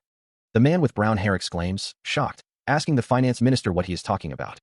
The man with long brown hair asks what they can do and urges anyone with good ideas to speak up. Sean Nimister states that it's obvious they need to risk their lives to protect and fight for the city. Another council member agrees with the finance minister. One of the council members points out the obvious. Another council member agrees, stating that they don't want to die like this. One of the council members questions if they plan on putting all their people in danger. Another council member asks if they think they'll leave their people alone. One of the council members states that if they surrender, they'll only be feeding them to those beasts. A voice commands everyone to stop. The man with long brown hair states that he heard all their opinions. The council members stand around, listening. One of the council members states that he thinks the finance minister is correct. One of the council members states that those who agree should come. The assembled figures stand poised, a silent tension hanging heavy in the air as they await the next command. One figure plummets downwards, a starburst of energy erupting around them as they fall. The premier's voice cracks with disbelief. Premier, what exactly are you doing? A piercing blue eye narrows, the words Shadow Core materializing amidst swirling darkness. A figure lunges forward, their movements a blur of motion as they engage in the fray. A dark miasma descends, tiny motes of light dancing within its depths, hinting at unseen forces at play. Two figures converse in hushed tones, their faces obscured by shadow as they plot their next move. The man's face contorts in rage, his voice a thunderous roar. Are you really going to abandon your king and your country? Crimson light flares in his eyes, a demonic energy radiating from his very being. The assembled figures stand ready, their resolve hardening as the conflict escalates. A unified battle cry erupts from the group. Kill those traitors. The figures stand silhouetted against the chaos, their presence a silent promise of retribution. A voice booms, declaring that an anthropomorph is in sight. A figure plummets from the sky, the city sprawling beneath them. The falling figure is surrounded by raven-like creatures. A gruff voice shouts, urging someone to pick up their pace. A shimmering barrier materializes. Claws dig into the ground. A desperate voice cries out, stop. The plea to stop echoes. A pack of beastmen are shown. One of the beastmen exclaims that they managed to stop in time. The falling figure crashes into a wall of ice. A surge of icy energy erupts, sending shards flying in all directions. The explosion continues, the air crackling with frost. The icy blast expands, the sound echoing through the frozen landscape. A wolf beastman's face contorts in a mixture of fear and disbelief, sweat beading on his brow. A voice echoes, laced with disappointment. I was a little disappointed that I didn't get to play enough because of that bear earlier. The same voice continues, now tinged with anticipation. Let's have some more fun. Elric Merbinger strides away from the scene, his hand glowing with a faint blue light. A wolf beastman, his expression grim, mutters, here? Don't tell me he defeated the captain.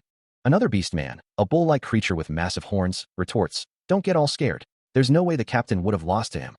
The wolf beastman insists, he's just a coward who ran away from the captain. Barrison, Beast Squad's adjutant, stands ready, his sword gleaming in the dim light. The beastmen, consumed by rage, scream, kill him. They vow to exterminate the coward and advance toward the city. A surge of blue energy emanates as someone prepares a body-strengthening art. The beastmen's faces contort in fear as the energy intensifies. The blue energy crackles around them, amplifying their terror.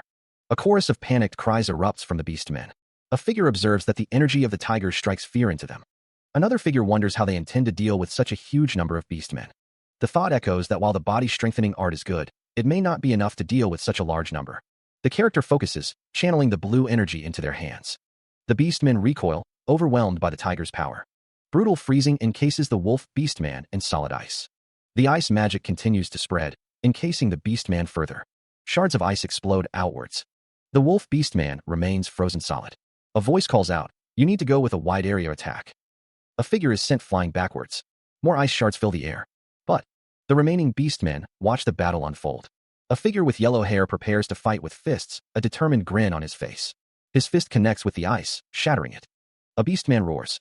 He groans, lying prone amidst the dust and debris. A figure raises a sword, the blade glinting ominously. The man wonders if his current state is due to recovering from a sickness. The wolf beastman snarls, questioning if he is being deceived, his body not moving as he wants. The injured figure struggles to rise. The sword-wielding figure advances, closing the distance. The wolf beastman reflects on regaining his life and attaining enlightenment thanks to the young man. The man states he would like to show the results of that enlightenment, asking if that would be all right. The wolf beastman declares that a warrior from the Great Fury tribe never backs down from a fight. The sword-wielding figure continues his advance. The figure with the sword stands over the prone figure. A voice warns to be careful of the lion's claws. The image is split between Elric's stoic face and the snarling visage of the wolf beast man. Like hell the claws of someone like you would work. Energy crackles between them, a visual representation of their conflict. Elric stands over the wolf beast man, his sword held ready. The ground beneath them is shattered, a testament to the ferocity of their battle. The cracks spread further, spiderwebbing across the battlefield. The wolf beastman's face is bloodied, but his eyes are clear. Elric stands tall, the setting sun glinting off his blade. The two warriors stand amidst the destruction, a moment of quiet reflection after the storm. It was a good fight. Humans are truly incredible. Blood Wolf King. I'm sorry She looks up, the weight of failure heavy on her shoulders. The wolf beastman thinks to herself, I couldn't complete my mission. A close-up shows the wolf beastman's armored arm. The wolf beastman, her expression grim, hopes for the success of another's plans. I hope your great plans will come to fruition, she thinks. Elric Merbinger, his face etched with frustration, curses under his breath. Shit. The wolf beastman raises her hand, a faint light emanating from her palm. A figure lies prone on the ground, unmoving. A fiery explosion erupts, consuming the area. The explosion continues to rage, the sound echoing through the landscape. A lone figure stands silhouetted against the inferno, their purpose unknown. Elric Merbinger, his eyes filled with regret, realizes the dire truth. I was too late. The fiery explosion continues, a destructive force unleashed. A lone figure stands before a towering cliff, the aftermath of the explosion painting a grim scene. He looks up, a flicker of light catching his attention. Fireworks? He wonders. Meanwhile, the wolf beastmen gaze skyward at the same light. One declares, the captain has passed away. Another adds, he's given his last order. The wolf beastmen snarl, their red eyes gleaming in the dim light. We will not avoid death, one growls. The pack of wolf beastmen raise their voices in unison. For the Blood Wolf King, they roar. The wolf beastman stares up at the sky, his expression grim. For the Blood Wolf King, he repeats. The declaration echoes across the battlefield. For the Blood Wolf King. The wolf beastmen bare their fangs, ready for battle. Elsewhere, Elric is bathed in a blinding light, energy swirling around him. A wolf beastman is struck by a powerful force, blood splattering as he cries out. The wolf beastman's face is contorted in pain as he is thrown backward. The wolf beastman is sent flying through the air, crashing through a barrier. The light intensifies around Elric, the air crackling with energy. Three wolf beastmen stand ready, their eyes gleaming with anticipation. Hugo, the bull beastman, commands, advance party, focus on running ahead. The beastmen's boots march forward, their mission clear. The city awaits, a prize to be taken. Come soon, a voice echoes. The beastmen army gathers, ready to destroy the city, claim everything within it, and ensure everyone is killed. It should be about time for those inside to send. The signal is given, and a beastman sprints towards the city gates. The officials of the anthropomorph had already decided to follow the wishes of the Fury tribe. Even if the human mage tries to get in their way, the results of this fight have already been decided. The flag has been raised on top of the castle walls. Trample all over anthropomorph. They must bring down the Tiger King family. The signal of victory is sent. Hugo's face is grim, his determination unwavering. Wait. What's that? A beastman questions, looking up. The castle walls stand tall, a symbol of the battle to come. The beastman's eyes widen in disbelief. No way. Panic spreads through the ranks. There's no way this is happening. What's that? Another beastman stares in disbelief. That can't be it. A booming voice echoes across the battlefield. All the cowards have been executed. Hugo, the beast squad's adjutant, stands before his troops, his back to the viewer. Hugo turns, his expression grim. He barks an order. Don't let a single one of those traitors from the Fury tribe cross into this land. A volley of arrows streaks through the air. The arrows fly, a deadly rain. The wolf demi-human watches the attack unfold. The Fury tribe is bombarded with arrows. A member of the Fury tribe falls, pierced by the arrows. A strange energy crackles through the city, the air thick with an unseen tension. A voice calls out, filled with urgency. Sir Merbinger. The intricate design of Elric Merbinger's collar glints in the dim light, a symbol of his authority. A white-haired beastman, her brow furrowed with concern, asks, what on earth is happening? The group continues onward, their footsteps echoing in the eerie silence. One of them wonders aloud, why would the Premier help us? Elric Merbinger's eyes narrow, a flicker of understanding crossing his face. Oh that. A subtle smirk plays on Elric's lips as he reveals, I made a deal with him. A voice calls out, addressing someone as Sir Merbinger. The man's expression is unreadable. One of the figures wonders why. He wonders if the Premier can help them. The man admits to making a deal with him. A slight smile plays on his lips. The anthropomorph side palace looms in the distance. A voice pleads for the body-strengthening art.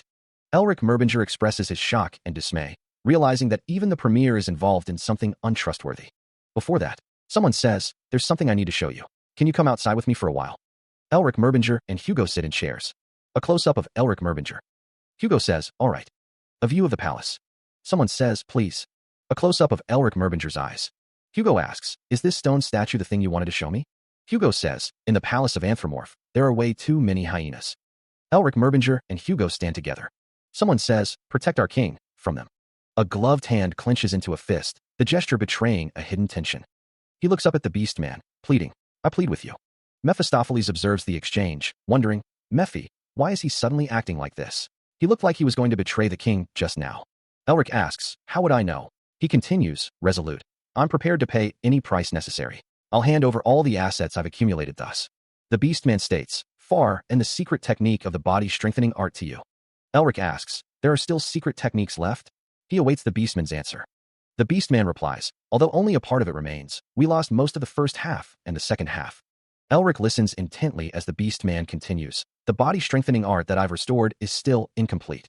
Elric thinks, if I obtain the secret technique, I'll be able to complete it. He then asks the beastman, but why would you trust me with it? The beastman simply replies, yes. The beastman reveals, I'm a human that you guys loathe. The beastman finishes, did you know? He looked exactly like someone's grandfather, even with just those emerald eyes and golden hair. Footsteps echoed through the halls. A man with a neatly trimmed beard leaned against the wall, observing. A gloved hand pushed open a heavy door. A figure stepped through the doorway, entering a new space. The figure walked away, leaving the observer behind. The man watched, a thoughtful expression on his face. Those who possessed those eyes would bring about light and radiance to the world. A space appeared within the walls. The emerald eyes shone with an inner light. He stood before a stained glass window, bathed in its radiant glow. The speaker reflects on Elric's grandfather, describing the kind of person he was. Elric is seen walking down a hallway, wearing a long white coat. Elric, now in a different outfit, adjusts a necklace around his neck. Elric stands in a grand hall, wearing a white coat with gold trim. The speaker continues, noting that Elric wore the necklace and came to this place. Elric is seen from a distance, standing in a room with a patterned floor. A close-up shows Elric holding the necklace, his expression thoughtful. The speaker reveals that if it weren't for Elric's grandfather, the Tiger King family and this city would have ceased to exist.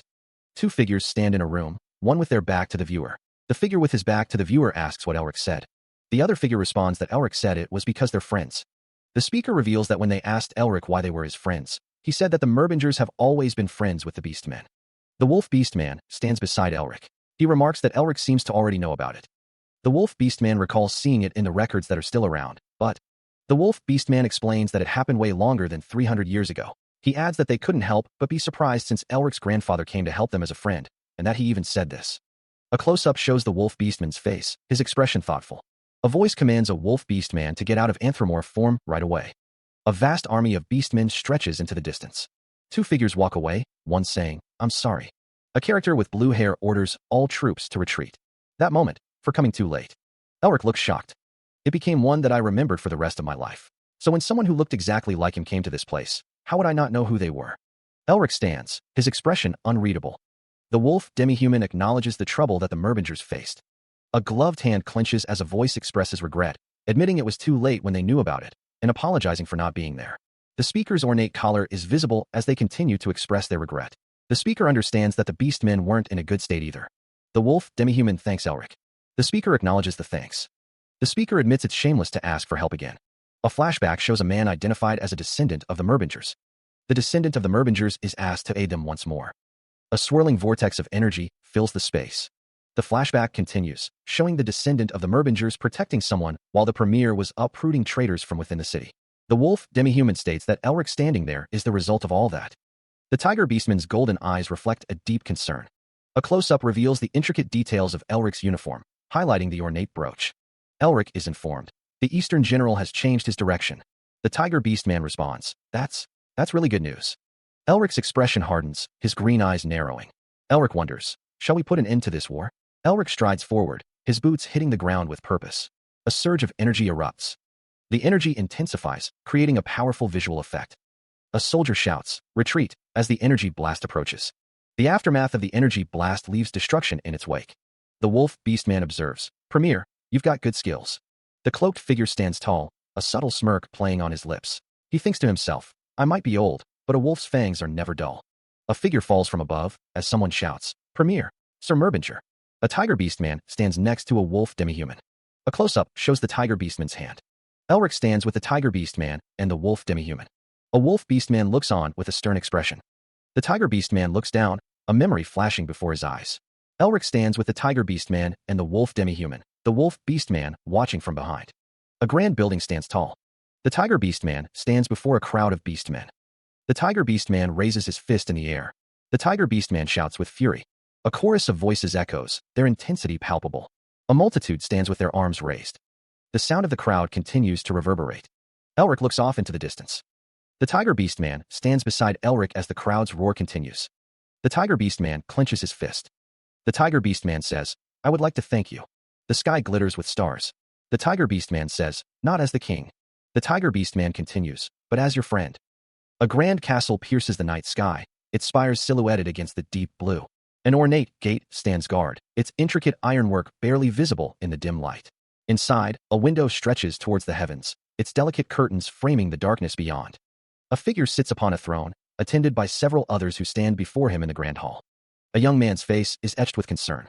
The man with the wolf ears says, "It's fine. I'm sorry I couldn't inform you of what was going on in advance." The wolf-eared man holds the young man's hands. A voice declares, "You've also made great friends." A voice continues, "You can now do things on your own, even without me by your side." The wolf-eared man states, "I, who have been disloyal, will step down as the premier today." The wolf-eared man's hand clasps the young man's hand, as the young man thinks, "I can't let that happen." The tiger beastman's voice cracks as he whispers, "I still need you." He pleads, his golden eyes wide with desperation. "Please stay by my side for a long time and help me." A silent promise is exchanged as their hands clasp together, a fragile alliance forged in shared anxiety. Hugo, the wolf beast man, listens intently, his expression unreadable. Scattered papers drift in the air, symbols of forgotten duties and looming responsibilities. The town bustles with activity, oblivious to the turmoil brewing within its leader. To see the anthropomorph reclaim its former glory. The tiger beast man gazes at Hugo, a flicker of hope in his eyes as the wolf beast man says, "I too wish to stay by your side for a long time." The tiger beast man thinks to himself, "And for you to reclaim the former glory of the Tiger King family." He continues his internal monologue, a shadow of resignation crossing his face. "But when that time comes, I probably would have ceased to exist in this world." The weight of his responsibilities crushes him. "My body has already reached its limit." Hugo stands firm, a silent vow etched on his face. "It's probably best to keep this from His Highness." A man's expression hardens with concern. Radiant Star Duke kneels before another, questioning, "What are you talking about?" "The demons." The tiger beast man states, "The premier's body will soon be taken by the demons." A figure walks forward, determination etched on their face. A voice questions, "Isn't that why you can't answer the king's request for you to stay by his side for a long time?" "That guy, he's a demon." "The premier is a demon, to be precise. He's a demon who has a coil around his heart." The wolf beast man stands silently, his expression unreadable. Hugo's gaze is intense, his expression unreadable. The narration reveals that the assimilation of the coil with his heart is quite advanced, and he'll soon become a demon. Sean Nimister stands on the stairs, looking down at someone kneeling. Sean's expression is serious, his brow furrowed in thought. Hugo reflects on the past, thinking that after the previous Tiger King passed away, he couldn't see any hope for Anthropomorph any longer. He wanted to gain strength no matter the means so that at least he could do something to save Anthropomorph. Just then, by coincidence, the narration reveals that he discovered the demon tree. Hugo's expression is grim, his eyes narrowed. Sean asks, "What? The demon tree?" He continues, "Isn't that the tree that conceives demons?" The narration adds that from what he knows, his family has destroyed almost all of them. Sean remarks that it looks like Hugo's familiar didn't clear the one in the black snowfield. He then asks if Hugo ate the demon tree's fruits. He admits that he consumed all of the demon tree's fruits in order to gain strength. After eating all of them, he gained a powerful strength. But the thing that found its place in his heart ate away at his life force and grew. His mind will soon be devoured by it. And he'll be born as a real demon then. After eating all of them, he gained a powerful strength. Which is why he intends to leave this place and die. Because if he does, then the darn demon within him will die as well. Premier, how could you say that? Your Highness, that's the only method available. If there's a way to cure you, what would you like to do? Elric, can he be cured? I'll give you anything you want, just please cure him. The Radiant Star Duke states that if anyone is going to try to do something unnecessary, they should forget about it. Sean Nimister asks Mephistopheles if he is sure of it. Sean Nimister remarks that Elric's body probably won't be able to last that long. He could do it if given enough time. Sean Nimister states that in that case, there's only one way to do this. Hugo asks the Radiant Star Duke if he can ask him for a favor. The Radiant Star Duke asks if he mentioned he could ask him for one favor before, and if that would be now. Sean Nimister replies that it's a treatment method only he is capable of. He tells him to just tell him what to do. Sean Nimister says that this treatment method would be hard for most mages, and that he doesn't need to worry about that. Elsewhere, a boot steps forward, the sound echoing in the vast space. A voice declares that not even their grandfather is a match for their master right now. A figure stands silhouetted against a backdrop of swirling, ethereal light. The figure walks forward, their form obscured by shadow, into the heart of the starlight. Radiant Star Duke exclaims, his expression intense. Sean Nimister looks on with concern. Radiant Star Duke and Sean Nimister stand together, discussing their next move. A voice warns, I know what you're trying to do, but you need to be careful. Sean Nimister's eyes glow with an intense light. A figure shrouded in shadow declares, all right, let's get started. A figure descends amidst a blinding burst of energy. The energy intensifies, creating a visual display of raw power. The figure continues to descend, surrounded by swirling energy. The energy coalesces, forming a concentrated display of power. The figure is suspended in the air, surrounded by intense energy. Radiant Star Duke observes the display, muttering, is this really the power of a single person? His blue eye widens, a silent scream trapped within its depths as an unseen force attempts to seize control. A bandaged hand reaches out, fingers twitching as if grasping for something just beyond reach, the air crackling with dark energy. He stands defiant, legs braced against an unseen onslaught, the very ground beneath him seeming to tremble with the effort. The bandaged hand is seized, a desperate struggle unfolding as the unseen force tightens its grip, threatening to crush bone and will alike. A surge of dark energy erupts, tendrils of shadow snaking through the air, seeking to overwhelm and consume. A monstrous wolf-like form materializes, its eyes burning with violet fire, a counterforce rising to meet the encroaching darkness. He remains steadfast, an anchor in the storm, his presence a beacon against the encroaching shadows.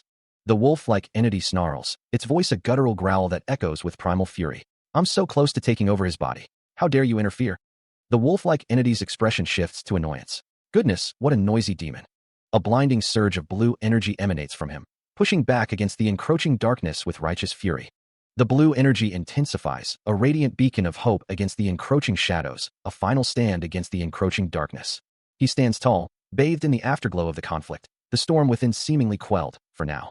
A network of glowing blue lines pulsed beneath the skin of the arm, the intricate patterns shifting and reforming. Elric Merbinger watched, a sinister entity looming behind him, its form wreathed in shadow. Kukuku, it's been a while since I've had such tasty demonic energy. The entity spoke, its voice a guttural rasp. Eat to your heart's content, but remember to leave your seal behind. The blue markings continued to spread, tendrils of light snaking across the skin.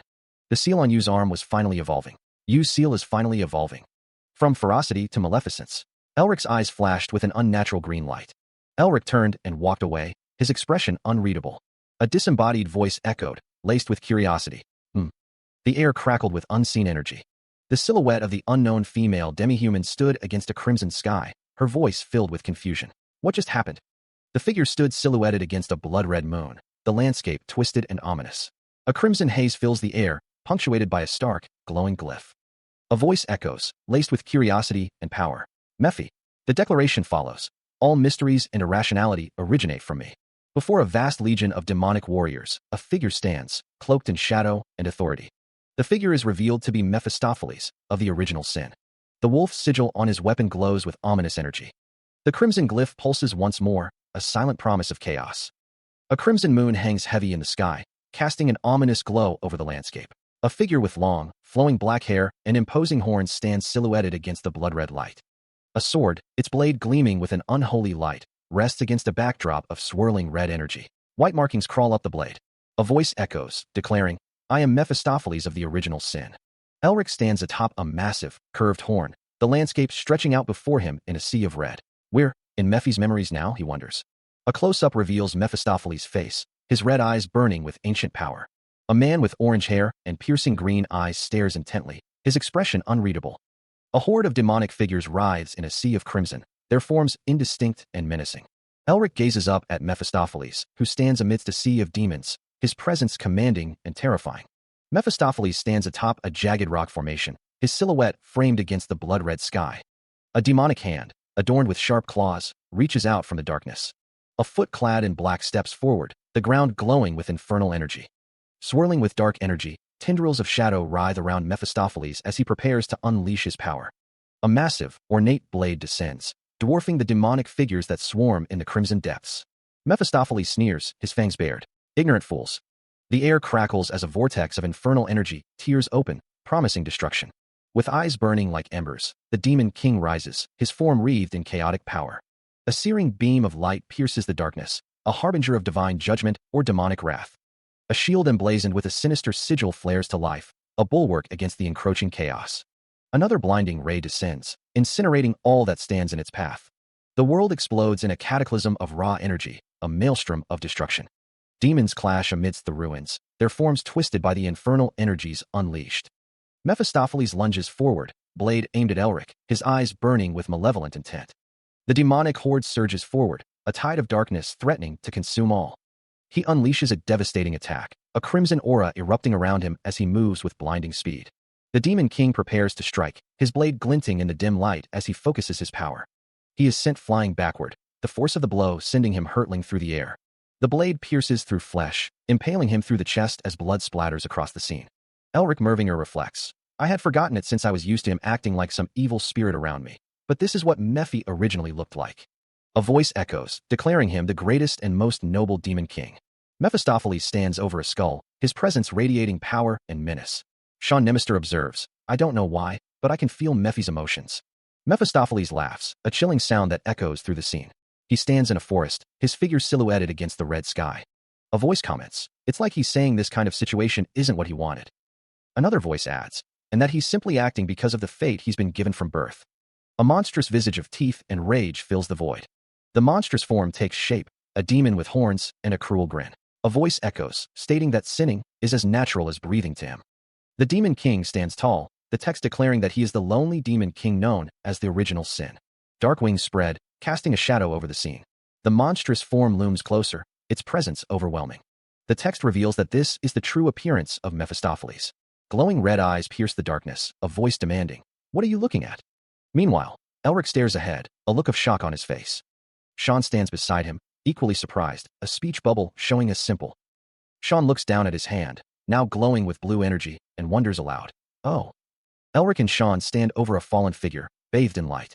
He laughs, a nervous, strained sound escaping his lips.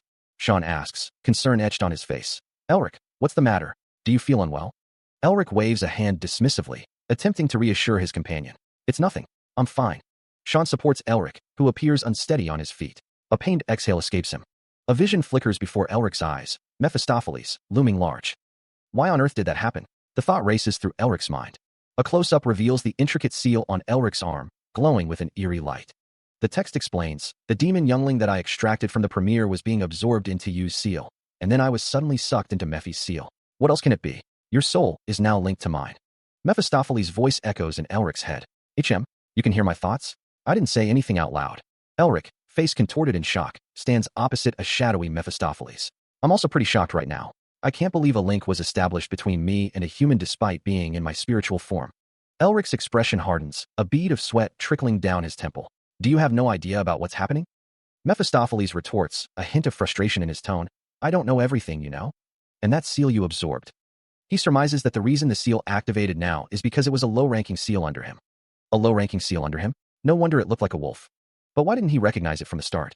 Mephistopheles declares that he was born at the apex of the demons. Mephistopheles admits he's never seen the lower ranks. Mephistopheles, in a chibi form, calls Elric a little rascal. Elric asks what Mephistopheles saw in his memories, though. Mephistopheles wonders if Elric saw anything humiliating. The scene shifts to a room where the wolf beast man is lying in bed, surrounded by people. The wolf beast man expresses his gratitude. Someone tells the wolf beast man that he still needs to focus on taking care of himself so he can recover. The man with the wolf ears looks up, a glimmer of understanding in his eyes. I understand. The Demon King, Mephistopheles, stands with Elric and the wolf demihuman, able to see our king grow up. The wolf demihuman speaks, her expression thoughtful. I think it's about time for me to get my reward, though. A close-up shot shows a hand resting on a white cloth. Mephistopheles floats behind Elric, a dark aura surrounding him. You act all righteous, but you're still as materialistic as ever. That's no surprise, is it? I've always acted this way. A chibi version of Mephistopheles scolds Elric. And please don't eavesdrop on others' thoughts like some kind of pervert. A thought bubble reads, it's not like I want to hear. Elric stands in a dimly lit room, his expression unreadable. Elric receives a chest from the Tiger Beast Man. As promised, this is the treasure map of the former Tiger King and the research material for the body-strengthening art. The chest is held in someone's hands. A speech bubble says, this belongs to the former Tiger King. Elric stares intently at the chest, his eyes wide. The chest is opened, revealing a map and a cloth. A speech bubble says, please look the cloth. Elric looks into the chest, a question mark above his head, followed by an exclamation point. Elric's eyes widen as he examines the contents of the chest. Wait, Isn't this the rare herb of the East? The Tiger Beast Man presents the herbs. She wonders why she is giving something so precious. The Tiger Beast Man explains that this specific detail was mentioned among the legends of the Beast Men. The Tiger Beast Man says, I believe that you're the hero king that was mentioned in the legends. Elsewhere, Winter muses, the fact that the word appeared in the prophecy wasn't just a coincidence. Elric apologizes for his tardiness. A character's ornate attire is shown in detail as they wonder if their grandfather's arrival was planned by the family. A character presents a box, stating that the recipient deserves to receive the elixir of the imperial family. Someone expresses their gratitude. Elric offers to guide someone to the Temple of Flowers. A horse-drawn carriage approaches a grand castle. The scene shifts to a dark, ominous location. A lone figure stands in the distance, surrounded by a red, hellish landscape. A creature, possibly a blood wolf king, apologizes. The creature groans in pain. The creature is attacked. The creature is told it has failed. A fist clenches, knuckles white with tension. A burst of crimson energy explodes outward. A voice declares, I'll be taking back my tail. A figure laments, because of a merbinger again. Where are they headed to now? Before a temple, a figure with deer antlers states, the Temple of Flowers. The antlered figure continues, the same path that my ancestor had walked on. A hand rests on a hilt, ready to draw a weapon. The antlered figure commands, burn it all. The antlered figure continues, burn those fuckers along with the temple. A figure wearing a fox mask sits upon a throne. A legion of masked figures stands in silent formation. The black snowfield stretches out under a clouded sky. A horse-drawn carriage makes its way through the snow-covered landscape. Inside a grand hall, figures gather, their conversations echoing through the vast space. A massive paw print looms over a small, disgruntled tiger beast man. The figure yells, such impudence. How dare you disobey the orders of the Tiger King? The tiger beast man flees, scrambling away from the speaker. Sean Nimister wonders, what have they been talking about since earlier? Three figures stand together, their expressions unreadable. A hand grips the hilt of a sword, the metal gleaming in the dim light. A voice muses, ho ho, well, do you have any plans on learning swordsmanship? Hugo and another figure stand in conversation, their postures suggesting a serious discussion. The blonde-haired man wonders aloud, swordsmanship? A close-up reveals the intricate details of his attire. The dark-haired man states, you were able to learn martial arts concepts quickly and even suggested a new perspective to improve it. That's an extraordinary talent. A stern-looking man with a long beard is shown. The blonde-haired man appears concerned, his hand touching his chin. The stern-looking man stands tall, his expression unreadable. The dark-haired man proposes, how about learning it from me? Energy crackles in the air. A figure shrouded in energy descends. Two men stand ready, weapons drawn, their faces etched with determination. A voice warns, you better stay still. The back of a figure is seen, the atmosphere thick with tension. A man with a beard looks on with concern as Sean Nimister stands behind him, a determined look on his face. A bead of sweat trickles down a neck as a voice warns, if you take one wrong step. A close-up reveals a man with long brown hair and piercing yellow eyes, his expression intense. The man's eyes narrow as a voice pleads, what shall we do? Please stand down, there are children here. Two men stand back to back, one with gray hair and a beard, as a voice ominously states, since the winds outside are harsh, burying corpses will be easy for us. Meanwhile, a blond man embraces a younger boy on a red couch, a comforting gesture. A woman with blue hair stands next to Sean Nimister, both looking towards something out of view. The gray-haired man from before is seen again, looking concerned. The man clutches his neck, gasping for air. Sean Nimister stands between two figures as one of them declares, my proposal isn't to take away your student. Sean Nimister explains, since he fights completely differently from a normal magician, I simply thought he'd grow much stronger if he learned martial arts from me. Energy crackles around a figure, power coalescing into a tangible force. The figure scoffs, unimpressed. Do you think I don't know what trick you're trying to pull? Clad in heavy armor, the figure continues, oh, I heard that one would have more fears as they. Meanwhile, under the watchful eye of the moon, a horse-drawn carriage travels along a dark road. Runes of power shimmer in the air, forming a barrier against unseen threats. The carriage speeds onward, its wheels kicking up dust as it races through the night. Elsewhere, a lone figure stands silhouetted against the horizon, watching the carriage's progress. A voice filled with rage erupts, darn brat. Power surges as a fist clenches, ready to unleash its fury. Standing in the path, the figure prepares to meet the oncoming threat. A sword is drawn, its blade gleaming with an ethereal light. Eyes blaze with an otherworldly power, promising retribution. A burst of blue energy illuminates the darkness. The energy intensifies, streaks of light cutting through the air. A figure descends amidst the chaotic energy. The figure stands silhouetted against a backdrop of swirling energy and bare trees. A white tiger leads a group of armed individuals through a snowy landscape. A man with slicked back hair and a confident smirk addresses someone off-panel. Blue Eagle, right? Guess you need some taming too. The white tiger snarls, its orange eyes burning with intensity. A voice booms with confidence. Oomph. Hunting beasts is our specialty. Figures clash in a flurry of steel and energy. The battle intensifies, the air crackling with power. A horse-drawn carriage races through the night, pursued by swirling energy. Inside the carriage, a blonde man stands beside a dark-haired figure. I don't get why they're fighting over you. What a mess. The lower half of a figure stands near a carriage, seemingly waiting. A silver-haired man touches his head, looking annoyed, while a dark-haired, horned figure stands behind him, equally displeased. A voice echoes, questioning the use of frequency transmission. Another voice remarks on the unpleasantness of delving into each other's minds. A cloaked figure stands amidst swirling energy, declaring that Elric is their student and demanding that someone stop trying to take him away. The horned figure scoffs at the sight of two old men fighting, deeming it repulsive and accusing someone of becoming even greedier despite being old enough to die at any time. A surge of pressure emanates, the air crackling with energy. Two figures engage a massive tiger in combat, their weapons glowing with blue energy. A close-up reveals the intensity of the battle, the figure's faces grim with determination. A character with a lion-themed shoulder piece stands ready, energy crackling around them. A blonde-haired man urges everyone to calm down, his expression serious. The sky darkens, hinting at an approaching storm or a shift in the world's atmosphere. Inside a lavish room, figures converse, their discussion likely holding significant weight. One of the men states that Elric still has a lot to learn from both of them. Elric agrees. The other man says that they have other great skills to teach him other than the Mirage Eyes. Sean Nemister looks off to the side. Elric realizes that if he doesn't have a foundation in martial arts, he won't be able to grow stronger no matter how hard he trains in the body-strengthening art.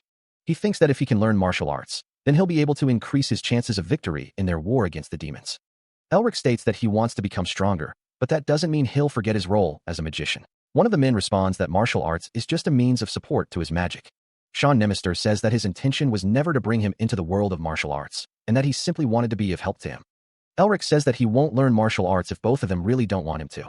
Elric looks determined. The two men look at each other. Sean Nemister states that there's no reason to object to it then, since Elric is the patriarch of the Merbinger family before he's their student. Elric says that after fighting with them, he can see how there's a lot that can be learned. Elric sits, listening intently to Sean. In the past, Radiant Star Duke says, please take good care of him. Sean replies, I'll teach him with all my heart. Old man, it seems I've won. Radiant Star Duke thinks, I'm only letting you win this one time. While I'm sorry to my teachers, this is a great opportunity that will never come by again. The Blue Lion is one of the top sword masters on the continent. Elric's eyes narrow. Sean thinks, I'll be able to suck a lot out of him. Elric trains. He thinks, I think I might die at this rate. Radiant Star Duke says, I didn't know your stamina was so weak. Elric wonders, does it even make sense for me to swing a wooden sword 10,000 times every day without using any mana? Sean thinks, that's something babies in my family do once we start walking. A voice declares, Elric, I've decided. Sean's expression hardens. A voice booms, the day I descend upon this land, I'll be extra nice to the Blue Lions. The voice continues, I'll let them sit on the right-hand side of my throne. Sean's voice rings out, stop it, you bastard. Serves you right for being cheeky. LOL. The carriage wheels turn. A voice announces, Sir Elric, we've arrived at our destination. Elric steps out of the carriage. A voice declares, we're finally at the Temple of Flowers. Sean's eyes widen. What? A voice exclaims, that's the Temple of Flowers? A ruined archway stands amidst a desolate landscape, hinting at a forgotten civilization. The air hangs heavy with the scent of decay and the chill of a long-lost age. He walks through the ruins, his long coat billowing behind him. The ground crunches beneath his feet, a symphony of shattered stone and forgotten dreams. Elric Merbinger's eyes widened, a flicker of disbelief crossing his features. A realization dawned on him. That's the Temple of Flowers. Ruined archways stood as silent sentinels, the remnants of a once grand temple. Elric walked towards the temple, his back to the viewer, a sense of grim determination in his stride. The demi-human, a tiger beast man, stood beside Elric. She stated that it's currently closed because of the Eastern General. The tiger beast man continued, saying that she already told them that they'd be arriving, so they'll open the doors for them soon. She wondered if she was thinking of the right place when they mentioned the Temple of Flowers. Mephistopheles, standing with Elric, remarked that it's still here. Huh? Elric asked what he meant. Mephistopheles explained that this place was made for when the world is about to be destroyed. It's a type of ark. Mephistopheles revealed that the humans, dragons, and giants that had been afraid of the great demon god's army had planned to restart their population in this place after the world was destroyed. The unknown female demi-human gestures, explaining. Of course, the Merbingers stopped that army though. A hand holds a dark, ornate object, its purpose unknown. Dragons, giants, and the demon god. The scene shifts to a vision of destruction, a landscape ravaged by some unknown force. The destruction that Mephi mentioned. A monstrous figure looms, its form grotesque and terrifying, wreathed in shadow and lightning. Elric stares at the vision, a troubled expression on his face. How is it related to what I saw back then? Footsteps echo through the temple, the sound amplified by the oppressive silence. Elric's eyes narrow, a question forming in his mind as he looks ahead. The unknown female demi-human points towards a blinding light. Elric, look over there. The door bursts open, unleashing a torrent of blinding light and raw energy. The door is opening. A beastman's face is partially visible through the opening, its expression unreadable. Elric and the unknown female demi-human stand silhouetted against the light, their faces obscured by shadow. A sinister face grins from within the light, its features sharp and predatory. There might be a familiar face in there. A blinding light emanates from the arched doorway. The pair step through the doorway, leaving the ruined landscape behind. The female demi-human and Elric enter the temple. Footsteps echo on the stone floor.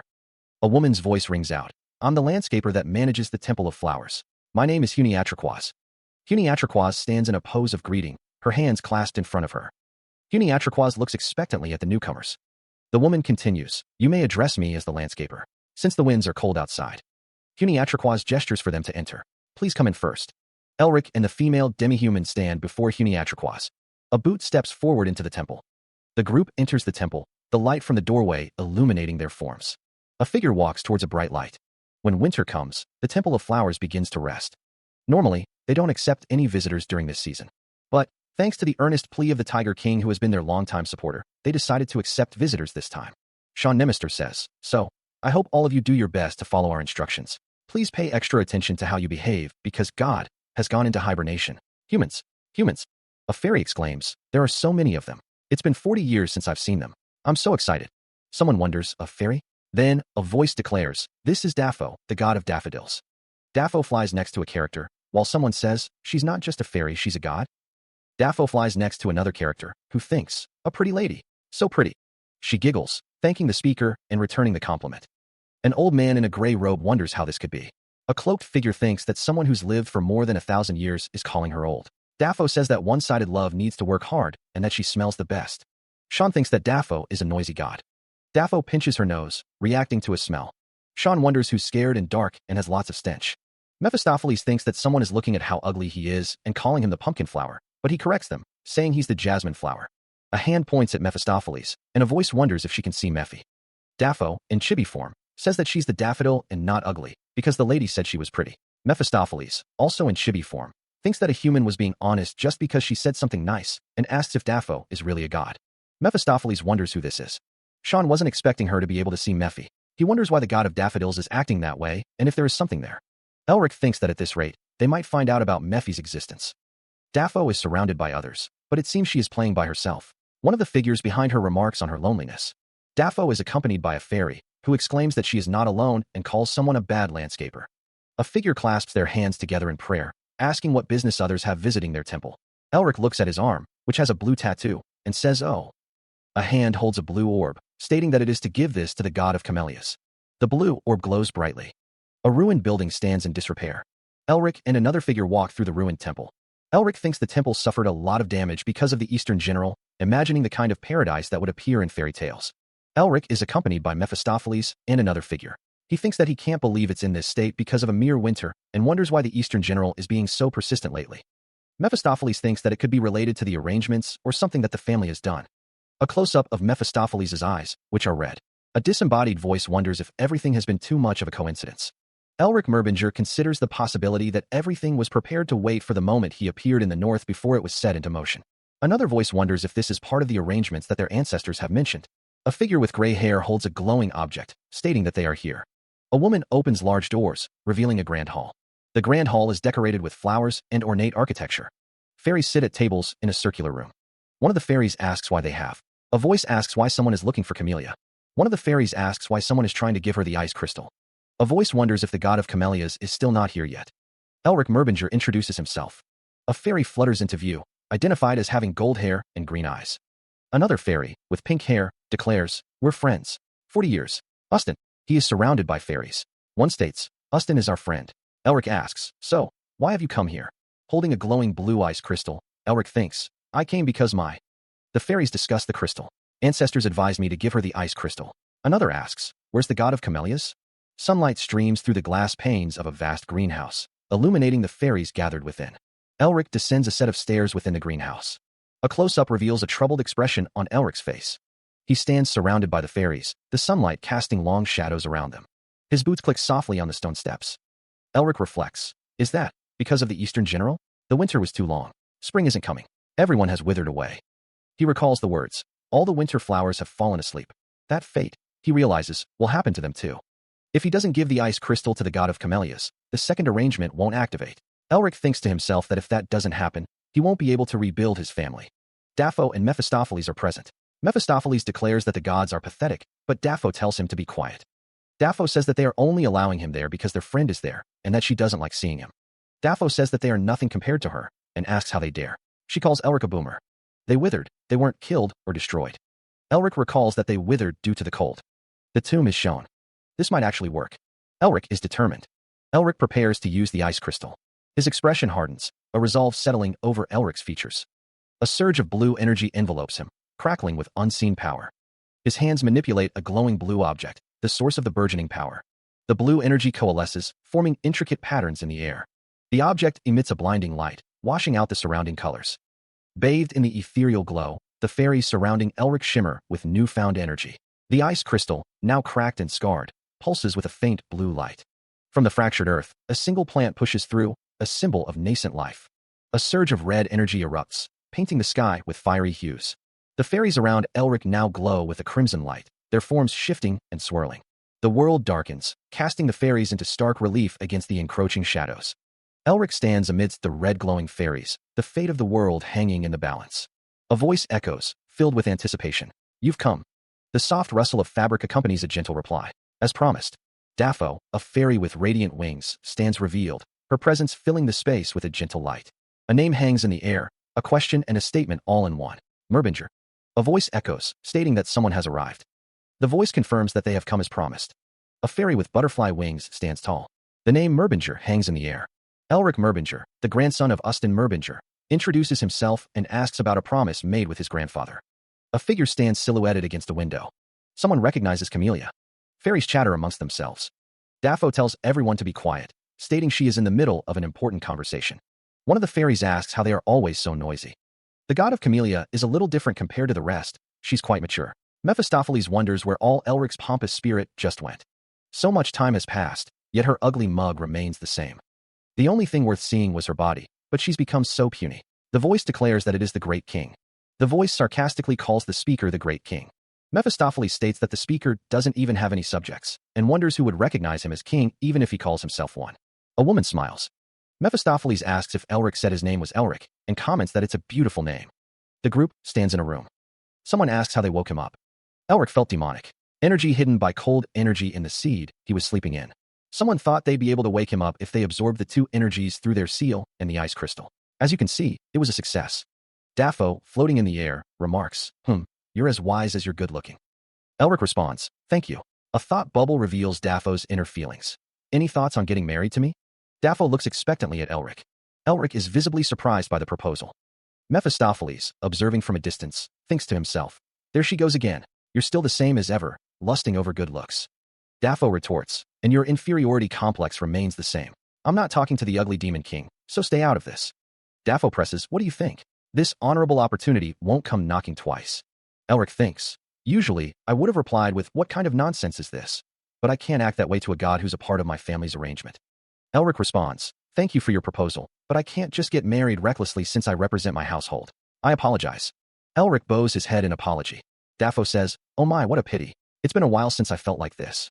Elric asks, you wanted to know about the promise that was made with Ustin Mirbinger, right? Daffo gazes intently, a question hanging in the air. Elric stands before her, the words echoing. Steal the winter that has covered the black snowfield. The words continue, a command, and bring spring with him. Elric's expression hardens as he thinks of his grandfather.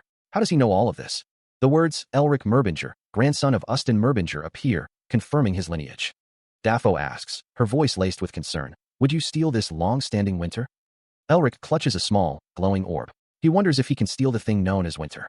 Mephistopheles stands in the background, a sinister smile playing on his lips. But my ancestor told me to give this to you and to tell you this. A voice booms, declaring, I am here to complete. Elric looks determined, holding the orb tightly in his hand, ready to bring the winter. Daffo's expression is thoughtful. That must be the advice of that annoying man. Elric and Daffo stand together, the words hanging in the air. This might all be a single flow that connects everything. He asks why they have come to this place. Daffo floats in the air. Elric stands in the new location. A disembodied voice explains how winter can be taken away. Elric lies in a field of flowers. Elric muses that it has been a while since he felt like this. Elric sits in the field of flowers. He thinks this is exactly how he imagined it would be. Elric sits in the field of flowers. A close-up of Elric's eyes. A field of vibrant flowers fades into a blinding light, the air thick with the scent of pollen. He lies prone amidst the blossoms, his eyes closed as if in slumber. The scene shifts abruptly, the warmth replaced by a biting wind and the crunch of snow underfoot. A voice echoes through the frigid air, laced with confusion. What happened here? He stands amidst the snow-covered peaks, the wind whipping at his coat. A figure approaches from behind, the crunch of their boots a stark contrast to the howling wind. His eyes widen, a flicker of recognition in their depths. Could you be? The older man smiles, his eyes crinkling at the corners. Yes, it's been a while. The man in the white suit gestures, a knowing glint in his eye. It has. You've grown so much since we last met. The man's hand is shown, bearing a strange, blue seal. It seems the seal of cruelty has found its place as well. Elric's brow furrows, a question forming on his lips. How are you here? The older man's smile widens, a hint of mischief in his eyes. Until you complete winter, I intend to keep following you around and nag at you. The older man's chibi form stands beside a similarly miniaturized Elric. The older man's PTSD seems to be kicking in. The Radiant Star Duke states that they don't have much time, so he'll explain right away, gesturing for Elric to look over there. The Eastern General explains that this place was originally the land of blessings where all life is born. But when death appeared, death descended upon this place. The Eastern General. A shadowy figure with glowing eyes looms, the remnant of what the demon god left behind as he passed by this place. The Radiant Star Duke says that they must swallow the remnant of the past and a curse. The Radiant Star Duke looks on. The Eastern General declares that from now on, Elric will be learning how to swallow the Eastern General. Elric wonders if he is to swallow such a huge disaster. Can he really do it? But if he swallows it, he'll be able to obtain an immense amount of power. A smirk plays across Elric's face, a glint of anticipation in his eyes. The Radiant Star Duke declares that Elric can grow way stronger than he currently is. The Radiant Star Duke asks if he is to put the Eastern General into the seal of cruelty like he learned in the first arrangement. The Radiant Star Duke continues, stating that since this is the second arrangement, his opponent will be much stronger than the Snow Mountain King. Elric affirms that he is ready, questioning if he just needs to fight like he did with the Snow Mountain King. The Radiant Star Duke offers something to Elric, his expression unreadable. The Radiant Star Duke presents a small, unassuming seed to Elric. Elric stares at the seed, a question forming in his mind. The seed of camellia? What am I supposed to do with this? The Radiant Star Duke instructs him to grow that into a tree within 100 days, adding that when a flower blooms, this arrangement will be over. A close-up of the Radiant Star Duke's suit, the fabric shimmering with an ethereal light. The Radiant Star Duke watches Elric, his expression inscrutable as the snow falls around them. A burst of light obscures the scene. He stares, incredulous. It's just growing a tree? A voice echoes, instructing Elric Merbinger to grow that into a tree within 100 days. When a flower blooms, this arrangement will be over. Elric stands in the snowy landscape, listening intently. Elric exclaims, questioning if he is just growing a tree. Elric's father responds, asking if that is too tough. Elric's father continues, stating that firstly, it's about growing this seed in this rotten land. Elric holds a small, dark seed in his palm, but he also doesn't understand what this has got to do with the Eastern General. Elric's father chuckles, telling him he'll find out in time. Elric looks confused, thinking things that don't make sense again. Elric wonders if it would kill him to explain it a little more clearly, questioning what he is supposed to do with this little information. A disembodied voice says, "Don't worry." A fist clenches, surrounded by blue energy. A voice declares that it will be assigning the perfect guide. A figure walks toward a glowing, intricate circle of light. The figure stands within the circle, seemingly ready for whatever is to come. Elsewhere, a voice expresses irritation at being disturbed. A close-up reveals a sharp, intense gaze. The auburn-haired woman looks down, her expression unreadable. The details of her dress are visible, hinting at a noble or divine status. The woman's voice rises in annoyance, repeating her demand not to be woken up. The woman stands in a flowing red dress, her presence commanding attention. A voice exclaims in disbelief, identifying her as the god of Camellia. Two figures stand in a snowy landscape, one questioning the identity reveal. The god of Camellia asks how she is known, a sly smile playing on her lips. Her appearance is definitely that of the god of Camellia, but the presence she gives off is completely different. Although she's short, it feels like I'm looking at a humongous tree. A fairy stands before a massive tree. A humongous tree that can easily cover the whole sky. Is what a real god is like. Let me introduce you to him. He's my descendant. It's a pity that you're a Merbinger. But I'll let it slide since you're handsome. Do you want to marry me? Her personality is the same, though. Elric Merbinger expresses surprise, recalling that he already rejected a proposal once. Elric wonders if she got connected to the camellia, which is outside of the arrangement. Daffo says it's hard to grow a camellia tree, questioning if he can do it.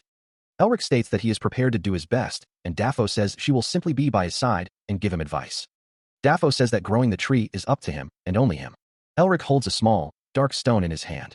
Elric states that's good enough for him as a man with white hair and a beard looks on, calling him his descendant. The man hands Elric the stone. The stone is revealed to be a tablet with writing on it.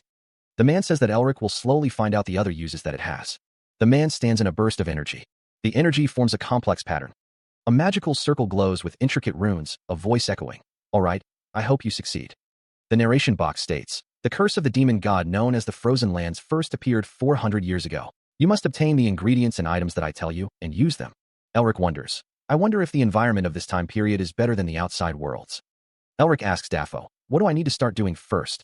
A voice instructs, you need to find the land to plant this seed on. A land that's good for sprouting. Elric thinks, I wonder if it would be faster to purify this land as compared to searching the whole snowfield. Elric and Daffo stand atop a snowy peak, the wind whipping around them. Elric's eyes narrow, a glint of determination in their depths. The air crackles with unseen energy. A monstrous figure descends from above, its eyes burning with malevolent intent. A voice echoes, warning, you'll need to be wary of monsters too. He stands before a towering skeletal figure, its presence a chilling omen. More appear, winged monstrosities with eyes burning like embers. The monsters close in, their shadows engulfing him. He focuses, a surge of blue energy coalescing in his outstretched hand. The energy intensifies, crackling with raw power.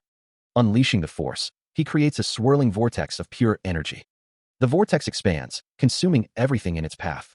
The energy surges outward, a wave of destruction. The energy coalesces, taking the form of a colossal, radiant bird.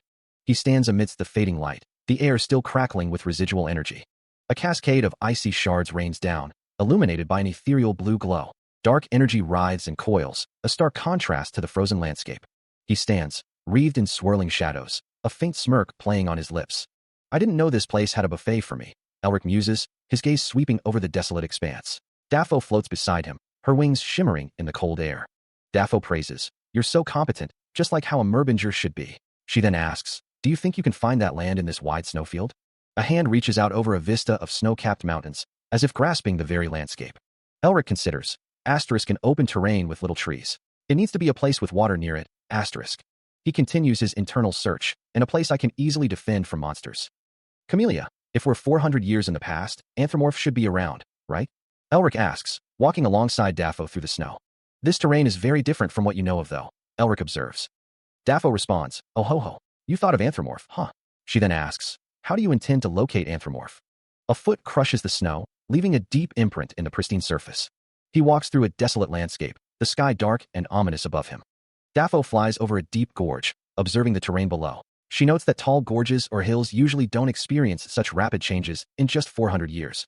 Elric and Daffo continue their search. Daffo thinks to herself that if she uses such a place as her center, the camera focuses on the terrain. A voice declares, here it is. A speech bubble appears, stating that someone looks like they paid attention to Anthropomorph's surrounding terrains, and Elric stands beside Daffo, a slight smile on his face. The sound of flapping wings fills the air. Elric's expression hardens, his eyes glowing with a faint light. Elric's hand glows with a blue energy, intricate patterns forming on his skin. Daffo's hand also glows with a similar blue energy, mirroring Elric's. Daffo's eyes narrow, her gaze intense as she focuses on something ahead. Snow falls lightly across the desolate landscape. A voice muses that there should be enough to plant. The voice questions if it's enough for a tree, then decides that it isn't. Crystalline structures jut from the ground, shimmering with an inner light. She and Elric stand amidst the icy formations, the air biting with cold. A voice acknowledges that someone is coming in, recognizing him as a merbinger. Elric kneels, his hand glowing with blue energy as he uses dragon tongue. The voice marvels that a human can use dragon tongue so perfectly. A woman wonders what she should do with him. The woman smiles, noting that the soil's quality is good and most monsters won't. Elric stands before a wall of ice, the blue energy of dragon tongue swirling around him. His expression is focused as he continues to channel the magic. The energy intensifies, crackling with power. He observes the stone tablet's reaction, concluding that he has succeeded. Elric stands with Daffo in the snowy landscape. The stone tablet displays a message, you have failed the mission. The tablet shows returning to day 0, accompanied by a gear-like visual. Gears and other mechanical elements fill the space. More gears and mechanical elements are shown. Elric and Daffo are seen from a distance, floating above the snowy mountains. A chibi version of Elric says, back to the start again. Elric reflects on how he would go back to the start whenever he died during the first arrangement, but this time, he's restarting when he fails the mission. He guesses he missed something. A voice asks if he knows why this is happening, stating that since this is the black snowfield, there. A close-up view of the snowy mountains. Elric reaches out his hand. In any case, she believes she has provided enough guidance. Daffo suggests that Elric take a little while to look at the outside world. Elric asks where she is going. Daffo tells him to focus on clearing the mission until she comes back. He asks Daffo to give him some other hints before she leaves. Elric walks forward, his boots crunching in the snow. The landscape stretches out before him, a dark sky looming over snow-covered mountains. A frozen river cuts through the snowy terrain. Elric lies back in the snow, staring up at the sky. He sits up, the cold seeping into his bones. What did he miss? He can't waste any more time. He needs to focus more. His eyes glow with determination. Elric stands, energy crackling around him as he steels himself for the task ahead. A surge of golden energy erupts. A burst of green energy follows. Elric glances down, a thought forming. What lies below the land? He plummets downward. A sudden realization dawns on Elric. He continues to fall. Elric curses his predicament. Below, a massive, scaled form rises into view. The creature's scales are a dark, ominous green. Green energy swirls around the monstrous form. The ancient text describes the creature, large enough to swallow most large-sized monsters, and one of the strongest, capable of challenging even skilled magicians. The text warns, if you run into it by chance. A nightmarish maw filled with rows upon rows of razor-sharp teeth fills the view, promising a gruesome end. A tattered sign, seemingly ripped from a bestiary, warns in stark letters, run away. The monster illustrated book contains information about worm-type monsters. Elric's eyes widened as he looked up, a sense of foreboding washing over him. He gasped, a silent question forming on his lips as the enormity of the situation began to dawn on him. With a surge of adrenaline, Elric steeled himself, preparing for the inevitable confrontation. Plummeting downwards, Elric braced for impact, his mind racing to formulate a plan. A colossal figure loomed, its form a grotesque tapestry of scales and shadow. The monster's hide was a mosaic of jagged plates, glinting with an unnatural, oily sheen. An oppressive weight descended, the air thick with the stench of decay and primordial malice. A voice echoed, laced with dread, a deathworm. The beast's maw gaped, revealing rows upon rows of razor-sharp teeth, promising a gruesome end. A desperate thought surfaced, a chilling reminder of the odds. It's a monster that needs at least 3 to 4/6 circle magicians to kill. I don't know if I can kill it by myself. Gathering his resolve, Elric channeled his energy, azure runes blazing across his arm as he prepared to face the monstrous deathworm. The reason the mission failed is probably because of this guy who's underground.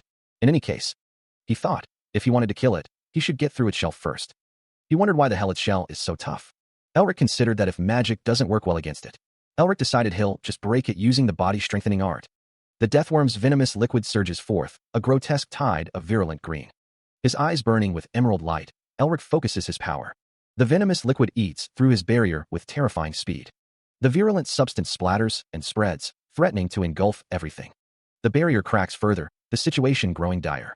Cursing, Elric finds himself surrounded by the encroaching venom. The liquid continues to dissolve the barrier. I can't believe this liquid is so venomous that it can break through my barrier. His eyes blazing with renewed intensity, Elric prepares to act. If I recklessly get close to it, I might land myself in big trouble. A creature of pure darkness, a black swan of nightmare, descends. You're not getting away. He dashes forward, a desperate gamble against the encroaching doom. The black swan looms, a harbinger of despair. If I lose it now, I won't be able to complete my mission within the time limit. A sharp, crystalline appendage lashes out, aimed with deadly precision. The attack connects, creating a shattering burst of energy that echoes through the cavern. The monster's crystalline body gleams, a dark and menacing structure of sharp edges and hidden depths. The monster looms, a shadowy behemoth standing over Elric, who lies prone on the cold stone. He studies the monster's movements, recognizing the cunning in its feints. Wow, it even knows how to do feints. The monster continues its relentless assault, each strike carrying the weight of its immense power. This monster is way more cunning than the average ones. The crystalline structure pulses with dark energy, a testament to the monster's unnatural strength. Elric staggers to his feet, catching his breath. I almost died again. A familiar, sickly green substance coats his boots, a telltale sign of the monster's venom. He stands amidst the venom, the green liquid seeping into the ground around him. The venom rises, surrounding him in a toxic cloud. Elric grits his teeth, frustration etched on his face. Damn it, venom again. The green venom pulses outwards, a wave of toxic energy expanding from an unseen source. The sickly green light intensifies, blurring the edges of reality as it spreads. The energy surges, a concentrated burst of virulent power. The green light continues its relentless expansion, filling the space with its ominous glow. The venomous energy engulfs Elric, the light casting long, distorted shadows. Hanging upside down, Elric prepares to unleash his armament, a surge of yellow energy crackling around him. The green energy begins to contract, drawn back towards its source. The contraction intensifies, the green light focusing into a concentrated point. He stands poised, the green energy swirling around him as he prepares to take a gamble. Elric steels himself. His only choice is to take a gamble. Elric releases his armament, a surge of blue energy erupting around him. He remembers what he learned from the Blue Lion, steeling his resolve. He still has what he learned from the Blue Lion. He focuses all his strength into a small point. The armament begins to activate, a mechanical hum filling the air. He thinks he can maximize its destructive power and ability to kill. The body-strengthening art, White Tiger Hammer, is unleashed. Energy explodes outward, a blinding flash momentarily obscuring everything. The energy disperses, leaving a trail of dark particles in its wake. The attack slams into something with a wet, sickening thud, splattering green liquid. He finds himself inside a hexagonal barrier, a faint green glow emanating from its edges. He grunts in exertion. He thinks, if he hadn't poured all his mana into this one attack, he thinks he would have gotten completely melted first. He lies prone, exhaustion etched on his face. I can't fight that a second time. He wheezes, his breath ragged. A message appears before him, glowing with ethereal light. I wonder if I succeeded this time. The message shifts, revealing the words, has been lifted. Elric's brow furrows in confusion. Restriction? What's that supposed to mean? He raises a hand, a stone clutched in his grasp, radiating a soft, blue light.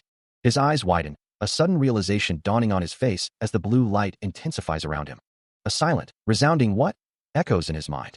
A dark sky looms, a black sun casting an ominous shadow over the world. Snow-dusted mountains stand in silent vigil, their peaks shrouded in mist. He sits, legs crossed, a contemplative expression on his face as he gazes into the distance. The blue seal on his arm glows brightly. I didn't expect to receive the fourth seal so quickly, he muses. He wonders if he's supposed to use this seal to devour the frozen lands, just like he did with the Ice Mountain King. Elric sits, scratching his head as he contemplates. Do I use this? A figure with horns laughs maniacally, declaring that he doesn't know its true name either. Sighing, Elric imagines how Mephi would react. He's sure he'll eventually get answers the more he progresses through the arrangement. Elric states that now that he's done with cleanup, he'll try planting the seed, but he must be careful. Elric turns away. He says there's no way. An alert warns that although deathworms usually live by themselves, there are very rare cases where they live in groups if the area's environment is very optimal. A group of deathworms writhe. Elric, cloaked, is told there's a possibility that there's only a few of them. Deathworms writhe in the darkness, their forms blurred by rapid movement. A lone figure stands silhouetted against a bright light, surrounded by the looming deathworms. A warning echoes. If they gather in larger groups, there could be tens of them. His eyes narrowed. Elric muttered, "Come on. This is way too ridiculous." The air crackles with unseen energy. Gears grind against each other, a mechanical symphony of impending doom. The gears continue to turn, their movements frantic and chaotic. Elric's frustration boils over. Ark, this is just impossible. He throws his hands up in exasperation, the weight of the situation crushing him. The gravity of the situation is laid bare. One deathworm is already hard to deal with, but now he needs to deal with tens. Elric's eyes widen in disbelief. How the hell did the Tiger King family build a city in such a place? A sudden, unseen force rushes past. The narrator observes that only someone as strong as his masters would be able to kill all of the deathworms alone. The sheer number of deathworms gathered here speaks to the quality of this land. He resolves to keep trying until there's absolutely no way left. He continues to run through the snowy landscape. Elric grits his teeth, declaring that if he goes through this a few more times, he's sure he'll find a way somehow. He grunts in pain. Elric curses his failure. This is his 34th try. Coughing, he reflects that he's tried all sorts of methods. Blood trickles from his mouth. It was impossible to kill all the deathworms alone. He screams at his attackers to just kill him already. He came to another area because there was nothing he could do. But the seed wouldn't grow. The weight of his failures pressed down on him. The deathworms loomed in the distance, a constant reminder of his powerlessness. Mephi isn't around. The god of Camellia isn't as well. My ancestor is probably enjoying this scene somewhere else too. Wait, someone to help me? I'm such an idiot. Why have I only thought of this now? They never said I can't get others to help me. The Tiger King family. A glimmer of hope sparked in Elric's eyes, a new path opening before him. A voice echoes, declaring the need to find the Tiger King family in this era. Abstract imagery of pink blossoms fills the space. The blossoms coalesce around a large tree, framing a figure sleeping in a cradle-like structure. A closer view reveals the sleeping figure nestled amongst red flowers. Footsteps approach, the sound echoing in the space. A man with gray hair and a neatly trimmed beard appears, a slight smile playing on his lips. The man continues to walk, his footsteps measured and deliberate. A woman with light brown hair questions how he entered, stating that he shouldn't have been able to come in without her permission. The man recalls someone begging him to come in here before. The woman asks since when that happened, her expression a mix of surprise and annoyance. The man leans in, asking if she has already forgotten what happened on that day. The woman scoffs, remarking that she guesses she is at the age when people start forgetting things. She then declares that she was once the queen of the Winter Palace and can't believe she is being treated this way. The man asks if she is there. Daffo replies that she came because he asked her to. Elric asks if she feels fine. Daffo says that she is recovering, so he doesn't need to worry about her. She hopes that what she barely stopped will not happen again. That aside, the text says that the protagonist is doing well. Elric opens a portal. Elric asks if Daffo wants to take a look. Beastmen chase Elric through the portal. The text says that they are the sworn enemy of their race. The text says to kill that human. Daffo wonders what on earth is happening and why the Beastmen are chasing after him. Elric Merbinger throws his head back, a hearty laugh escaping his lips. Isn't that interesting? He muses, a glint in his eye. Daffo stands beside him, wings fluttering with agitation. Are you seriously laughing right now? You need to go help him right away. Elric waves a dismissive hand. There's no need to make such a big fuss. Right now, he's just making a mess of things. A boisterous laugh echoes, the source unseen. The laughter continues, the unknown figure's expression one of pure amusement. A voice booms, declaring the figure as the sworn enemy of their race and demanding their death. A figure plummets through the air, emitting a cry of pain. Elric Merbinger laughs maniacally. Elric muses that the Tiger King family is not yet present. A voice declares that if they want to clear this arrangement. Elric strides forward, thinking he needs the help of those who set up a city in a place that's swarming with death worms. Surrounded by wolf-like creatures, one snarls that they finally got the crazy human, promising to rip him to shreds with their fangs. A voice laments that it's hard to find the Tiger King family in this huge black snowfield. Elric smiles. Standing before a massive, fiery tiger, Elric is ready. Elric declares that he has the secret art of the Tiger King family. Beast folk surround their target, one of them exclaiming in disbelief at the use of body-strengthening art. Another wonders how a human could be using such a technique. A massive tiger spirit roars, its fiery presence filling the panel. It declares that a human using the body-strengthening art will definitely be found. He stands on a thick tree branch, his gaze sweeping across the landscape below. The snowy peaks of a mountain range pierce the sky, a vast and unforgiving landscape. The mountains stretch into the distance, their dark forms contrasting against the snow-covered ground. A blinding explosion erupts, sending shockwaves through the air. The force of the blast sends the beast folk hurtling through the air, their bodies flailing as they fall. A wolf-like beast folk snarls, his red eyes burning with rage. That bastard. He growls. He stands amidst the trees, the forest floor shrouded in shadow. The hunt continues. Perched on a branch, he reflects. I've already made a mess of 6 villages. It's about time I see some response. He strokes his chin, a thoughtful expression on his face. Maybe news of what I did hasn't spread far enough. Perched high in the branches, he considers the potential fallout of his actions. A dark, ominous presence emanates, a silent warning to get away. Kneeling on the ground, Elric seems to be in distress. The air grows heavy, thick with the scent of blood and decay. The wooden structures of the village bear the marks of recent destruction. He sprints through the forest, a blur of motion against the darkening sky. His legs pump, driving him forward with relentless speed. If it weren't for Preta sense, he would have died helplessly. A voice echoes, noting that his senses are more sensitive than expected. Elric walks away, a dark figure silhouetted against the fiery glow. His eyes narrow, a spark of determination igniting within. The one that united the beastmen that had. The beastmen spread throughout the black snowfield. He is remembered as the great ruler of the north, the one who caused the empire to tremble in fear. The Tiger King's great progenitor. To think a human knows how to use the body-strengthening art. A voice echoes, demanding, who are you? A figure stands amidst a red aura. The figure is revealed to be Tiger King Yell. One voice observes, definitely smell like a human. Another responds, I don't know what's happening here. Tiger King Yell stands tall. He is met with hostility. You doing here? One of the beastmen snarls, his teeth bared. Tiger King Yell retorts, his expression hardening. What? Am I not allowed here? The beastman staggers back, intimidated by the Tiger King's presence.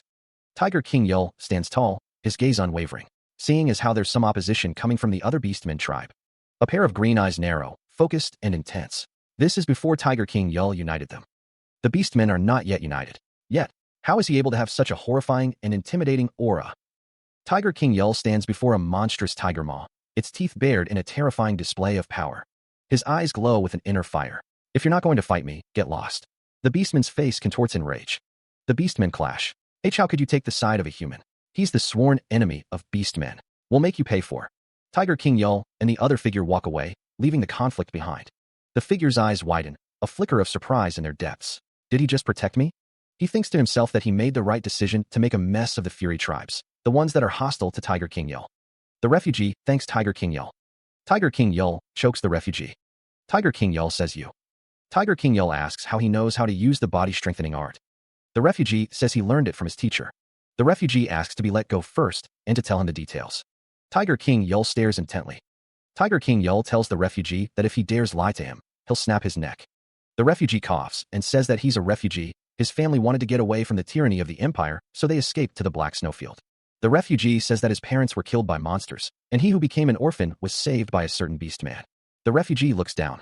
He recalled being taught techniques to protect himself, so he could survive in this place. Tiger King Yell wondered what the name of that beast man was. He remembered his teacher saying that he had long forgotten his own name and had never told him what it was. He didn't want him to go through his painful memories again, so he just called him his teacher in his heart. The man with the glasses placed a hand over his heart, a troubled expression on his face. A close-up of a narrowed eye, filled with intense focus. Another close-up, this time of a different pair of eyes, their gaze sharp and assessing. Trying to determine if he's lying? The Tiger King, who possesses sensitive senses. But it's easy to deceive those senses by controlling the flow of blood within my body. A full-body image with glowing veins, highlighting the flow of blood within. The man's expression remained unreadable, his thoughts hidden behind a veil of composure. He states that they are now brothers. The text explains that addressing someone as brother is a way to acknowledge fellow practitioners of the body-strengthening art. Elric Merbinger thinks to himself that this means he's been acknowledged as a brother. Tiger King Yell asks where the other person is. The other person asks if they are living in this cold and merciless land. Two figures ride wolves through the snowy landscape.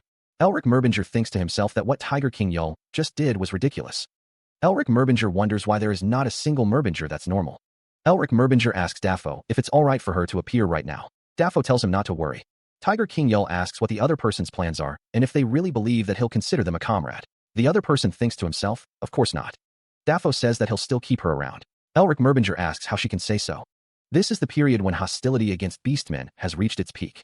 No matter which tribe it is, they'll take in anyone who's strong. Tiger King Yell calls out, everyone gather. Especially more so for Tiger King Yell, who's so ambitious. A beastman wonders, but isn't this the era where the beastmen have great hatred toward humans? I wonder if the rest of the tribe would accept him as the Tiger King did. A beastman is shocked. Another beastman exclaims, a human. The sworn enemy that killed my father. A beastman demands, hey, why did you bring a human here? Another beastman shouts, stop. He's our brother. A beastman questions, our brother? How could a human be our brother? Tiger King Yell says, calm down. All of you, gather around. A beastman looks on. The narration explains that the Empire's tyranny was at its peak, making them extremely hostile toward humans. A group of beastmen stand nearby. A man's eyes narrow with determination. He thinks to himself that if he can't bring them over to his side, his plan will be foiled. Daffo floats in the air, surrounded by beastmen who look at her with question marks above their heads. A beastman kneels on the ground, sniffing. He cries out for his teacher, lamenting how they could leave this world so early. A beastman speaks to a blonde-haired man, telling him that he is so blessed to have been able to learn under him. Tiger King Yell stands with a tiger behind him. Crimson eyes narrow with determination.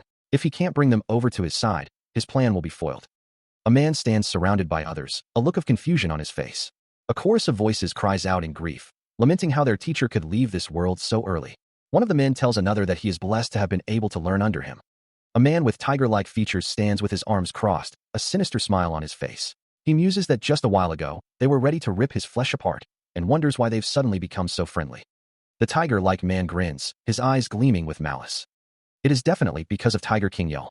Tiger King Yell stands before the kneeling figures. One of them recalls that the teacher said this before he closed his eyes.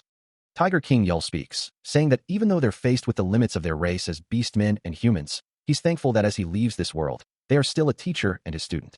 A disembodied hand reaches down towards a group of students. A voice echoes, wishing to meet again in their next life. The scene fades to white. Tiger King Yell smiles sadly, thinking of his student. A close-up of a character's chest. One of the students is being forced to open his eyes, protesting that it's too cruel. A character wonders how his young student is supposed to continue living by himself. The wind howls. Tiger King Yell smiles, surrounded by his students who are crying. A student wonders if that was what he told him. Tiger King Yell thinks that they're all idiots, so they'll believe anything. Tiger King Yell smiles. A character states that they can't agree to this. The tattooed warrior declares that he will not listen to what a human says. The warrior's words echo as another wonders how they are supposed to believe such words. The wind howls through the trees as the warrior continues to brood. The warrior stands before Ralph, his expression unreadable. A fairy stands beside Ralph, a stark contrast to the grim surroundings. A voice declares that they are the Black Wolf tribe, the loyal dogs of the Tiger King. The Black Wolf tribe, so they're Premier Nora's ancestors. The warrior stands with his arms outstretched, his expression stern. Tiger King Yell asks Ralph if he is disobeying his words. Ralph responds that he is not. Even if what he says is true, there's no way their clan can accept such a lowly race. The warrior gestures emphatically, his face contorted in anger. The concept of a lowly race hangs in the air, stained with the color of blood. Ralph hopes that Tiger King Yell hasn't forgotten their belief. Tiger King Yell remembers their forgotten belief. Ralph's name is spoken. The Black Wolf tribe reflects on being abandoned and chased away. Tiger King Yell declares that if they've forgotten that belief, he'll snap their neck himself. The threat hangs heavy in the air. The Black Wolf tribe stands together, united. The Black Wolf tribe considers their race and bloodline. Tiger King Yell has heard that this is the objective of Anthropomorph. Tiger King Yell asks if they know about them. Ralph confirms that he heard of it as he wandered the snowfield alone. He listens as Tiger King Yell explains that although he's treated as an enemy by various tribes due to that belief, he's heard that more and more people are convicted by that belief. Elric stands bathed in golden light, a faint smile playing on his lips. Elric, accompanied by a fairy, believes this is an extension of the ideals that they're pursuing. As expected of a Merbinger, Elric has a way with words. Elric vows to meet those expectations, believing he needs to prove that he's worthy of joining them all on this journey. Tiger King Yell, his brow furrowed, asks what is being suggested, having heard that hierarchy among beast men is determined by strength. The challenge is issued. Let's fight. Ralph declares that if he wins, he'll become a part of the tribe, and if he loses, he'll leave this place. Tiger King Yell roars, questioning how a mere human dares challenge him, a warrior of the great Black Wolf tribe. The Tiger King demands to know why someone is talking so much. Elric smiles, a hint of malice in his eyes. Elric asks Tiger King Yell if he's scared. A close-up reveals Tiger King Yell's intense gaze. Elric, smirking, asks, "Aren't you the mutt?" A fairy hovers behind him. A clawed hand emerges from a swirling vortex of red and black energy. The menacing figure declares, "I'm going to kill you." Elric, surrounded by a golden aura, asks, "You sure you can?" Golden energy crackles around Elric's hands and arms. The golden aura intensifies, engulfing Elric. Elric unleashes a blinding explosion of golden energy. The environment darkens, shadows lengthening. Tiger King Yell's followers watch as Elric stands ready. Elric, facing Tiger King Yell, says, "Let me ask you both." Tiger King Yell asks, "Will you accept the results, even if it means losing your life in this fight?" He states that if the human wins, he will accept him as family. Ralph swears upon the honor of his teacher that he will accept the results. Ralph extends his hand, ready to fight. Tiger King Yell's eyes glow with power. He thinks, "Good." Tiger King Yell's hand transforms into a monstrous claw, radiating a fierce red energy. The battle begins. Tiger King Yell declares he will shred Ralph into pieces. Ralph braces himself, ready to face the onslaught. Ralph thinks that he needed a chance to prove his value to Tiger King Yell. Tiger King Yell unleashes a flurry of attacks, his claws leaving trails of energy. Ralph thinks that thanks to him, it seems that won't be a problem. Tiger King Yell roars, his transformed face a mask of savage fury.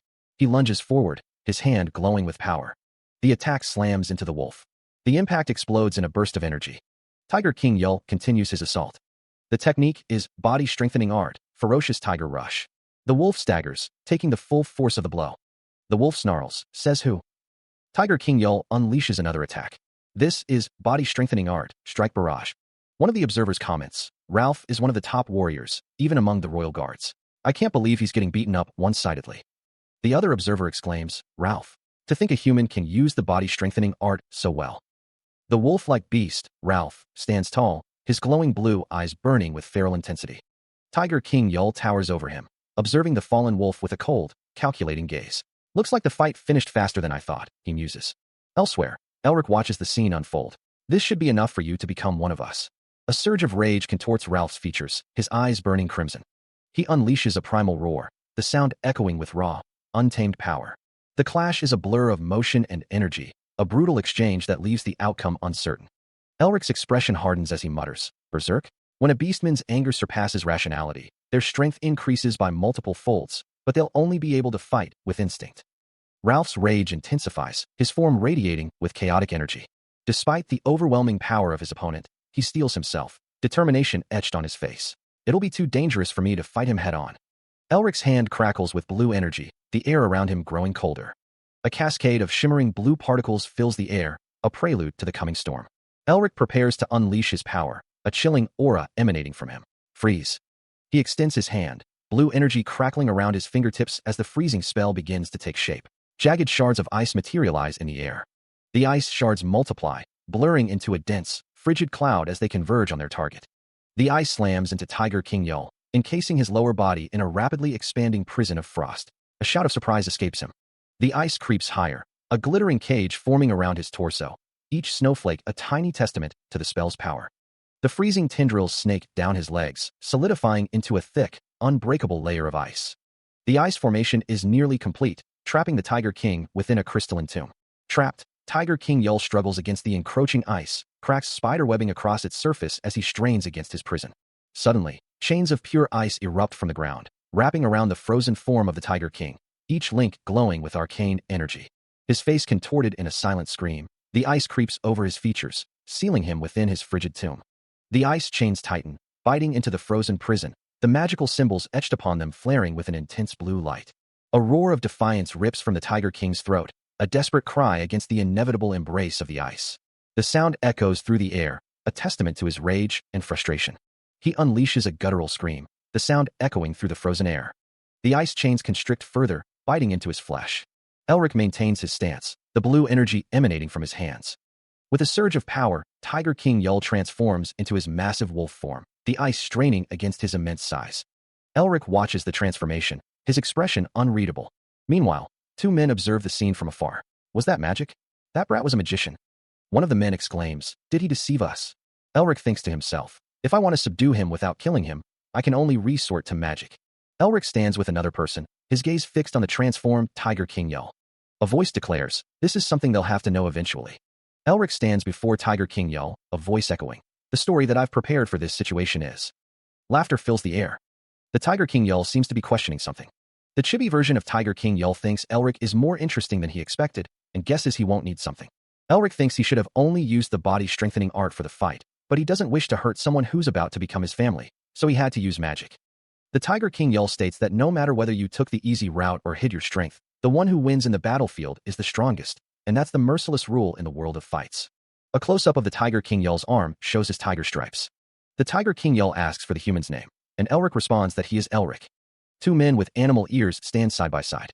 One of the men with animal ears says that there is none at all, and the other says that there is none from him either. A fist clenches. Someone declares Elric as a part of their family. A group of people surrounds Elric, celebrating. Elric stands with a glowing orb in his hand. He stands alongside a fairy, a look of concern etched on his face. Elric holds up a device, a new message displayed on its screen. A hand presents a stone tablet, the words "Revelation of the True Name" glowing faintly. Elric holds a glowing orb in his hands, light radiating from it. Elric stands with a fairy, her wings spread wide. Elric holds a tablet, a new message appearing on its screen.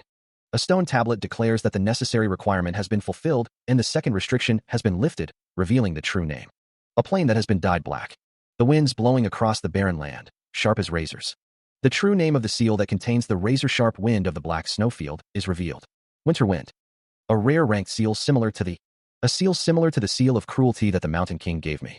He thinks to himself that he still doesn't know the trigger, so he can't use it right away. Elric wonders if she does not intend to tell him anything about the seal. It can't be helped then. Elric decides that he needs to focus on clearing this arrangement first. And the god. A group of guards stand at attention. The guards stand at attention as the Tiger King looks at them. The Tiger King announces that it's time to introduce him to everyone officially. The Tiger King declares that Elric will become one of the royal guards of Anthropomorph today. He expresses his gratitude. Elric thanks the Tiger King for making him part of the royal guard. The Tiger King, with a good attitude, decides to commemorate this occasion by giving Elric his first mission. He awaits the orders. The Tiger King reminds Elric that he wandered the snowfield, and that's how he passed by this place. He tells him to use that experience to find a suitable place for their tribe to settle down. Elric states that he has indeed seen a place that has caught his attention. But there's a problem. Elric pauses, considering the issue. The location is surrounded by high valleys and hills, and is good for defending against outsiders. It's also near a water source and isn't very affected by demonic energy, so it has good soil. The Tiger King and Elric discuss the problem. It has a large number of death worms. Elric states that although he thinks it's a suitable place, he has his reservations because of that problem. But it's going to be pretty hard to find somewhere as good as that place within the snowfield, Elric thinks. The Tiger King muses on what they should do.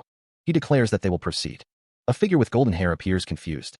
The Tiger King thinks to himself that he can't believe he has to find a solution with these annoying people. The Tiger King reflects that even though their personalities are a mess, they're still the Black Wolf tribe, and they're the best at executing missions. He supposes they're the obvious choice. He wonders why he's intentionally pairing him with them when they're not on good terms, musing if he could be testing him.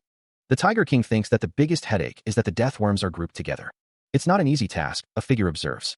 Yeah, the third royal guard captain is shown. Someone remarks that if not for saying unnecessary stuff, they wouldn't have had to go through all this trouble. Another figure questions what's so good about a place where deathworms reside. He looks on with disdain. These bastards. The Tiger King scoffs. Well, this is why humans are no good. You speak sternly. I believe I already told you not to bring your personal emotions into the squad and ruin the atmosphere here. If you dare do this again, I'll pull your head off myself. He continues, explaining the Tiger King's reasoning. The reason Tiger King Yell put me here is because he trusts this guy. With that much charisma, we'd be able to settle any internal strife in no time. Any internal strife in no time. The wolf-eared man watches the other. The Tiger King states that he likes Ralph. The Tiger King asks if there is a way to get the deathworms above ground, noting that they stay underground if they detect even the slightest amount of danger. The Tiger King wonders what it could be. The fragrance exuded by the death plants fills the air. Ralph is asked why he is making such a face, elaborating that if they obtain that, they can lure the deathworms above ground. Ralph asks the Tiger King to please continue. The Tiger King explains that they need that plant to lure the deathworms out, but it's pretty rare, so it's hard even for them to locate it. Ralph assures him that he doesn't have to worry about that. Ralph smiles confidently. The Tiger King states that he likes Ralph's confidence, but the death plants are very fussy about the conditions they grow in. He adds that not only is it hard to find them, but plucking them is also a problem. The Tiger King is surprised, wondering if it's not for him. He holds up a death plant, a wide grin spreading across his face. Wow, we hit the jackpot here. The Tiger King strides through the tall grass, Ralph following close behind. The Tiger King turns to his subordinates, who are carrying baskets filled with the crimson plants. The Tiger King questions, what are you guys standing around for? Gather them. The Tiger King recalls, I saw a lot of death plants in the labyrinth of blue fog that Master created. The death plants glow with a faint demonic energy. A hand reaches out, tendrils of dark energy swirling around it. And if I absorb their demonic energy? The Tiger King laughs, his eyes gleaming with malice. That's how it'll be. Oi, mutts 1, 2, and 3. The wolf subordinates, carrying baskets overflowing with death plants, are addressed. We'll be picking up the pace, so make sure to catch up. A voice shouts, are you fucking crazy? One of the wolf subordinates questions, Captain, did you hear what he just called us? Mutts. The wolf subordinates are taken aback.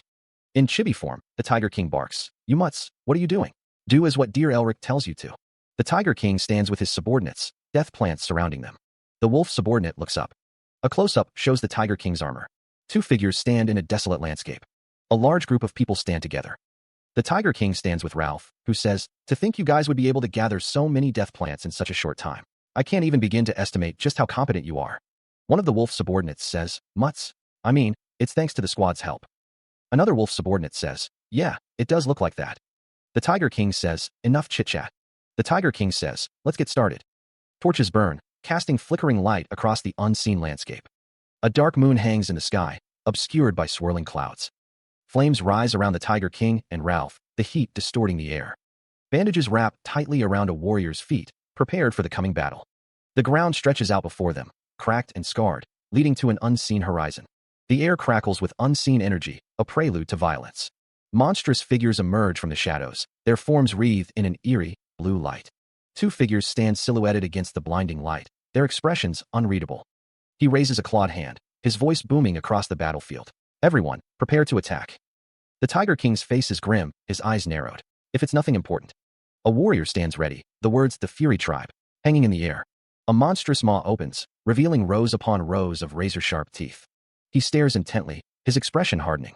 Beside the Tiger King, Ralph's eyes narrow as he focuses on something in the distance. A disembodied voice booms, declaring, they're coming.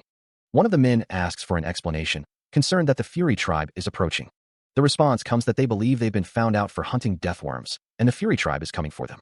Tiger King Yell snarls, expressing his disdain for such cowardly tricks. A swarm of deathworms writhes in the darkness. One of the men gazes at the deathworms. Under a dark sky, a storm gathers. A figure stands silhouetted against the stormy sky, gripping a massive axe. Footsteps echo through the desolate landscape. A great warrior of the Fury Tribe stands ready. The Fury Tribe's second general, Nerward, stands ready. A monstrous wolf-like figure prepares for the coming battle, ready to bring down the anthropomorph. A heavily armored warrior grips a massive axe, the metal glinting in the dim light. Another warrior brandishes a sword, its edge promising swift death. A towering figure declares, today, we'll kill Tiger King Yell. A warrior leaps into the fray, ready to strike. The sound of battle echoes. A warrior with flowing blonde hair prepares to strike with their blade. Tiger King Yell, you are truly strong, as expected of the strongest among us, but we brought along magic tools that we took from our war with the humans for a day like this. No matter how powerful you are, you won't be able to defend against these cannons while being tied down by the deathworms. Cannons stand ready, aimed at their target. A menacing figure grins, eager to become the king of the beastmen. A cloud of spores erupts from the death plants, the air shimmering with their deadly release. A sudden gust of wind carries the scent of the death plants across the battlefield. The wind carries the scent of the death plants, and a beast recoils, wrinkling its snout in disgust. Death plants. More spores burst forth, blanketing the area in a deadly haze. Deathworms lurk amidst the death plants, ready to strike. A low rumble echoes through the battlefield. The deathworms erupt from the ground, tearing through the earth. Meanwhile, Nerward stands atop a deathworm, a cruel smile twisting his lips. To think it'd be this easy to kill them all. Nerward explains, using magic to cause the wind to blow the scent of the death plants toward the Fury tribe. Another figure muses, then having the deathworms and the Fury tribe kill each other. Incredible. I can't believe you came up with such a plan. An eye for an eye, an ambush for an ambush.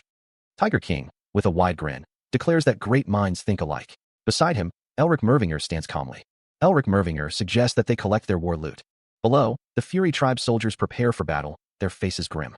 Tiger King Yell barks orders, commanding those still alive to get into formation. A blinding beam of light pierces the sky. A spear hurtles through the air, aimed at the heart of the conflict. Tiger King Yell and Elric Mervinger stand side by side, observing the unfolding battle.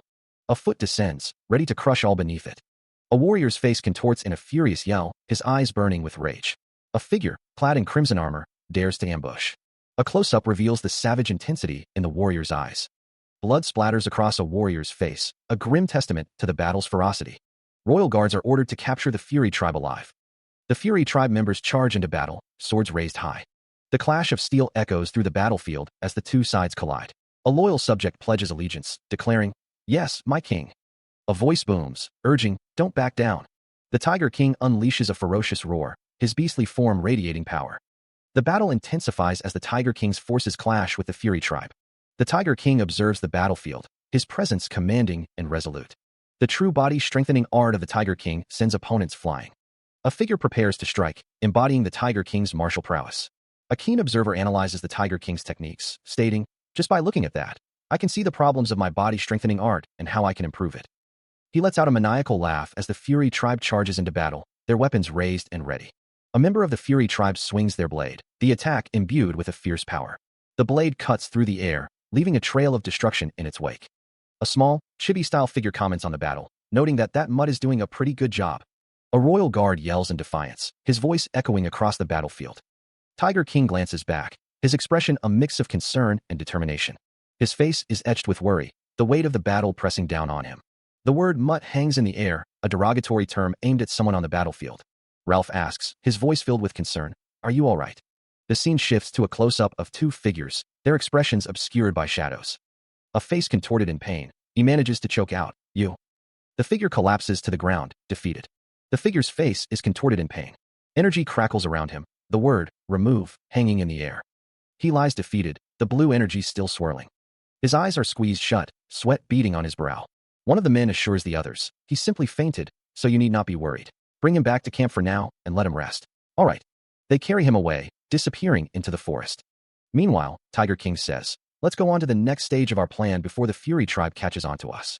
Another replies, "Wait, before that." Tiger King looks determined. Ralph expresses his gratitude. "Thank you for saving Ralph." Tiger King stands with his warriors. He stood overlooking the scene, his back to whatever lay ahead. The light caught his face, highlighting his sharp features. In the distance, a group of figures stood silhouetted against the horizon. Tiger King sat perched upon a jagged rock, his gaze fixed on something unseen. A fairy-like being mused, "To think you'd win over the hearts of the beastmen in just a few days. Amazing." The fairy hovered close, observing Tiger King with a curious expression. The fairy continued, "I knew you'd do well, so my help clearly wasn't needed." She added, Sure. Tiger King declared, "I'm going to start eating now." A monstrous, demonic entity manifested, its jaws agape. The sound of something cracking echoed. The fairy observed, "There's way more demonic energy than I had expected." Tiger King stood, demonic energy swirling around him, a look of anticipation on his face. His hand, now adorned with a glowing, intricate tattoo, pulsed with power. It would go up to 4 stars in one go. A shadowy figure beside him lets out a loud burp. A voice echoes, "You ate everything up, huh? Thanks to that, I don't have to purify this place." Tiger King stands with his back to the viewer, the desolate landscape stretching before him. He carefully places a dark stone on the ground. The moon hangs in the sky, partially obscured by clouds. He muses, "Seeing how there aren't any messages telling me I failed, that means I did the right things." Tiger King sits cross-legged, a tablet resting in his hands. A close-up reveals his green eyes, sharp and focused. A small plant sprouts from the barren ground, a sign of life returning. Looking at the tablet, he whispers, "It worked." The tablet displays a message. "You've succeeded in fulfilling the conditions." The third restriction. Heeding the call, the third restriction is released, granting desire comprehension. Snow falls softly across a desolate landscape. The Demon King stands before a towering castle, its spires piercing the sky. A voice echoes, questioning, "This place is the Temple of Flowers?" The Demon King stands within the castle, his gaze fixed on something unseen. He walks away, his destination unknown. From a throne of ice, a woman wonders, "Who's that? The god of Camellia?" She pauses, sensing something amiss. "No, that energy." The woman realizes, her eyes widening. The Demon King? Elric contemplates, the thought striking him. To think the god of Camellia is the Demon Queen. A vision of a powerful Demon Queen appears, her demonic energy palpable. The image shifts, showing the Demon Queen enthroned, radiating dark power. He wonders how a god and a Demon King could coexist. And that energy. Elric? Elric? Elric, kneeling, holds a glowing cube in his hands. A fairy asks, "Are you all right? You suddenly lost consciousness." He is asked, "Was it originally yours?" Elric looks up at the fairy, the seal of winter wind visible. She tilts her head, her expression thoughtful. "Why do you think so?" He kneels, examining something in his hands. "You see?" A vision unfolds. A lone figure sits upon a throne in an empty palace. The narration describes the figure's aura. He looked bored, lonely, and sad. And the demonic energy he exuded felt similar to the seal of winter wind. A close-up reveals a hand marked with intricate blue patterns. The fairy speaks, her voice tinged with melancholy. Right now, that is merely forgotten history from long ago. He looks up at her, answering the unspoken question. "Yes." The fairy's expression softens. "But they no longer belong to me. I am Camellia and a god of flowers." Camellia stands, her wings shimmering in the dim light. She continues, her tone inquisitive. "Is the objective of this arrangement to clean up your traces?" A close-up shows a hand clenching into a fist, the knuckles white with tension. Camellia offers a cryptic promise. "All I can do is give you advice on growing the seed." He stands in a shallow pool, the water barely reaching his ankles. The background blurs with soft, pink bouquet. Elric is reminded to remember what Otto Hahn told him. He will learn how to devour the Ice General. Otto Hahn, a man with a neatly trimmed beard and a sharp gaze, looks off to the side. The Ice General is the god of Camellia's past self and mistakes. A swirling vortex of icy energy fills the frame. Camellia says that to grow the seed, she probably needs to take away all the coldness that came from the god of Camellia. Always be wary of the Ice General, for she'll become the biggest obstacle in your way. Camellia stands with her back to the viewer, her wings shimmering. Elsewhere, a town nestled amongst the mountains is labeled anthropomorph. A tree stands in a courtyard, its branches adorned with vibrant red flowers. From above, the tree is seen again, a small garden surrounding its base. It's been 91 days since this arrangement started. A close-up reveals the delicate beauty of the red flowers, finally beginning to bloom. A blonde-haired man stands with a confident smirk. "Hey, the chieftain is looking for you." Elric, his back turned, grimaces. "Damn it, there it is again." Elsewhere, a desolate landscape stretches out, mountains looming under a stormy sky. A figure is sent flying through the air, crashing down with tremendous force. Elric kneels on the ground, looking up at a looming figure. "Come on, can't you go a little easy on me now?" The figure looms over him. "You were the one who requested to spar with me as a reward for saving Ralph." The Tiger King stands with his arms crossed, a wide grin on his face. "As the chieftain, I can't be slipshod on my promises." Elric, still kneeling, explains himself. "I simply wanted to experience the body-strengthening art. I didn't know I'd get beat up so badly every time." The Tiger King smiles, his eyes gleaming with amusement. Elric states that he succeeded in restoring the form of the first half, so he did gain something out of this. The Tiger King declares that they'll start again with the ferocious tiger rush. The camera focuses on Elric's back as he stands silently. A close-up of the Tiger King's face reveals a stern expression. The Tiger King states that it looks like they'll need to postpone their sparring. A loud sound effect echoes. Elric is seen from behind, looking towards something in the distance. The anthropomorph castle looms in the background. A group of people walks towards the castle. A group of refugees huddles together, looking distressed. The Tiger King stands on a balcony, overlooking the scene. Elric, accompanied by a fairy, states that the Ice General has made her move. A group observes the Ice General's power, one of them remarking that he doesn't remember her being that powerful. The Ice General in their era was greatly weakened, someone explains. But the current Ice General is a disaster that cannot be defied. Tiger King Yell only managed to calm down the chaos, but was unable to defeat her. The Tiger King's expression is grim. Tiger King Yell commands all the tribe chiefs to his tent. The Tiger King tells Elric, kneeling before him, that he wants him to change into his combat attire and come to his tent. Elric replies that he understands. A distant view of the town is shown. Elric is approached by someone who says, "Hey." The person offers something to Elric, saying, "Take this." The person holds a bottle with a tiger on it. Elric asks what it is. He tosses a small, wrapped object into the air. The text bubble explains that this is a precious medicine only produced in small amounts by the Black Wolf tribe. Elric holds the medicine in his hand, a small fairy perched on his shoulder. The fairy giggles, musing on how Elric just happened to have such a precious ointment. The fairy notes that the child has a cute side, too. Elric smirks, clearly not expecting the comment. Meanwhile, inside a dimly lit hall, chandeliers hang from the ceiling. Tribal leaders sit around a large table, the atmosphere heavy with concern. One of the leaders states that there has been great damage done to their tribe. Another leader laments that they've lost numerous families. Elric stands in a doorway, a tribal leader beckoning him forward. "Elric, come in." The leader states that he has a favor to ask of Elric, his eyes glowing with intensity. He stands at the head of the table, addressing the tribal leaders. Elric states that they are going to find that ice general, or whatever it is. One of the tribal leaders asks if Elric can shine light onto the paths using magic. Elric responds that he can. Tiger King Yul slams his hands on the table, exclaiming that it is great. One of the tribal leaders states that they will be departing tomorrow. The tribal leaders respond that they understood. It is stated that they will be finding Tiger King Yul to grow the seed. The Tiger King muses that dealing with the Ice General must be part of Otto's arrangement. A voice declares, in that case. A large group of people stand before a grand, Gothic structure. Someone walks forward, their feet wrapped in bandages. A figure stands before the castle, a fur-lined cloak draped over their shoulders. The text declares that the real mission starts now. A group of figures, cloaked against the biting wind, trudge through the snow-covered landscape. Magic always fascinates him, no matter how often he sees it. He asks why he would learn it when he has the other. The other responds, asking if he would like to learn it, thinking he'll be able to learn the basics easily.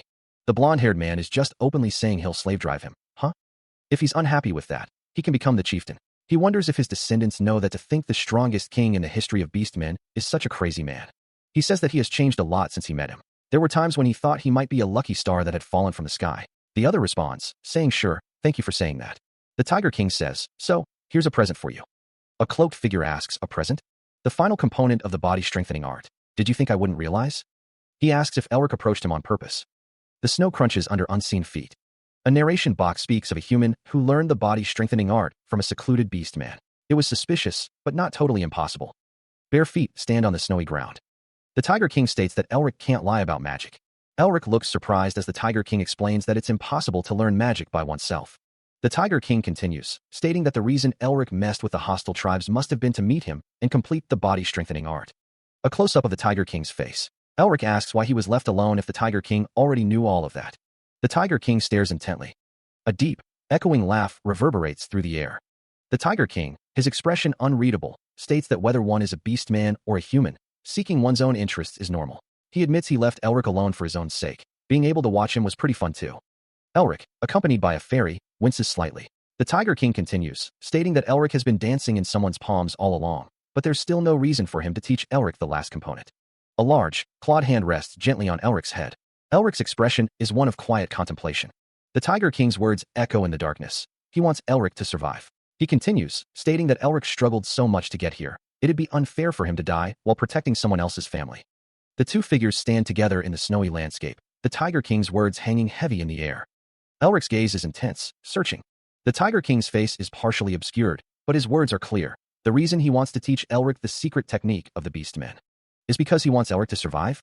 Elric's expression is one of deep suspicion. A flicker of something unreadable crosses Elric's face. A voice expresses gratitude. A fairy-like woman stands with Tiger King and Elric, all seemingly reacting to something unseen. The energy that came from the god of Camellia, whom he just saw. Ominous symbols glow in the darkness. An enormous malicious intent is flowing here. It feels like it could devour us at any moment. A group of figures stands in a snowy landscape, the air thick with foreboding. Only one word to describe her. A demon. Tiger King and another man stand in a forest, the tension palpable. There's a need to get out of the Ice General's territory quickly. Red lines streak across the darkness, a sign of impending danger. Elric stands alone in the snow, questioning what's happening. He grits his teeth, a surge of frustration coursing through him. The god of Camellia and the scouting squad. He can't locate them at all. The Ice General's demonic energy has cut off all flows of mana. Elric stands alone, the biting wind whipping around him.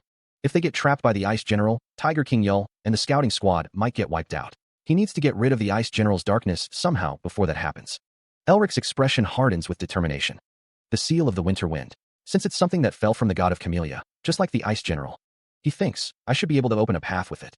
Elric clenches his fist, the blue markings on his arm glowing faintly. He needs to know the trigger in order to use it, though. Elric looks down at his hand, deep in thought.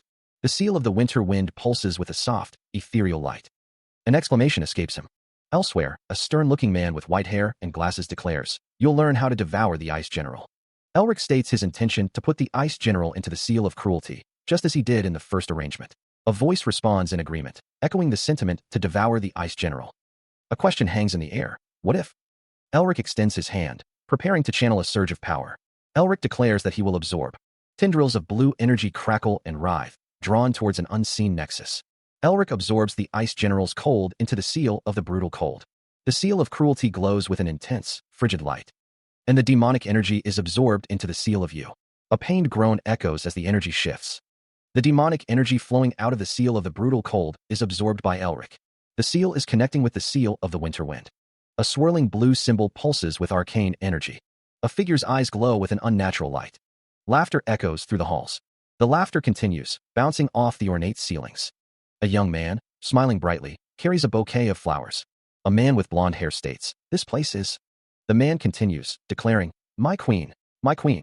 The young man holding the flowers says, "These are flowers that just bloomed right outside. I brought them to you because they look like you." The demon queen, seated on her throne, asks, "How are we alike?" A voice muses, "Is this before the god of Camellia becomes the demon queen?" Another voice adds, "The flowers look so beautiful. How could they not be like the queen?" A man asks, "Don't you all agree?" Someone exclaims, "Hey, those flowers can't even compare to our queen."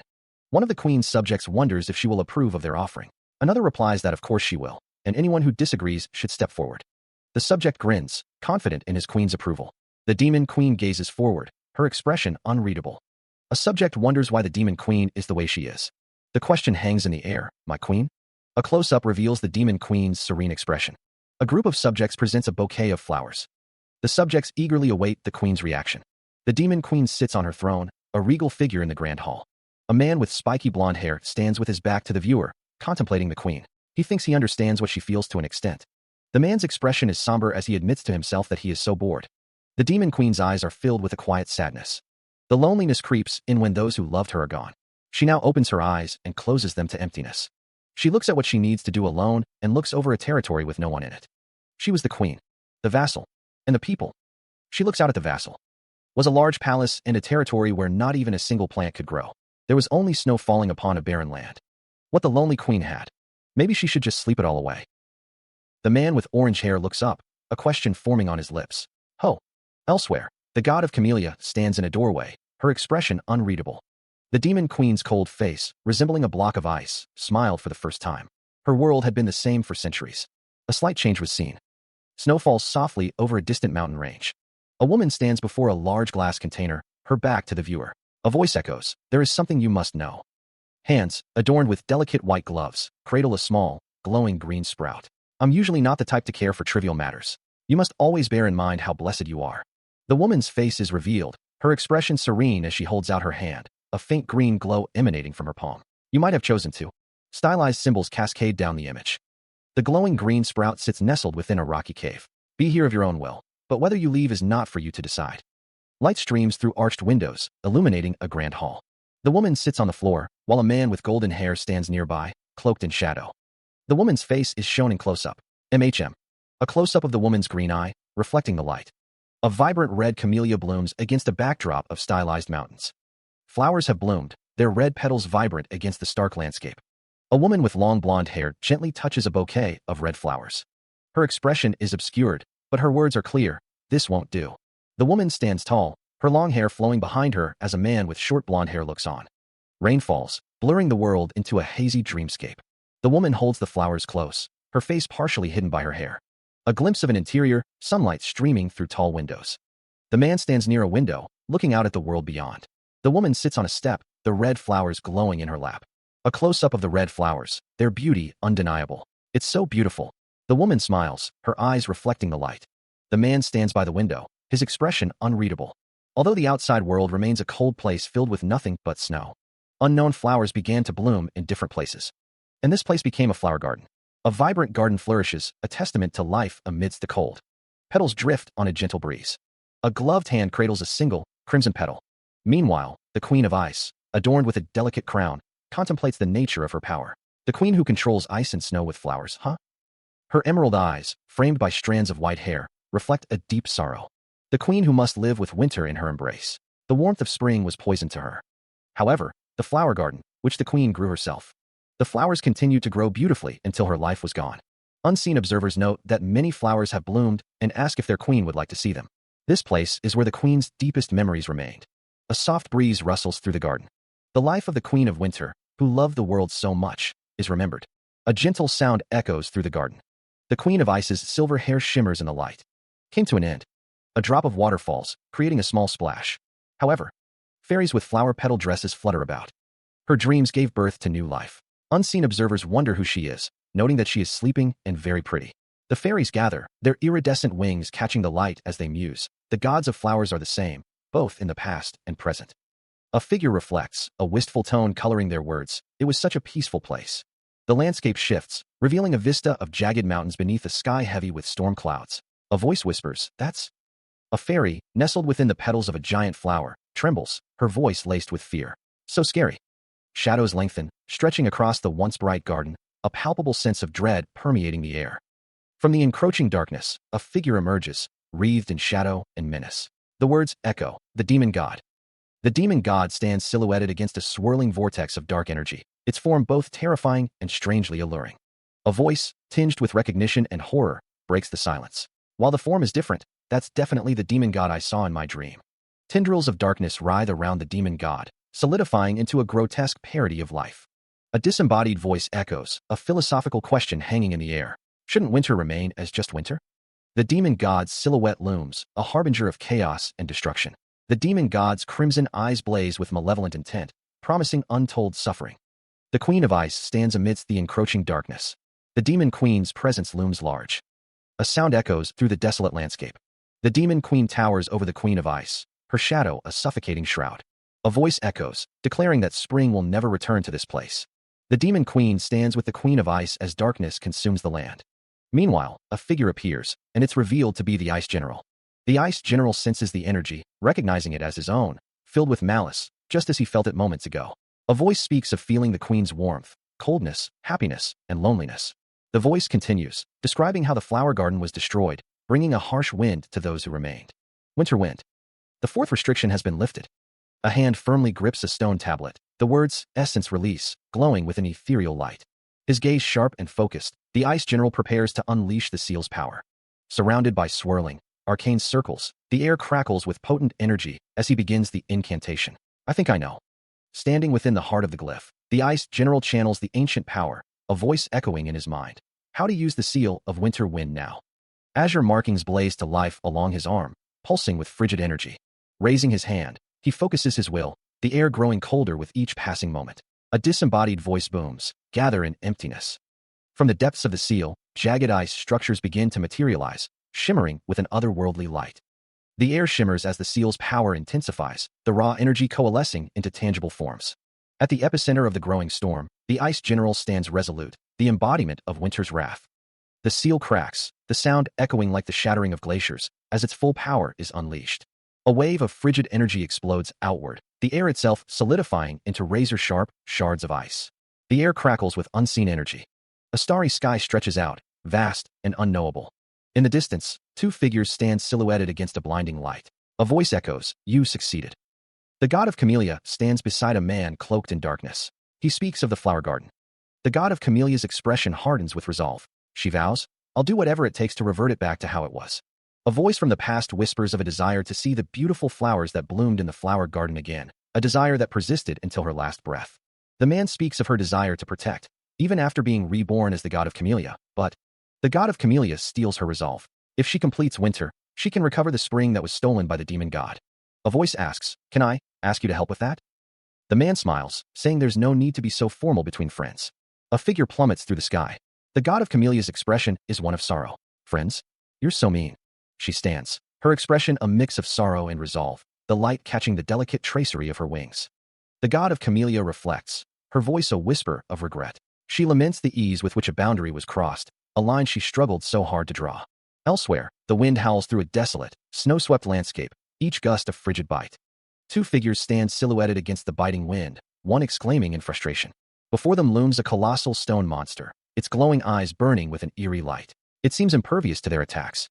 One of the warriors, his arm bearing the marks of battle, stares up at the towering figure. The monster's size is overwhelming. The warriors are taking damage, their strength slowly ebbing away as the battle drags on. The stone monster stands as an implacable force, its body radiating an unnatural, chilling energy. The warrior with the tiger tail stands, contemplating the monster. He thinks that Elric would know how to defeat this. One of the warriors notices something approaching, his expression shifting from weariness to alarm. More of the stone monsters appear on the horizon, their numbers seemingly endless. The refugees' warnings were true. The Tiger King's voice booms across the battlefield, laced with arrogance. He laughs, taunting the warriors. Were they scared just because of those numbers? He'd need to teach them one by one personally when they got back. The Tiger King's expression shifts, a flicker of confusion crossing his features. What were they talking about? A cruel grin spreads across the Tiger King's face. He was saying he loved that they had a lot of prey. The Tiger King's eyes glow with predatory hunger. It was time to hunt. Kill them all. A wave of oppressive energy washes over the warriors, a tangible sense of dread settling in their hearts.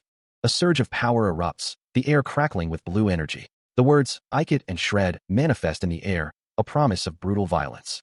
The blue energy intensifies, forming razor-sharp blades of pure force. The blades multiply, a swirling vortex of deadly energy poised to strike. The warriors, faces etched with shock, struggle to comprehend the sudden escalation. What had happened? The Tiger King stands amidst this swirling energy, a predator relishing the fear of his prey. The blue energy pulses, a harbinger of the storm to come. The Tiger King's stance exudes confidence, a master of his domain ready to unleash devastation. A voice calls out, "Brother, you're here." Tiger King Yell asks if Elric Mervinger didn't run away. Elric asks if Tiger King Yell has ever seen him run away from something. Elric smirks, confident in his abilities.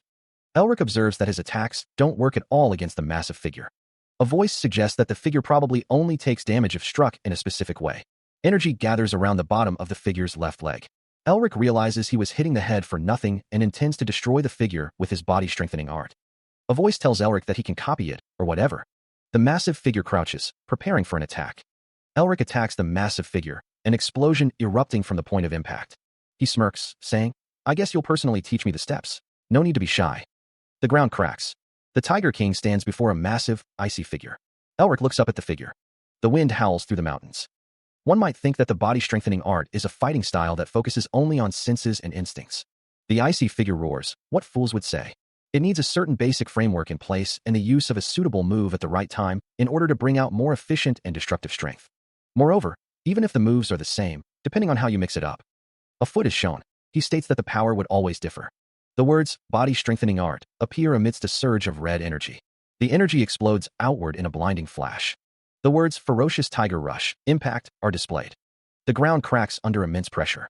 The Tiger King explains that while the principle may sound simple, learning it is tough, urging Elric to watch for now. Elric, surrounded by a blue aura, seems surprised by the difficulty. He begins to perform the technique, his body glowing with blue energy. The words, "body-strengthening art," are displayed again, now accompanied by blue energy. The ground cracks further, the force of the technique intensifying. Pure energy surges from the point of impact. The words, "ferocious tiger rush," "impact," reappear, signifying the completion of the technique. The Tiger King smiles, impressed. Not only did he follow what he did after seeing it just once, he even mixed in his own techniques. The Tiger King's smile widens. He thinks Elric is such a beast. The Tiger King strikes him. As the steps of the body-strengthening art all over the place became one as he followed what he did, the three seals have also started to mesh with each other. Elric stands, energy crackling around him. A dark, hulking figure stands silhouetted against a backdrop of swirling energy, its form seemingly dissolving as power drains from its core. The energy continues to leach away, leaving the shadowy giant diminished, its glowing eyes the only remaining sign of its former might. The energy is leaving its body. That means... Elric's lips curve into a knowing smirk, his green eyes gleaming with anticipation. Elric observes, "We can attack any part of its body now." Elric adds, "Nice." Twin tiger spirits blaze with golden energy behind the Tiger King as he declares, "To establish your own body-strengthening art." The Tiger King continues, "If the first half of the body-strengthening art is like how a beast walks." The Tiger King's foot slams down, the impact sending cracks spiderwebbing across the ground. The Tiger King continues, "I'll teach you the 3 final steps now. These are core steps in order for you." The Tiger King's arm glows with golden energy as he prepares to demonstrate, declaring, "Then the second half would be the beast's claws." His eyes glow with intense power. The Tiger King declares, "Is the king of beast's fangs." A hand clenches, ready to strike. He commands, "Bite in deep and dig in." Elric's hands glow with a blue aura as he prepares to unleash his power. A massive explosion erupts. The Tiger King states, "The fangs of a beast do not let go no matter what once it's bitten onto something." Elric and the Tiger King face each other amidst the chaos, both radiating power. He emphasizes, make sure the opponent can never get up again. Elric prepares another attack, his hands glowing intensely. The Tiger King declares, by tearing everything apart and devouring it. A hand moves with incredible speed and power. The Tiger King prepares to unleash a devastating attack, golden energy swirling around him. He declares, if it doesn't stop completely breathing. The Tiger King continues, asserting, you won't have a chance. He commands, therefore, become a disaster for your opponent. The Tiger King ensures, so that you won't have to worry. He proclaims, about anyone being able to hurt you. The Tiger King commands, show them the overwhelming difference of strength. His fist glows with immense power, ready to unleash destruction. The Tiger King declares, at this very moment, we are kings that rule over the battlefield. Golden energy explodes outward, demonstrating his overwhelming power. The aftermath of the explosion leaves a lingering sense of immense power. As his eyesight broadened, the Tiger King's sixth sense opened up. He stands tall amidst the swirling snow, his golden eyes gleaming with an inner light. A complex magical circle shimmers with arcane energy. The air crackles with the power of a world woven from thought and intuition. The world made from the meshing of my mind and sixth sense. A lone figure stands silhouetted against the surreal, star-strewn sky. The Korean text reads, Jiabik. Elric looks up, a flicker of curiosity in his green eyes. Interesting. Elric's expression hardens as he speaks. I can't believe you're smiling in a place where you might even die. You're definitely not normal. A voice replies, but you're smiling too. Did I not tell you? The Tiger King's smile widens, revealing sharp teeth. The Tiger King declares, I wasn't normal from the start. Elric's golden eye narrows, reflecting the intensity of the moment. You dash? Elric stands before the magical circle, its light bathing him in an ethereal glow. A voice echoes, did you grow stronger again? The seventh circle. He was able to overcome the wall he was stuck at thanks to Tiger King Yell. Tiger King Yell stands before Elric. Elric wonders why he is being so friendly toward him. He thinks to himself that they don't share the same blood, so there's no reason for him to teach him things like this. Elric asks why the Tiger King helped him. Once he acknowledges someone, the Tiger King says that as a brother, he chooses to believe in them until the very end. The Tiger King states that there's no reason brothers. Elric thinks that they shouldn't help each other, and that a brother, other than his sister, he doesn't trust anyone else, because he knows very well that humans could betray anyone anytime. The Tiger King smiles. The Tiger King thinks that if he wants to lead a group, does he need to be as embracing as he is? He and the Tiger King stand ready, facing an imposing figure in the snowy wastes. The Tiger King remarks that the opponent is troublesome, but he expected as much. The Ice General towers over them, crackling with blue energy. Elric declares that they should go for another round. Elric begins to walk forward, ready to engage. Meanwhile, inside a grand building, a group sits around a table. The god of Camellia stares out the window, lost in thought. She presses a gloved finger to her lips, a worried expression on her face.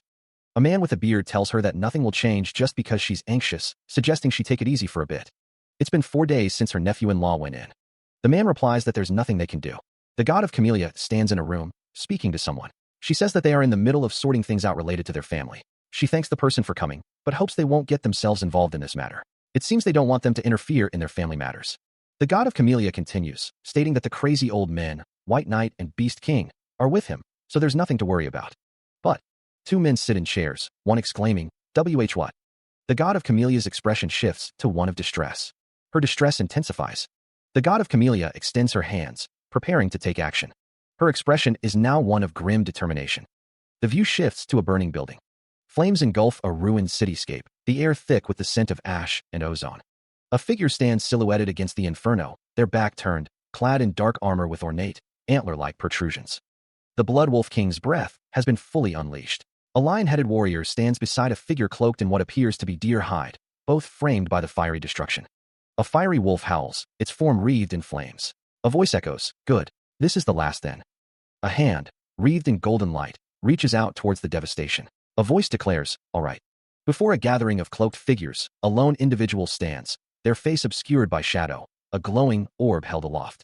Words blaze within the inferno. Time to execute our plan.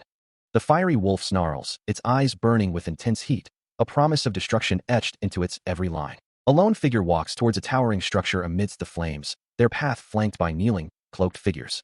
Embers dance in the air, the aftermath of a cataclysmic event, the silence broken only by the crackling of the flames. The man with the slicked back hair, eyes blazing with fury, demands, how dare you attack this sacred temple? The beast-like figures, teeth bared, snarl. Humans are here. Get rid of them. Amidst the raging flames, the group stands firm, their expressions resolute. A figure lies prone on the ground, defeated. A surge of power erupts, blurring the air. A figure stands tall, a spectral tiger looming behind them, radiating an intense blue aura. The figure towers over another, their shadow a promise of impending doom. A voice booms with rage, "Cursed bastards. This is no place for such nonsense." The man's face contorts in fury, his eyes narrowed slits of pure hatred. The woman's brow furrows with concern. Something's off. They must know how strong we are. So why are they charging in so recklessly? The figures move with unnatural speed, a blur of motion against the dark backdrop. It's not like they're launching a surprise ambush. The spectral tiger roars, its power a tangible force. A close-up of an eye reflects a dawning realization. Could it be? The blue eye glistens, a bead of sweat tracing a path down the character's temple. One of the men urges the other to end this quickly, before the losses get any bigger. The woman, arms outstretched, warns of danger. The man laughs, dismissing their concerns. He assures them that it's all right, no matter how many of them crawl in here. The unseen figure denies something, stating, "No, that's not it." The woman's face is etched with worry as she exclaims that Elric is in danger. It's revealed that they're just bait to distract from the real objective. Elric. A figure dashes forward, urgency etched into every line of their posture. A grand doorway stands ominously, hinting at the path ahead. A monstrous lion-like figure prepares to strike, its fist clenched. A sharp sound pierces the air. The figure with the deer-like mask observes the situation, commenting on the predicament they find themselves in. What a pickle. Fairies appear, their voices sharp with anger. Uninvited guests. Get out of here now. The fairies continue their demand, emphasizing their authority. This is the territory of a god. A voice booms out, reinforcing the fairies' message. Uninvited guests aren't allowed in. The deer-masked figure speaks, expressing regret for disrupting the rest of a god and accepting the punishment for their sin. The Tiger King stands firm, his expression unreadable. The Tiger King's gaze is intense, a silent warning. A hand points towards a door, a clear indication of where they are meant to go. Behind that door, a fairy warns the Tiger King, her voice laced with steel. Don't come any closer. A dark energy begins to emanate from the Tiger King. The Tiger King's eyes glow red as he responds, his voice a low growl. If you continue to stand in our way, we'll have no choice but to behave disrespectfully.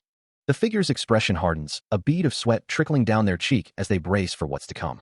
A voice echoes, filled with urgency. We can't let them in. If the mind world collapses, both the descendant of Merbinger and I will be stuck in there eternally. No external interference.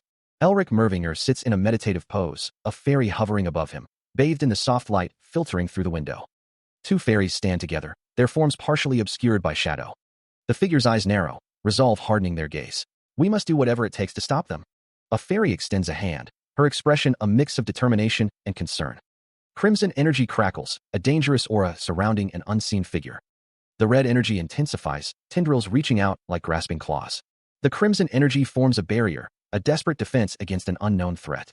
The red energy pulses, a dark shadow lurking within its depths.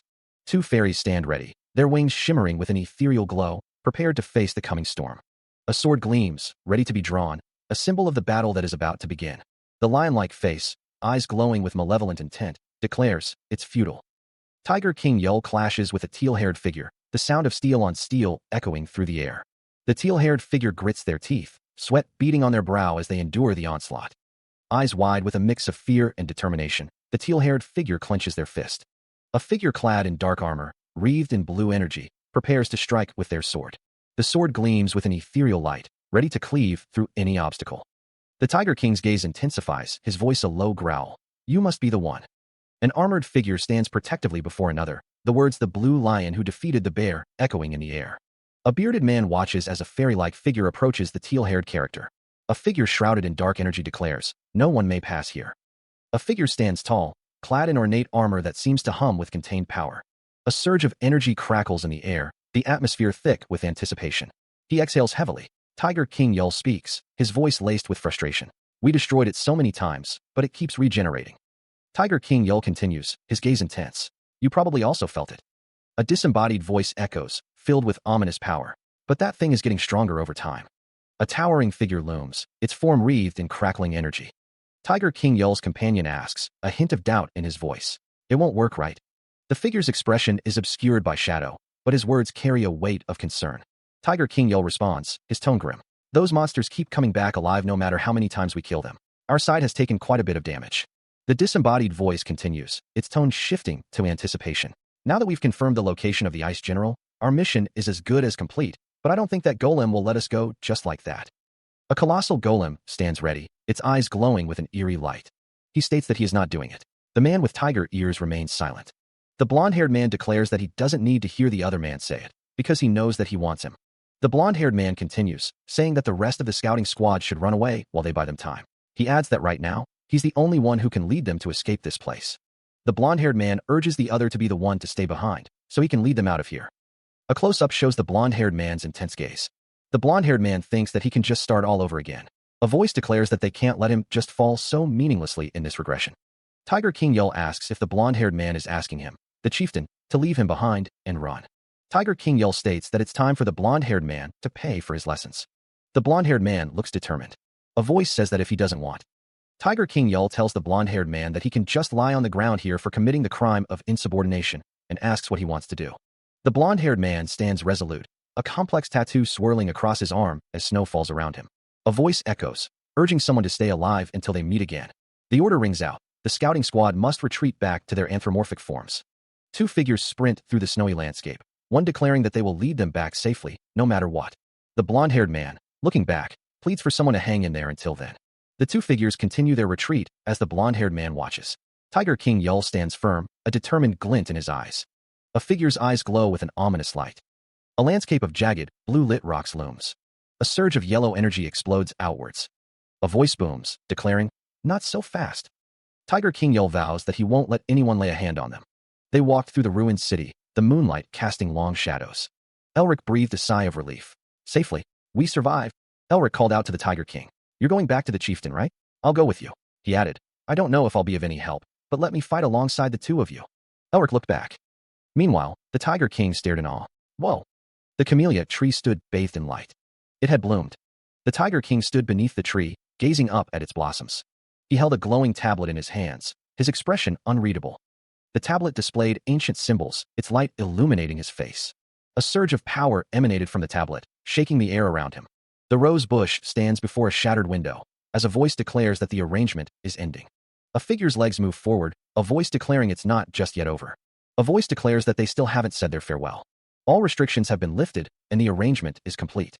Under the shade of a blossoming tree, a figure stands, their back turned to the viewer. A leg moves with incredible speed, kicking up dust and debris. The arrangement is already over. Is there any need for you to be in such a rush? A man with spiky blonde hair walks alongside a fairy with pink wings. He says, I still haven't bid farewell.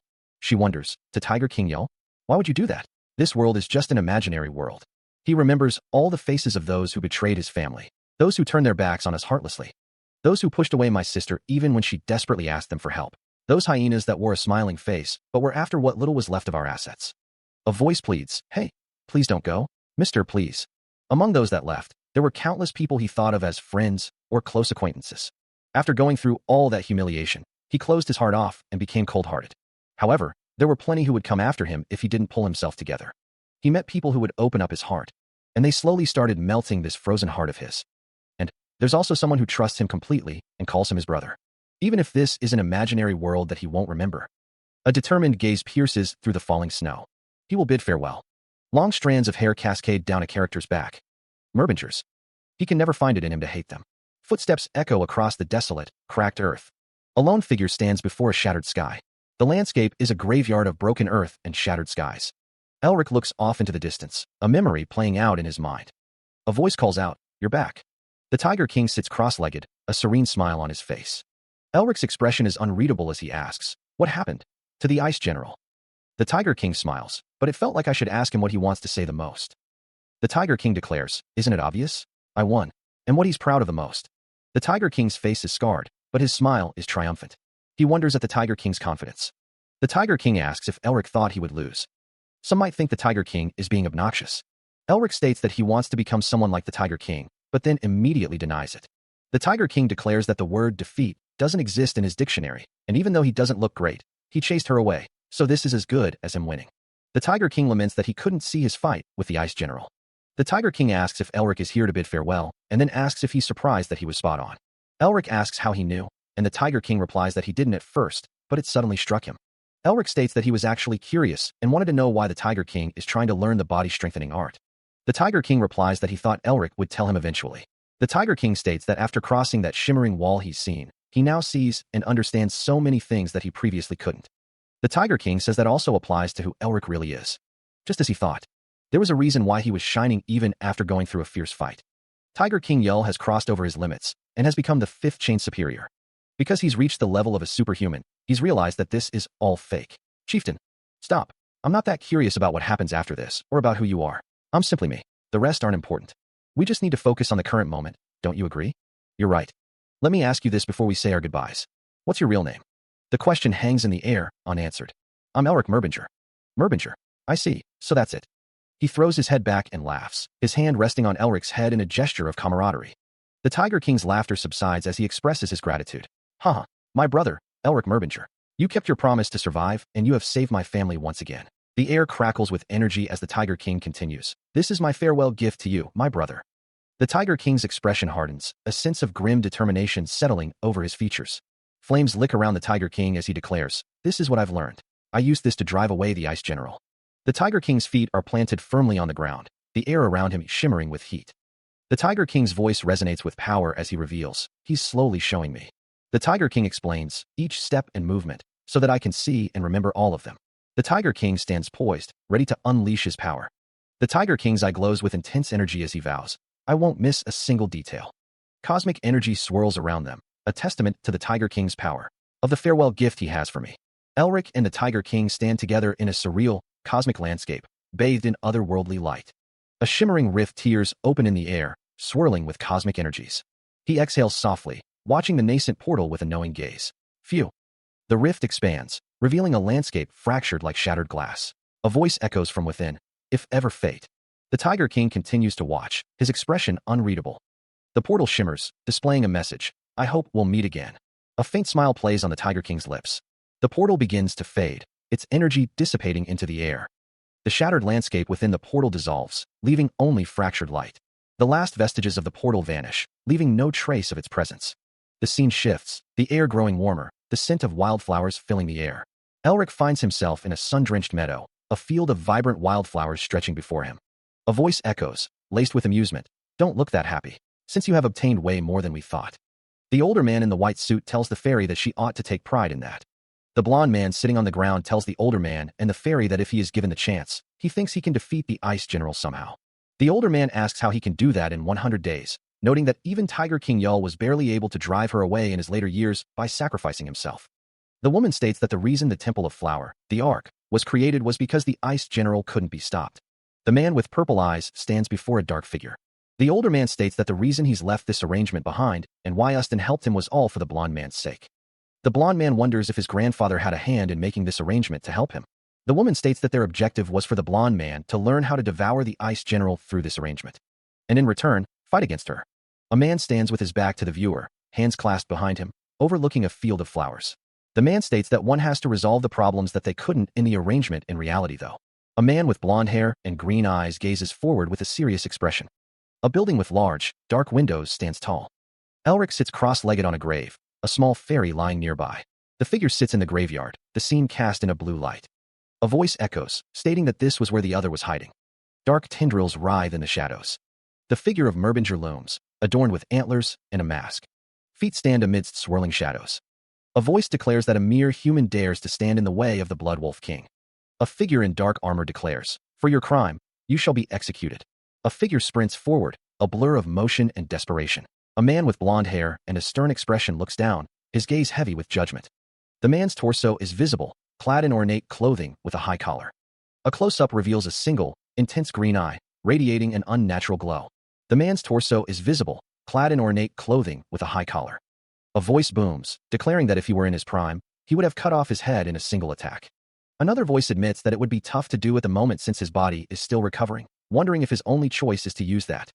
The man with the beard reflects on the secret technique that caused him to have reflux disease, even though it also brought him new insights. A voice says that although this could get dangerous, it is for the sake of protecting Elric. The lion-headed man wonders why he is smiling in this situation. The man with the beard says no way. A voice declares that for his crime, he shall be executed. A man stares intently. A figure stands, adorned in intricate blue and white garments. A single, intense green eye stares out. Energy crackles and streaks across the scene. A figure sits amidst swirling blue energy, uttering a soft "wh." A monstrous figure, wreathed in ice, whispers, "What?" The icy figure demands, "What do you mean, what?" A disembodied voice responds, "You're fucked." A man smiles, holding a small, ornate object. A dark, swirling mass looms, accompanied by the command, "You, devour." The monstrous figure with a wolf's head stands ready. A flash of movement. The icy figure cries out, "In, no," as red energy flares. A scene of carnage unfolds, as the text declares, "Yu Seal has grown stronger after passing the arrangement." Elric Mervinger stands with a slight smirk, his hand raised as if in greeting. The Demon Queen muses about winter wind. She adds that after ice, one can also use cold winds. The Demon Queen suggests that he might as well create some snow and clouds to create winter. Elric finds it strange that he feels glad to see that ugly mug. He asks what she said. Elric states that the Demon King's face looks funny. The Demon Queen tells Elric it's time for him to admit it, calling him little. Elric smirks. Elric's expression shifts, a glint in his eye. A snowflake rests on an open palm. He wonders why the ice crystal would transform into the shape of snow. He thinks, could it be? The Demon Queen and Elric stand facing each other once more. A figure, back turned, holds a glowing orb in their hand. What? The ornate doors slam shut. A man with blonde hair and green eyes looks on with a concerned expression. An older man sits on the floor, looking exhausted. The older man says, "I'm glad you're safe." Blue Lion runs towards the older man. Blue Lion asks, "Are you all right?" The older man replies, "I'm just exhausted after suddenly using too much strength." Blue Lion puts his arm around the older man. The older man says, "Even though my body isn't as strong as it used to be, do you know what good came out of me meeting you after I went through the reflux disease?" A close-up of the older man's face. Blue Lion looks at the older man, who says, "You look refreshed, though." He took a step. A beam of light shines toward the direction he has long yearned for. The older man points his finger down. The older man says he will transfer some of his mana to Elric Merbinger, telling him that he needs him to stay still. A voice warns that if it clashes with other types of energy, it could cause internal injuries. Elric wonders just what on earth happened inside during those 4 days. The older man continues to transfer mana to Elric. He can't believe he has such a huge and sturdy mana. The older man has overcome another limit. Elric asks if he feels better now, and the older man replies that he does, thanking him. The sound of destruction echoes. Amidst the chaos, a man carries Elric Merbinger away from the inferno. The man carrying Elric Merbinger says, "It's still noisy outside as usual. Please excuse me for a second." Elric Merbinger breaks free and sprints away. He continues to run, the flames licking at his heels. The fire rages around him. A monstrous figure emerges from the inferno. Elric Merbinger, eyes blazing with fury, mutters, "Those bastards." A surge of blue energy erupts around him, the words "stop" emblazoned within. The energy intensifies, forming a barrier. Elric Merbinger raises his hand, channeling the power. The blue energy explodes outward, ready to strike. A blinding surge of energy erupts, the air crackling with unseen power. The energy solidifies, encasing a figure within a prison of jagged ice. A voice cries out, that's the..." A towering figure stands beside a wolf sculpted from pure ice, its eyes glowing with an eerie blue light. A desperate command echoes through the air, "Retreat! Retreat immediately!" A young man with piercing green eyes watches the unfolding chaos, his expression unreadable. The intricate details of a robe shimmer with an otherworldly light, its patterns hinting at ancient power. A lone figure stands amidst a desolate landscape, the air thick with the scent of frost. It might have been your choice to step in here, but you don't get to decide when you leave. A figure in a long coat stands poised, ready to unleash a surge of power, while others scatter around him. The word surge blazes across the scene, a promise of devastating force. The air shimmers as another surge of energy rips through the battlefield. The ice tightens its grip, the encased figure screaming in frustration. "Damn it! What is it again?" A voice commands to stop standing around and break it. A wolf-like creature is encased in ice. The scene blurs, a transition into the heart of a magical storm. Magical energy swirls, a voice whispering about the Blood Wolf King. A figure is suspended in the air, surrounded by the swirling energy. The word swirl hangs in the air, a visual echo of the magic's chaotic nature. Elric Mervinger watches with a look of concern. The wolf-like creature bursts free from the ice, a primal roar echoing through the landscape. From the shadows, Elric's name is called. 3 figures observe the unfolding events, their expressions a mix of apprehension and anticipation. The ice magic shimmers, its beauty masking its destructive power. A voice exclaims how pretty it is. The landscape is transformed, a world of ice and snow stretching as far as the eye can see. 2 fairy-like creatures marvel at the snow, their voices filled with wonder. He flutters near the snowflowers, exclaiming, "Snowflowers." Another fairy agrees, "You're right." The second fairy gazes at the snowflowers, remarking, "They're so pretty." The snowflowers shimmer with an ethereal glow. The 2 fairies continue to admire the snowflowers. A man with spiky blonde hair looks at the snowflowers. The snowflowers emit a soft, blue light. The man's expression is thoughtful as he observes the scene. Sunlight streams through the glass of the greenhouse. The man explains, I intend to use this ice crystal to absorb the cold energy, awaken the winter flowers, and insert the divine powers of the gods of flowers onto them. The man stands surrounded by others, listening intently. The man speaks to Elric, just like how you woke me up. He wonders if gathering the powers of the flowers will grow this winter flower. It's said that they might even be able to place the ice general in there and call forth spring. In order to complete winter, like Mephi said. Someone states that they need various other elements other than brutal cold and winter wind. The crystal snowflake is ready to be absorbed. The crystal snowflake glows brightly. The power is contained in here. Lies the power of the camellia and the elements that make up the queen, who's asleep in the flower garden of a distant past. If everything the queen has dispersed throughout the black snowfield as she closed her eyes is put together, it is said that winter will unfold and the forgotten spring will naturally return. In the place where the winter flower withered, the warm spring wind. He gazes serenely into the distance, a gentle breeze rustling through his teal hair. Elric smiles softly, the scent of spring flowers filling the air around him. Meanwhile, a vast field of wildflowers stretches towards the horizon, bathed in the golden light of the sun. The camera focuses on the wildflowers. A grand, ornate building stands tall against the clear sky, its architecture a testament to a bygone era. A blonde-haired man asks, "What do you mean, how?" Another man replies, "I already told you. We must kill the ice general." A man in a teal coat stands before a group, his expression serious. "I'm asking what you intend to do too." One of the men replies, "Kill that ice general, or whatever." Another man says, "I'm not saying we shouldn't kill her. I'm saying we shouldn't move without any information." A third man adds, "Oh, don't worry about that. I know." The blonde-haired man smiles, pointing a finger. "And where's that?" "The Fury tribe." The red-haired man sighs. You're going to do it again, aren't you?" The man in the teal coat asks, "So you're not coming?" Elric stands with two other figures, one of whom says, "I think the rest are on the same page as me." A man with a dark beard stands with a blonde woman and child. Someone says they will help since they've come this far. A man with dark red hair puts his hand on his head. Someone says they know the other person secretly likes it and to stop acting coy. A group of people stand together. A close-up of a person's clothing shows intricate details. That fool. He can't believe he failed something that simple.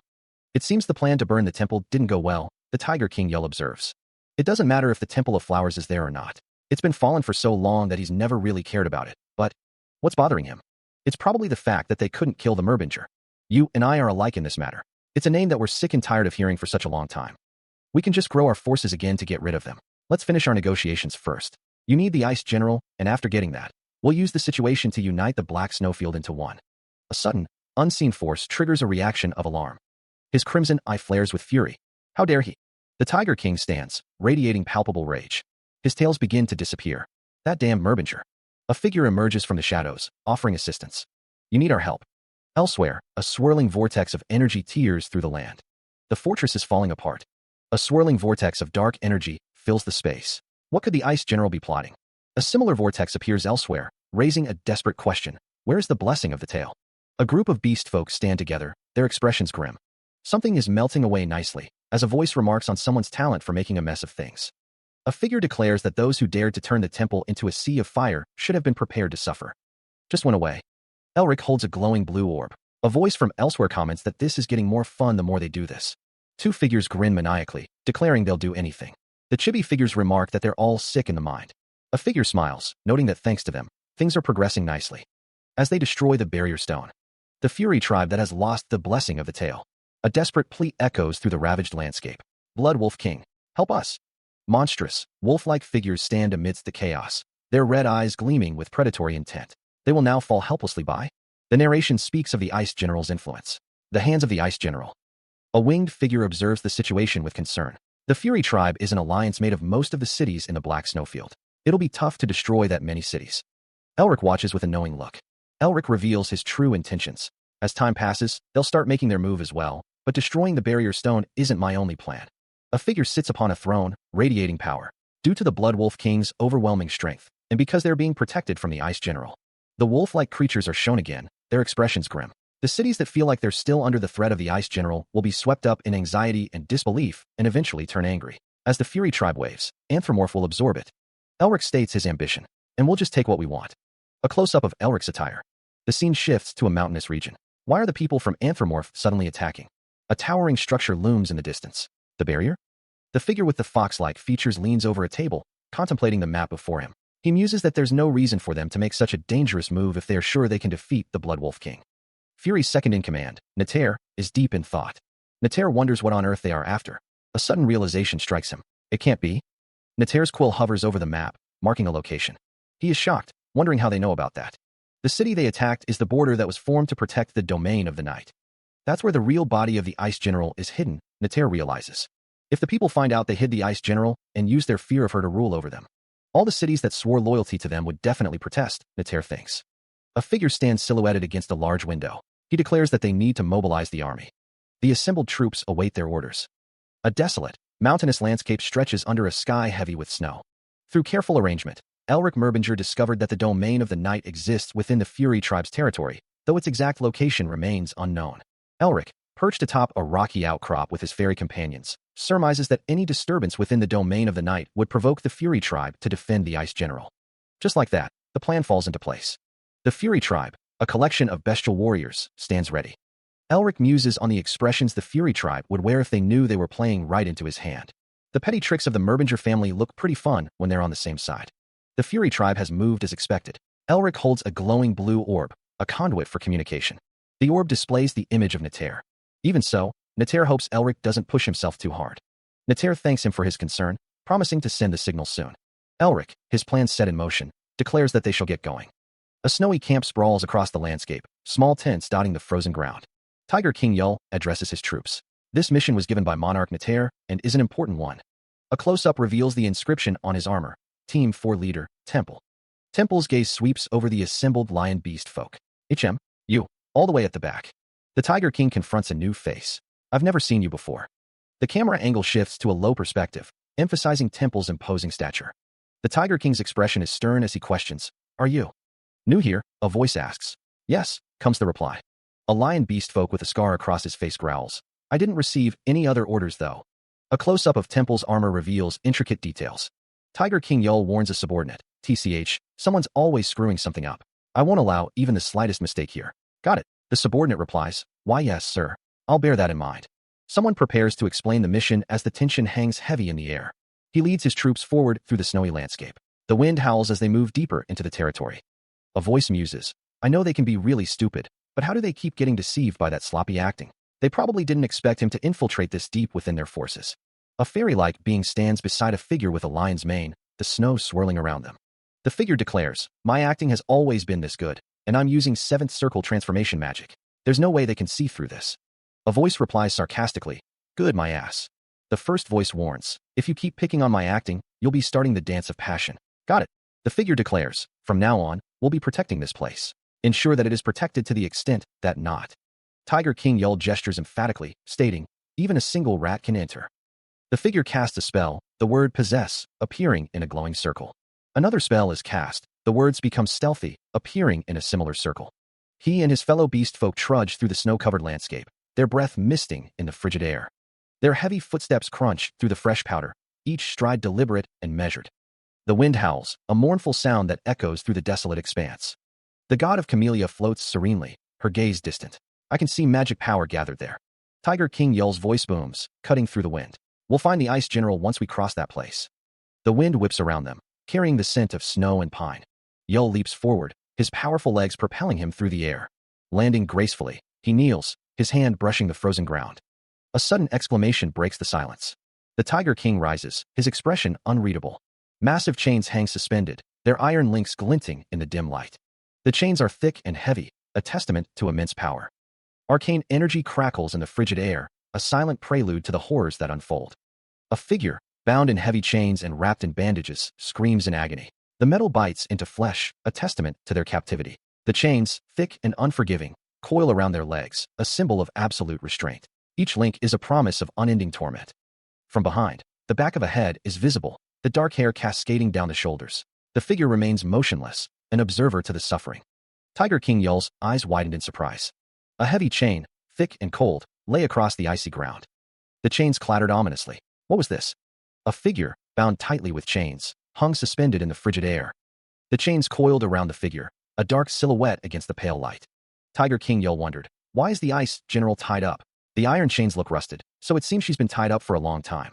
The horned character mused, to think the curse left behind by the demon god would be tied up like that. The horned character continued, this must be related to why you suddenly fell asleep 40 years ago. The fairy companion listened intently. No wonder those chains strangely have a strong scent of flowers. They were made with divine power. A close-up of an eye revealed a memory. 40 years ago, Ustin and I were tied up just like that.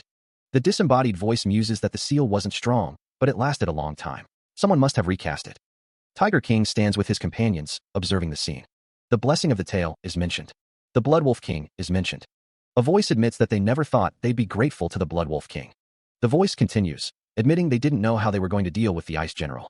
Nater observes that since she's tied up like this, it'll be way easier to trap her in the ice crystal. A sudden surge of energy erupts. The source of the energy is revealed. Nater holds an ice crystal in his hand. Nater senses someone sneaking in, wondering aloud if it's a rat. Tiger King watches as a portal opens. He unleashes a powerful kick, shattering the ground beneath his feet. The force of the blow sends tremors through the frozen landscape. Tiger King Yul wonders what a beast man is doing here, sensing a familiar energy. A figure cloaked in shadows stands tall, surrounded by an ominous aura. The figure's feet are planted firmly on the ground, their presence radiating power. Tiger King Yul, facing the cloaked figure, asks if they are not in fear in the face of his seal.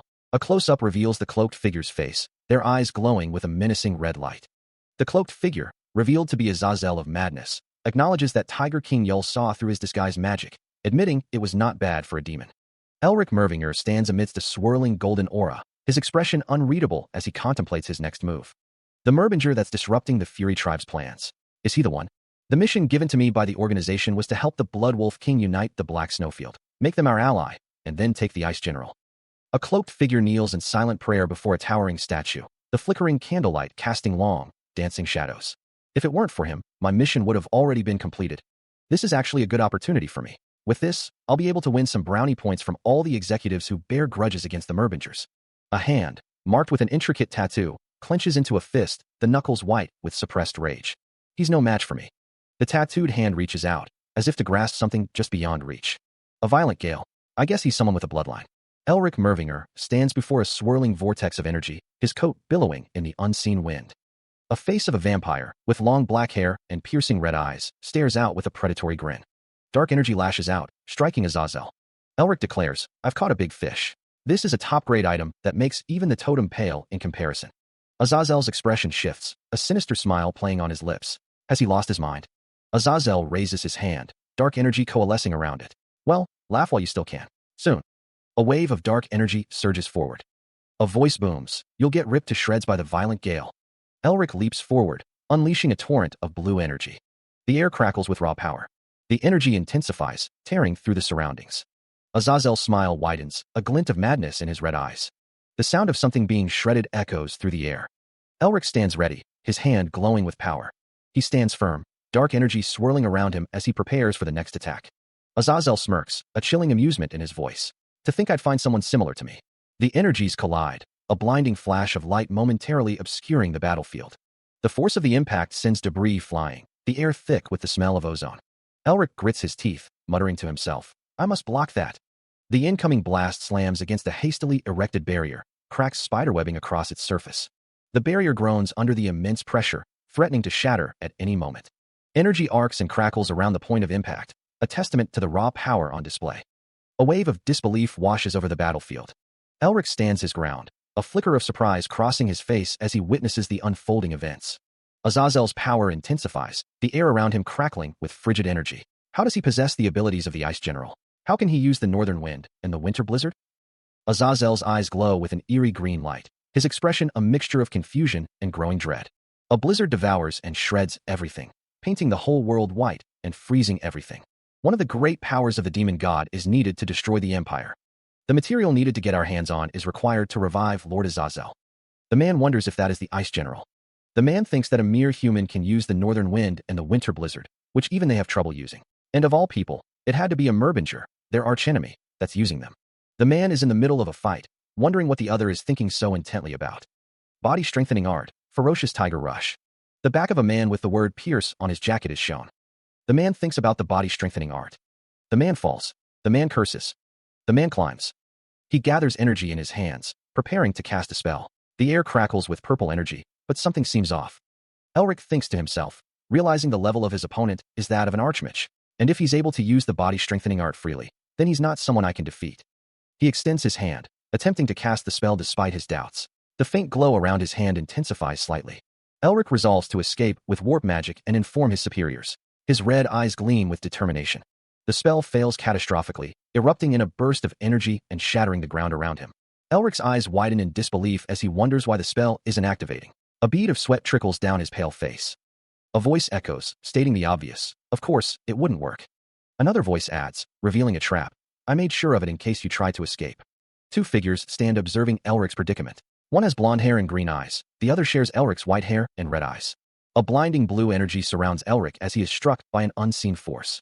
He cries out in pain. His hand reaches out, grasping at nothing as he falls. The blonde-haired figure smirks, stating that he got a little nervous since Elric looked stronger than the last demon he fought, but this was way too easy. He thinks to himself that there's no way a worshipper of Azazel could be too strong. Azazel wonders what on earth happened in the arrangement and how he grew so strong in such a short time. Elric sits on a rock, thinking that Grigori's influence extends to this place as well. He wanted to dig around and find out more, but he'll just absorb his demonic energy since he's already dead. A monstrous entity appears, its form shrouded in darkness. A hand glows with a red, intricate pattern. The monstrous entity reappears, and Elric is told to be careful. A burst of energy crackles in the air. A figure is struck by a powerful force, sending them hurtling through the air. He exclaims in surprise. Elric prepares to absorb the demonic energy, thinking that he was definitely dead. A shadowy figure stands amidst a swirling red aura. Elric stands with his back to the viewer, observing the scene. A figure shrouded in shadow declares, "You're the one." The shadowy figure continues, identifying the target as the one who killed Kaya. A disembodied voice echoes, "Someone with that much demonic energy." The Demon King? The question hangs in the air, heavy with implication. A voice, laced with dread, whispers, "Don't tell me he already woke up." A pair of crimson eyes pierce the darkness, hinting at the power that lies dormant. Azazel. The name reverberates with dark energy as the demonic figure is revealed. The shadowy figure stands tall, a sinister smile playing on its lips. A figure with pointed ears and piercing red eyes expresses displeasure. "Don't tell me he already woke up." A demonic entity crackles with red lightning. The demon, Azazel, grins menacingly from the shadows. The reason the humans won the war against the demons 30 years ago was because there was no absolute ruler leading the army of demons. But what if the great demon king, Azazel, also known as the tyrant, revives? This is a grave matter. The imperial family and the hexagram have to get involved in. Mephi, we better retreat now. A voice declares that there's no need to do something. A disembodied voice states that something is a copy. Azazel's face is shown as a voice declares that he is an inferior version that couldn't become Azazel. A stylized image of Azazel is shown. A voice declares that's how you can think of that. A voice states that all the four great demon kings, including himself, have been either sealed or are dead, but as long as their true name exists, they'll never truly cease to exist. A man asks if Azazel's true name is out there somewhere. A voice states that there's no way Grigori would exist until now if that wasn't the case, and those guys are performing all sorts of experiments so they can revive Azazel's true name. Azazel's face is shown as a voice states that means Grigori is doing all sorts of dirty work. A woman states that in the human world, they use the totem to take away the farmers' lives, right? A man states that they're pretty screwed. A man says, "Oi, fake. As you've said, I'm the one who killed Kaya." He vows to clash with Grigori in the future, no longer hiding himself. In that case, Azazel's eyes glow red as he prepares to unleash his power. He declares, "You must die," as purple energy swirls around him, crackling with lightning. The violent gale intensifies, a vortex of raw power. Azazel stands firm as the gale gathers strength, ready to unleash its fury. He repeats his lethal intent. "In that case, you must die." Blue energy crackles around his outstretched hand, a conduit for the impending destruction. Azazel scoffs, "Can't you even talk properly?" as the energy surges. The violent gale explodes outward, a cataclysm of force and light. The swirling energy expands, consuming everything in its path. Chains materialize around Azazel, binding the raw power he wields. His eyes burning with crimson intensity, Azazel declares, "Not so fast." He stands amidst a swirling vortex of purple energy, the air crackling with dark power. Azazel declares, his voice dripping with malice, that this was merely a distraction. His eyes burn with crimson intensity, a demonic aura intensifying around him. Elric's hand glows with an ethereal blue light, preparing a body-strengthening art. The Tiger King's visage materializes, his eyes blazing with primal fury as blue energy crackles around him. Elric assumes a battle stance, the blue energy coalescing around his form. Swirling blue energy gathers, a tempest of power ready to be unleashed. The energy forms a complex pattern, a testament to the intricate art of body strengthening. Azazel prepares his next attack, the crimson glow in his eyes intensifying as he focuses his power. Elric's eyes widen in surprise, sensing the impending danger. His hands and feet are enveloped in blue energy, ready to tear apart any obstacle. The two stand poised, the air thick with anticipation as the battle is about to resume. His attack proving futile, a voice declares Azazel's efforts useless. A malevolent aura surrounds the demon, a single word echoing in the air, die. Azazel is engulfed in a swirling vortex of purple energy, his eyes burning with crimson intensity. Elric shouts a warning, recognizing the danger of the impending attack. A blinding explosion erupts, consuming everything in its path. The force of the blast sends shockwaves rippling outwards. Debris rains down as the landscape is obliterated by the cataclysmic energy. Elric grunts, bracing himself against the immense power unleashed. Standing amidst the devastation, Elric remains unharmed, the text indicating that as time passes, the soul and body merge even more. Azazel's eyes glow with renewed intensity, a voice declaring that he will only grow stronger from here. The demon stands tall, radiating power, clad in a suit that seems incongruous with the surrounding chaos. A disembodied voice muses that even as a copy, Azazel is still a copy of a great demon king, and it would be embarrassing for him to be defeated by a child. Azazel stands with his arms crossed, a dark aura emanating from him as Elric looks on. Elric admits that the situation is frustrating, agreeing with Mephi's assessment that they might only end up in a draw at best. Elric glances away, lost in thought. Elsewhere, the Tiger King orders his forces to spread out and surround the area so the infiltrator can't escape, lamenting that his plan to secretly absorb the Ice General has been ruined and that the Fury tribe is closing in. A series of purple rings float ominously in the air as a voice declares that it seems they've won. Azazel stands amidst the swirling purple energy, his red eyes glowing with power. The purple energy intensifies, forming a vortex around Azazel. The vortex of purple energy continues to swirl, obscuring the surroundings. A voice declares that Elric is completely surrounded and asks if he has a good solution for this. The purple rings surround Elric, closing in on him. Elric states that he can escape if he uses up all his mana, but that it's going to be tough because of the Fury tribe. A woman with horns asks what he's going to do then. Elric, with energy crackling around his hand, asks Mephi if she knows something. A wave of energy cuts through the air. He faces Azazel, the air crackling with magical energy. Azazel retorts, futile attempts, as he raises a shimmering blue barrier. Elric smirks, declaring, "My household has a really good culture." A close-up reveals the intricate details of Elric's attire. Azazel's eyes burn with rage. "It can't be," he snarls. Elric declares, "If I can't have it, then I'll make sure no one else does." Magical energy surges around Elric. The two stand poised, ready to unleash their powers. A chained figure appears, radiating an ominous aura. The chains bind with arcane energy. Azazel's voice drips with malice. "Why you?" A voice declares, "You're crazy." Azazel smiles, a sinister glint in his red eyes. A figure is struck with immense force, the impact echoing through the air. Arms raise in what could be surrender or defiance. Heavy chains glint with an eerie light, their purpose unknown. A voice, tinged with disbelief, questions, "I know you're a merbinger, but are you actually crazy?" A hand clenches, knuckles white against the fabric. Azazel's companion exclaims, "That's right. That's exactly like a merbinger. This is the best thing I've seen since making a contract with you." A desperate plea echoes, "To imprison her in the ice crystal? How could you release her? What else can I do?" Determination hardens the figure's features, resolve burning in their eyes. Feet plant firmly on the ground, ready for what comes next. A figure with wings soars through the air, closing in on their target. He stands, a winged demon amidst falling debris. A blonde-haired man, eyes gleaming with determination, prepares to strike. "To ruin," he shouts. A voice commands, "Go after him." A winged demon gazes down. A voice declares, "While we need to bind the Ice General again since we don't know where she'll attack." A female figure stands tall, wrapped in bandages. A voice warns, "If we lose that guy, then he'll definitely become a hindrance in our future plans." Below, a figure plummets through the air. A figure in a mask stands amidst a snowy landscape. A voice states, "It's important for us to trample on that sapling of the Merbingers before he grows any stronger." A figure crouches low, eyes glowing red. A voice seethes, "Damn it.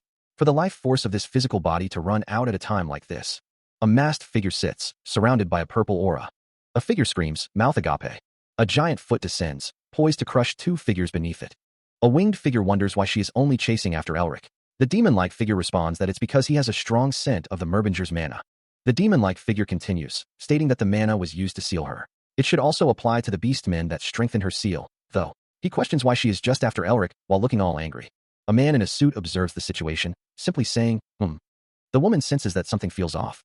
The anger of the Ice General is usually shown to all life forms without any discrimination. She has never shown anger to a specific target before. Someone reflects that they've seen the Ice General for a long time.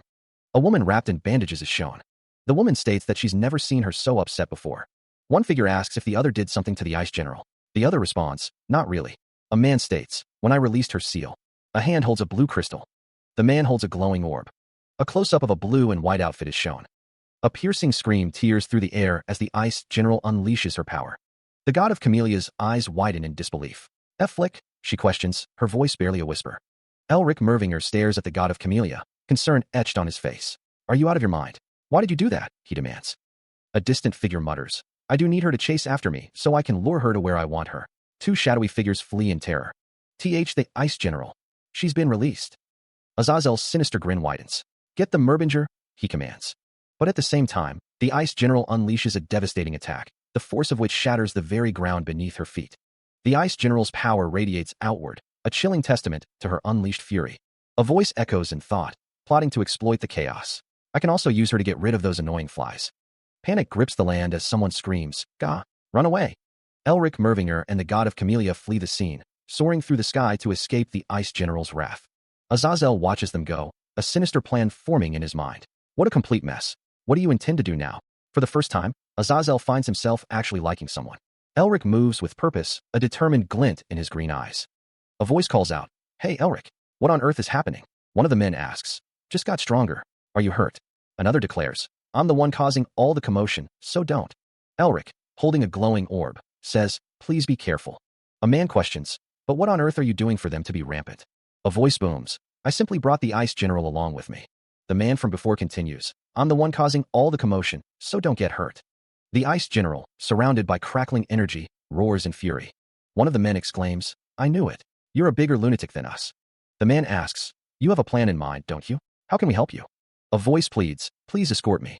He smirks, cradling a glowing blue orb in his hands. Trying to get somewhere? A figure travels with great speed. I'm on my way to the Fury Tribe.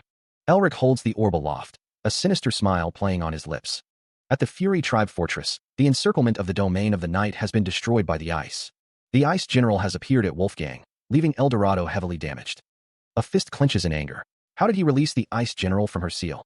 The Tiger King's subordinate is bombarded with questions. My lord, we're being bombarded by questions from all over, asking why the Ice General has appeared in the territory of the Fury Tribe and what happened to the blessing of the tale. The Ice General is a tool we need to maintain our rule, a secret that we must hide. At this rate, the whole ruling system of the Fury Tribe will collapse. The Tiger King's subordinate orders, Send a mobilization order now. The Tiger King's subordinate warn them that their heads will be taken if they dare to think of doing anything stupid. The Tiger King's subordinate responds, Why yes, my lord. The Tiger King states that they must first make sure the other cities don't get any funny ideas, and once they subdue the Ice General, they'll be able to stop her from escaping somehow. Clawed fingers scrape against the surface, a guttural question echoing in the darkness. How did things come to this? A fox-like beastman snarls, the source of his rage clear. It's all because of Merbinger. The beastman's fury intensifies, his command ringing with lethal intent. We must kill him at all costs. The fox beastman stands among others, the order given to find out where Merbinger is. He must be behind what's happening right now. They've discovered someone they assume to be Merbinger. Another beastman demands, his voice echoing through the halls. Where is he? A deer-like beastman reports that he's in front of the Fury Tribe's main gate. Hands carefully cradle glowing blue orbs, their purpose unknown. The fox beastman's eyes narrow, his expression hardening as he hears the report. What bullshit are you talking about? The fox beastman, clad in armor, stands amidst falling debris, his anger palpable. The deer beastman is seen behind bars. A wolf-like beastman's face is shown in close-up, his expression fierce and unforgiving. A figure stands amidst swirling blue energy, their power radiating outwards. Below, a massive, wolf-like figure gazes upward at a figure plummeting from above, the air crackling with blue energy. A voice echoes with unhinged fury. Crazy bastard. A blond man smirks, his expression a mixture of amusement and anticipation. The wolf-like figure, now closer, looks up with a bewildered expression. What the hell is happening? He wonders as a voice replies. Playing tag is so exhausting. The blond man stands confidently, a dark-haired figure with horns observing him from behind. A voice says, Come on, you know I've always been like this. The dark-haired figure's face is revealed, a look of cold disdain etched upon it. I always have this thought. I really pity those who need to deal with you. A woman with bandages covering her face stands defiantly. What did she do wrong? She's just upset because you flicked her using ice arrow. A hand reaches out towards a dark, swirling sphere, as if to grasp its power. A close-up reveals intricate blue markings on the man's arm. Now, the blond man raises his hand, summoning a barrage of ice arrows that streak across the sky. The blond man's legs are shown as he prepares to unleash chaos. Time for me to seriously raise hell. A barrage of energy descends, the words pierce and destroy emblazoned across the sky. The attack slams into its target, unleashing a blinding explosion of blue light. A desperate voice cries out, Stop him. Tiger King Yell, surrounded by his wolfish subordinates, roars, Stop that bastard. A wave of pure, radiant energy washes over the landscape. Standing before a grand gate, a group declares, But we won't let you get to him. The group advances, their footsteps echoing with grim determination. Tiger King Yell, his expression contorted with rage, bellows, What the hell is that human saying? Get rid of them. A figure is overwhelmed, beset by a pack of snarling, monstrous wolves. A single, blood-red eye glares with fury and desperation. Reality itself seems to shatter, the world fragmenting into shards of light and darkness. A voice whispers in disbelief, and no, this can't be it. A wolf-like warrior, clad in gleaming armor, stands vigilant against a backdrop of shattered structures and ethereal blue light. The announcement echoes, the antagonist Ice General is coming. A figure plummets through the air, surrounded by swirling energy. A blonde-haired figure declares, I'll lead her to the center. The aftermath of destruction, buildings lie in ruins, bathed in an eerie blue glow. A voice booms from the shadows, demanding, Who dares? A figure in military attire stands amidst the chaos, their expression unreadable. Debris and dust fill the air, illuminated by an otherworldly light. A furious voice echoes, To disturb my slumber? A figure in crimson armor stands tall, radiating power and rage. The blonde-haired man smirks, declaring he will lead her to the center. A once grand structure lies in ruins. A voice booms, demanding to know who dares disturb its slumber. A figure stands amidst the destruction. Debris falls around a cloaked figure. The voice echoes, filled with rage at the disturbance. A towering figure radiates power. The air crackles with energy. The Blood Wolf King stands revealed, his eyes burning with crimson light. The Blood Wolf King is surrounded by his pack. A figure observes, recognizing the Blood Wolf King and sensing a strange energy. A surge of green energy pushes back against the Ice General's cold wave, resisting its advance without relying on mana or demonic power. A lone figure stands defiantly before a towering presence, the air crackling with unseen power. The face of a monstrous wolf fills the vision, its red eyes burning with ancient malice. This creature is identified as a Merbinger. The Merbinger's thoughts echo with dark ambition. He recalls restoring up to his 8th tail because of the demon. The image focuses on a massive, multicolored tail, a symbol of immense power. A figure with golden hair stands ready, determination etched on his face. The figure's boots stand firm on the ground, a silent vow to face whatever comes. He thinks, but to think it would come looking for me. A woman with dark hair grits her teeth, her eyes burning with fierce resolve. Wrapped in bandages, a figure prepares for battle, their body a testament to past struggles.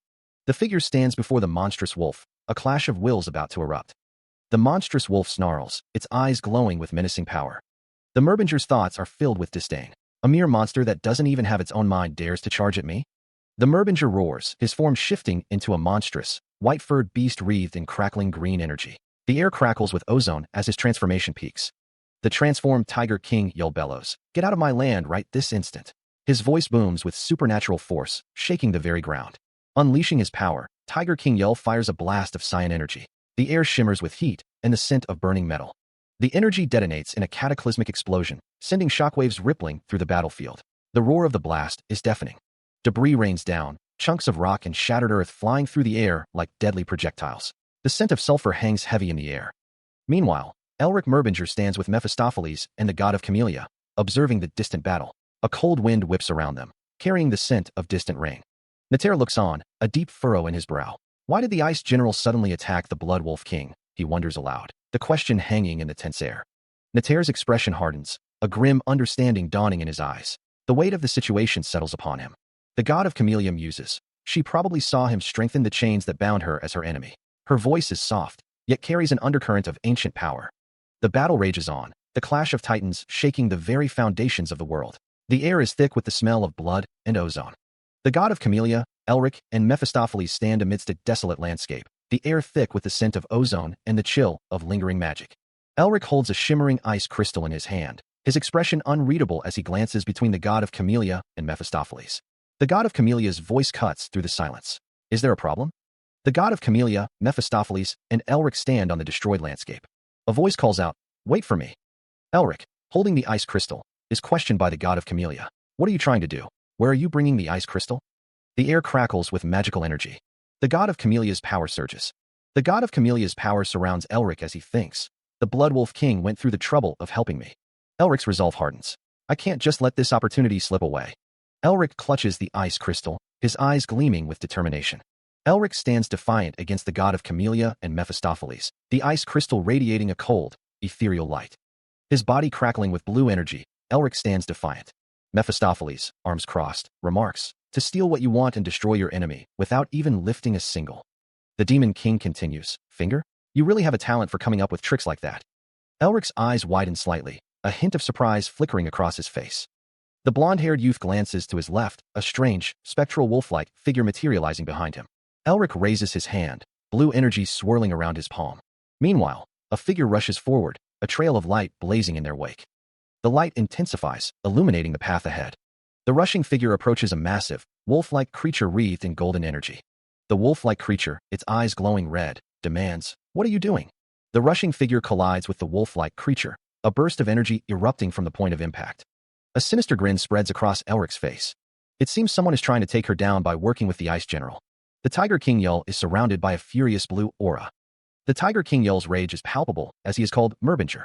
The Tiger King Yell laments, wishing he still had his ninth tail to avoid such humiliation. Something plummets downward.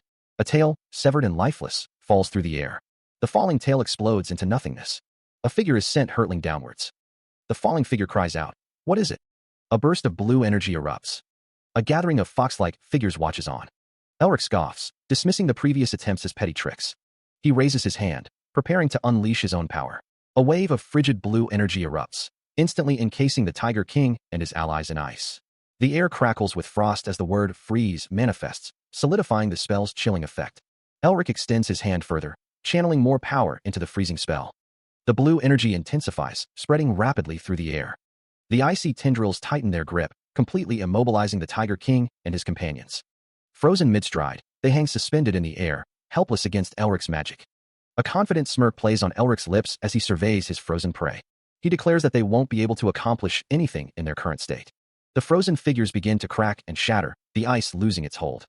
The word DISP appears, signaling the spell's dissipation. He extends his hand, the blue energy intensifying as it reaches out. Elric's brow furrows in concentration, a stream of blue light emanating from his mouth. The Tiger King's wolf form is now marked with glowing red symbols, his eyes burning with the same crimson light. "Gotcha," the magic seems to whisper. A swirling vortex of blue energy surrounds Elric, snowflakes dancing in the magical currents. Streaks of blue and white energy crackle through the air, a visual representation of the magic's power. Elric's expression hardens with determination, the blue energy radiating from his very being. The Tiger King's wolf form snarls, his red eyes narrowed in fury. A grand estate looms in the distance, framed by an ornate gate under a cloudy sky. The Tiger King's wolf form bares its fangs, a silent scream of rage. A lone figure sits in a desolate, gray landscape, seemingly lost in thought. "Oh, to think a mage would place his soul in such a shabby place." The Tiger King's wolf form grins, a sinister glint in his red eyes. "Thanks to that, things are going smoothly for me." He vows to shred the soul into pieces and take the body-strengthening art. A towering figure looms, a manifestation of the Tiger King's intent. How dare a mere beast covet what belongs to him? What belongs to him? A figure with piercing red eyes and fox-like features emerges from the darkness. What is that ridiculous presence? The red eyes burn with an unholy light. Devour her. What? A surge of power emanates, shaking the very foundations of the mindscape. The fox-like figure stands poised, ready to strike. What on earth were those things? He clutches his arm, a visible tremor running through him. Just what is inside his soul? A shadowy figure looms behind Tiger King Yell, its presence adding to his unease. Confusion clouds his features. What just happened to him? He remembers getting attacked by the Blood Wolf King, but beyond that, no idea. An unseen force grips him, twisting his features into a mask of rage. "Bastard," he roars. The Blood Wolf King's face fills the vision, his eyes burning with crimson fury. He is engulfed in a swirling vortex of turquoise energy, the air crackling with barely contained power. The Blood Wolf King's voice booms, laced with malice. "I'll burn all of you to a crisp." The Blood Wolf King is enraged. Figures flee in terror, knowing his wrath is a force of nature. "Run away." His eyes narrowed, the Blood Wolf King snarls a dire warning. "You'll die if that touches you." Tiger King Yell is caught off guard, his expression shifting to surprise. "Ugh, what did she do?" His eyes widen in shock, a silent scream trapped in his throat. A surge of raw power erupts, bathing the area in an ethereal glow. Shattered fragments of what once was now litter the landscape. A dark moon hangs ominously in the sky, a silent witness to the unfolding transformation. The Blood Wolf King muses, "I don't even remember the last time I used so much power." He struggles against the encroaching ice, a sign of a lingering resistance. "Although I couldn't get rid of the ice." The Blood Wolf King unleashes a deafening roar, the sound echoing through the desolate landscape. The Blood Wolf King reflects, "I was still able to burn that cursed Merbinger brat to a crisp. Wow, this is a really good restaurant. The Blood Wolf King's eyes burn with a fierce, predatory intensity. The Blood Wolf King desires even greater power. If the firepower were a bit stronger, I think it would burn things up even better. A subtle smile plays across the lips of an unknown figure, a hint of anticipation in the air. Fox is enveloped in a swirling vortex of energy. Fox, show me more of that power. The castle looms against the fiery sunset, its spires piercing the sky. The air hangs heavy with unspoken tension. The Tiger King clutches at his chest, his breath coming in ragged gasps. His eyes remain hidden, adding to the mystery of his unease. A voice echoes, laced with concern. Please don't be too nervous. Nater kneels before the Tiger King, offering words of encouragement. You're a tiger, the king of the mountains. Please show us how dignified a tiger can be. A disembodied voice speaks, heavy with experience. It's not as easy as you think. Those people have betrayed Anthropomorph and bared their fangs against us for a long time now. A close-up reveals a determined expression, hinting at the resolve beneath the surface. Nater's face is etched with concern as he considers the challenges ahead. Would they be convinced with my words? They might think I'm too young and look down on me. The Tiger King and Nater stand together, the weight of their responsibilities palpable. A single word hangs in the air. Vel. A voice echoes from the shadows, a reminder of past promises. You said you wanted to rebuild the imperial family and help all the beastmen live a happy life, right? Two figures walk away, their silhouettes outlined against a bright doorway. The future remains uncertain. A smiling woman extends her hand, a gesture of welcome or perhaps something more. The red-haired man smiles, placing a hand on his head. He assures someone, we're right beside you, so don't worry. The Tiger King, flanked by Nater and another figure, stands ready. The blonde-haired man looks off to the side, resolving, yes, this is something only I can do. The gray-haired man watches with a stern expression as the blonde-haired man and the red-haired man stand behind him. He thinks, I must do it. The blonde-haired man clenches his fist, thinking, for the sake of those who trust and help me, and for Sir Elric, who gave me this opportunity. A small figure walks towards a large, ornate door. A voice narrates, if he were here, he'd probably take control of the meeting while laughing like it's not a big deal. The boots stand firmly on the ground. A voice narrates, he'd also completely run over anyone who would dare oppose him.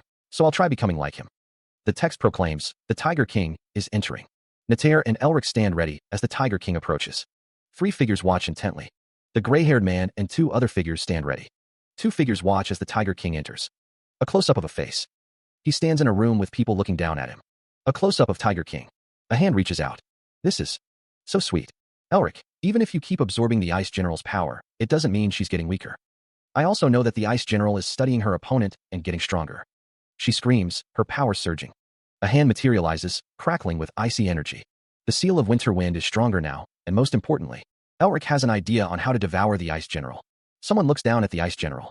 Tiger King says to Fox, it seems you're running out of strength. Why not surrender? Tiger King wonders why is it a Merbinger again? If only they never existed. When I was dying in a cold and dark place after I was abandoned by my tribe, I met someone who used a mysterious power. A wolf-like figure stands tall. After training for centuries under him, the beastly figure declared that it was able to gain strength unmatched by any rival. The speaker naturally gathered and built a force under their leadership and tried to become the king. The figure commanded submission. But a humongous wall stood in their way. The name of that wall was Merbinger. The figure stated, I'm sorry, but I need you to go back to where you came from. If you retreat quietly, no one will get hurt. The speaker commanded, quit standing around. Get over those walls. The speaker tried to get rid of that arrogant human, but they met a pathetic end. Despite that, the speaker never gave up and slowly built up another army. But this time around, that bastard is standing in their way. A declaration echoes, the bastard who was closer to my ideals than I was. Tiger King stands silhouetted against a blood-red backdrop. A monstrous, wolf-like figure looms, its features obscured by shadow. An internal voice cries out in frustration, questioning why they cannot succeed. The wolf-like figure snarls, its maw filled with razor-sharp teeth. A voice vows to gain strength, strength that no one can attain. The wolf-like figure's red eyes glow with malevolent intent. It threw away what it learned for centuries and got involved with a forbidden power. The wolf-like figure stands amidst swirling red energy, having started walking into the territory of demons. A voice declares that no one should be able to stop them anymore, questioning why they are getting in the way again. Two figures stand together, bathed in a blue light. The name Merbinger is repeated, echoing with a sense of dread. The name Merbinger is repeated again, distorted and ominous. The Tiger King roars, his voice echoing with fury. Why do you all keep standing in my way? His face contorts in rage, teeth bared and eyes burning with a crimson light. The Tiger King stands amidst a swirling vortex of red energy, his presence radiating menace. Elsewhere, a figure kneels amidst rubble, muttering, I won't forgive the Merbingers. The Tiger King's voice booms, filled with murderous intent. I'll definitely.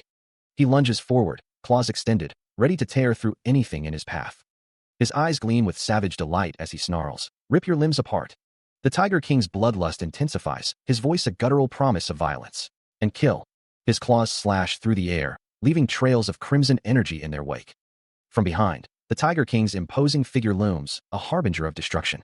He unleashes another furious attack, his claws a blur of motion. A voice cries out, No.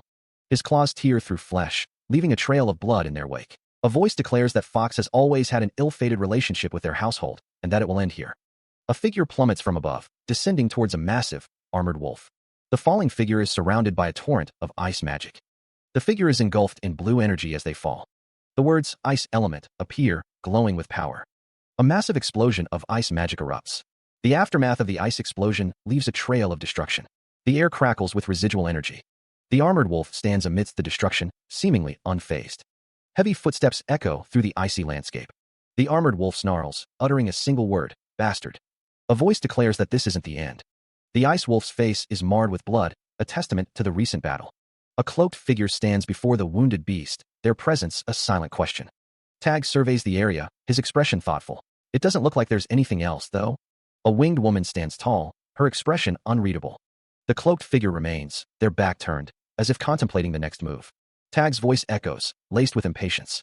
Okay, I was going to do it. No need to rush me." A sinister smile spreads across Tag's face. "Tag, you're it." Okay. He says he was going to do it, and there's no need to rush him.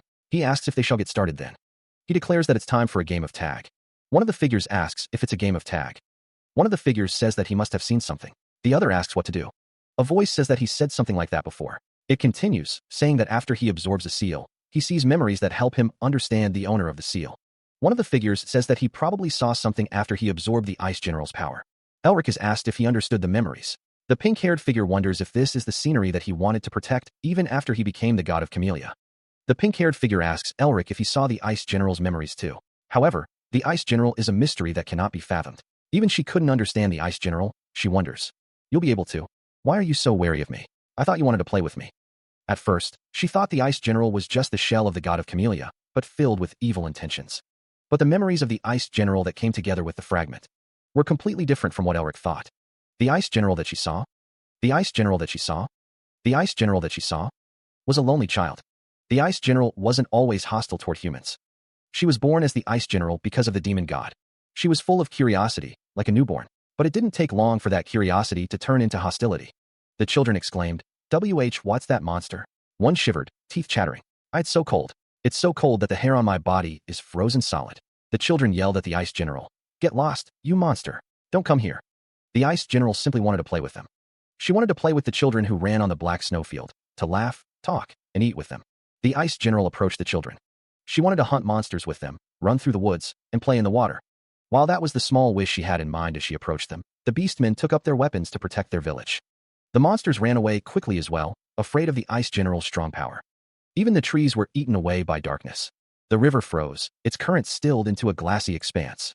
She simply wanted to be friends. But she froze everything without meaning to. Because it hadn't been long since she was born, she didn't know how to do anything and ruined everything in the end. That is why she thought the world was hostile toward her, and wanted to cause everyone else to suffer as she did. That was how she became a true monster filled with hostility. The city lay in ruins, a testament to her destructive power. However, there was something that she wanted in her heart. A glimpse of humanity remained within her monstrous form. The children she first saw when she was born. She wanted to play that. The Ice General stands, her expression unreadable beneath the bandages. While it wasn't intentional, the things he did while bringing her to the Fury Tribe was similar to a game of tag. He can feel that she's enjoying it secretly on the inside after he absorbed the fragment. Which is why he intends to continue this game for her. Tag grins, declaring, "Okay, since you couldn't catch me, it's my turn to be the tagger now." A golden light flares around Tag's feet. The Ice General's eyes widen slightly. "You should start moving. Because if you get caught by the tagger." Tag extends his hand, a surge of power emanating from his palm. "That means it's your loss." A wave of ice magic erupts from the ground. The Ice General leaps away, narrowly avoiding the attack. The fairy-like woman floats in the air, a look of contemplation on her face. Beside her, the demon-like man scowls. He thinks to himself, "I can't believe she just wanted to play that simple game. How pathetic." The cloaked figure stands in a desolate landscape, his thoughts echoing. To think, the solution to protecting the fields and the Temple of Flowers. The red-haired character reflects, something I had struggled with for so long was just a simple game. Maybe this solution should have been obvious. She was born from my flaws, after all. A dark, desolate landscape stretches out before him. He thinks, she was probably lonely like I was. The woman with long hair gazes into the distance, her thoughts heavy. She must have felt extremely lonely, like how winter feels. The fairy-like woman stands tall. As a result, she thinks. The bandaged figure, Elric, reflects. Elric most likely became her friend to alleviate her loneliness. The blonde-haired man smiles knowingly. The blonde-haired man creates a snowflake of ice in his hand. The ice shards float in the air. The bandaged figure stands amidst the ice. The fairy-like woman and the cloaked figure stand together, their destinies intertwined. Ice shards erupt around a figure, their form obscured by the frozen fragments. The ice continues to coalesce, encasing the figure in a crystalline prison. A hand reaches out, fingers outstretched as if grasping for something just beyond reach. Gazing into the distance, a figure with long hair seems lost in thought, their expression unreadable. A bright smile illuminates a face, radiating warmth and joy. The smile twists into a grimace, the face contorted in pain as tears well up.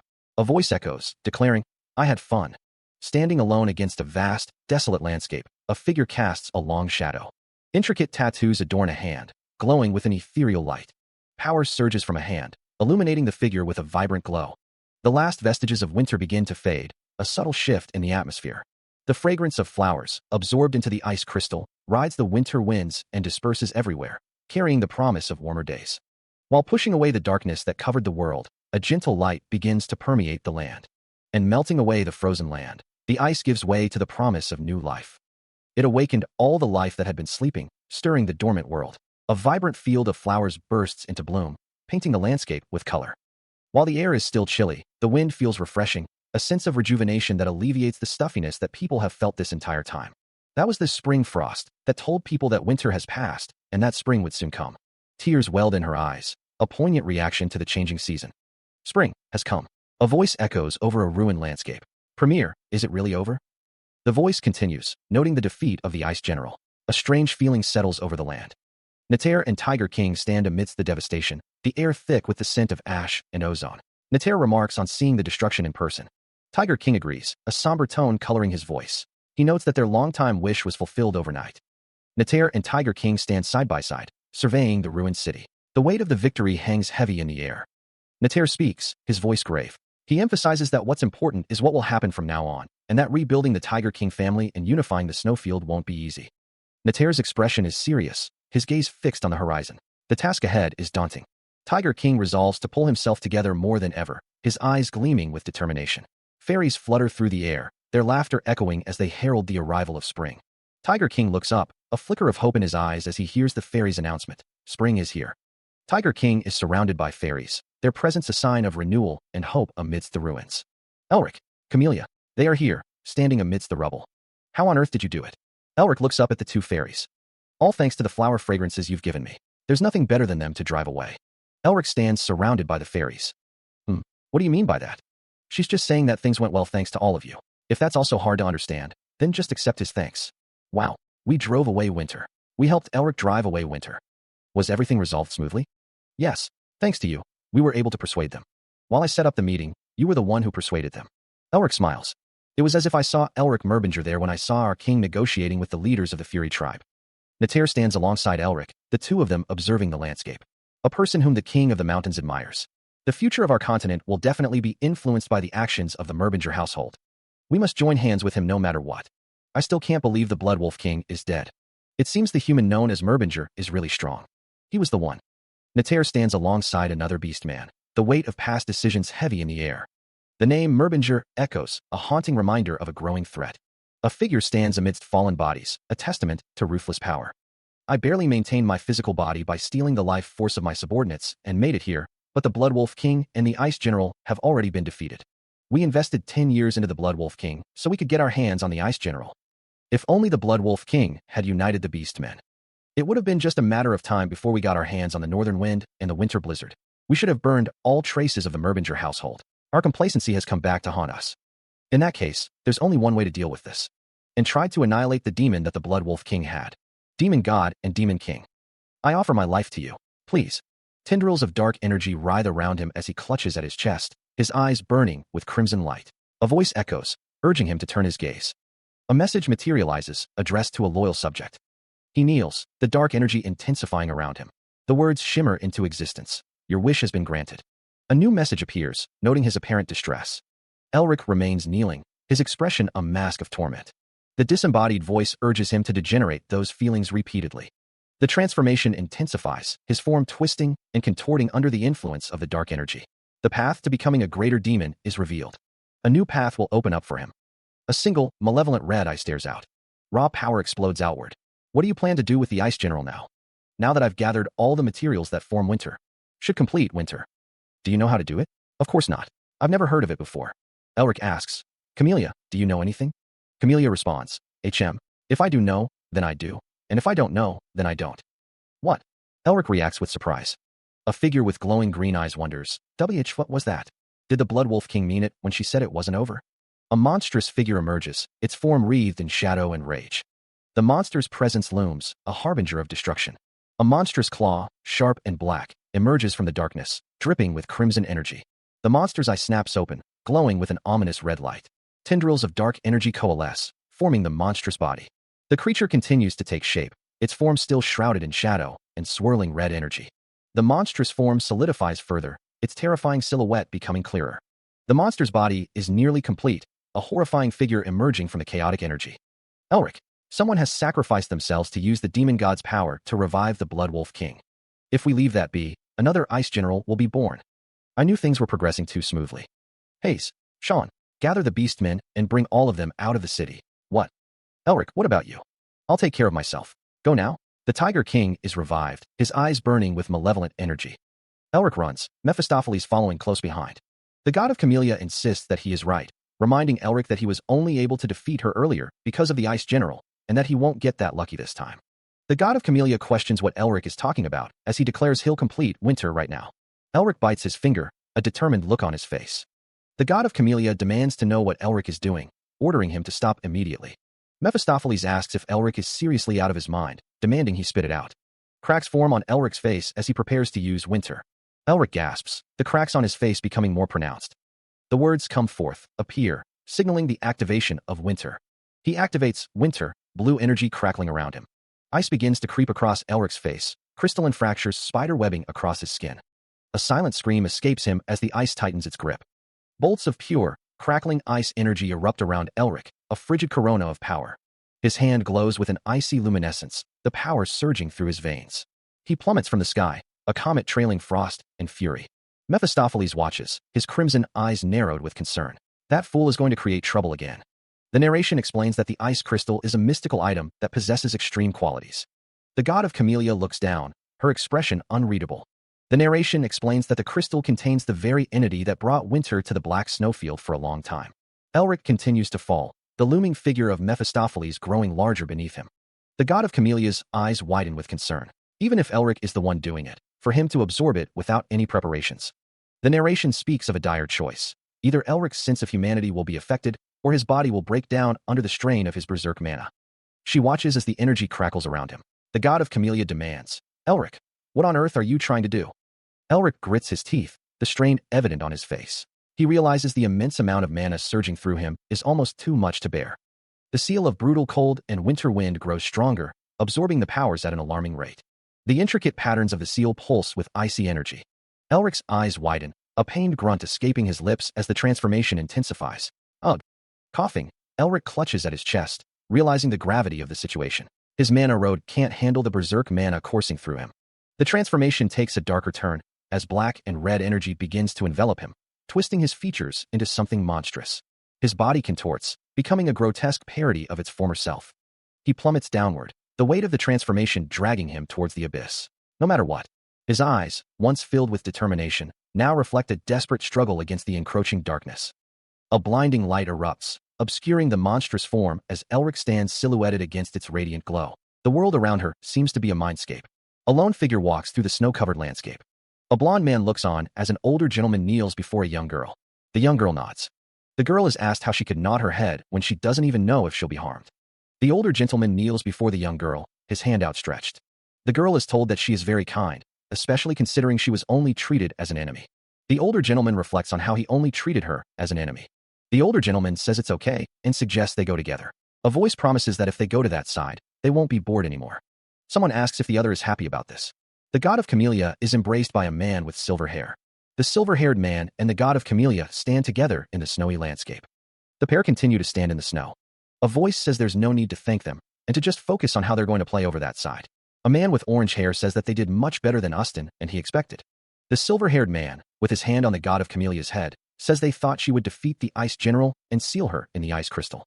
The silver-haired man says that she actually saw through who she really was, understood her, and comforted her heart. The silver-haired man looks on. The silver-haired man thinks that if he had approached her by trying to understand her like she did, maybe she wouldn't have been hurt this much. He intentionally left out the last method. The silver-haired man says that she succeeded faster than he thought. The god of camellia says it's time to give her winter, now, but the silver-haired man says he never said she was qualified. The silver-haired woman is told that to achieve a season, she needs to advance further, studying and understanding them slowly, one by one. Nater questions why, after doing so much, he still won't give it to her. The god of camellia clarifies that he didn't say he wouldn't give it to her, but that she's still not worthy of receiving winter and must wait patiently. A voice from off-panel calls out, referring to the god of camellia as a bad person and telling Nater to come over there. The silver-haired woman remains silent, her expression unreadable. A young girl in a red dress walks by, seemingly oblivious to the tension in the air. The off-panel voice continues, suggesting that the god of camellia is trying to do something by taking her with him, and that he won't be able to do that without permission. The speaker sighs, lamenting how their household has become like this, noting that the god of camellia is climbing more and more over his head as the days go by. The off-panel voice laughs, stating that he doesn't think Nater should be saying that, since all he thinks about is how to bully his descendant. The speaker asks if he's going to give him winter or not. The god of camellia states that although he was just joking about winter, it won't benefit him to obtain it now, and that he needs to build a more robust foundation first. The speaker expresses his desire to do that too. A close-up reveals an ornate clasp, but the outside situation isn't looking that great. Elric's name echoes in the distance. You must wake up quickly. Otherwise, a looming figure descends. My head might get cut off. Is over, come to my private residence. What a thing to say to your ancestor. All right, go for now. But once the situation outside. Elric prepares himself. Elric cracks spiderweb across his face, the lines glowing with an eerie blue light. He stands, a faint blue glow emanating from the intricate patterns etched into his arm. Her hands outstretched, she pleads, her voice laced with desperation. Please, open your eyes. A monstrous visage fills the frame, its eyes burning with malevolent red intensity. Claws, sharp and menacing, reach out from the darkness. A chilling prophecy echoes. Winter will find you in a fearsome and callous form. The tattooed hand glows with an ethereal light, a whispered warning carried on the wind. I hope you don't get eaten away by demons. Intricate snowflakes dance across a surface, their delicate beauty masking an unknown power. A clawed hand grips a strange artifact, energy crackling around it. The monstrous wolf snarls, its teeth bared in a silent threat. The snowflakes swirl, a blizzard of unknown origin. The figure stands in a snowy landscape, a long coat billowing around him. A strange symbol floats beside him. A voice echoes, considering the implications of Otto Hahn's help in the absorption of a general-ranked seal. The speaker concludes that this talent is monstrous. A wide grin stretches across the demon's face, his sharp teeth glinting in the light. A monstrous wolf snarls, its eyes burning with red intensity as dark energy emanates from its maw. Abstract tendrils of dark energy writhe and twist. Elric extends his hand, a surge of icy energy crackling around him. The monstrous wolf is bound by strange, glowing restraints. Elric is thrown through the air amidst a swirl of blue energy. The winged woman muses, Winter. She notes that he really stole winter and is controlling it freely. The monstrous wolf lunges forward, its jaws agape. Dark energy streaks across the scene. A surge of power erupts, splattering the area with dark energy. A monstrous figure looms, its form a grotesque blend of beast and demon. The power of magic is on a completely different level, a voice declares, revealing that the elements that make up winter are combined. A figure raises a hand, a confident smirk playing on their lips. Boots clad in dark metal stand firm against a backdrop of swirling blue energy. The seal of winter manifests, a complex design of snowflakes and draconic imagery. A monstrous wolf-like creature with glowing red eyes bares its fangs. A clawed hand reaches out, surrounded by swirling blue energy. Red energy pulses, a sign of immense power. Cracks form, a sign of something breaking. The figure from before stands before the monstrous wolf, annoyed. You're being so noisy, he says. The word shut appears in glowing letters. A figure with glowing eyes commands, that mouth. A monstrous figure, wreathed in crackling blue energy, stands poised. The blue energy intensifies, forming intricate patterns around the figure. Tiger King Yul smiles, observing the scene. There's the quietness I was looking for. The blue energy coalesces into chains, their crystalline structure shimmering in the light. Chains of shimmering blue energy lash out, snaring an unseen figure. The glowing links tighten, the magical energy humming with contained power. A hand, wreathed in the same cerulean light, guides the chains, weaving a cage of pure force. The chains ensnare their prey, a monstrous wolf-like creature, its eyes burning with trapped rage. Each link pulses with arcane energy, a prison forged from magic itself. The beast is completely bound, a snarling statue of fur and fury trapped within the glowing cage. Leaping forward, a figure hurtles towards the trapped beast, intent burning in their eyes. It's time, the figure declares, their voice ringing with grim determination. To end this. A sharp intake of breath, a flicker of fear, or perhaps pain, crosses the beast's face as the attacker closes in. A surge of power emanates outward. The Tiger King rides, assimilating the demonic energy in the air. The beast's form shifts, becoming more defined. She's gotten even stronger. She's assimilating with the demonic energy in the air and getting stronger. The demonic energy intensifies, swirling around the Tiger King. In order to kill her, I'll have to destroy that core. The Tiger King's eyes glow with demonic power. I'll kill you, Merbinger. I'll kill you, Merbinger. Screaming words fill the air, a cacophony of rage and despair. If she is left alone, another demon king might be born again. A single green eye reflects the turmoil within. Elric states that he can do something if there's some kind of opening, but he doesn't see any. A dark entity emerges, offering help. Kukuku, want my help? Elric questions the entity's motives. Isn't it more like you want to eat her? What? Help? The entity insists on not asking for help. Ho-ho. Insisting on not asking for help, huh? You really have a strong sense of pride. The entity tells Elric not to do it if he doesn't want to. Don't do it if you don't want to. Of course not. The entity states there's no reason to refuse a chance to devour. There's no reason for me to refuse a chance to devour. Red streaks fill the air. The entity's blue eyes glow. A wolf-like creature appears. The entity's form shifts. The wolf-like creature roars. Now's his chance while you has her pinned down. Tag's eyes glow with power. A half-assed attack will be useless. Even if he has to use up all his mana, Tag must end her in one powerful attack. Tag is surrounded by a sphere of energy. Tag will use the last enlightenment that the Tiger King Yell taught him. Tag unleashes a powerful attack. Tag's eyes burn with intense focus. Tag uses a body-strengthening art. Tag unleashes the attack. Thousand Tiger Shred. The Thousand Tiger Shred hits the Tiger King. The attack continues to shred the Tiger King. Yellow energy crackles and surges through the air, a chaotic display of raw power. A monstrous clawed hand materializes amidst the swirling energies, a terrifying omen. The energy intensifies, red streaks cutting through the white-hot power. The raw power explodes outwards, a cataclysmic release of energy. At the heart of the chaos, a swirling vortex of red energy pulses with dark intent. He looks down, a flicker of unease crossing his face as the energies roil around him. A surge of blue energy erupts from below, a stark contrast to the red chaos above. The source of the blue energy is revealed, a glowing, heart-shaped core pulsing with life. Tag clutches at his chest, a pained expression contorting his features. Damn it, the Dragonheart's mana. Orange energy flares around him, the Dragonheart's power overwhelming his senses. He plummets downwards, losing control as the Dragonheart's mana surges through him. His face is a mask of agony, the Dragonheart's power twisting his features into a grotesque parody. He plummets through the darkness, the Dragonheart's power threatening to consume him. If he misses this chance, there won't be another. A surge of energy erupts from his arm, the markings glowing with an intense blue light. Why is Mephi's demonic energy suddenly reacting? It didn't react when he absorbed a lower-ranked seal. Mephistopheles observes, humph. It looks like the remnants of me that were suppressed by that darn Shineake's energy. Reacting to the lower-ranked seal's absorbed demonic energy. Even so, that's just a drop of his power. Mephi's demonic energy is surfacing because his Dragonheart's mana has been depleted. This much power is enough. Tag declares, Fox, let's never meet again. His feet brace against the unseen force. Crush. His fist clenches, a surge of power unleashed. The demonic energy begins to coalesce, a crimson glow emanating from its core. The energy twists and writhes, forming a sphere of raw power. The sphere intensifies, a blinding light erupting as the energy reaches critical mass. Shattered fragments of energy scatter outwards, painting the darkness with streaks of crimson. A beam of pure energy shoots skyward, tearing through the veil of reality. The unleashed power explodes outwards, a cataclysmic wave of destruction washing over the land. Dust and smoke billow, obscuring the aftermath of the devastating blast. Debris rains down from the heavens, a grim reminder of the unleashed force. The very ground trembles, the earth itself reeling from the impact.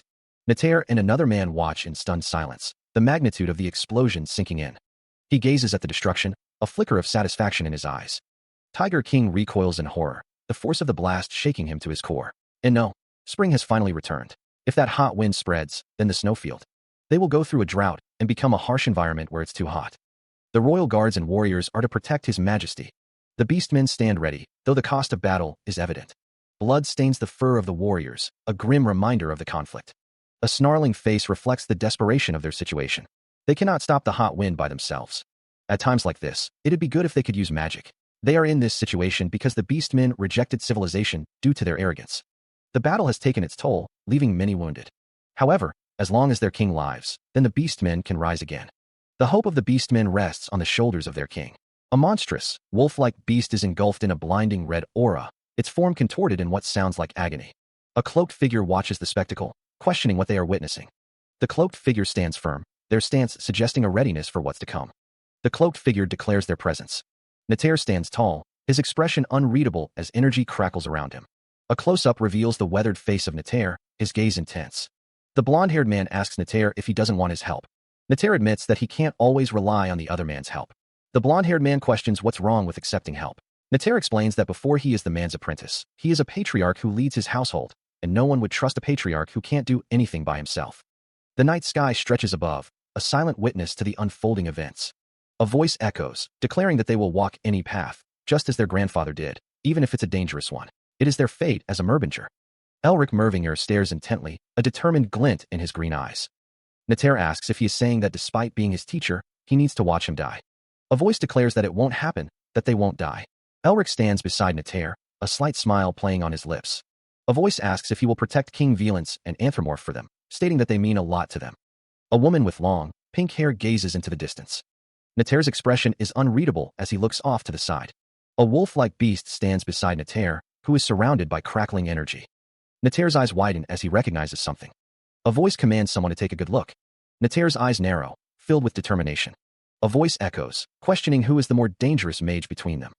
A close-up reveals a figure with a long, flowing white beard and piercing yellow eyes. A voice echoes, questioning, "You've met Ustin before?" A spectral wolf shimmers into existence beside a cloaked figure. A voice, strained, confirms, "That's right." A disembodied voice commands, "Take a good look then." Piercing eyes narrow, a question hanging in the air. Who's the more dangerous mage between us?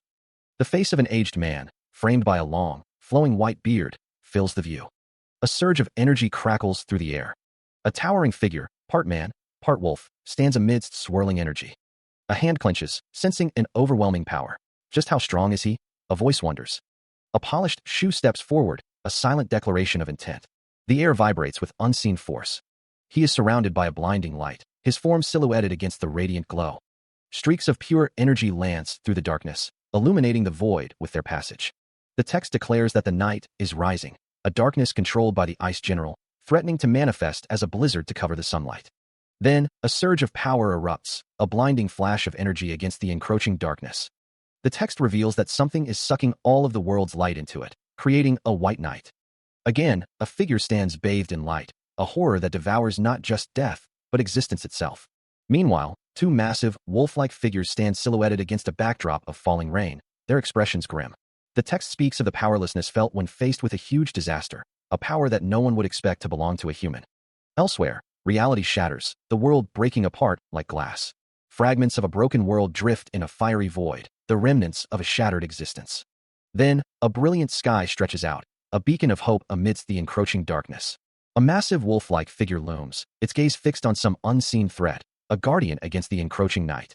The Tiger King, in his wolf-like form, wonders aloud what has just happened. The Tiger King is seen with another wolf-like creature. The narration states that the fire has been completely extinguished, and it's surprising that he quashed such a huge disaster. A close-up of the Tiger King's wolf-like face reveals his sharp teeth. Two figures walk away from the scene. One of the figures states that they must return to the city quickly, as Sir Elric is in danger. Someone asks if Kuka thinks their apprentice will fall because of something like that. The speaker from the previous panel is revealed to be standing next to Elric Mervinger. A group of people walks towards the sunset. Elric Mervinger smiles. A group of characters is seen walking together. He cries out in pain. He continues to cry out. Elric calls out, "Velance." Someone calls out, "Elric." A woman with blue hair holds Elric. The woman with blue hair looks up at a man with purple hair. The woman cries out, Elric is sleeping.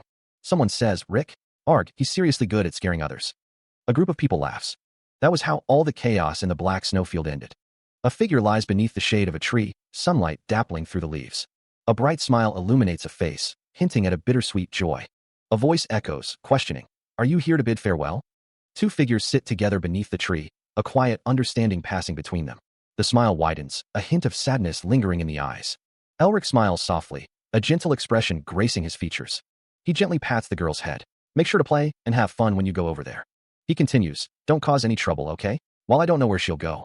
Elric's gaze softens. Wherever she does go. He thinks to himself, I hope she'll never be hurt again and will experience nothing but laughter. The girl smiles brightly, her eyes sparkling with joy. Someone adjusts the girl's dress, ensuring it's perfect for her journey. She begins to walk away, her small figure disappearing into the distance. Turning back, she asks, you'll play with me again, right? She continues her departure, leaving a trail of flower petals in her wake. Elric's eye reflects a mix of emotions, a hint of sadness mingling with hope. He responds with a gentle smile, of course. Petals danced on the wind, a gentle ballet against a backdrop of azure sky and cotton candy clouds. A young girl, bathed in the golden light, seemed to float amidst the falling blossoms. The light intensified, blurring the edges of reality into a soft, ethereal glow. The sky shimmered, a kaleidoscope of colors swirling with the falling petals. The clouds drifted lazily, painted with hues of orange and pink as the petals continued their descent. The scene shifted, the petals now falling against the backdrop of a grand, shadowed archway. Sunlight streamed through a towering window, illuminating the falling petals like tiny embers. The petals settled on a polished floor, reflecting the warm light of the setting sun. He stirred, a faint groan escaping his lips as consciousness returned. A decorative clasp, intricate and ornate, rested against the dark fabric of his attire. His eyes fluttered open, a sharp intake of breath accompanying the return to awareness. Elric's voice, raspy with disuse, broke the silence. How long was I out for? He sits up in bed, looking slightly disoriented. A voice asks how long he has been there. Tiger King Yul stands near the bed, looking down at Elric. Tiger King Yul explains that he was told Elric would be waking up soon, so he arrived not long ago. He says, oh, I see. Tiger King Yul holds a journal. The journal has an ornate design on its cover. Tiger King Yul asks what this is, stating that he already got the research materials that he was supposed to give Elric. It is revealed that this is the journal Tiger King Yul left behind. Tiger King Yul says this is something that's important to the Tiger King family, so Elric wonders why he is giving it to him. Tiger King Yul explains that he found it coincidentally when he was looking through the library yesterday, and he discovered something interesting. He says it is in the journal. Tiger King Yul thought it'd be good if Elric read it, so he used a leaf to mark the page and asked him to take a look. Elric Mervinger sits on his bed, reading the journal Tiger King Yul entrusted to him. A close-up reveals a pair of intense, green eyes staring from the page. The journal entry reads, Sprint to Lusty. Find on the Discord TROKeki, FLO by Are You Telling Soundaway Arrow. The text continues, they are creepy and Perseus W. Wera, but to the end they are any Edishis bull riang the tea of the Rayboards so feel pretty. The journal entry is dated February 14th. The entry reads, I discovered an interesting human and brought him back to the tribe. The journal entry continues, this human who said he was taken in by an unknown beast man when he was young knows how to use the body-strengthening art. The journal entry is dated February 16th. The entry reads, perfect place for us. We've settled in that place. The journal entry continues, this human whom I wasn't sure of whether he would acculturate to the tribe was able to adapt very quickly and eased all the worries I had. The journal entry is dated February 17th. The journal entry continues, I had been considering whether it was time to put down our roots when that kid recommended The journal entry continues. The journal entry is dated February 29th. A journal entry notes that the human showed a lot of interest in the writer's body-strengthening art. It continues, musing that there was something about the human's body-strengthening art that was very similar. The date, April 16th, is displayed on a piece of parchment. Another journal entry mentions that recently, due to a strange phenomenon known as the Ice General, many tribe members have suffered. The journal continues, stating that they used the human as their guide and left on a journey to defeat the Ice General. A group of beastmen stand together. A thought bubble questions if something wasn't just an arrangement and how this could be possible. A man with golden hair reads a book. The human mentioned in the journal is obviously him, the reader thinks. Another journal entry states that even the events related to the Ice General that happened afterwards are totally in line with what he experienced in the arrangement. The man sits in a large room. A close-up of the journal reveals more text. A final journal entry reads, my brother has left. He disappeared abruptly, just like how he was found out of nowhere. His name is Elric Merbinger. He is said to be the future descendant of the Merbinger household. The young man looks concerned. What on earth are arrangements? Thinking back, they did feel way too vivid for them just to be a world in his mind. However, if that was the reality, then that means that there is magic that can help one to return to the past. There's no way such an omnipotent power of God could exist. He doesn't know anything about it now. Otto asked him to look for Elric. To look for him at his private residence. So he needs to return to the Empire as soon as possible. Otto asked me to look for Elric. What a relief. He was worried he wouldn't wake up. He stood in the doorway, Sean Nemister's presence filling the space. The air crackled with unspoken urgency. Sean stated, I doubt you came running here just because I woke up. What's the matter? Elric's expression darkened, a bead of sweat trickling down his temple. About that. War had broken out in the Empire. Sean's eyes widened, a flicker of concern crossing his face. War has broken out in the Empire. Elric Mervinger is taken aback by the news. Sean Nimister questions the sudden announcement. Count wins. The Red Lion has staged a rebellion? Count wins. It's impossible not to know who he is. The Red Lion House, one of the 8 vassals who uphold the Empire. The Red Lion is the governor of the military colonies established for border defense, and the troops under his command are known to be elite forces. If such a place has rebelled, this isn't something to be taken lightly. Elric Mervinger and Sean Nimister discuss the gravity of the situation. They say that Count Wins will be declared an enemy of the Empire by the end of the day. He senses something amiss. Elric purses his lips, a flicker of unease in his green eyes. There's something fishy about this. Sean stands nearby, listening intently. Elric continues, his brow furrowed. Isn't it strange that a house known for its loyalty has started a rebellion? A voice echoes, filled with suspicion. They're saying he colluded with demons. The speaker's expression is grim, the words hanging heavy in the air. Elric glances at Sean, a silent question passing between them. A disembodied voice cuts through the tension. What's even more bizarre is, the speaker's face is etched with concern, the gravity of the situation weighing heavily on him. Another voice chimes in, adding to the growing unease. This whole situation is being led by the Crown Prince. Elric's expression hardens, his eyes narrowing. Pursuing Grigori is the one spearheading this. A figure urges haste, the urgency palpable. Hurry up, we have to return to the Empire at once. Footsteps echo as they rush to depart, the fate of the Empire hanging in the balance. A voice echoes in the distance, questioning. You're leaving already? A grand carriage stands ready, its polished wood gleaming in the sunlight, awaiting its passengers. A gathering of figures stands on the stone pathway, their faces obscured by shadows, as they prepare to bid farewell. Tears stream down Tiger King Yul's face, his expression a mixture of sadness and resignation as he clutches someone's hand. A comforting hand gently grasps Tiger King Yul's, offering silent support in this moment of parting. The unseen figure asks, do you? Kneeling before Tiger King Yul, a figure with a tattoo visible on their arm implores, then become a great king. The figure continues, a glint in their eye. I'll be waiting patiently, so repay me then with plenty of interest. A close-up reveals the hands clasped together, a silent promise exchanged between them. A bright smile illuminates Tiger King Yul's face, a newfound determination replacing the earlier sadness. Standing side by side, the figure assures Tiger King Yul, I understand. I'll make sure of it and stand by your side. That's good enough, right? Tiger King Yul's smile widens, a silent vow etched on his face as he looks towards the future. Tiger King Yul sits with a companion, who remarks on his wise decision. He is asked if they are leaving now. 2 fairies wonder if they are already leaving. A fairy looks concerned. The fairies ask them to stay and play a little longer, wondering why they are leaving so soon. Tiger King Yul is surrounded by fairies. He laughs, saying he wants to stay too. The fairies surround Tiger King Yul, as one of them asks everyone to step back and maintain some decorum. More fairies are seen in the background. A close-up of a fairy's feet. Tiger King Yul mentions he was planning to stop by the temple before departing. Camellia appears, and one of the fairies says she must be in a hurry and wouldn't dare trouble her. She pauses, a moment of contemplation hanging in the air. Camellia warns, the path you're about to take, it won't be easy. Tiger King Yul grins, retorting, but isn't an easy path too boring? A voice echoes, I came north under orders and gained something far greater than expected. Tiger King Yul muses, restoring my family name and having the ruler of the Black Snowfield as an ally? The man considers, all of this is the legacy left behind by my grandfather and ancestors. A horse-drawn carriage travels along a path lined with vibrant red flowers. The text reads, to treasure and grow that legacy. A smiling woman with long, flowing hair and fairy wings stands amidst falling rose petals.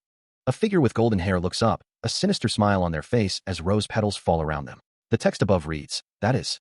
A close-up reveals a character's arm adorned with intricate blue tattoos, resting on a wooden surface as rose petals drift down. The text reads, as the head of the house. The panel fades to black. A figure stands on a raised platform, surrounded by kneeling subordinates. The air crackles with tension. A grotesque face looms, red eyes burning with cold command. The text bubble reads, my duty immediately upon seeing this, destroy the sealed order. A subordinate, mouth agape in terror, stammers, yes sir.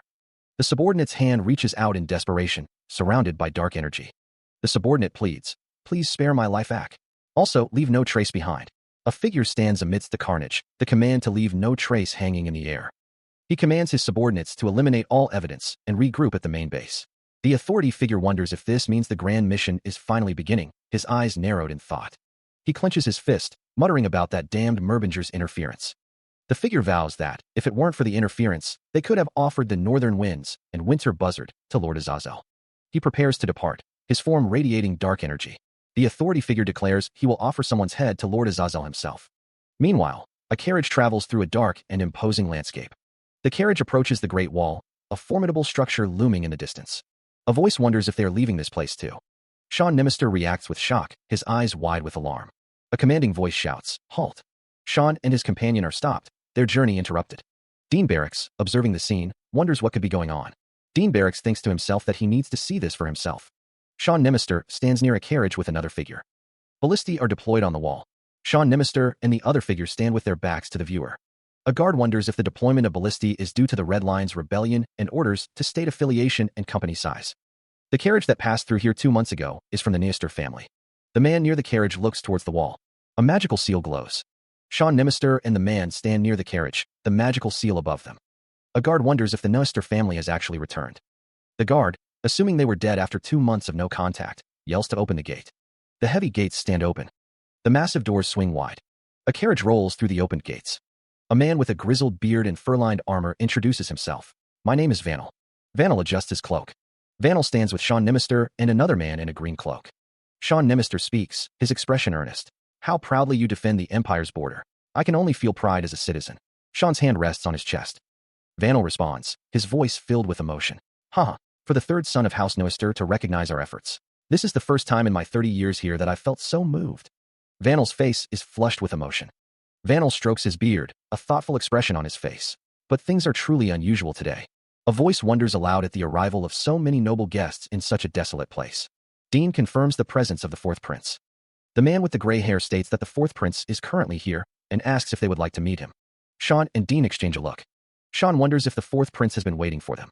A voice wonders why a figure as prominent as the fourth prince would come all the way to a border garrison at such a crucial time. The fourth prince's green eyes gleam with an unknown intensity. The fourth prince's hands rest on the arm of his throne, as a voice wonders what he is planning. The fourth prince sits on his throne, a calculating look on his face.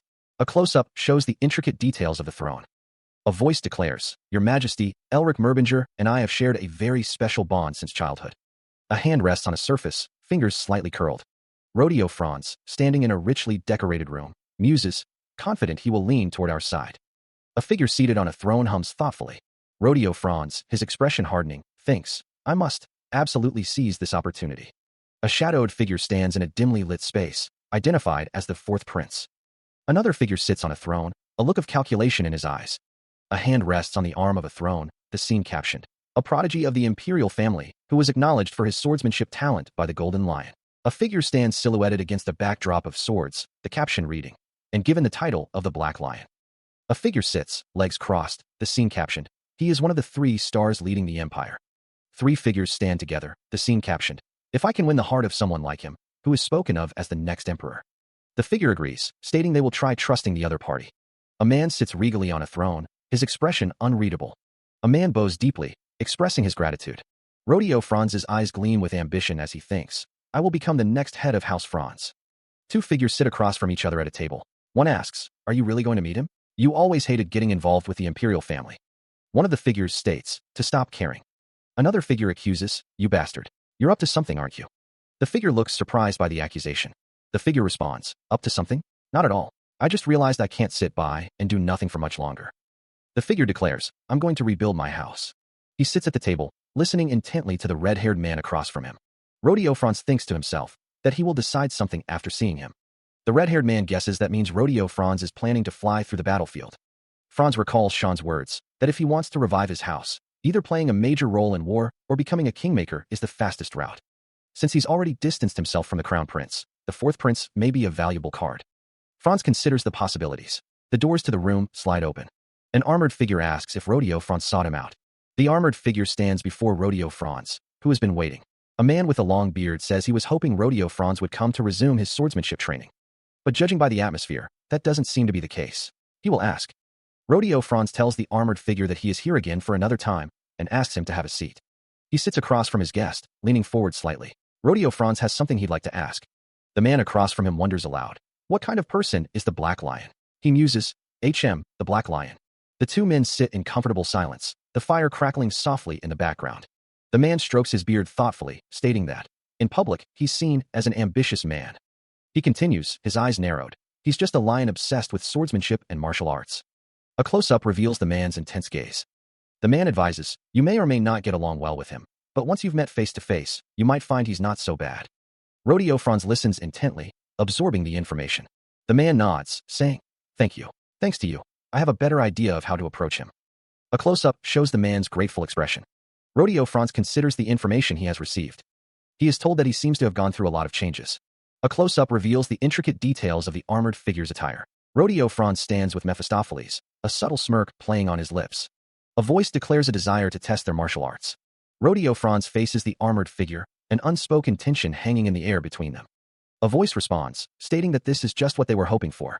Rodeo Franz, Mephistopheles, and the armored figure stand together against a backdrop of a dark, swirling sky. A large group of soldiers stands at attention, their expressions unreadable. Rodeo Franz asks if these people were gathered here. The armored figure responds with a chuckle, claiming to have no idea what Rodeo Franz is talking about. A close-up focuses on the intricate details of the armored figure's clothing. Mephistopheles remarks that the armored figure's acting is about as good as Rodeo Franz's. He wonders how the information spread so quickly, considering the whole thing was decided on the spot. Sean Nemister looks concerned. Tiger King thinks to himself, it must be Isabel. Mephistopheles muses that she's certainly no ordinary girl, noting her sharp political instincts and strategic mind. Sean Nemister thinks that she's definitely something else, noting her ability to demonstrate her abilities to the Border Defense Force. Dean Barracks and Sean Nemister discuss raising her value before meeting the fourth prince. Rodeo Franz thinks that both someone and their daughter intend to give him wings, so he'll rise to the occasion. Rodeo Franz clenches his hands. Tiger King warns someone not to expect him to go easy on them, adding that they'd better stay sharp. A close-up of Tiger King's sword. Rodeo Franz and Tiger King face each other. A low-angle shot of Tiger King's feet. The blue lion unleashes a furious assault, his movements a blur of speed and precision as he closes in on the head of a prestigious magician house. His strikes rain down, each blow carrying the force of a thunderclap as he overwhelms his opponent with relentless aggression. The blue lion continues his relentless assault, his strikes becoming increasingly powerful as he presses his advantage. One of the observers exclaims, to think they're dueling like that without even using mana or aura. The blue lion's fist connects with the magician's head, the impact sending shockwaves through the air. The magician's head reels from the force of the blow, his vision blurring as he struggles to maintain his balance. Another observer remarks, the head of a prestigious magician house is fighting the blue lion evenly with his bare hands? That makes no sense. The observer continues, what are we supposed to do if magicians can fight that well? The magician's head is sent flying backward, the force of the impact carrying him away.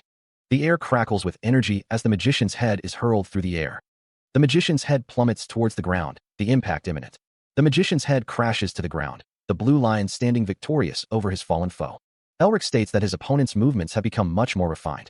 The man with the beard responds that there is still a lot of excess in them. Elric says that it looks like he'll need more training under him. Elric and the man with the beard stand together. A group of people stand in the background. A man stands with his hands clasped. Elric looks up at the man, realizing that it's the fourth prince, Cromhell. A group of people fall. Cromhell stands with the man with the beard. Elric walks alongside Rodeo Franz. The night sky twinkles with distant stars. They continue down the hallway. Rodeo Franz turns to Elric, a warm smile gracing his lips. Rodeo Franz exclaims, oh, Elric, it's been so long, my friend.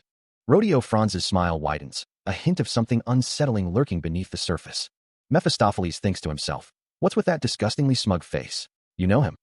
Mephistopheles continues his internal monologue. Of course, he's the rightful heir of House Franz. Mephistopheles wonders, Franz? The infamous Crimson Wall Franz. The demon's eyes narrow, suspicion hardening his features. That means he's the traitor. Mephistopheles bares his teeth in a wide, unsettling grin. Mephistopheles asks, why so quiet, friend? The legs of Rodeo Franz and Elric are seen as they walk. He muses, well, I guess it's become awkward after such a long time. Rodeo Franz continues, I know he hates my house, but since Mirbinger's legacy is with us, he can't treat us as enemies. Elric's face is obscured by shadow as he listens.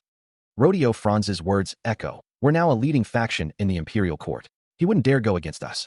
A sinister smile plays on Rodeo Franz's lips as he says, so if my house offers to return Mirbinger's legacy, he'll have no choice but to join hands with us. Rodeo Franz states, friend, before you meet the prince, there's something we should discuss about Mirbinger's legacy, which is held by my house. Rodeo Franz embraces Elric. Rodeo Franz says, put your hand down. Elric's eyes glow with a faint green light as he repeats, I said, put your hand down. A close-up shows Rodeo Franz's expression hardening. Elric's shadow looms behind him as Rodeo Franz looks at him with surprise. The Demon King muses that those claiming to be the Mirbinger's right hand know nothing about the Mirbinger at all. An unseen figure thinks that Count Franz should be showing the utmost respect to him, and not to a mere third son. The grudge House Merbinger bears. Elric thinks to himself that he will never disappear. Count Franz should be showing the utmost respect, and yet a mere third son dares to talk down to a Duke of the Empire? He paused, a flicker of unease crossing his face. House Franz, the Crimson Wall. As the colossal fortress that has guarded Merbinger for over 1,000 years. It was a vassal house that spilled the blood of many enemies who set their sights on Merbinger. That's why my sister and I called the patriarch of House Franz uncle, and trusted him more than anyone. But they sided with the imperial family, who seized our inheritance and helped bring about Merbinger's downfall. To make matters worse, they even tried to devour the very name of our proud magic bloodline, trying to marry off Rodeo Franz to my sister. After refusing, we were left behind in an abandoned mansion, barely struggling to survive. And yet they have the audacity to act so shamelessly. The man's expression hardened. Elric bows deeply, stating that Cromhell has been very rude. Elric thinks to himself that since Cromhell is aware of his rudeness, he should get lost, as he doesn't even want to look at him.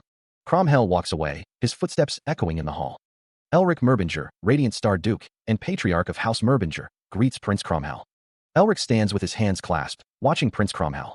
Cromhell says that he is pleased to meet Elric, the Radiant Star Duke. Elric observes that Cromhell doesn't even care that his subordinate was insulted. Instead, he's watching him with interest. He thinks that Cromhell probably knew what kind of person Rodeo Franz was, so he wasn't expecting much. It's more likely he wanted to see how he'd respond. Cromhell is asked if he used the body-strengthening art in his duel with the Blue Lion earlier. Elric realizes that Cromhell recognized the body-strengthening art. Cromhell must have heard the conversation outside the door, yet there's no reaction from him. He assures Cromhell that the body-strengthening art is classified as forbidden magic by the Magic Tower, so there's no chance of it leaking to anyone else's ears. Moving on. What does he think of the former domain of Merbinger? Elric is taken aback by the question. What? Mephistopheles laughs, remarking that Elric looks like he's been caught off guard. He's someone who knows very well how to seize the upper hand in negotiations. I thought we'd take it slow and talk things through, but he went straight to the point. If I'm not careful, I could lose complete control of the negotiation. Elric asks Cromhell what exactly he is referring to. Cromhell states that he has a direct nature and doesn't know how to negotiate in a roundabout way. If Merbinger says it will support him, then he's simply offering what he can in return. His family's domain has become a barren wasteland where not even a blade of grass grows due to a demonic curse. What could he possibly offer for that?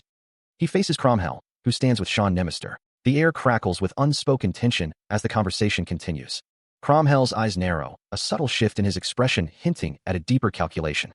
Cromhell admits, with a hint of amusement, that he seems to have made a mistake, offering his apologies. Cromhell gestures dismissively, as if brushing aside the previous statement. Cromhell speaks of a land comparable to the former Merbinger domain. Cromhell offers an example, the frontier territory of House Red Lion. The image shifts to a grand castle, the seat of House Red Lion, a land that could be considered pure gold. Is he really offering it up? It's said that Cromhell will even handle the backlash from the nobles who aligned with him. That's not something just anyone could do without serious resolve. Elric begs pardon, stating he is merely a subject of the Empire and follows only His Majesty's commands. Cromhell declares that he never intended to negotiate from the beginning. Cromhell reveals that he only wanted to gauge his own value and figure out what kind of person Cromhell is. He continues, his offer still standing, urging the other party to consider it positively. He adds that he's willing to add more conditions if needed. Sean wonders if Elric isn't giving up that easily. A request is considered. A fist slams against a surface, the sound echoing. Elric Merbinger expresses his outrage. He thinks that Cromhell believes he can humiliate him with just his noble name, swearing to repay this insult 1,000-fold. Meanwhile, Sir Rodeo Franz is summoned. A messenger informs Cromhell that His Highness is looking for him. Someone asks if they were summoned by His Highness. An overhead view shows the layout of the room. Cromhell states that he summons Sir Rodeo Franz, asking what it is that he requests. Sean thinks that Elric is trying to use him as a mediator since the negotiation didn't go well. Elric wonders if the prince truly believes this will resolve their tensions. The prince urges someone to make their request, promising to repay the humiliation he suffered twice over. A sinister smile spreads across the prince's face. The prince demands one of Rodeo Franz's arms. Elric looks on, surprised by the prince's request. Rodeo Franz is shocked by the prince's words. What the hell did that lunatic just say? The prince reminds Elric that House Franz supports him. Well, then that's unfortunate. The prince smirks, his intentions unclear. Rodeo Franz wonders if Elric really thought he'd throw away his family just for a guy like him, noting that House Franz has been loyal to the fourth prince for many years. The prince states that Sir Rodeo Franz is his vassal, isn't he? Rodeo Franz confirms that House Franz and he have long pledged loyalty to the prince's highness. The prince declares that Rodeo Franz will forgive him for what he's about to do. He tightens his grip on the sword. What? What do you mean?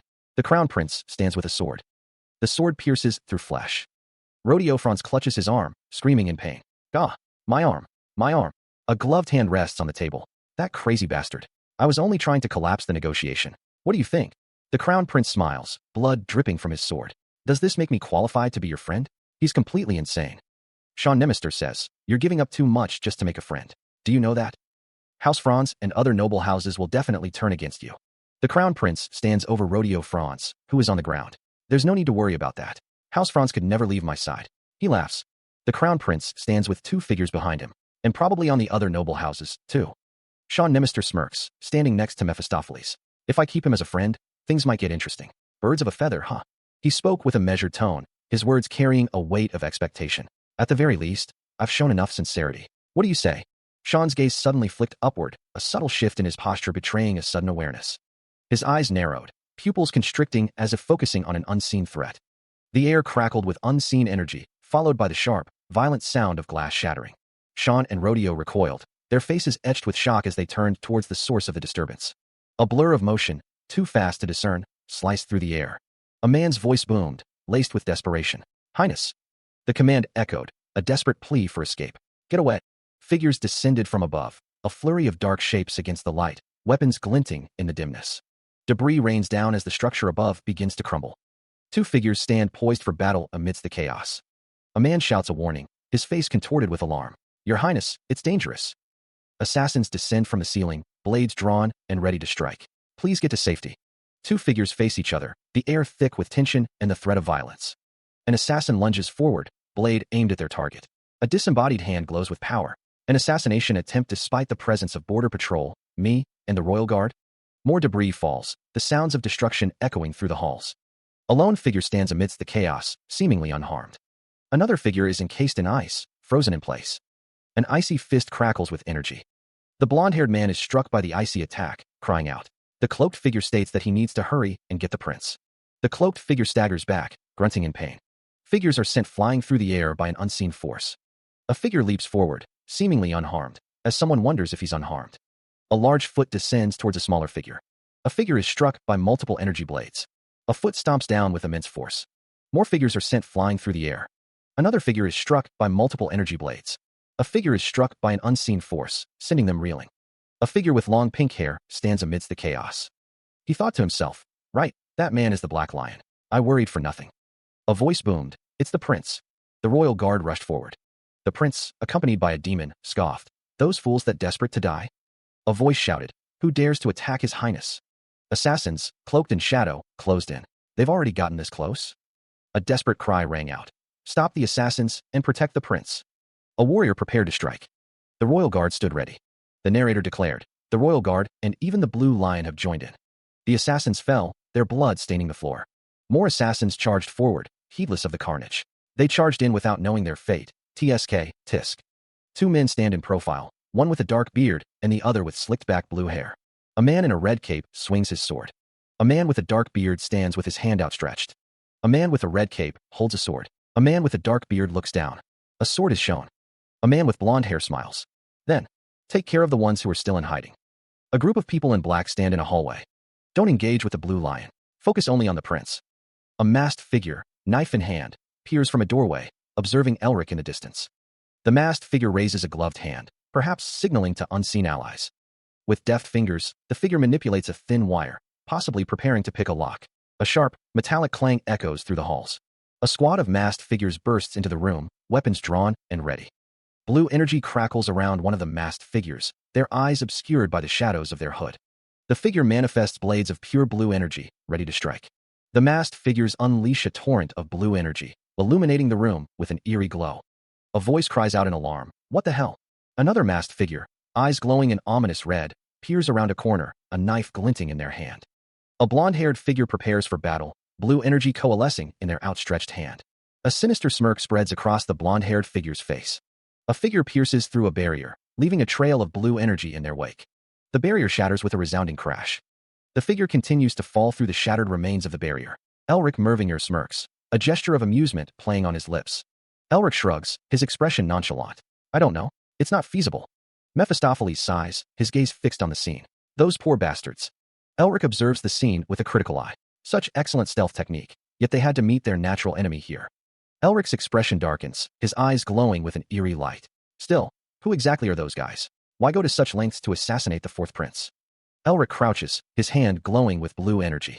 First, we need to capture a few and find out who they are. A blonde-haired figure speaks, her expression grim. But we won't be able to take them alive. Elric turns to the blonde-haired figure, his brow furrowed. What do you mean? We can't take them alive. The blonde-haired figure stands beside Elric, her expression unreadable. The polished toe of a black boot rests on a crimson carpet. Elric Mervinger states that this is the reason. Even if they don't kill themselves, a hypnotic suggestion will trigger, and they'll die. The figures in the background remain silent. The man with orange hair stands with his back to the viewer. The man asks if Elric Mervinger knows who those people are, identifying them as Red Phantom. Elric Mervinger stands holding a long, thin object. The man with orange hair asks if Red Phantom is an actual group. Elric Mervinger states that they were only recently formed and are extremely secretive. The man asks how Elric Mervinger knows about them. The man states that their leader is a sworn enemy of his mercenary captain. The man laughs, stating that it's a secret organization that was never publicly revealed. He observes the unfolding events, a calculating glint in his eyes. A sharp, electronic tone pierces the air as the order rings out. All units, retreat. The silhouettes of soldiers, weapons drawn, scramble to fall back. His eyes narrow, a predatory amusement flickering within them. They're running? Then. A figure cloaked in shadow prepares a countermove. If a familiar is attached, they can be tracked. Golden lines of energy connect the fleeing figures to their pursuer, invisible threads of fate. Elric Mervinger smirks, a hint of cruelty in his expression. They never saw this coming, did they? A voice, laced with concern, echoes in the shadows. If they keep letting them carry out missions like this, their entire organization might get uprooted. Elric's gaze hardens, his features sharpening with resolve.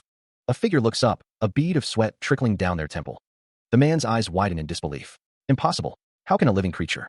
A voice, filled with frustration, cries out. Not have any flow? He stands on the balcony, overlooking the scene below. The cloaked figure remarks. Looks like you were having some fun here. A purple aura emanates from the cloaked figure. The figure unleashes a burst of magical energy. More magic crackles in the air. A man with orange hair grits his teeth in anger.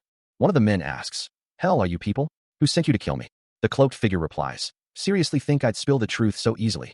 Do you, your highness? The man thinks, Damn it, he even noticed the familiar's presence.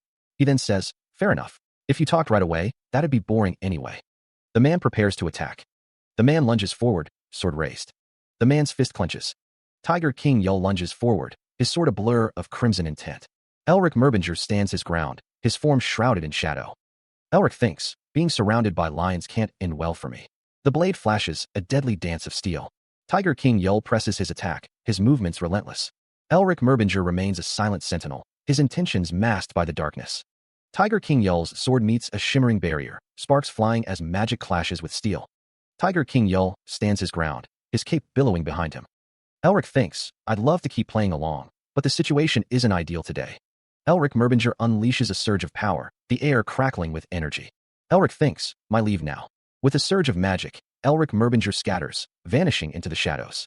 A surge of power erupts, the air crackling with unseen energy.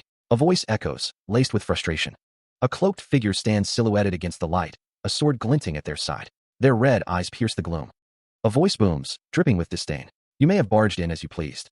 The voice continues, a hint of menace creeping in. But you won't be leaving that easily. A figure is wreathed in crackling yellow energy, their green eyes burning with intensity. The air smells of ozone.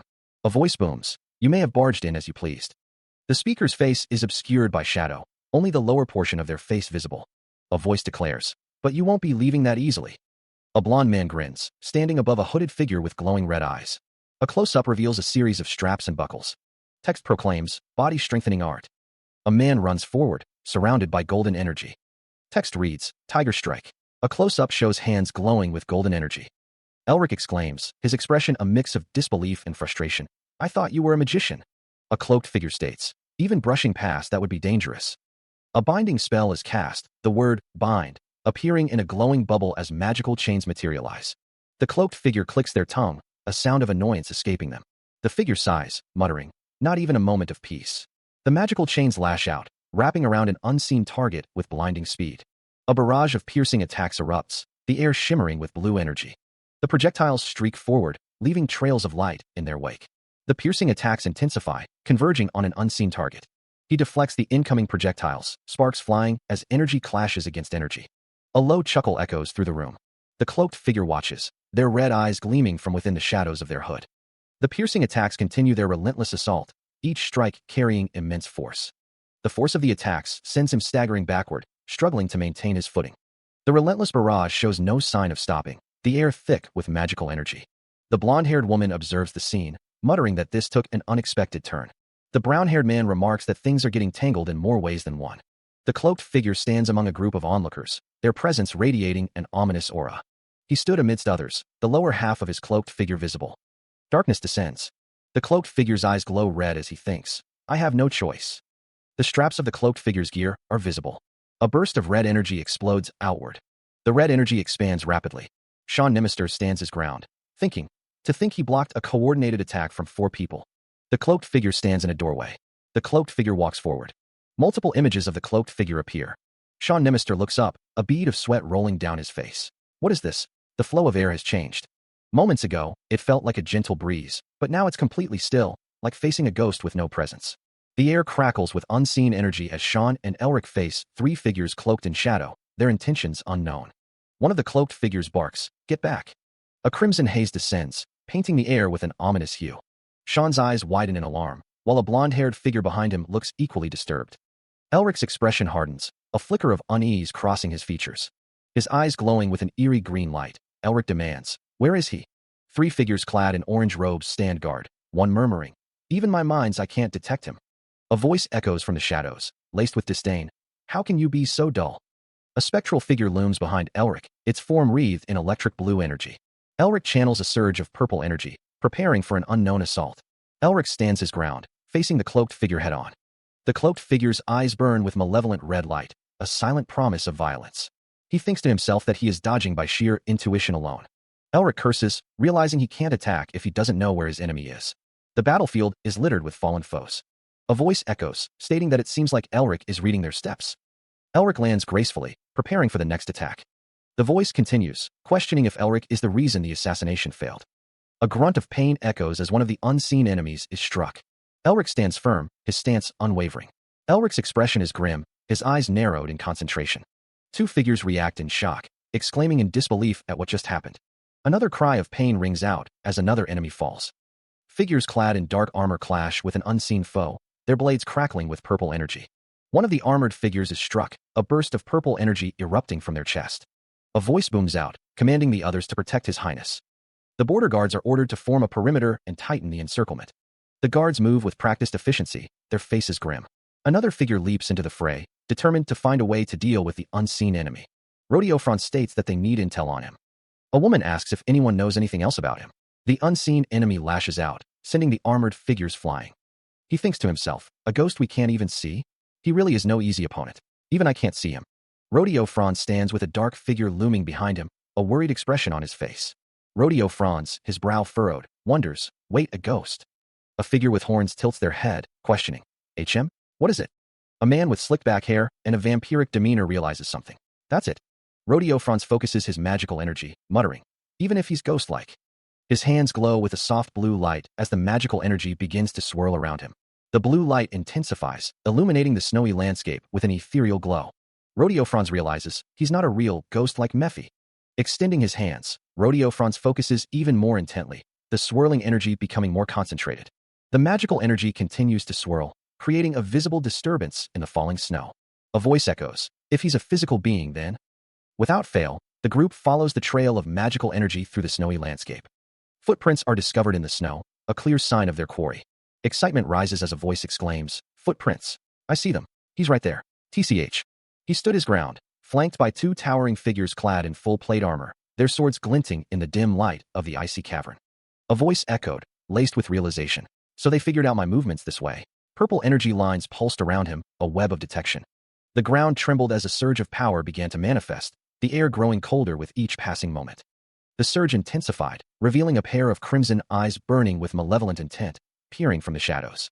The power continued to build, the air crackling with frost as ice crystals began to form, glittering like deadly jewels. With a deafening crack, the ice magic was unleashed, shards of frozen energy flying in every direction. The surge reached its apex, the cavern filled with a blinding light, and the overwhelming presence of raw, untamed ice magic. Surge. Amidst the chaos, a figure with blonde hair stood defiant, seemingly at the epicenter of the icy storm. The ice magic lashed out, tendrils of frost and razor-sharp shards seeking their target with relentless precision. The onslaught continued, the air thick with the sound of shattering ice and the chilling whisper of frozen winds. Struck by the relentless barrage, a figure was sent hurtling backward, crashing against the icy walls of the cavern. Rodeo Franz stepped forward, his expression grim. "You again," he exclaimed, his voice echoing in the cavern. The hooded figure plots, deciding to eliminate that Merbinger bastard. Elric Mervinger demands, "How dare you look away with me right in front of you?" Tiger King roars, "I'm seriously pissed off now." The hooded figure grunts, realizing a direct fight with the Blue Lion is no easy task. The clash of weapons echoes through the chamber. Tiger King thinks, and because of that guy, I can't use my stealth arts either. The battle rages on. The hooded figure's red eyes glow with intensity. Tiger King attacks with a flurry of sword strikes. The hooded figure contemplates the overwhelming, brutal force that leaves no room for resistance. The hooded figure walks towards a blinding light. A figure plummets into a blinding white abyss, the words "White Knight" echoing around them. An older man with a long, gray beard scoffs, muttering, "Everyone's struggling just because they can't catch a single rat." A close-up reveals the intricate details of a dark uniform, followed by a glimpse of a figure lying on the ground, a sigh of relief escaping their lips. Two men, clad in similar uniforms, express their relief, one exclaiming, "We're saved." A cloaked figure, their face obscured by a mask, laments, "At this rate, I won't be able to do anything." A man with spiky blonde hair smirks, declaring, "No matter how powerful that guy is, he won't be able to act recklessly in front of Master." A close-up focuses on a decorative clasp on a uniform, accompanied by the words, "It's been a while." A figure plummets from a doorway high above, their form silhouetted against the bright light. The cloaked figure stands silhouetted against a backdrop of swirling mist, the word "Master" emblazoned below. The man with spiky blonde hair stares intently, his expression unreadable.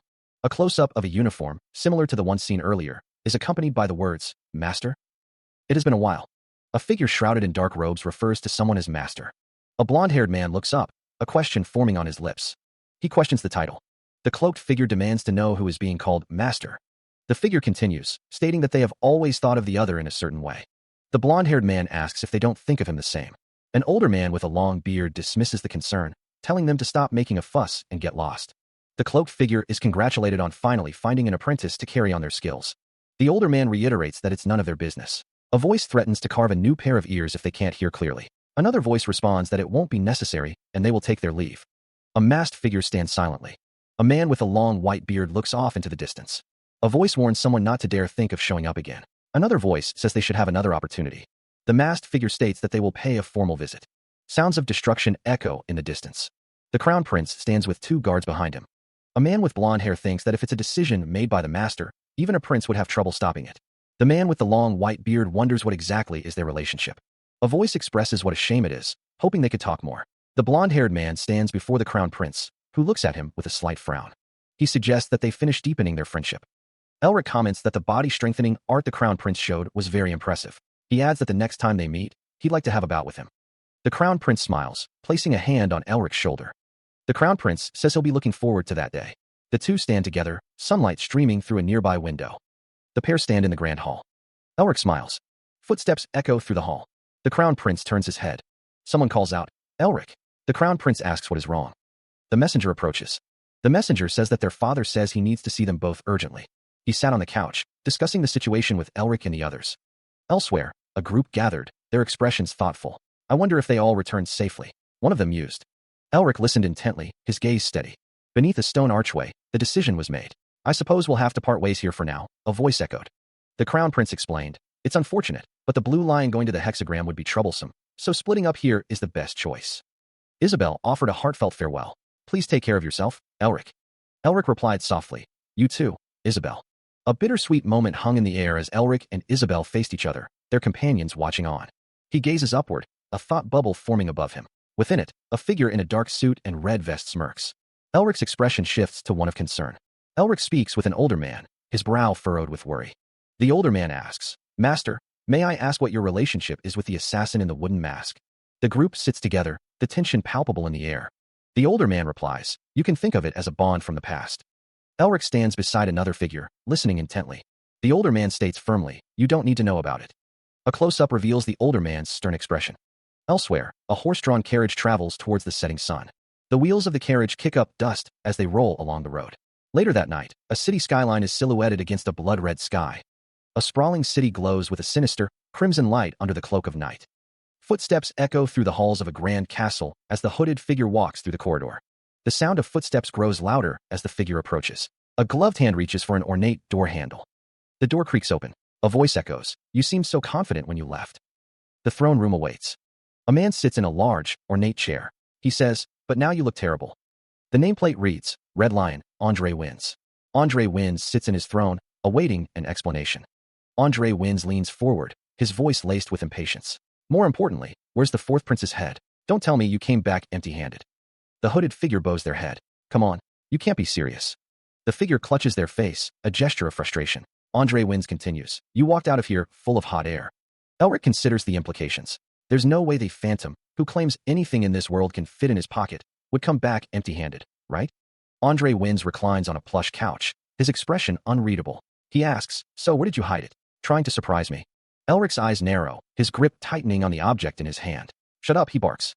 The assassin's gloved hand rests on the hilt of his sword, a silent threat. Andre Wins' smile widens, a hint of amusement in his eyes. "Really did fail," he observes. Andre's fingers tap impatiently against the armrest. Andre Wins leans forward, his expression hardening. Imperial Palace would be no more than a light stroll. Elric sighs, his face shadowed by the hood. "So, what's your reason for failing?" Andre asks. Andre Wins' eyes narrow as he considers the assassin before him. Elric Merbinger.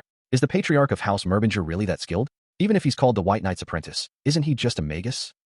Elric stands beside Andre, his gaze fixed on something unseen. "You said assassinating the fourth prince outside the... All the intel we had was outdated." A flashback shows the fourth prince evading an attack, his movements swift and precise. Andre's voice echoes in the present.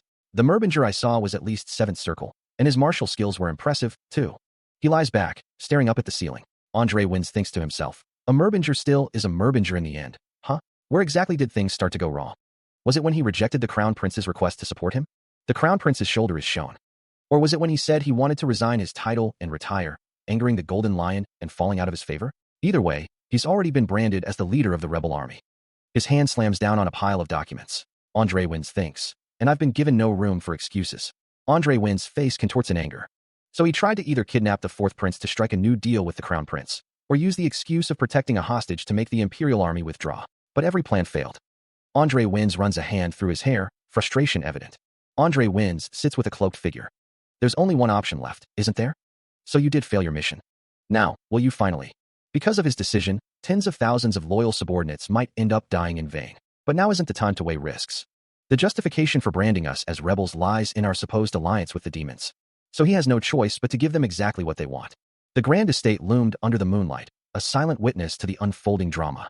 "I know you must be exhausted from the long journey, but the reason I summoned you both so urgently is this." A scroll rests on the table, waiting to be opened.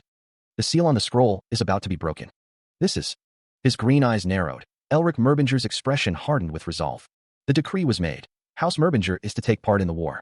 An imperial decree states that disobeying this command may result in the highest punishment, death. The decree orders the House of Merbinger, a vassal of the Empire and a longtime friend of the imperial family. Against House Merbinger, there are only 2 chances of activation. Because of this, the imperial family has avoided using the golden seal for centuries, fearing it would lose its grip over Merbinger. But now they've used it. This reeks of something fishy. Elric Merbinger's expression hardens. It's like digging a trap and openly telling us to walk right into it. Isn't this basically saying, yes? The demon smirks, thinking, I will harass you head on. Sean Nemister exclaims, what kind of dog's hit is this? Merbinger isn't even a vassal family of Nemister. Sean asks, Father, are you seriously going to let this stand? Sean's voice cuts through the room. He expresses his displeasure with the Empire's disregard for their house. Elric states that there's no way the Empire doesn't know that Merbinger has an existing pact with them. Sean wonders if they want to shake their relationship with Merbinger, admitting he doesn't know their true intent. But one thing is certain. Sean believes this decree is far too sloppy. Elric says it doesn't feel like something the Emperor himself stamped, noting that even the Merbinger Patriarch seems to have noticed. Sean and Elric sit together, contemplating the situation. Elric thinks that if he openly opposes this, they'll crush him for the crime of mocking the Empire. He continues, thinking that if he obeys, he'll just be sent to the battlefield to die like a pawn. Either way, the Empire loses nothing. A close-up shows the intricate details of Elric's attire. A sharp laugh echoes through the night. Sean asks if Elric is seriously laughing at a time like this, noting that they are being forced into a trap. A voice declares that they were going to join the war anyway. Elric asks why he wouldn't laugh. Elric thinks about how he'll bury that bastard Crown Prince. Sean notes that Mephi, since the Crown Prince is also chasing Grigori, could be buried together with him if they get those two together. Mephi asks if that isn't what he's good at doing. Sean asks Elric what he will do until 1 month before the summon deadline. Elric responds that he has two things in mind. Sean is told that his help will be needed. The Central Bureau of Magic Administration stands as a beacon of arcane governance. The Bureau's grand edifice looms, a testament to magical authority. Inside, a figure gazes out the window, contemplating the city below. A letter of recommendation for the magician certification exam rests in his hand. I can't believe there are still idiots who only lean on their noble birth. The man holds the document over his face, obscuring his features. Elric Merbinger's eyes glow with an inner light. A jeweled object gleams with arcane energy. Sean Nimister asks, do you really have to get certified right now, Elric? Elric thinks, if you have a magician's license, you can secure an officer's post in the military. As the Radiant Star Duke, you'd be given that rank anyway. Why bother? Sean looks on with concern. Elric thinks, if I get it through status alone, I'll just be shackled by restrictions. Elric states, besides, there are other reasons. Sean replies, of course, you won't tell me what they are. He states that he cannot reveal the reasons because they involve his family. Sean asks if Elric is sure he can handle this without cramming. Sean sighs, remarking that the exam is notoriously hard. Sean continues, reminding Elric that even though he always failed practicals at the academy because of his disability, he was always first place in theory. Elric smiles. Elric says not to compare the academy to the magician's exam, stating that they're different beasts. Sean looks dumbfounded.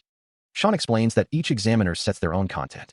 Sean points out that if Elric gets a guy called Brian, his pass rate is 0.1%. Elric and Sean are sitting. Elric looks out the window, as Sean says that just means too many trash examinees show up. Elric responds that that's what he heard, adding that the exam is usually about 8 hours long. A voice suggests taking a break. Another voice responds, stating they will be done in 30 minutes. The camera focuses on the ornate details of a white and teal uniform. A man with silver hair introduces himself as Brian, a grade 5 examiner of the Central Bureau of Magic Administration. The examiner asks, you are Elric Merbinger, the applicant, correct? From a distance, Mephistopheles watches Elric and Brian. Brian states, we'll confirm your identity first, then proceed. Mephistopheles thinks, so this is the guy that Brat was talking about? Will you be alright? A close-up shows Elric and Mephistopheles in the same frame. Mephistopheles continues to observe Elric and Brian from a distance. A stained glass window shines brightly. The text reads, the first test is written.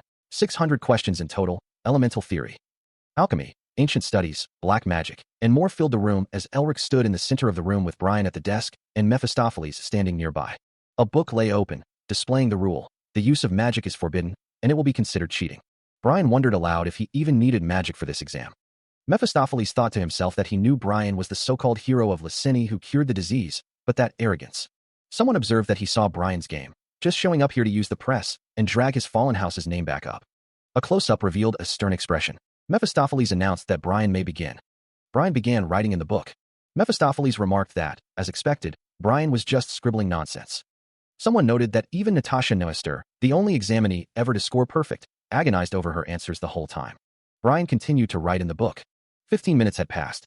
Elric Merbinger remarked that Brian didn't even pretend to try. Elric placed his hand on the tablet, thinking how disgraceful the once respected House Merbinger had become.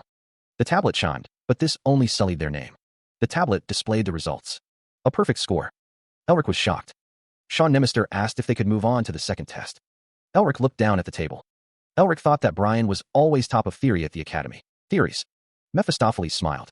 However, the second test is different. No amount of book knowledge will get. He observes as the Crown Prince is guided through the process.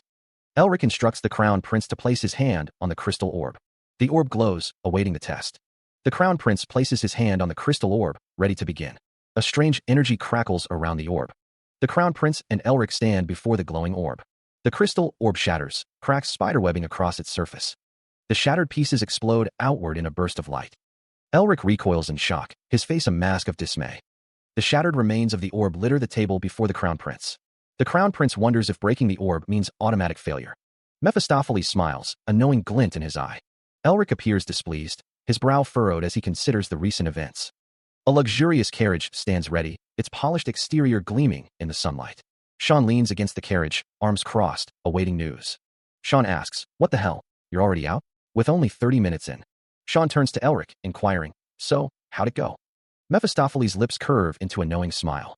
Brian wonders, why even bother asking? A temporary magician's license, bearing the name, House Merbinger, Merbinger Patriarch, is displayed. A newspaper headline proclaims the splendid rise of Elric Merbinger. The article states that he received perfect scores in all subjects. The man holding the paper thinks, I'll be back before the tea gets cold. The man throws the newspaper away in anger. He shouts, go write a novel, will you? Write it. One man thinks, what an annoying guy. How How does someone actually finish reading that so quickly? The man asks. Anyway, have you decided where to go for the third trial quest? The man lying on the couch responds. I'm going to the Crimson Ghost Forest. The man thinks, huh? That's an easier choice than I expected. You won't.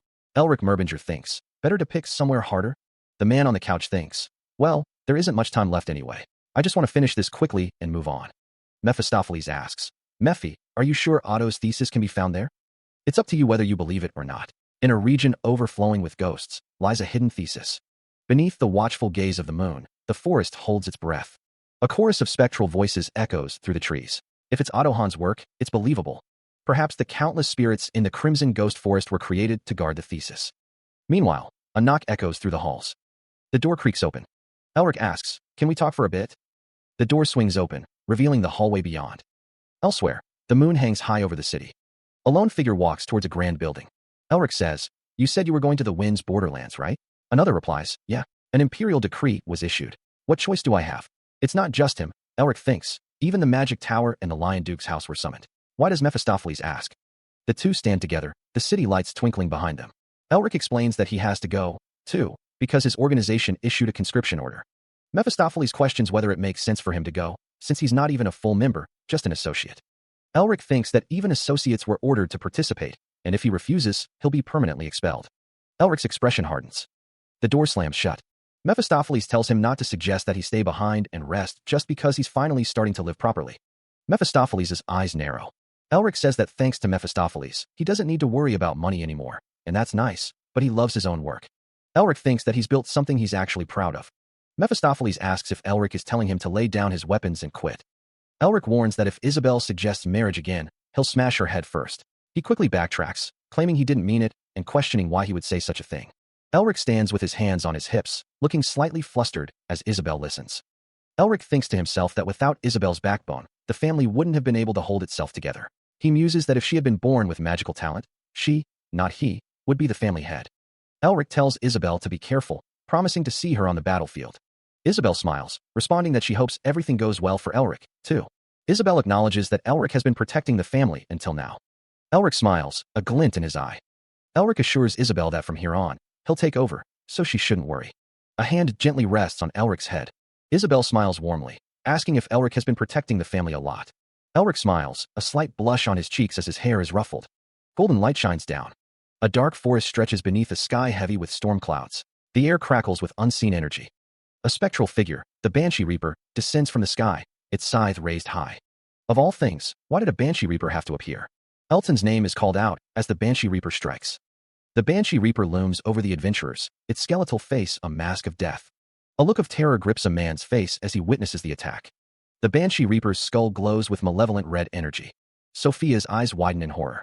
The adventurers scatter as the Banshee Reaper continues its assault. A figure lies dead on the ground, a pool of blood spreading around them. The Banshee Reaper stands silhouetted against the dark sky, its work complete. Elton's face is etched with concern as he grips his sword tightly. She wonders if this is the end for them.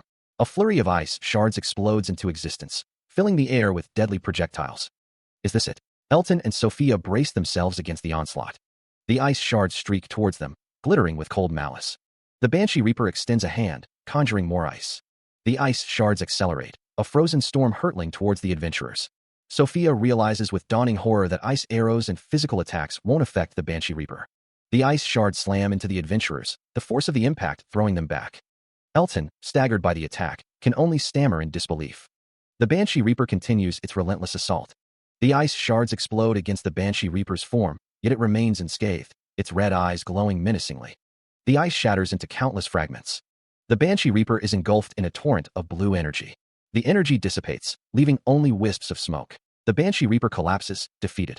Meanwhile, a group of adventurers stands together, their expressions unreadable. A surge of blue energy emanates from a tattooed hand. The energy coalesces into a complex, glowing symbol. Finally defeated one remarks. Finally defeated one. Finally defeated one continues. Thanks to you, the ghosts keep fleeing, and I can't even finish the quest.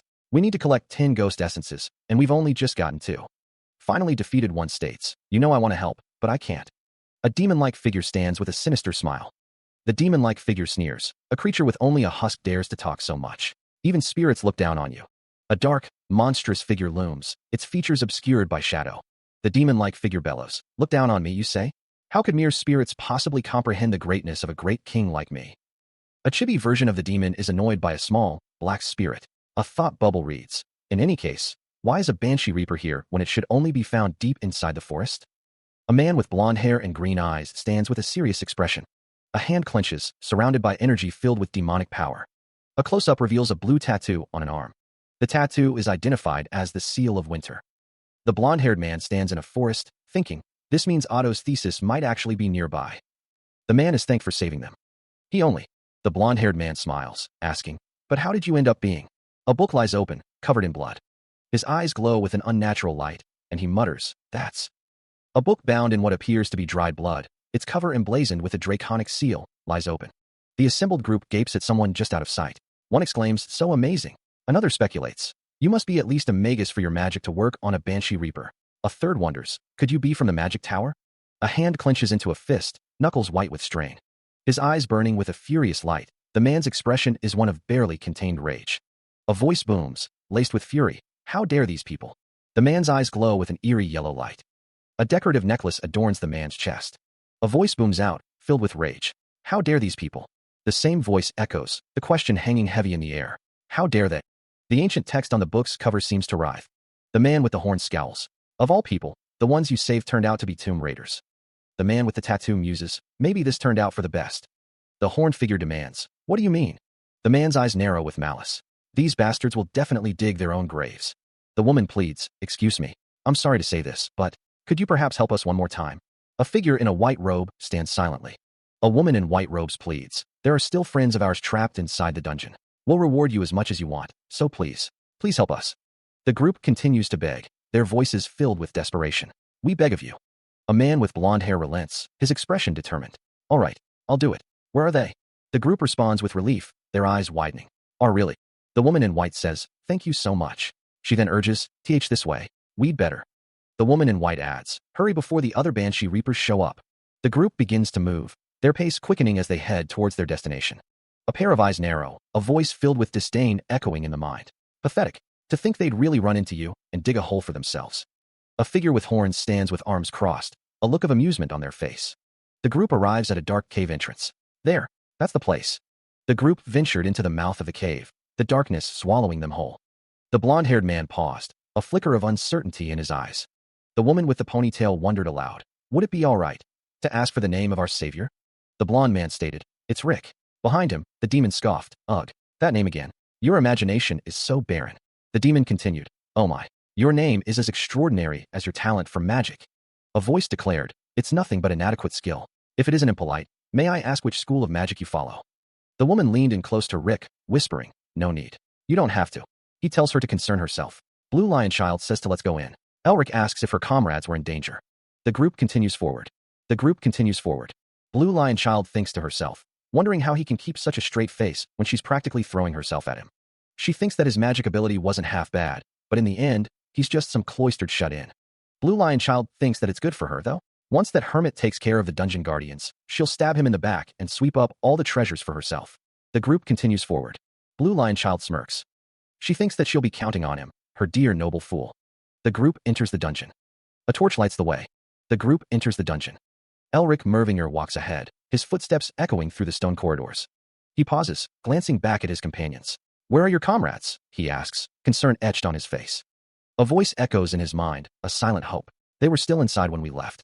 If they're safe. Blue Lion Child stands beside Elric, her expression thoughtful. That's quite deep inside, she observes, her voice soft. Elric's expression hardens. Be cautious. Who knows what might appear? Sean Nimister walks alongside them, nodding in agreement. Yes, we will. Don't worry. Suddenly, a chilling presence descends upon them. A reaper materializes, its crimson eyes burning with malevolent intent. Blue Lion Child stumbles backward, fear flashing across her face. The reaper looms closer, its form radiating an aura of death. Elric's eyes widen as he recognizes the threat. Our reapers, he shouts, his voice laced with alarm. The reaper lunges, its scythe aimed at the group. Blue Lion Child cries out in terror, her voice filled with desperation. Help us! A surge of frigid energy erupts, the air crackling with frost. The icy tendrils spread rapidly, leaving a trail of frozen devastation in their wake. The cold intensifies, each surface coated in a thick layer of shimmering ice. The reapers are completely encased, transformed into statues of ice. The Blue Lion Child clasps her hands together, a worried expression on her face. She wonders what he is doing, noting that the Reapers shouldn't be affected by these attacks. Elric Mervinger, looking surprised, exclaims, "All right?" The Blue Lion Child responds with a hesitant, "Why yes." The Blue Lion Child thanks someone off-panel. Elric Mervinger wonders what the hell is going on, realizing that the attacker is stronger than he thought. He then questions if he possesses holy power. The Blue Lion Child thinks that even with this power, he won't be able to handle the Guardians deeper inside, once he takes care of them. Someone off-panel says that they will strike once he takes care of them.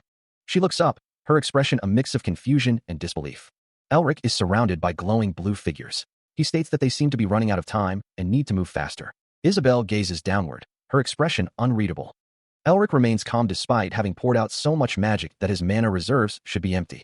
Isabel's eyes widen in shock. Elric stands with Mephistopheles, who notes that thanks to them, they didn't have to wander the forest and manage to reach Otto's tomb. The stolen artifacts were also returned to their rightful place. A close-up shows Elric's chest and the intricate necklace he wears.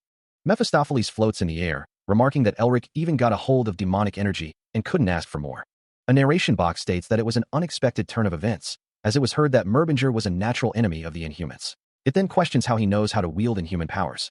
Elric stands with a dark entity looming behind him. Elric looks thoughtful, stating that the truth be told, that part is still a mystery. A close-up shows Elric's chest again, with a narration box stating that to restore Otto Hans, Winter, he created a seal using the demon's relics and created a new form of it. Elric stands with his hands clasped, a contemplative expression on his face. Whispers echo through the chamber, speaking of guardians protecting this place, each holding a shard of that seal. The whispers continue, revealing that in their thirst for greater power, they let themselves be consumed by demons, wreaking havoc upon the world. Elric admits he has a hunch, but it's still just conjecture. He vows to know the truth for certain here. The whispers guide them, suggesting they take the right corridor. Elric points, stating that here, it leads to the depths. A cloaked figure stands in the distance, observing them. Elric stands tall, his expression unreadable. The corridor stretches before them, its architecture ancient and imposing. A massive door looms ahead, its surface adorned with intricate carvings. Elric and Isabel stand before the door, ready to face whatever lies beyond.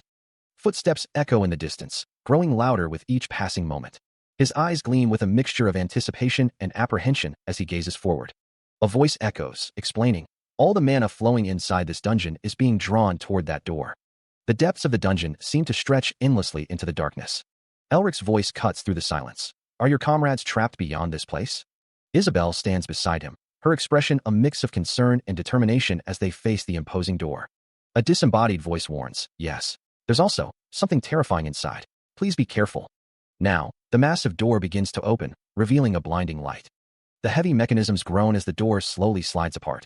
A brilliant light floods the chamber, obscuring what lies beyond.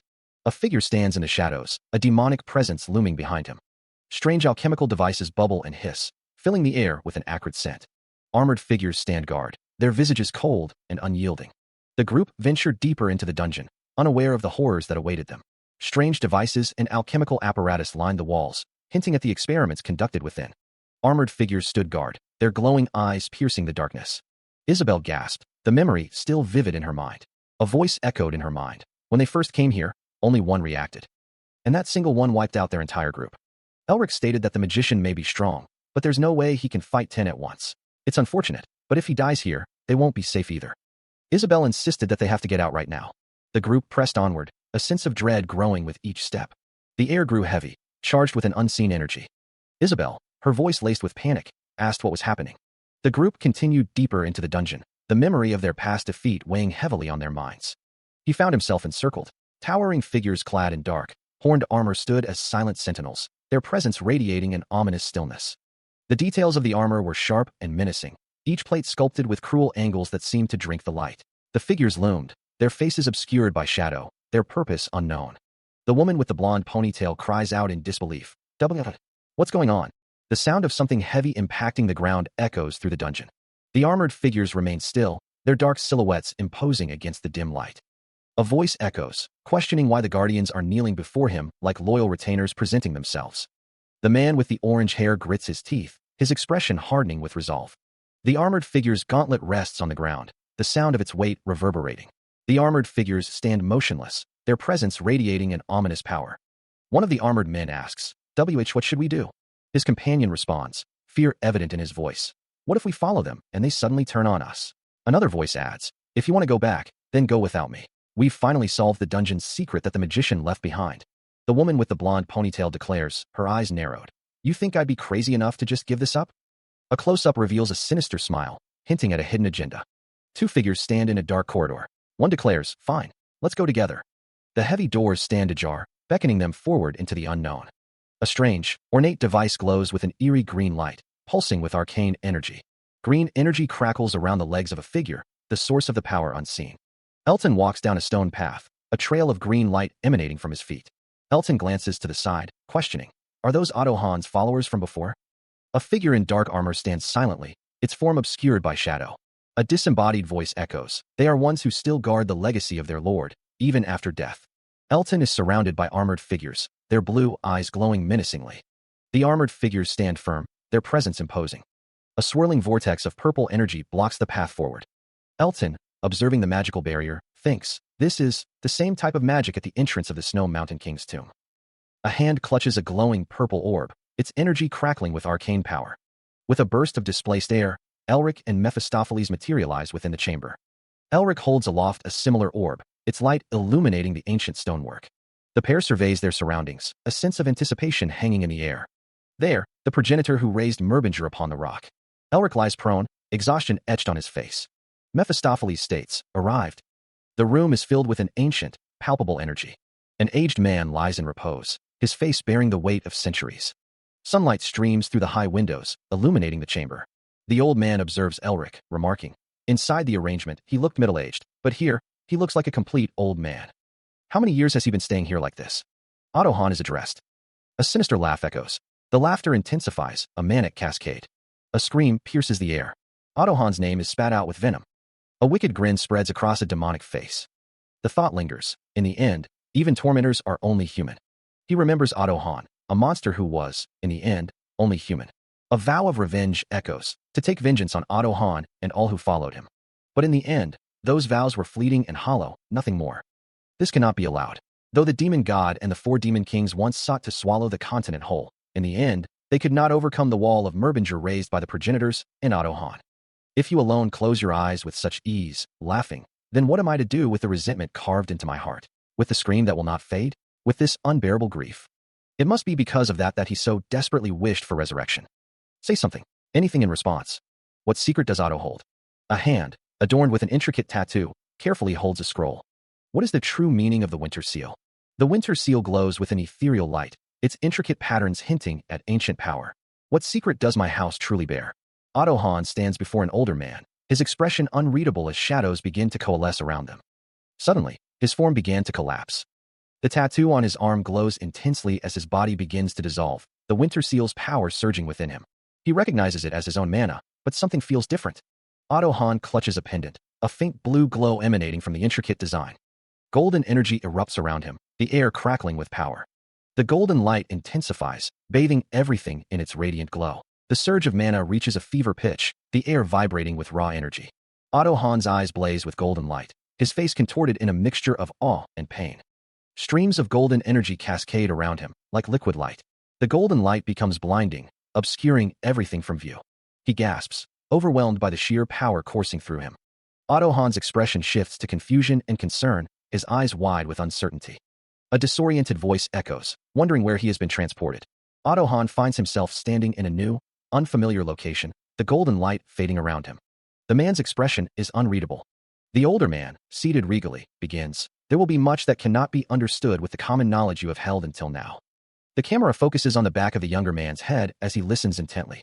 Elric asks, then, what exactly is the Merbinger house? The older man's voice echoes, I cannot answer every question you hold. He continues, but since you have come all this way, as a token of my acknowledgement, I will tell you a few things. A sharp clap resonates through the air. A blinding light fills the space. The light intensifies, obscuring the figures within. A voice booms, that person is.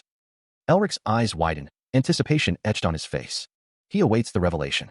A figure cloaked in shadow is declared the progenitor. The man's eyes narrow. He hadn't realized it before, but now he can feel it. A decorative brooch adorns the man's shirt. The overwhelming might of the one who raised the Merbinger house itself is mentioned. The man with blonde hair expresses his annoyance. You're so noisy that I can't stand it. Can't you stay quiet? You're distracting me. The man asks, what does it matter to you if I want to speak for myself, old woman? The red-haired woman retorts, keep talking if you want. Fine, I'll stop. That's enough, right? The woman recalls handling Otto roughly in his youth. She thinks, that red hair. It must be her. The narrator describes her as the one woman among the four great vassals.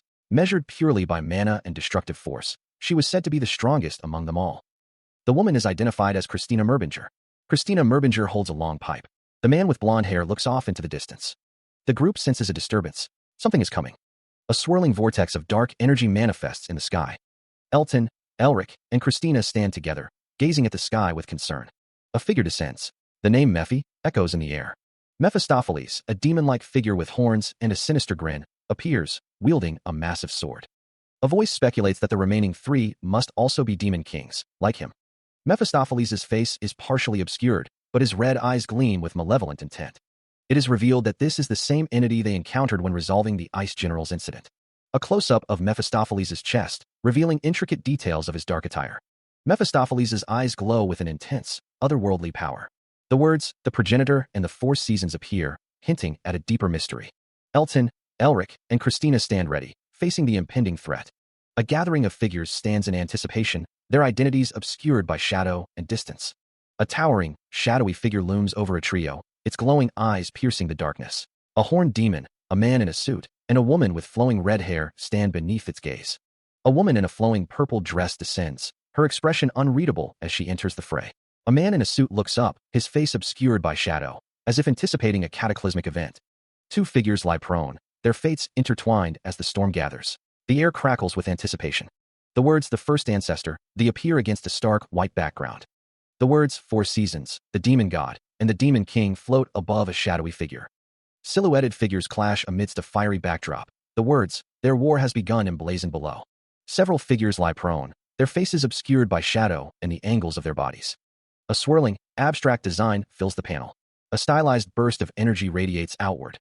A blond man in a white shirt stands amidst a red glow, his expression overwhelmed. The lower half of a figure in dark boots is shown, a speech bubble revealing their inner thoughts. I thought I had grown strong enough by now. A horned figure with a menacing grin looms over a smaller, obscured figure. Red and blue energy streaks across the panel. A blinding flash of light erupts, obscuring all else. Rays of light pierce through the darkness as a voice echoes, confessing, but I can't even fathom daring to interfere. Crimson energy crackles, a raw and untamed power unleashed. The crimson intensifies, erupting in a blinding flash that shatters the surrounding darkness. From the heart of the red storm, a shadowy figure begins to coalesce, its eyes burning with an ominous light. The silhouette of a powerful being emerges, framed by the swirling crimson energy that seems to obey its will. The crimson energy continues to churn, a vortex of raw power building towards an unknown apex. An arcane symbol flares into existence amidst the crimson chaos, a sigil of immense and terrible power. The air crackles with the force of the crimson energy, a palpable tension building in the unseen space. A bolt of crimson energy tears through the darkness, a jagged strike of pure, destructive force. The crimson energy continues its relentless surge, a tide of power that threatens to consume all. A sudden burst of golden light erupts, a counterpoint to the encroaching crimson, a beacon of hope or defiance. A hand reaches out from the swirling chaos of crimson and gold, a gesture of power, desperation, or perhaps salvation. A figure is engulfed in a radiant, golden light, their form obscured by the intensity. A cataclysmic clash of energies erupts, crimson and azure forces colliding in a blinding display. Turning back, a man wonders, what is this? A sphere of pure, cerulean energy explodes outwards, scattering light and power in all directions. A figure with horns wonders, so why do they also feel so similar? A gathering of figures stands silhouetted against a backdrop of swirling red energy, their expressions unreadable. More figures are shown, their faces partially obscured by shadow, their gazes intense. A figure is bathed in a crimson aura, the light emanating from an unseen source. A man with glowing green eyes wonders, could it be? One man states, we were undergoing atonement, consuming, swallowing, and devouring all the demonic energy in the world. The text reads, to completely erase all inhuman beings from this land. So the Merbingers were originally. Holding a glowing orb, the older man states, no, that is not the case. The voice declared that the Merbingers and the beings collectively known as demons are two sides of the same coin, originating from the same root. The image shows a stern-faced man with gray hair and a beard. A swirling sphere of light and darkness pulses with energy. The text states that the first ancestor and the demon god are opposite sides. The voice continues, stating that they too originated from the same root. A figure with golden hair is juxtaposed with a shadowy silhouette wreathed in crimson energy. The golden-haired figure is shown in more detail, adorned with ornate jewelry. The shadowy figure remains obscured. The text explains that they pursued different paths, placing them on. Golden energy swirls around the text, which reveals that the first ancestor is a being who rose to the same divine rank as the demon god. A radiant figure in white robes stands bathed in golden light. The voice concludes that the Merbinger and the Inhumans, though born from the same root, sought to annihilate each other. The image returns to the stern-faced man from the first panel. A monstrous, dragon-like creature is partially obscured by streaks of golden light. The text states that the war dragged on endlessly. A figure is engulfed in a chaotic explosion of green and red energy. A helmeted figure is thrown backward amidst a shower of sparks and red energy. Two figures clash in a dynamic pose, surrounded by fiery energy. A burst of orange energy flares, filling the void. A lone figure stands atop a sharp peak, silhouetted against a bright light. A beam of light descends from a starry sky, illuminating the landscape below. A voice echoes, stating that in the end, their victory was decisive. Two figures stand in a desolate, pink-hued landscape, their forms small against the vastness. Against a backdrop of stars, a voice declares that a problem arose. A man with white hair and a neatly trimmed beard stares forward, his expression unreadable. Two figures stand before a beam of light, one cloaked in white, the other consumed by darkness. A voice laments that they won the war, but lost the battle. A beam of light pierces the sky, illuminating a distant landscape. A shadowy figure emerges, its form outlined in light. A voice asks if you ultimately chose that path. A man with blonde hair, partially obscured by shadow, touches his chin thoughtfully. A voice declares that such an arrogant choice invited your death, and that even if they disappear, something of them will always remain somewhere. A shadowy figure stands silhouetted against a backdrop of swirling energy. A voice declares that someone will never have that luxury. The patriarch smiles, his eyes obscured by dark glasses. A scar marks his cheek.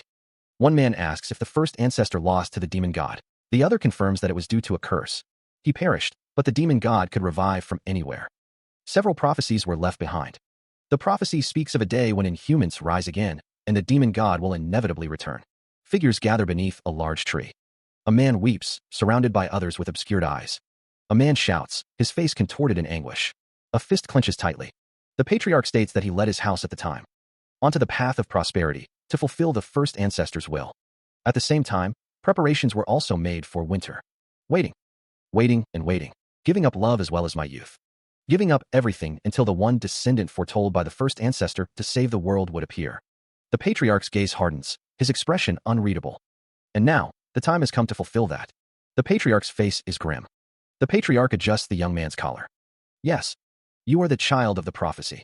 He gazes off into the distance, his expression unreadable. A close-up reveals an ornate necklace. A voice echoes, questioning if he is the descendant chosen by the first ancestor 1,000 years ago. A face contorts in silent frustration.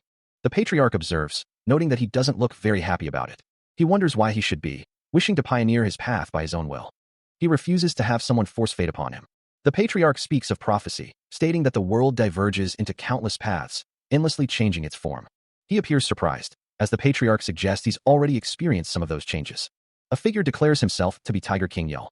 Prophecy or not, in the end, the one who chooses is none other than him. The patriarch states that even arrangements cannot restrain him. He acknowledges that is true. He recalls being asked a question before, when they first met, but a hand holds a glowing, intricate magical circle. A voice echoes, questioning whether to stop the wheel or turn it. The patriarch's face is illuminated by the magical circle. The hand continues to hold the magical circle, energy crackling around it. A voice declares that the answer is the same as before. The voice continues, stating that they are taking the fastest path to grow stronger and questioning why they would ever refuse that. The child of prophecy smiles, his expression confident. The patriarch looks down at the child of prophecy, a slight frown on his face. The child of prophecy asks what the patriarch is talking about, reminding him that he was the one who told him to come here to obtain what was needed for the completion of winter. The child of prophecy's eyes narrow slightly, a hint of suspicion in his gaze. A voice questions whether the other would contradict himself now. The patriarch chuckles, holding the magical circle in his hand. He remarks that the child of prophecy is quite something. The ceiling of the dungeon looms above. One of the figures asks what they should do now, wondering if they should just stay there. A blinding light fills the chamber. One of the figures exclaims about the light, realizing the treasure has awakened. A figure declares that the treasure is theirs. A red light emanates from an unseen source. Someone walks towards the light. A figure declares they will make good use of what is left behind. Rage contorts the figure's face. Someone continues to walk towards the light. A figure lies prone on the ground. The figure's judgment has been clouded by their greed for treasure. She exclaimed that he couldn't even sense the absurd mana pouring out of that magician right now. A man stood with his back to the viewer, bathed in golden light. The woman stated that without him, They couldn't even leave the dungeon. She considered that if they just took the two dead men's belongings, stuck to him, and escaped together. A close-up revealed a dark bag. The woman remarked that he had good senses. The woman looked back over her shoulder. The man stated that for a mere grave robber, he was quite impressive. The man smiled with a sinister glint in his eyes. The figure on the ground, eyes wide with a mix of fear and defiance, hears a voice. It remarks that for a mere tomb raider, he is quite impressive. A close-up reveals a man with a sinister smile playing on his lips. The woman, seated and composed, questions how he knows about that, her tone laced with curiosity. A disembodied voice explains that when someone makes something so obvious from the start, how could he not know? The woman looks up at the man standing before her. From the shadows, a voice curses, realizing that they were not the ones who set the trap, but that he deliberately led them there. The woman, kneeling now, begs for her life, admitting they were wrong about the magician. The man on the ground, seemingly defeated, challenges the other to try and kill him. The woman continues to plead, her hands clasped in supplication. The man, looming over her, states that he cannot do the same to her. Tears streaming down her face, the woman promises to do anything he commands, begging him to let her live. Elton muses that leaving more corpses would only make the cleanup more troublesome. Elton stands with his hands clasped, facing an unseen figure. A woman, her back to Elton, expresses her gratitude before leaving. The woman hurries away. Mephistopheles observes the woman's hasty departure, remarking on her running like a mad dog and questioning if Elton will truly let her escape. A narration box warns that could risk exposing this dungeon's location and that she won't be able to take even a single step outside this place. Mephistopheles asks what Elton means by that. Elton smiles, stating that there's something set in place. Elton wonders how he looks to Mephistopheles. Mephistopheles states that Elton has completed it. A narration box states winter. Elton stands, surrounded by a blue aura. A swirling vortex of energy fills the sky, hinting at forces beyond mortal comprehension. The title Swallowing Magician appears, as a text box reveals that the seal of winter was originally on the level of generals in the demon realm. A figure declares that his true name was made to defeat the demon king. The scene shifts to a lower angle, focusing on the feat of two individuals. The seal begins with the awakening of two authorities. Two men stand against a snowy backdrop, the air thick with anticipation. Authorities. If magic is the act of manifesting the laws and truths of the world, then authority is the act of forcibly bending those laws and truths by sheer will. That is why authority is called the power of the gods. The authorities are named Northern Wind and Winter Blizzard. Elton holds a glowing orb, its light reflecting in his eyes. A vortex of raw energy swirls, a harbinger of what's to come. Northern wind, it brings droughts and famine, a calamity. The wind howls, a frigid breath that bites at the very soul. The blizzard intensifies, a swirling chaos of ice and despair. The wind blowing from the north is so dry that all it leaves behind after sweeping through is desolation. It brings droughts and famine, a calamity, and terror that heralds annihilation. The endless snow blankets the landscape, a silent shroud over a dying world. The endless snow that piles high robs all living things of life, stealing away every flower that ever bloomed. It brings only soundless death. And this quiet death is peace and rest for living beings, yet also a source of fear. Winter blizzard, for no one knows when it might suddenly come. If you can truly master brutal cold and winter wind. The man with slicked back hair states, you can complete a perfect winter. A blue, snowflake-like pattern glows on Elric's arm. Elric thinks, if he can fully wield that authority, he can gain the overwhelming strength that Otto once displayed. The man's expression is noted as a good one. Then, this time, he shall personally. A voice booms, promising to guide. The demon thinks that just thinking about it is dreadful. What kind of ancestor torments their descendant like this? Elric stands with his arms crossed, looking concerned. The demon is now nearly at the level of a demon general. And the demon's soul energy has grown stronger alongside him. The demon clenches his fist, red energy swirling around it. In the end, he's gone. He stood alone, the light around him almost blinding. Elric thought to himself, I gave him all of my remaining mana. I wonder if that foolish brat realizes it. A voice echoed, at last, I can finally welcome the rest I've been waiting for. Elric stood with his hands clasped behind his back, the snowy landscape stretching before him. Elric wondered, will she accept me again? A figure walked away into the snowy distance, their destination unknown. Elric stood with another figure, both looking out at the snowy landscape. Mephistopheles apologized. I'm sorry for making you wait. A voice pleaded, if it's all right with you, will you give me one more chance? Elric spoke with someone, his expression serious. A close-up of Elric's face revealed a hint of worry. A figure's face was partially obscured, their expression unreadable. The corners of his lips tilt upward, a genuine smile gracing Mephistopheles' face. Elric expresses his gratitude. Thank you so much. Mephistopheles turns to Elric, a gentle expression on his face. They stand together, ready to face whatever comes next. Mephistopheles lets out a hearty laugh. Mephistopheles reassures Elric, as if I could ever leave you behind. They look at each other, a silent understanding passing between them. Mephistopheles proposes, "Let's go to that world together and have all the fun we never had." Together, they step through a shimmering portal, ready for a new adventure. The pair stand side by side, ready to face whatever awaits them on the other side. A disembodied voice muses, "The next poor soul will probably have a hard time." Another voice echoes, "Wait, I thought I heard something just now? Or maybe not." He stands on the landing, looking down at Mephistopheles. The demon god looks up, a slight smile on his face. "Anyway, you gave me plenty of trouble." Elric watches as Mephistopheles turns to leave. "May you find peace where you are." Mephistopheles pauses, his back to Elric. He echoes Elric's sentiment. "May you find peace where you are. Perhaps one day we'll meet again to settle our duel." Mephistopheles departs, leaving Elric alone. Meanwhile, in a dark dungeon, a woman with orange hair laments their situation. "Damn it, not only did we lose the treasure, we ended up like this, too."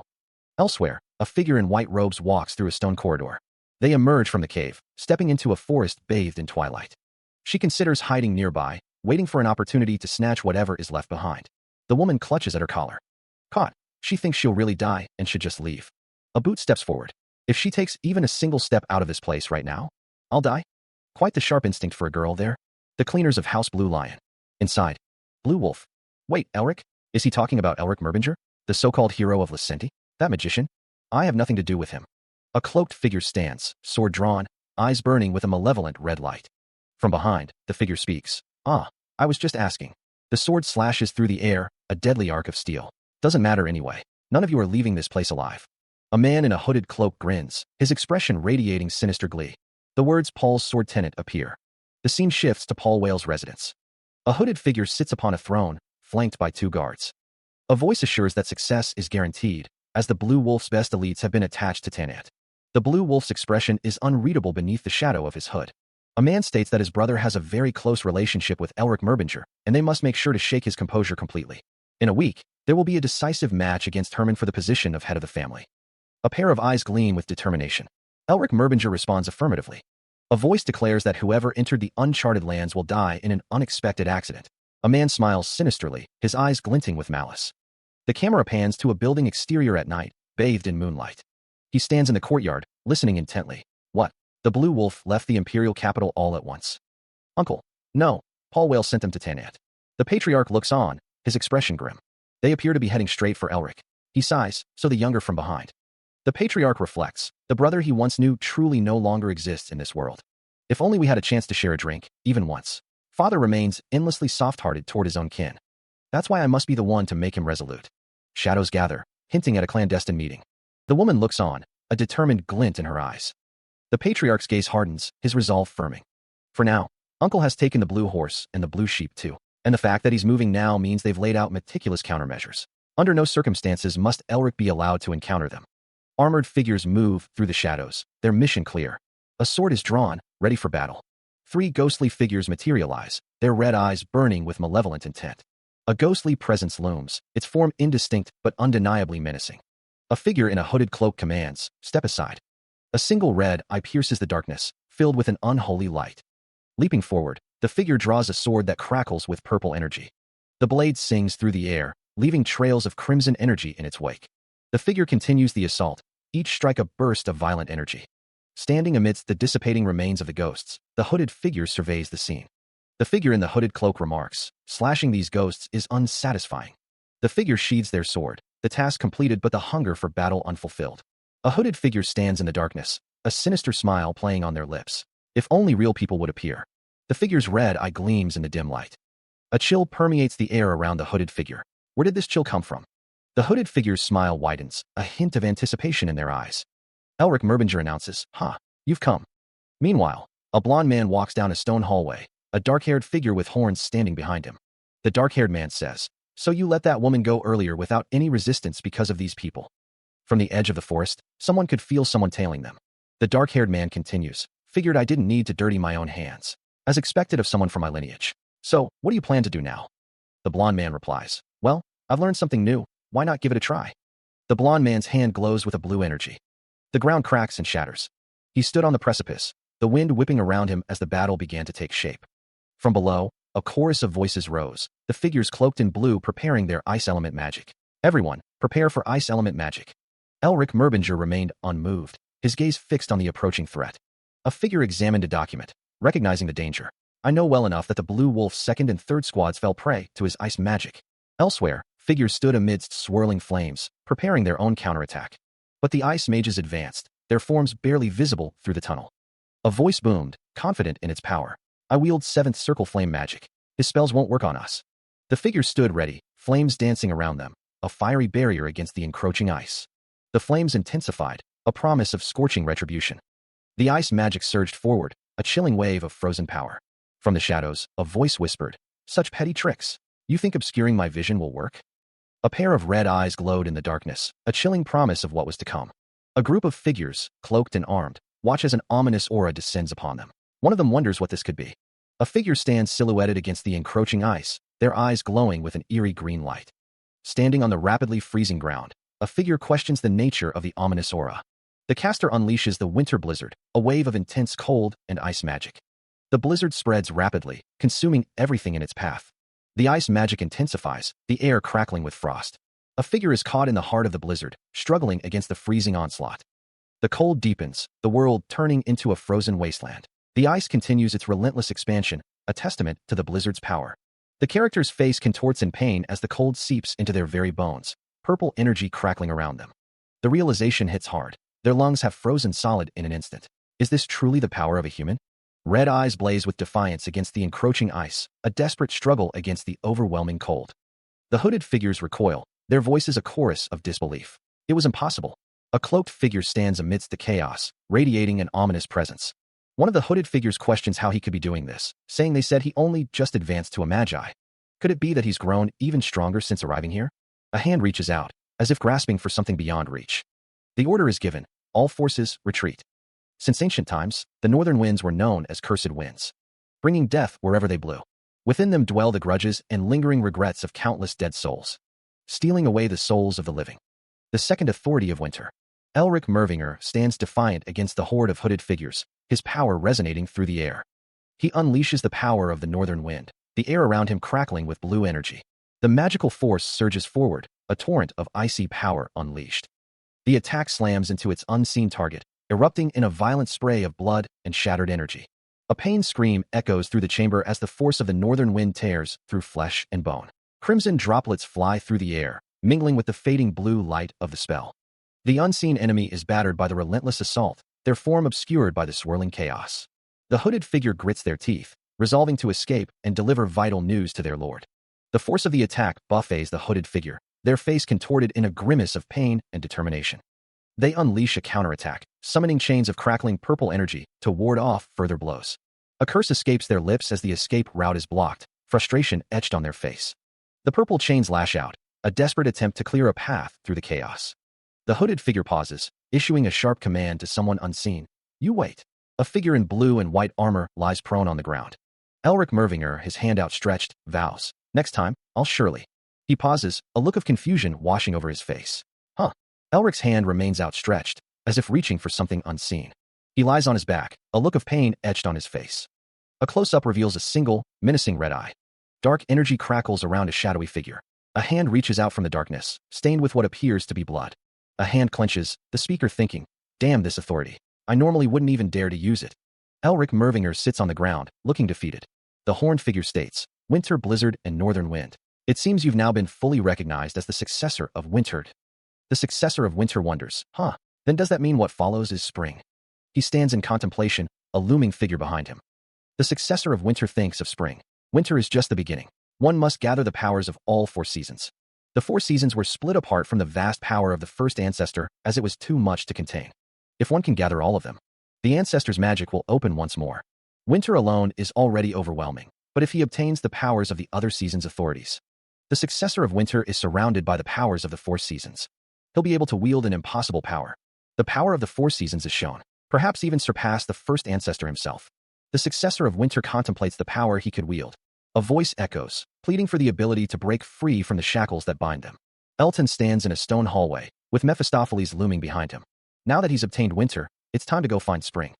A figure plummets down a dark, seemingly endless shaft. Elric mutters, "The location of spring. Where was it again? He definitely told me where it was when he asked me to complete the 4 seasons. Why can't I remember it now? Spring. Don't tell me. Someone tampered with my memory." The figure continues to fall through the seemingly endless shaft. Elric is talking to someone. No, that can't be it. Mephi doesn't have the power to place a restriction on me, and he's the one who most sincerely wishes for my growth. Then who could it be? He considers that if someone could impose a restriction without him even noticing, then that person could easily take his life before he could have the chance to counter it. Elric's expression is serious as he stares forward. A group of soldiers rushes forward through a forest. They shout that they must catch the blue wolf at all costs. The soldiers continue to advance. One of the soldiers runs through a stone structure. One of the soldiers curses. The soldier is joined by another. The soldier notes that some of them are already dead. The second soldier asks what they should do. The first soldier replies that for now, they advance. A soldier grips his sword tightly, vowing that if even a single hair on his nephew-in-law's head has been harmed, his sword will. He grips the sword tightly, blue energy coursing through the blade and his veins. The air crackles with anticipation.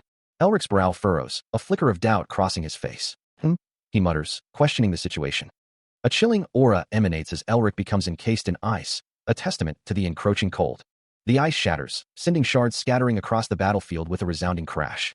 Tanant lies defeated, blood staining the icy ground. Even someone like me can't easily take him down. He gasps, acknowledging the strength of his foe. Kneeling beside the fallen warrior, Elric surveys the scene, a somber expression etched on his face as he contemplates the gravity of the situation. Determination hardens Elric's gaze as he steels himself for the battle ahead, his resolve unwavering. Elsewhere, a group of figures stands ready, their weapons glinting in the dim light, prepared to answer the call to arms.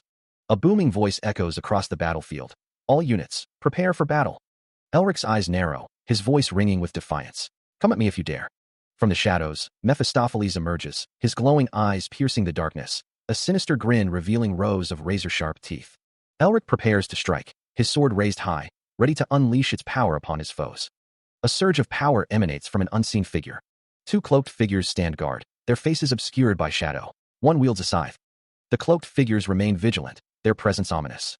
A blond man asks, if this goes on, what will you do if there are real casualties?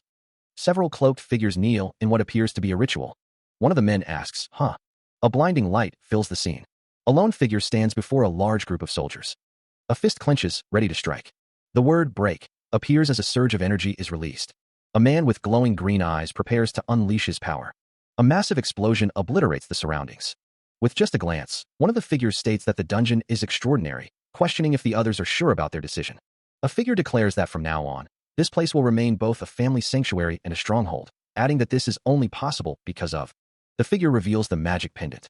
A close-up shows a hand holding the magic pendant, revealing intricate blue tattoos on the skin. The narration explains that this necklace is actually a master key capable of unlocking or sealing all the secrets their family has ever kept. A detailed view of the magic pendant reveals its complex design and radiant glow. One of the figures states that they're a powerful asset. Another figure replies, still, don't you think it's a pity to leave the guardians behind? A voice declares, of course, I'm taking them, as a break is displayed. Elton stands with his hand outstretched, a blue aura emanating from his palm and the tattoos on his arm. A surge of purple energy erupts, crackling with raw power. The purple energy coalesces into a monstrous form, its eyes glowing with malevolent intent. A figure is engulfed in dark energy. One of the men remarks that the other has become even more monstrous compared to the Black Snowfield incident, as expected of his nephew-in-law. A hand clenches, surrounded by dark energy. The figure stands, surrounded by dark energy. Ottohan handed something outrageous. One of the men states that even if the guardians are strong, they are not that powerful. Mephistopheles declares that the other wouldn't understand. Mephistopheles continues, stating that the other has no idea what level Ottohan had reached when he summoned Winter and commanded those phantoms. A group of figures stands in the snow. It is revealed that Ottohan possessed extraordinary skill and could manipulate souls at will. Mephistopheles states that even those phantoms the other now commands are all. Mephistopheles tells the other to forget it. Those who once served Otto were remarkable figures even in life.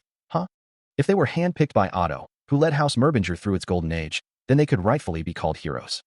A fist clenches tightly. Phantoms stand in the snow. More phantoms stand ready. I might just be able to restore House Merbinger's glory once again. I have now inherited Otto's full legacy. And Winter has once again descended upon this land after 2,000 years. It's time to announce to the world that House Merbinger has awakened once more. Elric stands before his phantoms. At the Central Bureau of Magic Administration, the staff wonders why they suddenly called for reporters. What's happening? The reporters speculated that the announcement would be about Elric Merbinger obtaining the title of Magus. The reporters questioned if clearing a quest in just 3 days was even possible, noting that even Tasha Noester didn't finish that quickly. Someone suggested there must be another reason. A reporter looked on, awaiting the official statement. The crowd murmured that it was the Blue Lion's carriage. The carriage wheels turned, carrying its occupant forward. The carriage arrived at its destination, surrounded by onlookers. Elric Merbinger stood tall, dressed in formal attire. The public has been paying a lot of attention to your achievements, Lord Elric Merbinger, one reporter stated, before asking if it was true that he'd completed his quest. The reporters held up their microphones, eager for a response from Elric.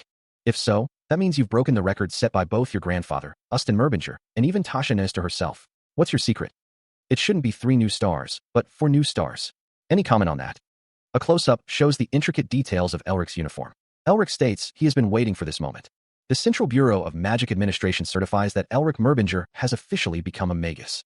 It's been over 30 years since House Merbinger, a house of magic prestige, has produced a certified mage. How does it feel? Lord Elric Merbinger, just one word for your thoughts. Elric says he will speak, but before his statement, he wants to say one thing first. During his quest, Elric reveals he was ambushed by an unknown group. A reporter looks shocked by the revelation. Elric states that thanks to the assistance of House Whale, he managed to survive. But after much thought, Elric has come to the conclusion that he cannot allow this humiliation to go unpunished. Therefore, Elric hereby declares a domain war. The aftermath of the declaration hung heavy in the air. Elric stood amidst the ruins, the devastation a testament to his resolve. But how could House Merbinger, with so few members, declare a domain war? A domain war? It only ends when one side is completely destroyed. Who could have tried to assassinate the patriarch of a great magic family? The target is Paul Whale, the traitor of House Whale. Resignation? The thought echoes in the dimly lit room. Is it because of what the head of House Merbinger said? The Central Bureau of Magic Administration Director's office stands as a silent testament to the weight of decisions made within its walls.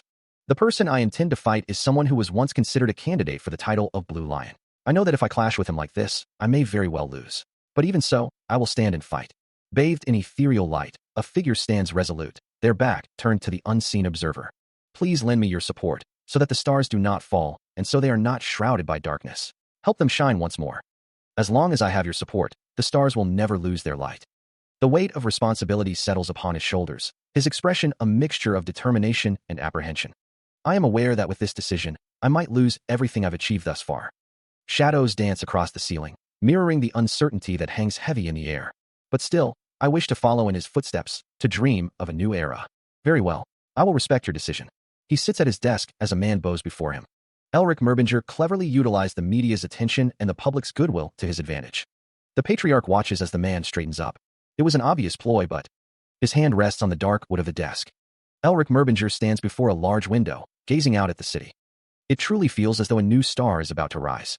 All this chatter is too noisy. The headline screams, Elric Merbinger's shocking declaration. The news reports continue, the revival of the domain wars. The confrontation between Merbinger and Whale. How will it end? The failed dream of the Viscount who attempted an assassination. What will be his fate? After the House Whale family and the Magic Tower's letter of protest. Is there anything you have to say about this? If not, Hilton, the man thought, his expression hardening.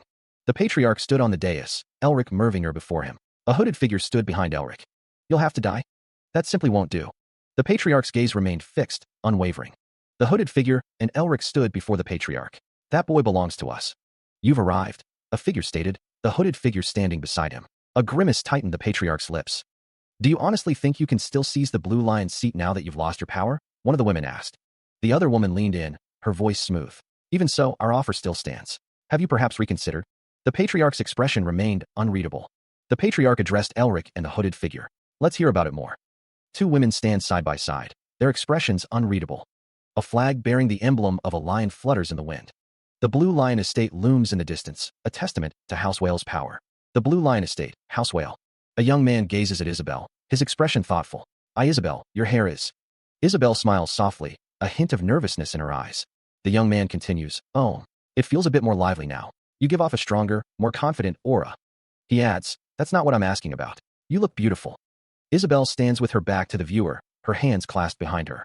Isabel thinks to herself, I can't afford to look weak, can I? Isabel faces Elric, saying, this is all thanks to you, Elric. On behalf of my family, I offer you our gratitude once more. Isabel and Elric stand before a crowd, the flashes of cameras illuminating their faces. Has Isabel already foreseen all of this? Elric's expression is one of contemplation. If we keep publicly displaying this alliance between the Blue Lion and House Merbinger, we can apply psychological pressure on Paul Whale. As expected, her tactical judgment is remarkable. How enviable. Isabel's expression is one of longing. Elric and Isabel sit together on a balcony, overlooking the city. So this is the might of the Blue Lion House. Their overall strength is far greater than I anticipated. It's hard to believe they once suffered internal strife. Their unity is rock solid. If I had such a powerful force as my wings, House Merbinger could then truly spread its wings freely. Elric clenches his fist, a sign of determination. Elric states that everything depends on the results he shows. The other figure turns away, his dark blue cloak billowing behind him. He wonders if they are finally clashing like this. The two figures stand facing each other, the tension palpable in the air. Elric suggests shedding that thick layer of hypocrisy. Hypocrisy. The other figure begins to speak, addressing Elric as brother. He admits that he always hated that. The figure accuses Elric of always acting superior, winning everything, claiming everything, and taking everything for himself. The other figure looks away, his expression grim. He declares that he will show Elric why now. The figure states that Elric has had everything until now, and it's his turn to take it all. The figure grips the hilt of his sword, the metal gleaming in the dim light. Another figure looks up, his expression unreadable. The man declares, "No matter how unfairly you were treated." The first figure responds, his voice low, "Actions cannot be justified. As your older brother."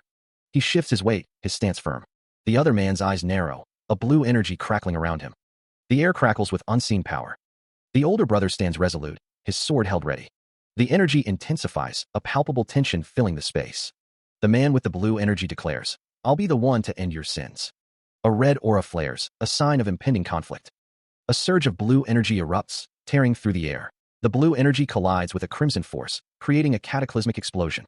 Amidst the chaos, a figure is briefly visible, wreathed in the azure light. Another figure, cloaked in shadows and bathed in red, stands defiant against the interruption. The sound of the impact reverberates through the air, signaling the end of the duel. An enraged voice cuts through the din. "Who's there? Who dares to interrupt our duel?"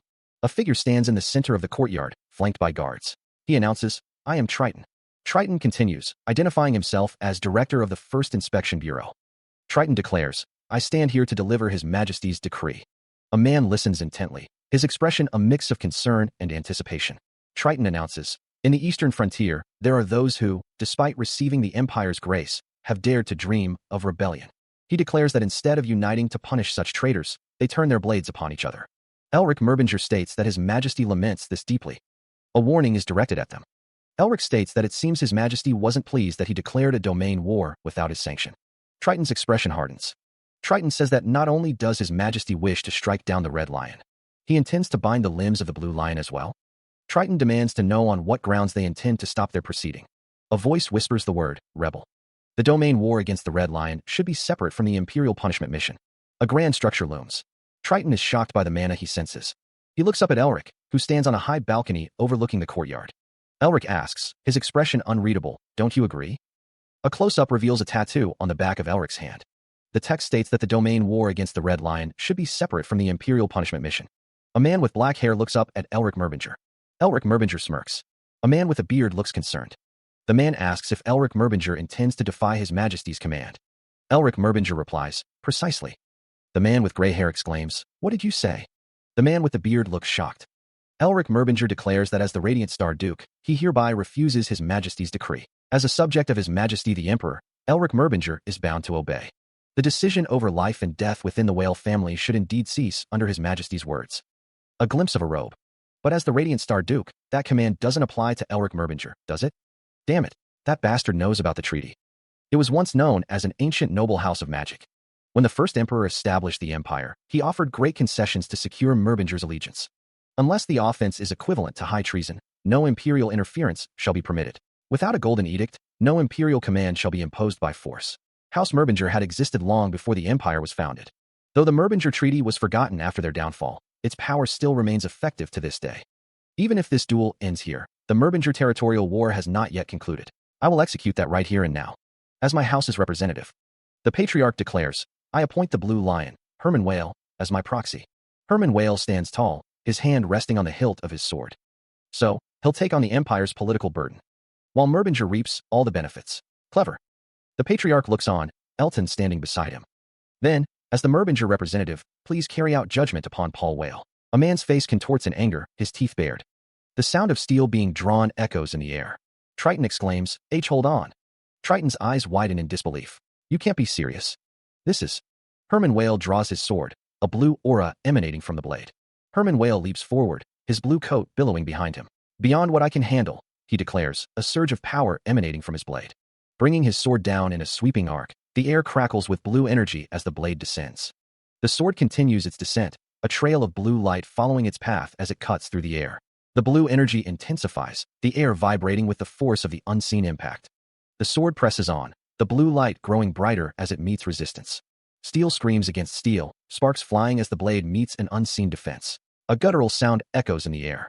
Herman Whale holds his sword defensively, the blue energy swirling around him like a protective shield. He swings again, the air shimmering with displaced energy as the sword finds its mark.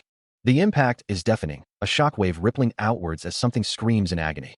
A bloodied hand clenches, fingers spasming as the unseen foe reels from the blow. Elsewhere, the desolate landscape stretches out, a testament to the destructive power unleashed. Herman Whale stands amidst the devastation, a dark aura surrounding him. "Oh, you've done it," the pride of the hawk. The man's expression twists in anger. He thinks to himself that he had only completed the beak of the hawk, and the talons and wings are still unfinished. A sword glows with a blue light. The aura shining from him was the mark of an aura spear, the symbol of the fifth chain superior. The blue lion has regained his original strength. No, he's become even stronger. We'll need to classify Herman Whale as a grade 1 threat, equivalent to the White Knight. Why do you? Two figures clash, their blades meeting in a shower of sparks. One shouts that they will get to have everything.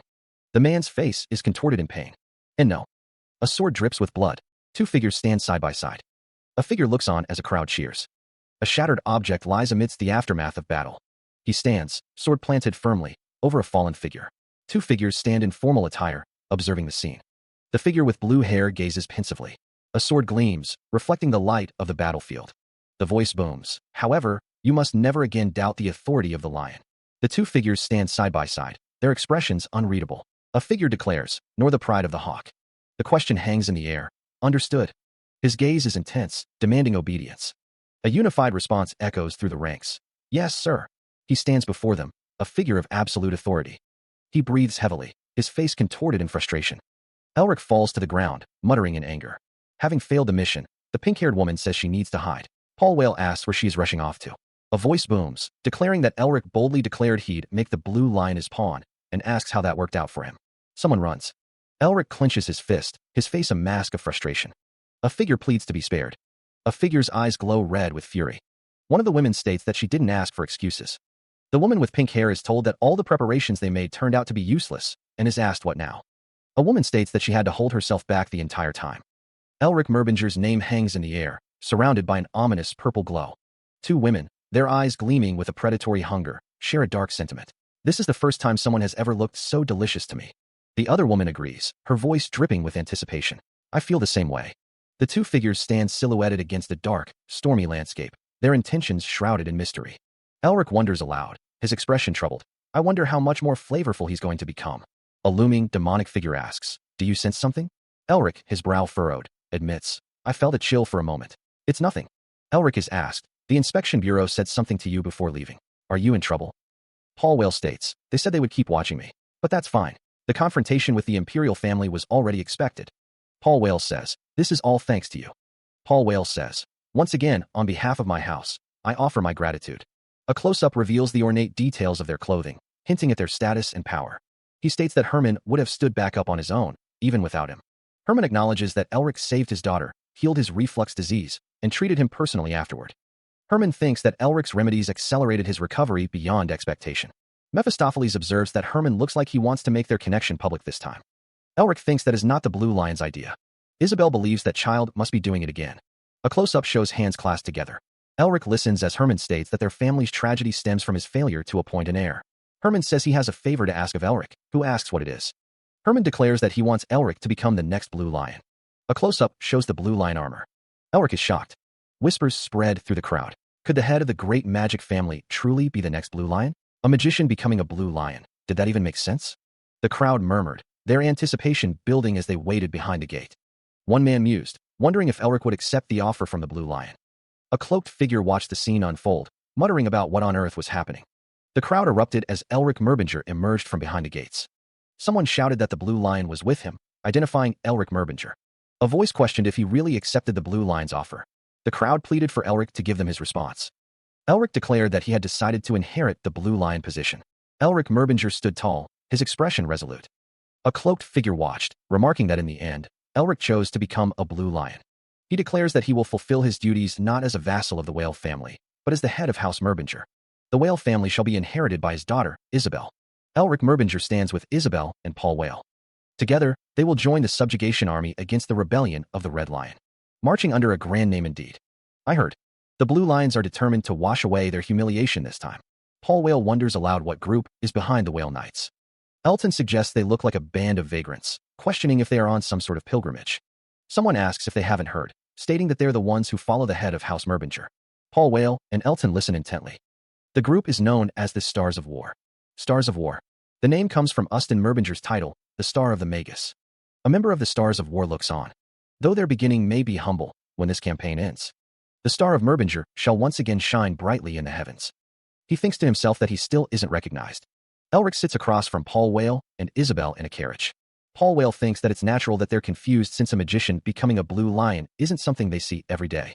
The Blue Lions will offer their loyalty of their own accord once he proves himself worthy as a blue lion. Paul Whale smiles. Elric states that he had his doubts, but there was one clear reason he had to accept.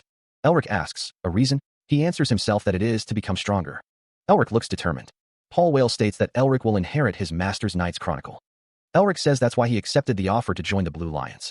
The demon asks Elric what's next. The demon says that first, Elric will need to complete the basics he's postponed for so long. Once he's mastered those fundamentals, he'll begin to learn something far greater. A man speaks of his sworn brother's longtime wish. The landscape glows with an intense light. A tent stands in the distance. Only vaguely, a voice responds. Two men stand together, discussing events from 20 years ago. They speak of Herman and his sworn brothers discovering something. Haman, Blue Hawk's third brother, speaks of an ancient manual called Pride of the Hawk in the southern forestlands. The manual was divided into 4 volumes, each taken and studied by one of them. Haman stares intently, his expression serious. Haman explains that Herman tried to perfect the beak of the hawk, but succumbed to reflux disease before completing it. That was until someone finally brought it to completion. Mephistopheles stands nearby. The technique used to sever Paul Whale's arm must have been the beak of the hawk. A powerful technique is unleashed. Rizal took the claws, Alan took the eyes, and he studied the wings. Now, they intend to pass them all down, so that the Pride of the Hawk may be completed. Haman states that he understands. The pair couldn't complete it, but they believe. Haman raises a finger, posing a question. Among the many weapons, sword, blade, spear, which does Elric think stands supreme? Haman presents the spear to Elric. Elric wonders if Haman means the spear. Haman exclaims that Elric is exactly right, calling him his nephew-in-law. The spear is the root of all weapons. Haman explains that the sword is merely a branch of the spear's thrust, and the blade is just the spear swung sideways with a bit of added weight. Haman grins widely. Haman urges Elric to master the spear, for when he reaches its peak, all other weapons will follow naturally. Haman is excited. Haman tells Elric that he will now show him 6 fundamental movements, and if he truly masters them, he'll never need to learn another martial art again. Haman demonstrates the spear movements, stating they come easily, as these aren't basic forms, but his secret art, after all. A close-up of the spear. A true genius must endure hardship and failure before rising again through perseverance. Haman thrusts the spear forward, a blue aura emanating from the weapon. The spear remains poised, the blue energy crackling around the blade. This spear art will make Elric stumble. Haman sweeps the spear in a wide arc, the blue aura intensifying. But once he overcomes that wall, he'll fall deeply in love with the way of the spear. The spear continues its arc, cutting through the air. The spear descends, the blue light fading slightly as Haman lowers the weapon. Forgive me, brothers, but what can I do? To recruit such a prodigy, a little trickery is necessary. Haman spins, the spear a blur of motion as he executes another strike. He pauses, the spear held firmly in his grip, the blue aura still present. The spear is lowered once more, the tip nearly touching the ground. The spear's tip gleams, reflecting the light with a sharp, metallic edge. Haman raises the spear high above his head, preparing for another movement. So what do you think? Haman asks, holding the spear in a ready stance. A spear slams into the earth, the impact radiating outward in a burst of blue energy. Haman watches the display. Do you think you can do it? He wonders. The spear practitioner's green eyes gleam with determination. Haman smirks. If it were, it wouldn't be martial arts, would it? It would be a mere petty trick. Haman continues. Martial arts must be climbed step by step, like a staircase. Each step brings you closer to the summit. The path to the summit stretches far ahead. The spear practitioner executes a sweeping strike, the wind whistling around the blade. The practitioner's eyes burn with focus. Haman observes. Wow, as expected, his eye for movement is incredible. He's already memorized the motions after only seeing them once. The spear practitioner raises the spear, preparing for the next strike. The spear flashes forward, a blur of motion and blue energy. The spear descends, cleaving the air with precision. The blonde-haired spear user initiates the technique, bringing the weapon down in a powerful arc. Haman's eyes widen. He finds it impossible to believe what he is seeing. Heyman realizes the spear user is following the secret art he spent his whole life on, without ever having been taught it before. Heyman is astonished that he's doing it perfectly. The spear slams into the ground, the impact resonating with blue energy. The tip of the spear glows with intense power. A demon observes the scene, noting the spear user's dazed expression and wondering if it's all a scam. Heyman laughs. The spear is swung in a wide, sweeping arc, leaving a trail of blue energy in its wake. The spear user smiles confidently. The spear is thrust forward with incredible speed and force. Heyman retorts that calling it a scam is rather harsh, as necromancy is one of his abilities. The spear user stands poised, the weapon held ready. A masked figure declares that necromancy is one of their abilities. A blonde-haired character with green eyes stands with a determined expression. A horned character, arms crossed, spits out an insult. You Merbinger bastards. Your mouths are as sharp as your magic. The blonde-haired character observes that the wraith had once reached an exceptional level in spear techniques. A hand with blue markings glows as a voice says they never imagined that Northern Wind would have this kind of function. The blue markings on the hand pulse with energy. A voice recalls learning about Northern Wind's abilities recently, around the time they began learning swordsmanship from Herman. The horned character and the blonde-haired character stand on a cracked, barren landscape. Hands grip the hilt of a sword. A figure swings a sword, leaving a trail of light. A blurry image shows debris flying through the air. Paul Whale instructs, explaining that before mastering the beak of the hawk, Elric must first learn this sword technique. Paul acknowledges that it's rather difficult, but if Elric learns it, it will guide him into a world of exceptional swordsmanship. Elric replies that with enough repetition, he'll get the hang of it. The sword's blade is shown, etched with glowing blue runes. Elric focuses, thinking that he needs to take one step to the right. A shadowy figure looms behind Elric, its eyes glowing with an eerie light. Elric practices the footwork, his boots scuffing against the ground. Elric wonders what that was, questioning if it's showing him directly. He focuses again, thinking about the left side and a diagonal line. Elric executes the sword technique, a blue energy trailing the blade. Paul Whale watches Elric, a thoughtful expression on his face. Paul thinks to himself that the wraiths Otto left behind were truly the greatest. A golden-haired figure stands alongside a horned individual, who declares them to be warriors of their time. Still, they are nothing but remnants of thought without true consciousness. They won't be able to show you anything new. Even if they can't set a new milestone, if they can guide me along a shorter path to the destination, that's more than enough. By the way, get that human a bib already. A full moon hangs in the night sky, casting an ethereal glow over the landscape. Herman's tent stands silhouetted against the moonlit sky. A figure sits at a table, pondering, is it really to that degree? Yes, his understanding of swordsmanship is impressive, and his talent is extraordinary. I've heard that House Merbinger balances intellect and martial skill, but he exceeds the rumors. I'm certain he will perfect the spirit of the falcon, and even surpass it to finally defeat the golden lion. A voice echoes, noting that everyone sings praises of Elric, which is heartwarming but a little discouraging. Elric Merbinger crosses his arms, a slight frown on his face. Someone states that some spend all day buried in paperwork, yet no one acknowledges it. The patriarch responds that that's not true, as everyone knows he's working hard. Elric Merbinger replies that it sounds like a forced apology to him. The patriarch states that Elric personally told him to take good care of him. Elric Merbinger asks if he really did. The patriarch says that he never listens when he tells him something, yet the moment he mentions Elric, he changes completely. The two men sit at the table, the tension palpable. Elric Merbinger asks if he plans to leave the knights as they are. He responds that for now, yes. The patriarch says but he doesn't intend to interfere, and whether he embraces the knights or not depends entirely on Elric's will. He will decide whether to continue carrying the family name. Elric holds a glowing blue orb in his outstretched hand, a faint smile playing on his lips. The patriarch sits in his chair, stating that he is not worried about excluding Elric from the Blue Lion forces that he's building. He rests his hands on the table, observing, "You don't seem worried either, do you?" A close-up reveals the patriarch's subtle smile. Elric responds, "As expected, I can't hide anything from you, father." He leans forward, his expression serious. Elric continues, "Still, you should know that I..." He looks out a window, a thoughtful expression on his face.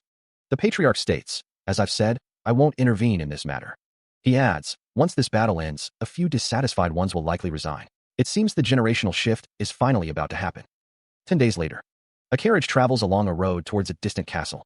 Elric, leaning back in his seat, thinks to himself, "We've finally arrived." The carriage approaches the patriarch's quarters. The carriage, pulled by horses draped in blue cloth, makes its way towards the distant settlement. Inside the carriage, a cloaked figure sits silently. A gloved hand gestures, the command ringing out, "Raise the banner." The banners of House Merbinger are raised, their symbols fluttering in the wind. A voice recalls, "Our crest had not been once displayed publicly." The banner displays a book, representing knowledge and magic. The owl symbolizes a magician in pursuit of truth, opening its eyes in the dark of night to perceive the world. The Merbingers, too, vowed to pierce through the darkness of the unknown and irrational, seeking truth and reason. That is the meaning behind House Merbinger's banner. A flag bearing a crest flutters in the wind. And now, it's fluttering powerfully in the wind.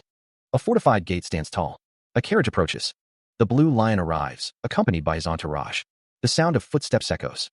Elric Merbinger, the Blue Lion, speaks. A man with a dark beard says, "I never imagined the Crown Prince himself would personally welcome me." Elric says, "You once saved my life. Don't you remember? I've come to repay that debt, even if only a little." Footsteps approach. Elric asks, "By the way, I don't see Lady Isabel around." "Oh, given the place and circumstances, you must have decided not to bring your daughter." A man wonders, "Brother, even if he's the Crown Prince, isn't that tone toward the Blue Lion too disrespectful? Should I go crazy and flip this whole place over?" Chibi figures stand with stern expressions, a silent agreement to not give in to provocation hanging in the air. The patriarch declares that his daughter is his successor and future heir, emphasizing her presence with him. The patriarch's gaze is intense, his expression unreadable. Elric Merbinger questions the patriarch about the young lady's whereabouts, expressing his desire to greet her after a long absence. The patriarch responds that it would have been more proper for her to greet Elric in person. The patriarch's ornate armor gleams in the light as he gestures. The patriarch admits it's his fault for not educating her better, recalling seeing her with the patriarch of House Merbinger not long ago. A flicker of annoyance crosses the patriarch's face. A grand door swings open, revealing a bright light beyond. Elric and the patriarch stand before the open doorway. The patriarch announces that she is there. The patriarch's expression is unreadable as he looks towards the open door. A figure with teal hair is revealed, gasping in surprise. She is dressed in a dark blue military-style jacket with gold epaulets, a white ruffled shirt, and a black choker. Elric's piercing blue eyes are framed by dark lashes. Black boots with gold trim stand firmly on the ground. Elton touches his lips, a faint blush on his cheeks. A green and black uniform is cinched at the waist with a silver buckle. An ornate metal pendant hangs from a brown strap. Boots step forward onto the ground. A lipstick mark stains Elric Mervinger's cheek. A close-up reveals the lipstick mark in detail. The intricate design of a necklace is shown. A group of figures stand in a line. Two figures converse, one wearing a mask. A soft sound echoes. A sinister smile spreads across a face. A character erupts in laughter. A torso is shown. Elric Mervinger asks, "What's so funny?" A grinning demon with prominent horns remarks on a marriage. A group of masked figures are told that they caused trouble in broad daylight, yet weren't planning on taking responsibility. Someone curses under their breath. A man covers his face with his hand, seemingly frustrated. Elric, seated and facing a woman, is asked for a favor. Elric asks what the favor is. The woman states that she no longer wants to be associated with the Crown Prince. The woman continues, saying that even though a long time has passed since their annulment, people still whisper behind her back, and she finds it disgusting. She reflects that she thought if she just focused on work, it would eventually be forgotten. Elric listens intently. The woman declares that she wants to break that chain once and for all. She adds that, of course, Elric can refuse if it's too burdensome. He firmly refuses, stating that if she needs help, he will assist her however necessary, but asks what he should do. Elric maintains a composed expression. Isabel hesitates, considering her next words. The two stand close together, the tension palpable. Isabel is shocked by something, whispering that it can't be. Elric looks at Isabel with a concerned expression. Isabel wonders if she is serious. The blonde-haired man adjusts Isabel's clothing, aware that this is going to become the most outrageous scandal in the social world. The Crown Prince's spirits are lifted seeing his face scrunch up like that. From the look on his face, it seems he thinks something did happen. Elric and Isabel stand together, surrounded by onlookers. The demon didn't expect her to suddenly grab him by the collar and kiss him. At that moment, the thought of what his face must have looked like crossed his mind. Mephistopheles asks if it was like this. Elric gestures with his hand. Elric denies it. The thought bubble describes it as exactly like that, like it was his first time kissing a woman. Mephistopheles asks HM. Elric says that he said it wasn't. Mephistopheles laughs, saying that all that bragging was only for the great head of House Merbinger to come out as a romance idiot who's never even held a woman's hand. Mephistopheles continues to laugh. Elric and Isabel are seen in a flashback. Flags bearing the insignia of various houses flutter in the wind. Mephistopheles remarks, "I can't believe they assigned us a campsite this close to the Wind's family." Elric stands near a wagon, the setting sun casting long shadows. A voice, seemingly from nowhere, states, "They must be telling us to screw ourselves in this war." A dark shape emphasizes how blatantly obvious. A detailed map depicts the surrounding area, highlighting various settlements and landmarks. Mephistopheles stands beside Elric, a smirk playing on his lips. Mephistopheles says, "Well, thanks to what you pulled, we avoided being stationed with those lions." He continues in thought. "In truth, a part of why I agreed to Isabel's plan was because it," Mephistopheles' thought continues, "would keep me away from House Whale." Elric stands with his back to the viewer, the insignia on his uniform clearly visible. A close-up of another character, possibly a superior officer, reveals a stern expression. He thinks, they're only going to send us to dangerous front lines now, but that actually works in my favor. Elric's face is partially obscured by shadow, his eyes glowing with a faint green light. He thinks, the more we break the Crown Prince's interference, the higher my reputation will rise. Mephistopheles asks, but what about those soldiers who followed that guy over there? Are they reliable? A figure in a hooded cloak pulls the rope tighter, securing the tent structure. The same figure points a finger, questioning, what? Is this your first time pitching a tent? The cloaked figure stands near the half-constructed tent, the sunset painting the sky behind them. Elric Mervinger observes, the gap in skill compared to House Wales Knights is significant. Mephistopheles muses, still, thanks to that guy, things are running more smoothly than I expected. Elric stands in the foreground, while Mephistopheles looms behind him, a dark silhouette against the sunset. A disembodied voice instructs, make sure the central pillar is firmly set, or the roof will collapse, and treat the tent fabric with fire-resistant coating. Elton addresses the workers, overseeing the tent construction. Mephistopheles reflects, Brian, wasn't he the proctor for my Magus license exam? He used to be in an organization, so it makes sense that he knows how to establish structure. Elric stands with his arms crossed, observing the scene. Mephistopheles thinks, and the one maintaining discipline is him. Brian yells, hey, you here to play around? Can't you see everyone else working? If you're going to keep acting like this, get lost. Don't drag down morale. The word ATH is prominently displayed. One of the men states that this ATH fellow must be the real leader. One of the figures remarks that things are becoming quite manageable thanks to those two, but it's still too early to take the stars of war into real battle. A figure warns that if they bring in people without proper training or trust built between them, casualties will arise. The scene depicts a field of bodies, with a voice stating that those who can endure will quit on their own after a few battles anyway. A voice declares that the remaining people will form strong bonds, questioning what there is to worry about, while also stating they don't want to build unity through sacrificing lives. The blonde-haired figure is shown. A character thinks that there must be a better way. Elric Mervinger is called a treasured friend. Someone wonders what he is doing here. A figure with a red cape remarks that they'd meet again in a place like this, calling it a delight. Someone gasps, recognizing the figure as the Black Lion, Prince Cromwell. Rumors spread like wildfire through the court. The Crown Prince embraces Elric, remarking that he knew Elric wasn't normal, but never thought he'd pull something so insane right in front of him. He notes that the two of them were quite close, but he didn't expect Elric to visit personally. Elric responds that it just sort of happened. Cromwell asks why Elric is acting distant, reminding him that they agreed to be friends. A voice warns that there are many eyes watching, Your Highness. Cromwell states that it's pointless talking to him. Cromwell suggests that they treat each other as friends. Cromwell says, of course, this isn't an official setting, so there's no need for stiff manners. Elric asks, you yes? Cromwell asks if when friends meet, isn't it only right to greet each other properly? Cromwell states that he knows everyone's busy, but they should take a moment to have a drink together. Cromwell says that Elric must be exhausted from traveling. He suggests a little drink could wash away the fatigue. Prince Cromwell stands beside Elric, a silent offer hanging in the air. The crowd roars its approval, fists raised in the air. Long live the prince, they shout. A hooded figure, face obscured by shadows, expresses gratitude to a knight in shining armor. So this whole display of friendship was to boost his standing. Thank you, Your Highness. The crowd's adoration is palpable as they chant, Long live Prince Cromwell. Elric reflects on the situation, realizing this is a warning to the Crown Prince, too. A way of declaring that he's under his protection. Still, Elric is grateful for it. Under the moonlight, Elric is asked if he would like a drink. Laughter echoes through the camp as others enjoy their drinks. The liquor is said to be brewed only in one's hometown. Elric pours a glass, remarking on its aged flavor. Elric holds the glass up to the light, examining the rich color. Elric admits he doesn't know much about alcohol, but finds this particular drink delicious. Prince Cromwell stands nearby, a slight smile gracing his lips. Cromwell's expression is unreadable as he watches the scene unfold. Cromwell asks if he can have a cup as well. Someone is shocked to see Prince Cromwell. The man claims he doesn't deserve to drink with Prince Cromwell. He reflects, thinking he had grown close to Elric and the others while staying here, but now he guesses not. Elric holds up a glass of wine, examining it closely. Elton insists that it's not right, and immediately pours Elric another glass of wine. Elric takes a sip of the wine. Elric exclaims that the wine is truly excellent, assuming it's made from Adigo grapes brewed in the 21st year. Elton explains that it was a year of famine, but the sweetness of the grapes was said to be extremely high. Elton confirms that Elric is correct, thanking him for the compliment on the excellent wine. Elton's face flushes as he enjoys the drink. The moon hangs full and bright in the night sky. Brian and Elton are seen in the background, with Brian wanting more wine. Brian sits at a table, clearly enjoying the wine. Elric asks how someone could call him that, given his refined and abundant knowledge. He held the glass of wine, examining it closely. In a chibi form, Brian remarked, I don't know what you're talking about. Someone mused, perhaps it's his royal background, but he's frighteningly good at handling people. Or maybe he's just simply broad-hearted. Brian took a sip of his wine, thinking, more importantly. Brian asked, what now? Do you want my help? Elric responded, if Cromwell steps forward, the Crown Prince certainly won't be able to touch me. But Elric stated firmly, no, I don't want to be tied down anywhere anymore. A narration box stated, receiving Cromwell's help means formally entering his faction.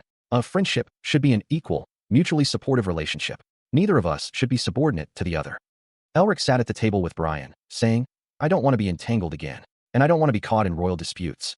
Brian, holding his wine glass, replied, I knew you would say that. A narration box stated, my brother is persistent and greedy. He'll use any method necessary to obtain what he wants, and he's. Brian finished, extremely skilled at twisting things to his benefit.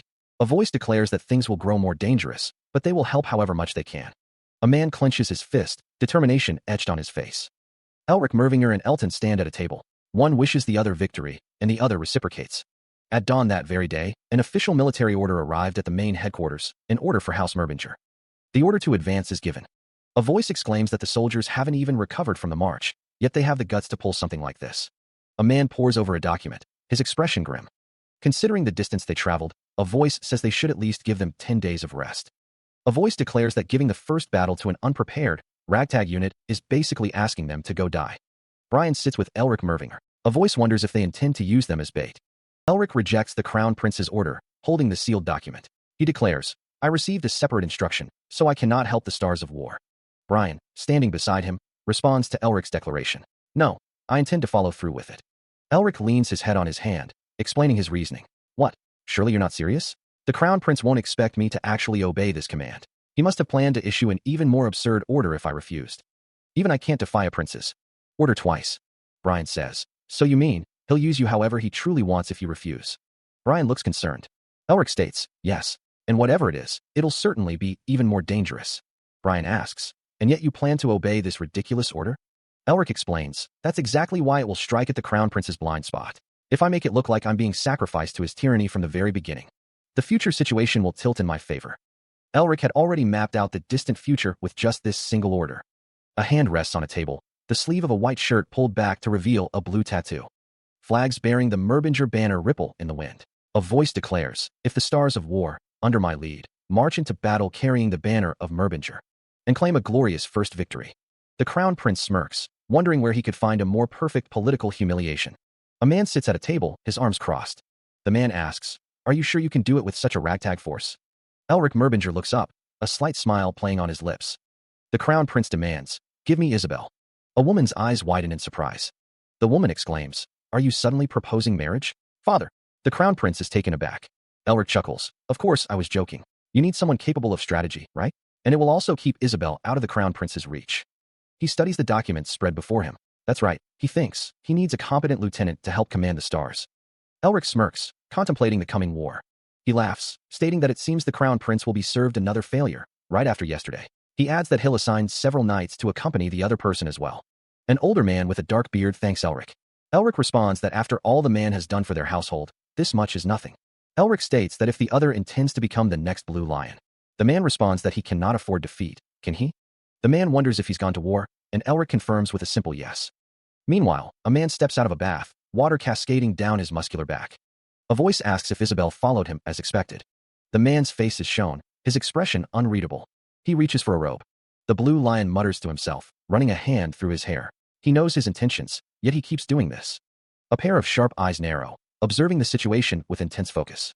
Elric walks away from the other man. He thinks that he doesn't know what Merbinger is thinking by accepting that order, but they will fail without question. A sinister smile spreads across Elric's face. They'll be lucky if they even get to return alive. Even if this is just a reconnaissance mission, it's still the opening of war, yet no one from headquarters came to see them off. Two figures ride on horseback, their backs to the viewer. It means no one expects anything from them. That's exactly why they must move in the opposite direction of their expectations. This mission will not be easy. Their structure is barely established. A close-up of Elric's attire reveals the details of his clothing. The eastern fortress of the Wind's border territory, the target they must break through, is said to be impregnable. Throwing an egg at a boulder. But if you trust me and follow me, when this war ends. A voice booms, declaring that their star will shine brighter than ever. Elric Merbinger stares ahead, a determined glint in his emerald eyes. A resounding cheer echoes as a flag bearing the emblem of their order waves proudly in the wind. The hooded soldiers raise their swords, their voices joining the unified cry of great. The order to advance is given, the words emblazoned on a shining crest. Elric leads the charge, his army thundering behind him as they ride towards the unknown. Elric states that their mission is to either capture Kitarine Fortress, the eastern stronghold of Count Winz's frontier, or thoroughly assess the situation. One of the men admits that with their current forces, a siege seems impossible. Another man questions if they are only conducting a reconnaissance. The true purpose of this mission is to cripple Kitarine's military power as much as possible, and to divert the attention of the Red Lions toward them. The man wonders if they can really capture an impregnable fortress with just them. What's more, they know who'll be guarding Kitarine. Count Winz sought to protect his territory from the barbarians living in the Wyvern Mountains. So he constructed colossal fortresses. And each fortress's citadel was guarded by one of the Four Claws, the protectors of the Red Lions. The imposing figure of Sagnard, known as Claymore, is introduced against a backdrop of crimson light. Next, Tedan, wielding the bastard sword, is revealed in a similar dramatic fashion. The rapier Nirf and saber Zenova are showcased, their names and weapon titles displayed prominently. These individuals, nicknamed after legendary swords, were Count Winz's most significant contributors, their growing power even threatening the imperial family. Among them, the one in charge of Kitarine Fortress is Claymore Sagnard. The man observes, "This terrain is full of ridges and valleys. We never know when or where they could spot us." Another voice adds, "The enemy will notice us." The blonde man states, "No matter how careful we move." The man curses under his breath, "Shit." He continues, "Which is why from here on, we act with speed, fast and decisive." Another man questions, "With these 100 men?" The silver-haired man laments, "Kitarine has over 3,000 soldiers. How are we supposed to?" They rode through the canyon, the wind whistling past their ears. Elric Mervinger stated their intention, to strike where they were least expected, but still. The blonde-haired commander declared, "That's why I'll be conducting the siege alone."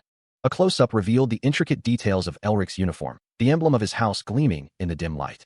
The dark-haired soldier and the silver-haired soldier exchanged a look of disbelief, question marks practically materializing above their heads. The silver-haired soldier exclaimed, "How can a single person conduct a siege?"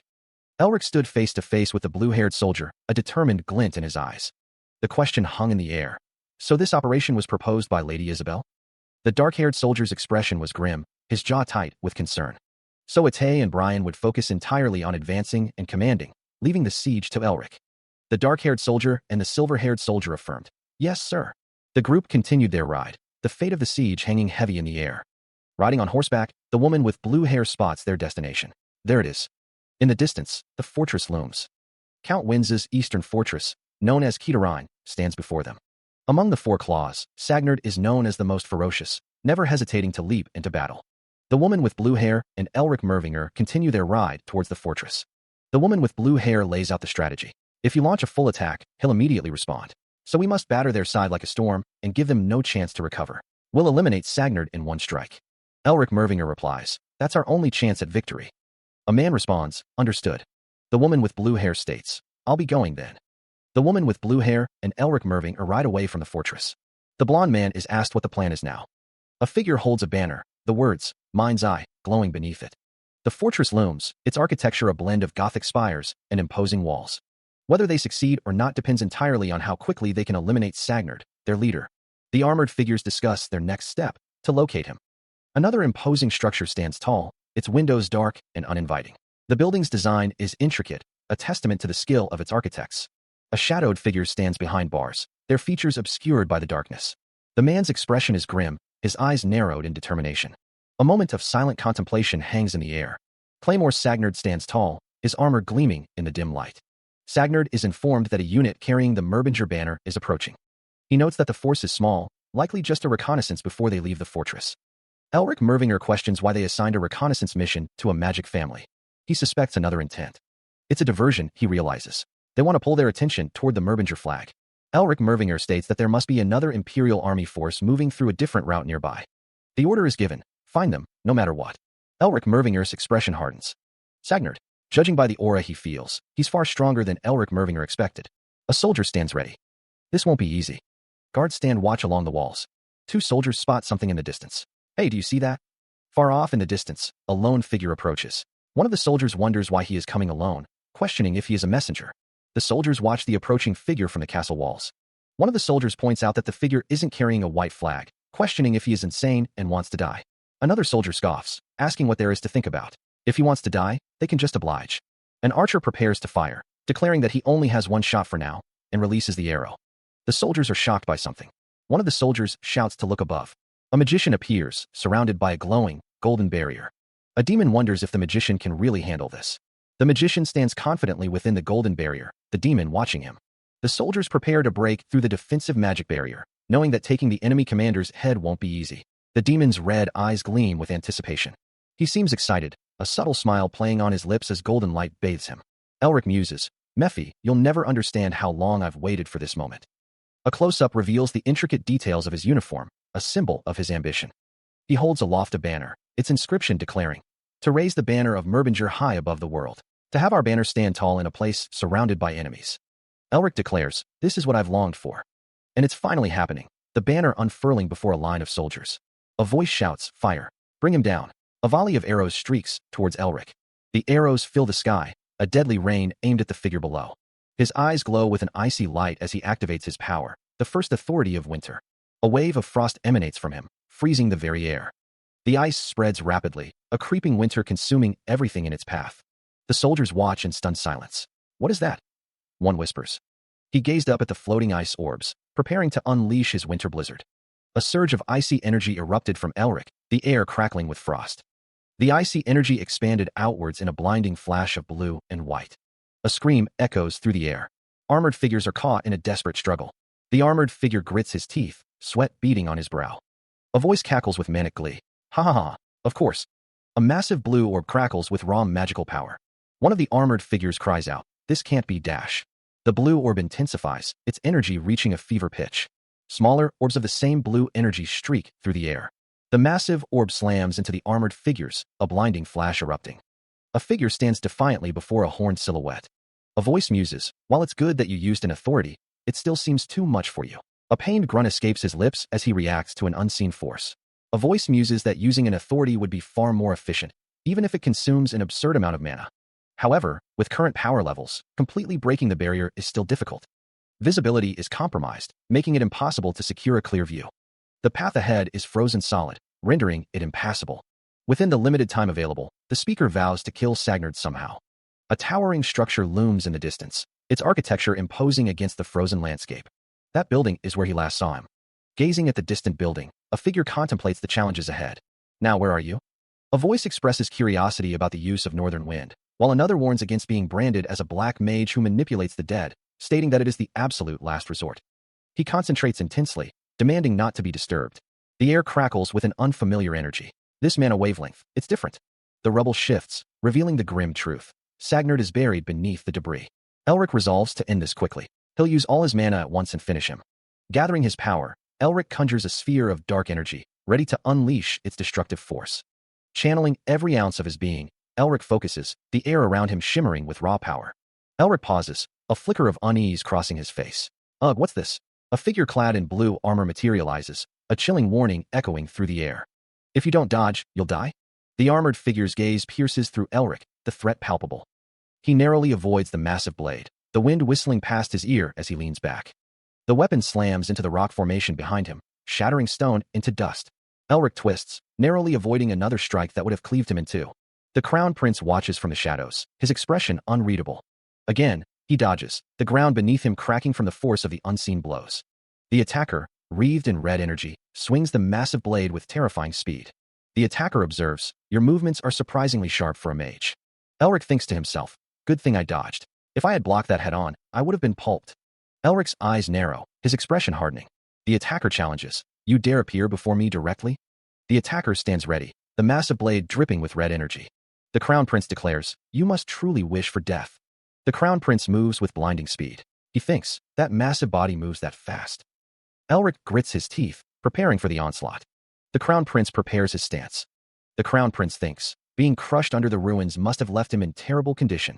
The Crown Prince lunges forward, a red aura surrounding him.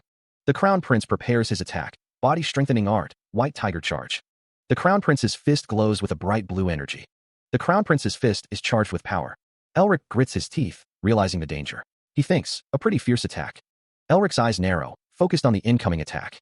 The Crown Prince strikes, his fist connecting with Elric. He spots an opening in the Crown Prince's defense. Elric strikes, a burst of blue energy slamming into the Crown Prince. The attack continues, Elric following up with a powerful kick. The Crown Prince is pierced, blood splattering as the attack finds its mark. Elric presses his advantage, the assault relentless. A blade of crimson energy flashes as Elric brings his sword to bear. The Crown Prince thinks he's strong, like a wall you could scratch thousands of times. The onslaught continues, a whirlwind of motion and power. But Elric knows the Crown Prince's defense would never break. The Crown Prince stands firm, a complete iron wall. Elric stands back, assessing the seemingly impenetrable defense. At this rate, assassinating him and escaping afterward will be difficult. The soldier pointed. There, Sir Sagnard is over there. The order rang out. Stop the mage. Cut off his escape and surround him. Sagnard sprints across the ruined landscape, desperate to evade his pursuers. The Crown Prince's expression hardens, his eyes narrowed with determination. A disembodied voice echoes. You have 3 minutes remaining. Elric, observing the scene, wonders what Sagnard will do. If you consider escaping, you really have less than 2. Sagnard glances skyward, a flicker of defiance in his eyes. The Crown Prince, radiating a crimson aura, declares, there's nowhere to run. I'll make sure to take your head and present it as a warning to the Empire. A massive sword, wreathed in red energy, materializes before the Crown Prince. Sagnard grits his teeth, a desperate resolve hardening his features. I was saving this for much later, but... A surge of blue energy erupts around Sagnard as he activates Winter's second authority. A sword, now glowing with a frigid light, appears in Sagnard's grasp. He activates the northern wind. Elric looks up, a flicker of concern in his green eyes. The word descend echoes in the air. A nearby building crumbles, reduced to rubble. Sagnard draws his sword, the steel glinting in the fading light. Emerald lines trace across Sagnard's body, a network of raw power. Pride of the Hawk, first form. He prepares to unleash the ability. Wings of the hawk manifest around him. Sagnard's transformation is complete, his form radiating power. His sword drips with fresh blood. 2 soldiers stare in disbelief. As Sir Sagnard, one stammers. Even with just a fragment of northern wind, Sagnard's mana is draining at a terrifying rate. What is that? Clutching his pendant, Sagnard appears to be in pain. Elric, eyes burning with rage, snarls, how dare you? A voice echoes, stating, 1 minute. A sinister grin spreads across a shadowed visage. Elric steels himself, resolving. There's no other way. Blood trickles from Elric's mouth as he grits his teeth, thinking, I must end this now, even if it'll cost me all of my mana. Gathering energy, Elric prepares to unleash a new power. Elric looks up, his expression hardening with resolve. Blue energy surges around Elric, crackling with power. Elric activates his power, declaring, Pride of the Hawk, second form. The crowd erupts and shouts, Protect Sir Sagnard. Stop that mage. A voice whispers, My lord, Talons of the Hawk. He unleashes the Pride of the Hawk, second form, energy crackling around him as he prepares for the next attack. The onlookers react with shock and concern. A voice declares, Time's up. Elric stumbles, blood trickling from his mouth as he takes a hit. A powerful impact shakes the ground. Cursing, Elric finds himself trapped within a magic circle. Someone shouts, Stop him. Don't let him get away. Elric leaps away, escaping the confines of the magic circle. A voice booms, We must recover Sir Sagnard's head. Meanwhile, a group rides on horseback towards a distant castle. A worried voice wonders, will Elric really be okay by himself? The Crown Prince asks if someone should go and assist him. Elric Mervinger assures him that there is no need to worry. With a burst of speed, someone is launched into the sky. The sound of impact echoes. A group of soldiers on horseback gallop forward. The Crown Prince looks on in shock as someone exclaims that he really charged into the fortress alone. It is said that he returned only after taking the enemy commander's head. A man stands holding a severed head. He really charged into the fortress alone and returned only after taking the enemy commander's head. A figure holds the severed head of an enemy. To think this absurd plan would really succeed. Our opponent was a 4th chain master level knight. A level knight. The man's face is obscured by shadow. Our objective isn't just the assassination of the enemy commander, but the capture of the fortress as well. Are you all right? Isabel. A woman on horseback. Prepare to retreat, everyone. A figure rides away on horseback. The order rings out.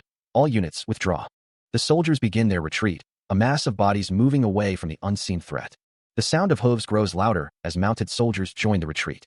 A lone rider bursts through the fortress gate, urging his steed forward. A surge of mounted soldiers follows, a desperate flight from the unseen enemy. One of the mounted soldiers shouts, his face a mask of fear and determination. From a rocky outcrop, a figure with teal hair watches the retreat. Be careful, she urges. The observer's expression is one of concern, her eyes fixed on the retreating forces. Another figure stands nearby, his gaze troubled. He whispers, Isabel. Back on the field, a mounted soldier cries out, urging their horse onward. The word echoes, fleeing. The retreat continues, a desperate scramble to escape the approaching danger. Even a single rat escape. Elric Mervinger sits on the ground, leaning against a large rock. A close-up reveals the intricate clasp of Elric's cloak. A figure is seen riding a horse. The horse's mane flows in the wind. Isabel, astride her horse, remarks, they really do spend more time on horseback than on the ground. The horse gallops forward, kicking up dust and debris. Isabel glances to the side, her expression unreadable. A soldier on horseback declares, their cavalry skills are on a completely different level compared to the stars of war. Tightening his grip on the reins, an unseen figure thinks, but I had no intention of shaking off their pursuit from the beginning, so it doesn't matter. The advisor's goal is to reduce as many of the enemy's forces as possible.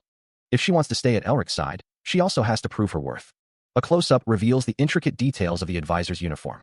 The advisor stands tall, her expression determined as she surveys the battlefield. A soldier stands ready, awaiting the advisor's command. Isabel orders the troops to turn. The horses respond instantly, their hooves kicking up dust as they change direction. Isabel commands them to turn 90 degrees to the right. A soldier realizes their plan has been discovered. The horses continue their turn, unaware of the impending danger. The soldiers ride on, their formation tight and disciplined. The advisor's back is turned, her focus solely on the path ahead. A mounted figure urges someone to use scroll number 3 and to hurry. The horse gallops forward, its hooves pounding the earth. A pair of hands tears a scroll in half, disrupting the arcane symbols etched upon it. 2 fireballs streak through the air, arcing towards their unseen target. The fireballs explode in a burst of searing heat and blinding light. Mounted figures charge through the inferno, undeterred by the flames. A voice echoes through the fire, demanding if they won't surrender quietly. The mounted figure presses on, the fire reflecting in their determined eyes. A figure vows to chase someone to the ends of hell. His face contorted with rage, the man's eyes burn with a cold fury. The text identifies Sagnard's adjutant as Faker. 2 figures stand on a rocky cliff, overlooking a vast expanse. Has he grown fond of him? The Crown Prince is cheering for this brat. Watching a future enemy grow is surprisingly entertaining. The Crown Prince thinks that day by day, he is taking one step closer to the past. If he absorbs Azazel's shadow, he should recover a portion of his power. But he will become just as strong. The Crown Prince thinks that if he obtains the remaining fragments of the 4 seasons, he might even awaken Mirbinger's former power. If that moment comes, what's wrong? The cloaked figure states he is fatigued, but his senses have become sharper. Since he forcibly experienced the advanced magic through possession, the aftereffects remain. The Crown Prince stands in profile, his expression unreadable. At this level, he can carry out another operation. The Crown Prince and Elric Mervinger stand together, the prince with his arms crossed. A closer view shows Elric Mervinger looking up at the Crown Prince. Oh, the fortress gate is wide open. They clearly aren't worried about anyone breaking in. Fools. More like they don't have the luxury to worry about such things. It's proof that Isabel is doing her job properly. Elric Mervinger walks towards the setting sun. Elric's eyes glow with an eerie green light. It seems most of their forces have left the fortress just to catch him. A soldier, his face obscured by shadow, proposed a drastic measure. Shall I go pour oil on the flames? 2 armored guards stood watch, their expressions grim as they surveyed the horizon. The guards remained vigilant, their eyes scanning the distant landscape. One of the guards voiced his concern. What are you worried about? The Claymore Knights have already deployed. Those guys are as good as dead. His companion simply hummed in response, his gaze fixed on something in the distance. One of the soldiers squinted, trying to make out a figure in the distance. Is that? Another soldier strained his eyes. Why? What do you see? The first soldier replied. It looks like a person. A lone figure stood silhouetted against the fiery sunset, a long staff held firmly in hand. One of the soldiers gasped, recognizing a familiar description. BL blonde hair and green eyes? A shout echoed through the fortress. Mirbinger. Mirbinger has appeared again. 2 soldiers stand guard at the fortress gate, their expressions grim as they await the inevitable assault. Elric Mervinger's face is set with determination, his eyes shadowed beneath a dark brow. A voice booms out, declaring, we cannot allow him to enter the fortress. The order rings out. Stop him at all costs. Elric's eyes glow with an eerie green light, a sign of the power he wields. A strategic assessment is made. The barrier atop the walls is hard to break without an authority, but the front gate is a completely different story. 2 soldiers brace themselves on the fortress wall, preparing to repel the approaching figure. Inside the fortress, soldiers stand ready, their faces grim as they await the order to attack. A blast throws Elric backward, a pained cry escaping his lips. The force of the explosion sends him tumbling through the air. From atop the wall, the command is given. Fire. A volley of arrows streaks toward Elric. The soldiers desperately try to prevent him from approaching the gate, their resolve hardening with each passing moment. A voice echoes, noting that he is alone and exhausted. Sagnard declares that this is their chance to capture Elric Mervinger, now that he's using so much power. The soldiers on the fortress wall prepare for battle as the sun sets behind them. A volley of arrows is launched from the fortress walls. He raises a shield, a surge of blue energy crackling around it as he prepares to defend himself. The air shimmers with magical energy. Elric Mervinger prepares to strike, engraving the seal of maleficence to increase his physical destructive force. He vows to break through in one strike. Elric Mervinger focuses his power. The magical energy intensifies. He unleashes a devastating attack against the fortress wall. The soldiers on the wall brace themselves for the impact. Archers stand ready atop the fortress walls, their bows drawn and aimed at the approaching forces. Below, soldiers stand in formation, bathed in the golden light of the setting sun, their spears glinting. 2 soldiers stand guard, their faces grim as they await the impending assault. A flag unfurls, bearing the words, "I am Elric Merbinger." The Radiant Star Duke advises all to surrender. A voice booms, promising courtesy to those who surrender in accordance with Imperial prisoner regulations. A cloaked figure stands silhouetted against the light, radiating an ominous power. Another soldier stands ready, his sword gleaming in the light. A stark warning echoes, those who resist will be executed immediately. The face of Elric Merbinger is revealed, his green eyes burning with determination. The man grits his teeth, the flames reflecting in his narrowed eyes. Damn it! He rides through the firelit landscape, his expression grim. The narration speaks of the Claymore Knights, once the embodiment of terror, now wiped out by barbarians. The battlefield burns, littered with fallen bodies. He watches a group of people in the distance, their figures small against the horizon. A close-up on the horse's flank, its muscles rippling. A woman with dark hair rides a horse, her expression unreadable. Elric Merbinger thinks, the scentless flower, Isabel Whale. He looks down a path, his face etched with concern. His eyes narrow, a flicker of something unreadable in their depths. But that look of hers. The image of a blue lion appears, a symbol of power and majesty. It's like she's a lion herself. She rode, the wind whipping at her blue hair, as Isabel Whale considered the recent events. From Lord Sagnard's assassination attempt to luring them into the canyon, the memories played out in her mind. With meticulous strategies, she had torn into her prey's throat, a grim satisfaction settling within her. Meanwhile, in an era where countless strong warriors shine, a lone rider considered the advisor's presence.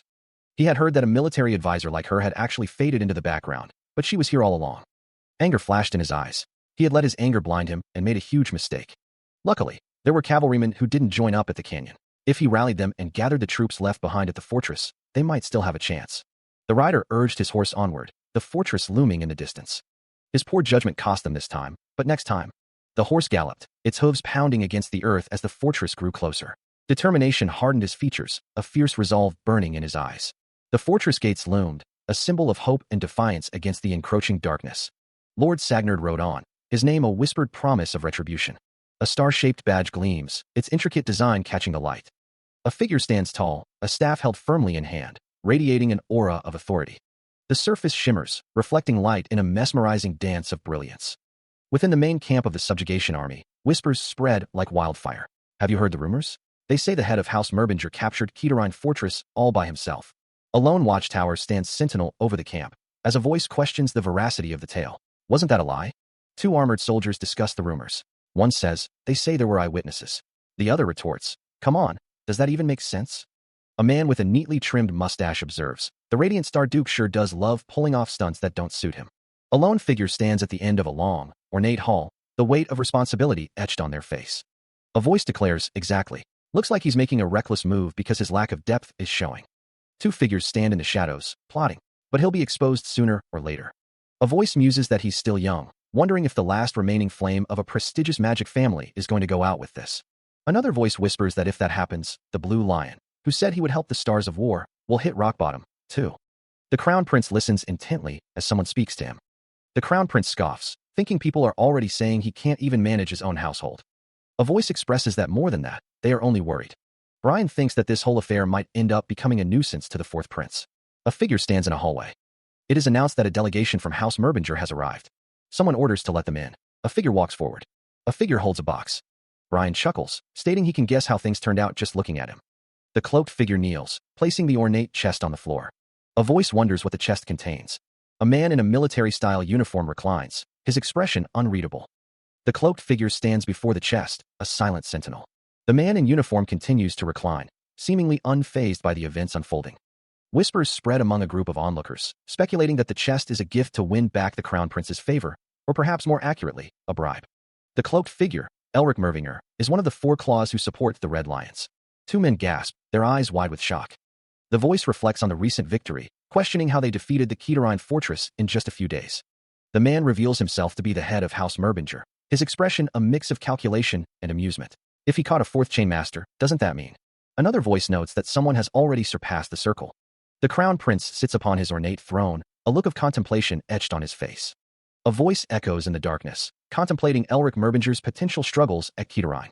A figure's eyes narrow, a dazzling victory claimed, yet thoughts linger on a post sent to Elric, hoping for his failure. A hand manipulates an unseen object, a plan forming to turn events into a victory for him instead. Before a gathering, the head of House Merbinger's hard work is acknowledged. The Radiant Star Duke's words echo, stating he merely fulfilled his loyalty to the imperial family and his duty to the empire. A man reflects, grateful that they followed Isabel's advice. The pair discuss striking the main camp by surprise around the time the largest crowd gathers. A voice considers the opportune moment after the rumor spreads for certain. A woman on horseback is deemed effective. The crown prince sits on his throne, contemplating how he will bury the achievement like it was nothing. The crown prince sits on his throne. Most people would have dismissed it as a baseless rumor, Elric Mervinger thinks, but if they overturn that in one stroke, they'll gain much more in terms of spectacle and impact, was what she said. Then, is there anything the head of House Mervinger needs?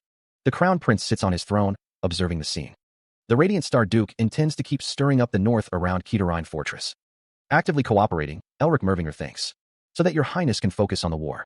He also asked if he could obtain additional support. I can't exactly get in his way since he's helping me, the crown prince muses.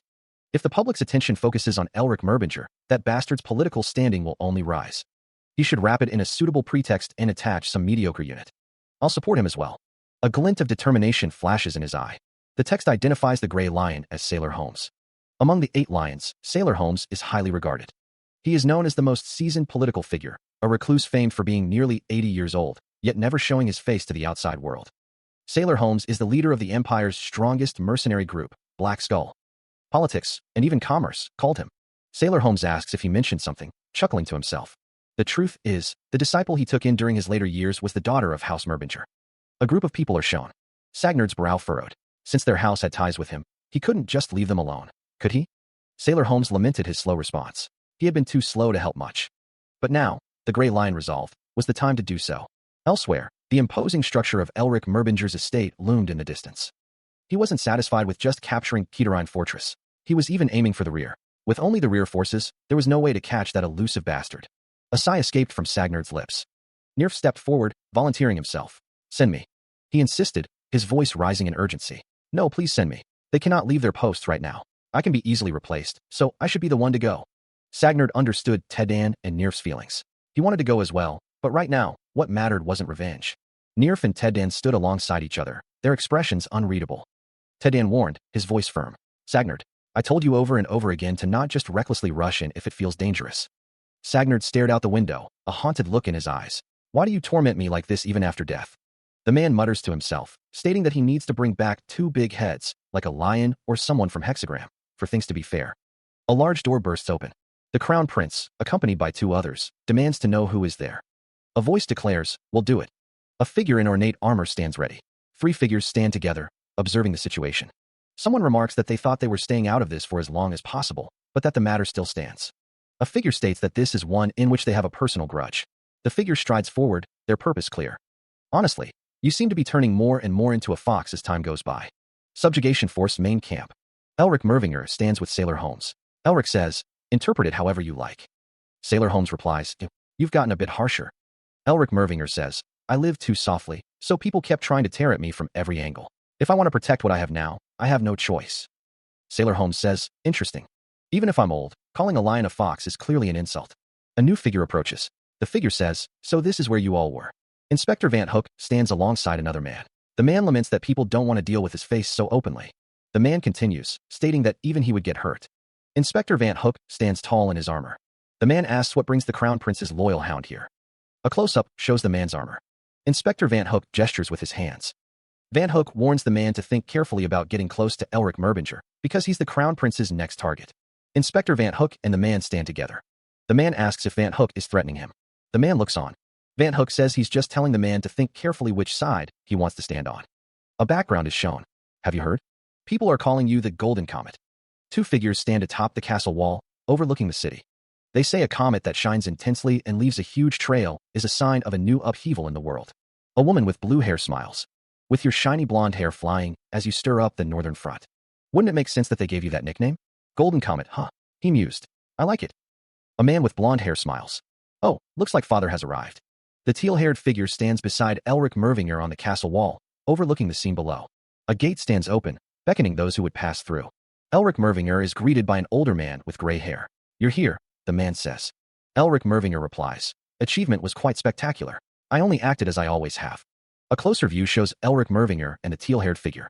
The older man states, that sounds like you're saying you would have caused an even bigger incident if you had done it properly. Elric Mervinger smirks. The older man says, that should answer your question. Another man adds, you told me I would understand when I get to meet him personally. Elric Mervinger thinks to himself, he truly is Mervinger himself. The older man looks off to the side. Someone says, I heard he was just a nobody who gathered followers. One of the figures states, but every one of them has steady eyes and carries decent presence with them. Another adds, I can't believe he was able to turn them into elite soldiers in such a short time. Even if their house has declined, is a prestigious magic family still prestigious? He offers his greetings to Marquis Holmes. Elric asks if he knows him. Sailor Holmes replies that this should be their first time meeting. Elric sensed something. Sailor Holmes carries the same energy that Elric's sister carries. His skills are real if he truly took the head of Claymore Sagnard, one of the 4 claws of the Red Lions. A hand rests on the hilt of a sword. Sailor Holmes states that he would like to cross blades with him, but then says no. The sword is shown in its sheath. The man with the beard says that he hasn't even said anything yet. A Marquis's sword is vicious, and he can't allow Elric to do something that dangerous in the middle of a war. Sailor Holmes's expression hardens. The Blue Lion continues to be stingy. A man with glowing blue eyes glares intensely. A voice urges someone to act their age and show some heart. A whimsical drawing depicts characters being added to an old man collection. A close-up reveals a man with blonde hair, his expression unreadable. A group of cloaked figures stands before a building. Hayes's name is spoken. A woman with blonde hair stands among the cloaked figures. The blonde-haired man is seen with a woman behind him. It looks like she's in a good mood. A sharp sound echoes. The blonde-haired man and Sailor Holmes stand together. Everyone is gathered here. A close-up focuses on the blonde-haired man's intense green eyes. Chariots. He's still getting in my way. Sailor Holmes addresses Elric, remarking that it has been a while. The name Caliger Franz appears, revealing that he is the father of the idiot whose arm got cut off because of Elric. A figure with horns stands with a sword behind a man in a suit. A man with blonde hair holds out his hand. He was the person I trusted and relied on the most, until he betrayed our house and became my greatest fear. A young boy looks up with tears in his eyes. My uncle, a sage beyond the 8th circle, was like a giant you'd only find in legends. That's why I haven't tried clashing with him until now. Aside from the sense of betrayal I still feel, his presence still feels overwhelming to me. I'm not afraid anymore. That must mean I've grown stronger while crossing the line between life and death again and again. Sailor Holmes stands before the man. With my current strength, I can't win in a head-on collision, but taking an arm or 2 from him wouldn't be difficult. He extends his hand, a ring glinting on his finger. His fist clenches. Sailor Holmes asks, so what do you think, brat? Sailor continues, you must be itching to cut my arm off right now. Elric Mervinger recalls Sailor's words, I know you've gotten stronger, but a brat is still a brat. Sailor Holmes says, and you dared to cut off my son's arm? Sailor continues, go on, cut my arm off too. Sailor Holmes threatens, then I'll take your head. Sailor thinks, is probably what he thinks. Elric Mervinger and Sailor Holmes face each other. Elric's expression darkens. Sailor Holmes taunts, you think I'd fall for that kind of obvious provocation? He muses that the Crown Prince probably inserted him, a loyal retainer of Cromwell, into the reinforcements, just to drive a wedge between Cromwell and himself. A figure sits on a throne, listening intently. The figure declares there's no way he danced to such a shallow tune, stating that Elric has finally become an adult. Elric asks what he is talking about.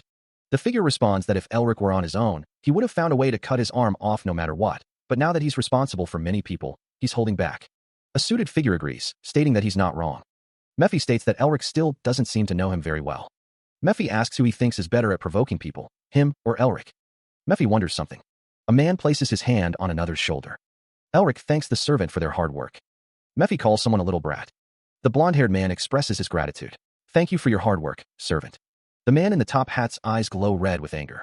The man in the top hat thinks to himself, this little brat. The man in the top hat questions, servant, what are you trying to pull? The blonde-haired man asks, what? Does hearing that offend you? A flag bearing a symbol is shown, accompanied by text that reads, you can't even show proper respect, yet you're trying to press me down, drunk on past glory. The man in the top hat replies, you must be misunderstanding something, Count. The man in the top hat's expression hardens. Text appears, stating, it's true that our main house used to be a vassal family of House Merbinger, but it's been over 10 years since we became independent. The blonde-haired man continues, to think I came here in person to help House Merbinger, in consideration of old ties. How disappointing. The blonde-haired man finishes, House Franz simply walked out on its own, and I'm sure I clearly warned your son as well. Indisputably, one of the Empire's 4 dukes and the supreme commander of this front line stands tall, radiating authority. The duke is confronted by another, bathed in golden light. The duke wonders how his opponent possesses such power, enough to push him back despite being an 8th circle mage. The blond man's piercing green eyes narrow as he asks what the Duke thinks. Viscount Coranceville Twerk is introduced. The Viscount's attire is immaculate, a testament to his noble status. Turok, so they're the ones who used to be called House Merbinger's Spear. The blond man observes that standing as stiff as a board, even with a Duke right in front of you, is what passes for noble etiquette these days. The Viscount's expression is unreadable. The Duke pays his respects, claiming he had absolutely no intention of mocking the grace. The Viscount states that since his rank is the lowest here, he merely intended to offer his greetings at the end. The blond man notes that the Viscount's voice is so refined you can't even sense a rise or fall in tone, making him seem like someone with no emotional fluctuations. A split image reveals the duality within, one side hinting that he is hiding a violent nature. Even now, the thought echoes, he's probably searching for a way to pay back this humiliation. For now, what matters is crushing their momentum. If he loses the initiative, they'll try to steal the achievements he built by any means necessary. The Crown Prince stands tall, a figure of authority looming over another. Damn it, he thinks, he has no justification, and it'll get troublesome if the Blue Lion and the Gray Lion step in too. Sweat beads on his brow, a silent testament to the pressure he's under. Please forgive me, he begs, his voice barely a whisper. That's enough, the Crown Prince replies. You may rise. His face is etched with a mixture of fear and desperation. I have committed a breach of etiquette, Radiant Star Duke, he thinks. A red glow emanates from his pendant, a silent question hanging in the air. Why is my magic pendant reacting so suddenly? He wonders, a flicker of unease crossing his features.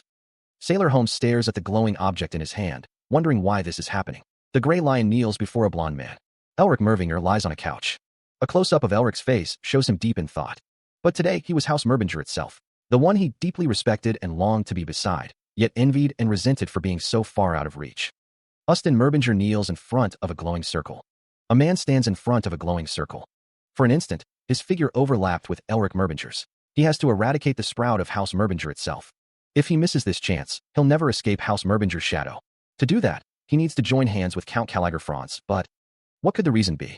He touches the ring on his finger, a family secret no one else knew. Of all times, the key of Interesia had to resonate now. Interesia is the name of House Merbinger's legacy vault, and the key that can open it is held by House Franz. But to think it would react to the magic pendant. Now that bastard Elric will also guess that this ring holds a secret connected to the magic pendant. Damn it. If I had known this would happen, I would have taken the magic pendant with me as well. Who would have guessed that such an ordinary necklace would change so drastically? Wait, why didn't I think of this until now? With the key I have, I can enter Interesia freely, but I can't open the last room. The secret of the last room, said to be accessible only to the current head of House Merbinger. The ring has remained a mystery to this day. He wonders if it might be the key to that room. The problem, Caligar Franz thinks, is how to take it from him. He realizes he'll need that guy's help after all. He reflects that Viscount Coranceville Twerk is only a Viscount, but since House Twerk was called House Merbinger's Spear, Caligar Franz stands before his assembled forces. Caligar Franz addresses Viscount Coranceville. Viscount Coranceville Twerk says it looks like he's finally thought of something to say, adding that their families have opposed each other for centuries at House Merbinger's side. Caligar Franz states that now that they're free of that place. Viscount Coranceville asks if there isn't no need for them to be at each other's throats. Caligar Franz asks if he knows what this ring is. Viscount Coranceville asks what it is. The man with the dark beard speaks, his voice resonating with the weight of history. This is Interesia, House Merbinger's history itself. The scene shifts, focusing on the crimson and gold fabrics draped around an unseen figure. A figure shrouded in shadow, only his eyes visible beneath the brim of his hat, offers a proposition. He asks if they would like to hear his proposal, hinting at a shared secret. The sky stretches out, a vast expanse of blue and white, as the clouds drift lazily across the horizon. Three figures stand silhouetted against the sky, overlooking a rugged landscape. One of them suggests throwing the northern front into as much chaos as possible. The group, now seen more clearly, discusses the operation. They ask about seizing that point by the operation deadline.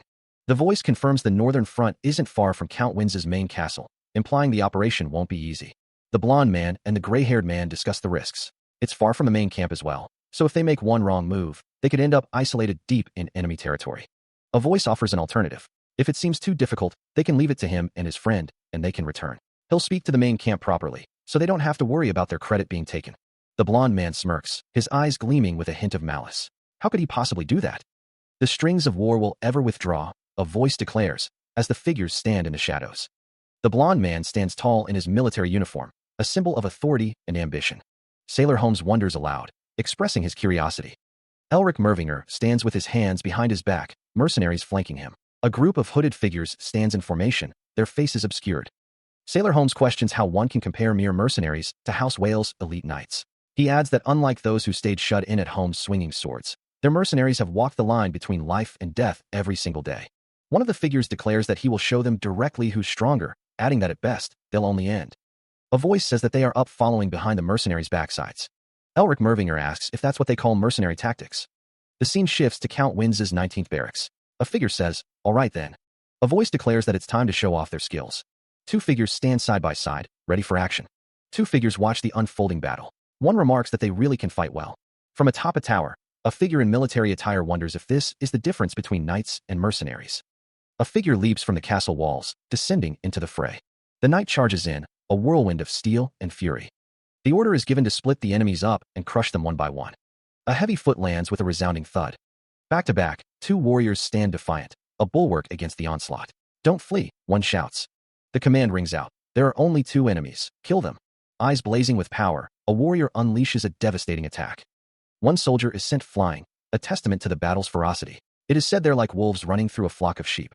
Even in the midst of chaos, they exchange hand signals to identify the commander, sharing how they would break in and secure a retreat route. Victorious, two figures stand over their fallen foe, the cost of war painted in crimson. As expected, those who took down the enemy commander were. A figure advances, weapon in hand. One of the men remarks, "I like those guys." The man wonders if they want to spar with him. One of the soldiers asks what that was just now, while another notes that he was laughing at them. The Night Order charges into battle. The soldiers charge with blue energy. The man shouts that those blue lion bastards are rampaging like foals with their tails on fire, and orders them to show who the real lions are. A figure jumps from the castle wall. A figure fights amidst the chaos. The man thinks it's perfect for applying the body-strengthening art. A close-up of the man's face. A figure descends from the sky, approaching another figure below. A man with gray hair and a beard stands tall, his expression unreadable. The blonde-haired man is observed by a demon-like figure, who thinks, "Looks like he realized you're stealing his swordsmanship." Fortunately, that old man seems to be in a good mood. The blonde-haired man's expression hardens as the demon thinks, "You might have to spar with him soon, though." A castle stands against a fiery sky, its red flag waving in the wind. The castle gate looms large, a formidable barrier. A group of people gathers, their purpose unknown. The blonde-haired man stands with a woman, who agrees with an unseen statement. Someone below asks, "What's wrong? Isn't it good that we're winning?" The blonde-haired man states, "That's exactly why it's a problem." One man asks, The other responds, "I guess you feel like something is off." Looking back, the armored figure notes that they barely resisted, as if they didn't even try. The man with the long, dark hair asks, "Your point is?" He states that it's a feint, elaborating that in cases like this, it's usually one of two things. The man in formal attire explains that either they're trying to make them let their guard down and lure them into a trap, or they're trying to keep them there as long as possible while they move their main force elsewhere. He concludes that they need to prepare if it's the former, but if it's the latter, they should hurry up, stating that he thinks it's the latter. The man with the long, dark hair considers that there's one more possibility. It could be both. The man with the blonde, spiky hair urgently requests that someone come with him for a moment. A group of armored figures stands ready. Figures enter a building. A man questions who these people are. A group of people sits on the ground, appearing tired and wary. One of the men in formal attire states that they're from the Borfer tribe and live by hunting in the eastern frontier forest. The other asks if he means they're barbarians. The man in formal attire says that other than not being able to come under the Empire's shadow, they're ordinary people no different from them. Elric Mervinger states that only madmen are obsessed with war and blood. Elric adds that the demon race threatens the Empire's existence and throws the eastern border into chaos. He then says that the Grey Lion thinks differently. Two men listen intently. Elric stands with others. Elric is called by name. Elric asks what the people of the Borfer tribe are doing here and warns not to tell him they joined hands with the Red Lions. A voice responds that it's something like that. Elric is called by name. A voice says that they've fallen into a trap, just as Mervinger's patriarch has said. A sound of alarm echoes. The voice continues, stating that they're hostages. A town burns in the distance. A town burns, flames licking at the sky as structures crumble into ash. Barbarians stand amidst the chaos, their eyes gleaming with savage triumph. From a high vantage point, a cloaked figure observes the destruction. "It's begun," they murmur. The figure's red eyes gleam in the firelight. They never would have imagined barbarians to appear this deep inside the Empire. Of course, given their common sense, barbarians showing up here should be impossible, now that the Red Lions can no longer serve as the shield of the East. The barbarians, fueled by a chance to seize the Empire's land, press their attack. A sinister smile curls on a face in the shadows. As for me, this is an even better opportunity. The barbarians are a group with an extreme obsession with their bloodkin, carrying them away. Since Merbinger has locked up the barbarian that attacked the barracks, the rage of over 2,000 barbarians is directed at them. When the fight breaks out, a horde of green-skinned figures stands ready, their eyes burning with anticipation. The red-eyed figure watches, a sinister plan taking shape. From atop the wall, a figure vows to personally snap Merbinger's neck. A mounted soldier orders the troops to fall in line and prepare for an ambush. The Blue Lion Child commands a dense formation, urging support for the Count and the Viscount's troops. A line of soldiers stands ready, shields raised. A commander shouts at his troops, demanding they hurry up and stop dawdling. Two men observe the preparations, their expressions grim. A soldier stands ready, his armor gleaming in the sunset. The Blue Lion Child orders the Stars of War to take the rear. A group of cloaked figures moves into position. The Blue Lion Child explains that the Black Skull is better suited for solo fights than group battles. The Blue Lion Child orders the troops to split off and focus on driving the enemies into their main army, so they can be picked off one by one once their retreat is blocked. A group of soldiers stands ready, their faces determined. She rides towards the imposing gate, a small group following closely behind. The party approaches the gate, the scale of the fortifications dwarfing them.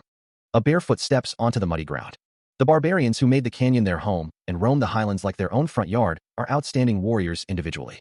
So much so that even the Empire could barely keep them from invading. To those who had only lived within the Empire, barbarians were the personification of fear itself. A man with piercing green eyes declares, "They're coming." A vast horde marches towards the setting sun. A barbarian leader, clad in furs, rides ahead of the approaching army. A wave of monstrous figures advances, their forms silhouetted against the fiery horizon. A voice cries out, recognizing the threat, "These aren't humans." A hulking warrior stands ready, his massive sword glinting in the fading light. He roars a warning, "They're beasts." A commanding voice echoes across the battlefield, ordering, "Offensive magic to the front line." A woman rides swiftly on horseback, her expression determined as she surveys the unfolding chaos. A warrior clad in armor raises his hands, channeling the raw power of the elements. Burning flames erupt around him, ready to be unleashed.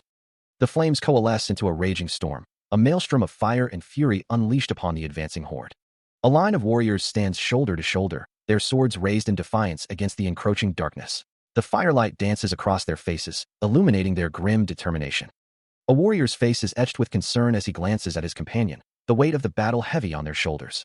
Emerald and gold energies swirl and crackle, a testament to the potent magic being woven into the battle. The warriors brace themselves as the green and gold magic washes over them, bolstering their defenses against the onslaught. A grizzled commander observes the battlefield, his expression thoughtful. They witness that kind of magic, yet their morale rose instead of dropping. If he can rouse them with just a few words. Even among barbarians, he must be a warrior of considerable rank. Flames erupt. A figure stands clad in ornate armor. One of the figures asks, "Where did the Radiant Star Duke go?" A figure questions, "What are you talking about?" The Merbinger Patriarch, who was here just a moment ago, is nowhere to be seen. There's no way he ran, so what the hell is he thinking? A man stands before a fortress, his expression unreadable. Two figures look around, searching. Another man asks, "What are you planning, Elric Merbinger?" A figure stands before a fiery scene. A cloaked figure clasps their hands. He states that it is good. A figure with dark hair and glowing eyes clenches their fist, thinking that if they do something, they'll just be handing an opening to that snake-like Merbinger. The figure decides to go all out from the start and smash Merbinger's head to pieces, stating that preparations are complete. Elric Merbinger declares that from here on out, they will hunt the human bastards and that Merbinger. Elric's eyes widen in surprise. A low angle shows Elric's legs as he stands in a forest. Elric overlooks a group of people, thinking that there really was someone else behind this. A blonde-haired man thinks about how Sagner tried to remain loyal to the very end, and that he almost thought he might have been a decent person. A figure states that no matter the reason, the moment you join hands with the demon race. The figure declares that they will exterminate every last one of them, as that's the duty of a Merbinger. The words "Winter Blizzard" appear. A flashback shows a battle scene. He reaches out his hand, a surge of blue energy emanating from his palm. A monstrous figure finds itself encased in a crystalline prison of blue energy. It's mealtime. Another creature is similarly trapped, encased in the glowing blue crystal. Ha! So much delicious food. The crystal prison tightens around the monster, its form contorted within the magical cage. Panic sets in as the lesser demons scramble to escape. Gah! Run! We have to get out of here. A grotesque face, filled with terror, fills the frame. A hulking beast is overwhelmed by the blue energy, its fate sealed. The scene shifts. Elric stands beside a woman with black hair and demonic horns. "This is nice," he comments. A figure, cloaked and obscured, speaks of power. It's practically a jackpot. Just how strong will you become if you absorb all of their seals? Merbinger's face is shown, a determined look in his eyes. A surge of purple energy erupts. A figure is surrounded by swirling purple energy, their power growing. A figure unleashes a wave of power, the ground freezing over. A voice echoes, questioning how they are using Winter Blizzard. Red eyes glow intensely as a figure declares that the power is theirs. A figure stands cloaked in purple energy, their expression unreadable. A blonde-haired man states firmly, "You're wrong." A figure shrouded in darkness proclaims, "I am Grigori's bishop." The figure with glowing red eyes continues, stating that the power is of their house and a vessel that Azazel can descend into. The blonde-haired man is seen with another figure, as the blonde-haired man notes that the energy is the seal of frenzy, a low-rank seal of Azazel's seal of madness, is revealed. Grigori's bishop declares that he will offer up someone's head before something happens. The figure with glowing red eyes says, "Great one." A figure steps forward with purpose. Golden energy erupts as the figure attacks. They unleash a torrent of golden energy, meeting a swirling vortex of purple in a blinding clash. The energies collide, sending shockwaves rippling through the air. The golden energy intensifies, pushing back against the encroaching darkness. The purple vortex shatters under the relentless assault, leaving a void in its wake. Elric winces, muttering, "Just one clash, and the impact is already this bad. I almost had my mana circuit severed." A shadowy figure observes, "I knew he wasn't going to be easy when I fought a subordinate he possessed in the black snowfield." The shadowy figure continues, "But I didn't expect him to be this strong." Elric grits his teeth, thinking, "So even the power of Winter Blizzard isn't enough? You should go all out from the beginning." The horned figure smirks, stating, "A fake. It's true he possesses at least part of Azazel's power."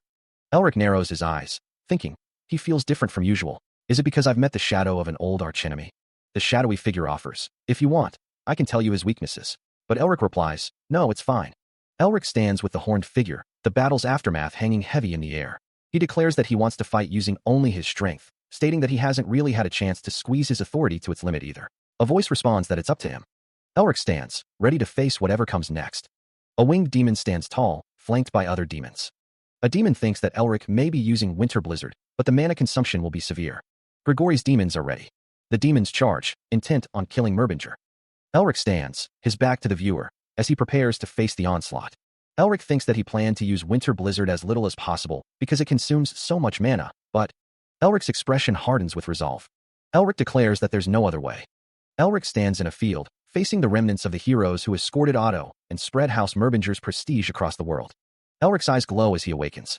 A spectral hand rises from the darkness, followed by a legion of shadowy figures. The shadowy figures stand in formation, their glowing eyes piercing the gloom. A horned figure, eyes burning with crimson light, prepares to unleash a spell. "In Northern Wind," he roars. From the chaos, a voice commands, "Kill them all." Demons clash with soldiers amidst a fiery battlefield. A soldier cleaves through the air with a blade, its edge shimmering with blue energy. The battle rages on, a whirlwind of steel and magic. A soldier grips a polearm, ready to strike. A figure observes the battle, thinking, "To think I'd see Otto's ghost army again." The mana consumption is heavy, but it's indeed effective. Another figure watches, stating, "The problem is that guy." A winged figure descends from the sky, a beacon of hope amidst the chaos. A determined gaze pierces through the battlefield. He extends his hand, a faint blue glow emanating from his palm. He recalls learning a martial art from the Blue Hawk, one perfectly suited to this nature. There is one spirit that can digest it completely, he thinks, as blue energy crackles around his hand. The energy intensifies, forming the monstrous visage of the spirit. "Descend," the command echoes. The figure stands, back to the viewer, as the spirit's power begins to envelop him. The time he can maintain possession and authority is only 4 minutes, he realizes, the spirit's energy swirling around him. He declares that he'll take him down within that time. The spirit's energy coalesces into a blade, ready for battle. The battlefield was a maelstrom of clashing steel and desperate cries, a brutal dance of death under a smoke-choked sky. A warrior, caught in the storm of violence, was overwhelmed by a flurry of blows, each strike a hammer blow against his fading strength. Bada's face contorted in rage. "Lion, how dare you use us in a place like this?" The captain of the Borfer tribe explained that their tribe needed fertile imperial land to escape their barren territory, so clashes with Count Winds on the border were inevitable. A warrior, a whirlwind of motion, swung his massive blade, carving a path through the enemy ranks. And because the damages on both sides kept piling up, they accepted their proposal for a ceasefire agreement, and that became the root of all their problems. As if to mock them for naively falling for their agreement. The scene shifted to a village in ruins, Batu standing amidst the devastation. Bata knew it was a trap meant to lure them in with the prisoners as bait, to force them to collide with the Imperial army, but they had no choice but to follow what they wanted. Because to them, family is an extension of their own flesh. As if to mock them for naively falling for their agreement. So whether it's the Red Lions or the Empire, they attacked their village and even took Bata's sister and his people prisoner. The two figures watch with concern.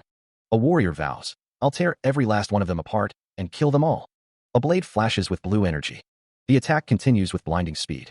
He thinks, he's strong, even more than the enemies I've faced so far. A voice acknowledges, "You endured that attack." A question hangs in the air. Is that man the strongest warrior here? The warrior contemplates. If I take him down, we can seize the advantage in this battle. The warrior's gaze is intense. The warrior is identified as Batu, chieftain of the Borfor tribe. It's said he's requesting a one-on-one duel. So even among barbarians, there's someone who carries himself like a proper knight. Bata faces his opponent, the blue lion. I'd heard you were strong. The gray lion's expression hardens, his gaze fixed on some distant point. Bata's face is set with grim determination. The two warriors clash, their swords meeting with a resounding clang that echoes through the air. Elric Merbinger presses his attack, his blade a silver blur against the darkening sky. Again, the swords meet, sparks flying as the two trade blows with furious intensity. The blue lion continues his relentless assault, each strike carrying the weight of his ambition. Elric Merbinger thinks to himself, what matters most is subduing the enemies quickly. He resolves to pick up the pace. A voice calls out, Mister? Sailor Holmes thinks to himself, I don't need to worry about the blue lion's side. The same voice calls out again, Mister? Bare feet stand on the dusty ground. He looks off into the distance, his expression unreadable. Silhouetted against the fiery sky, winged creatures soar. A winged beast is struck from the sky, plummeting towards the earth. A figure streaks across the battlefield, a blur of motion and light.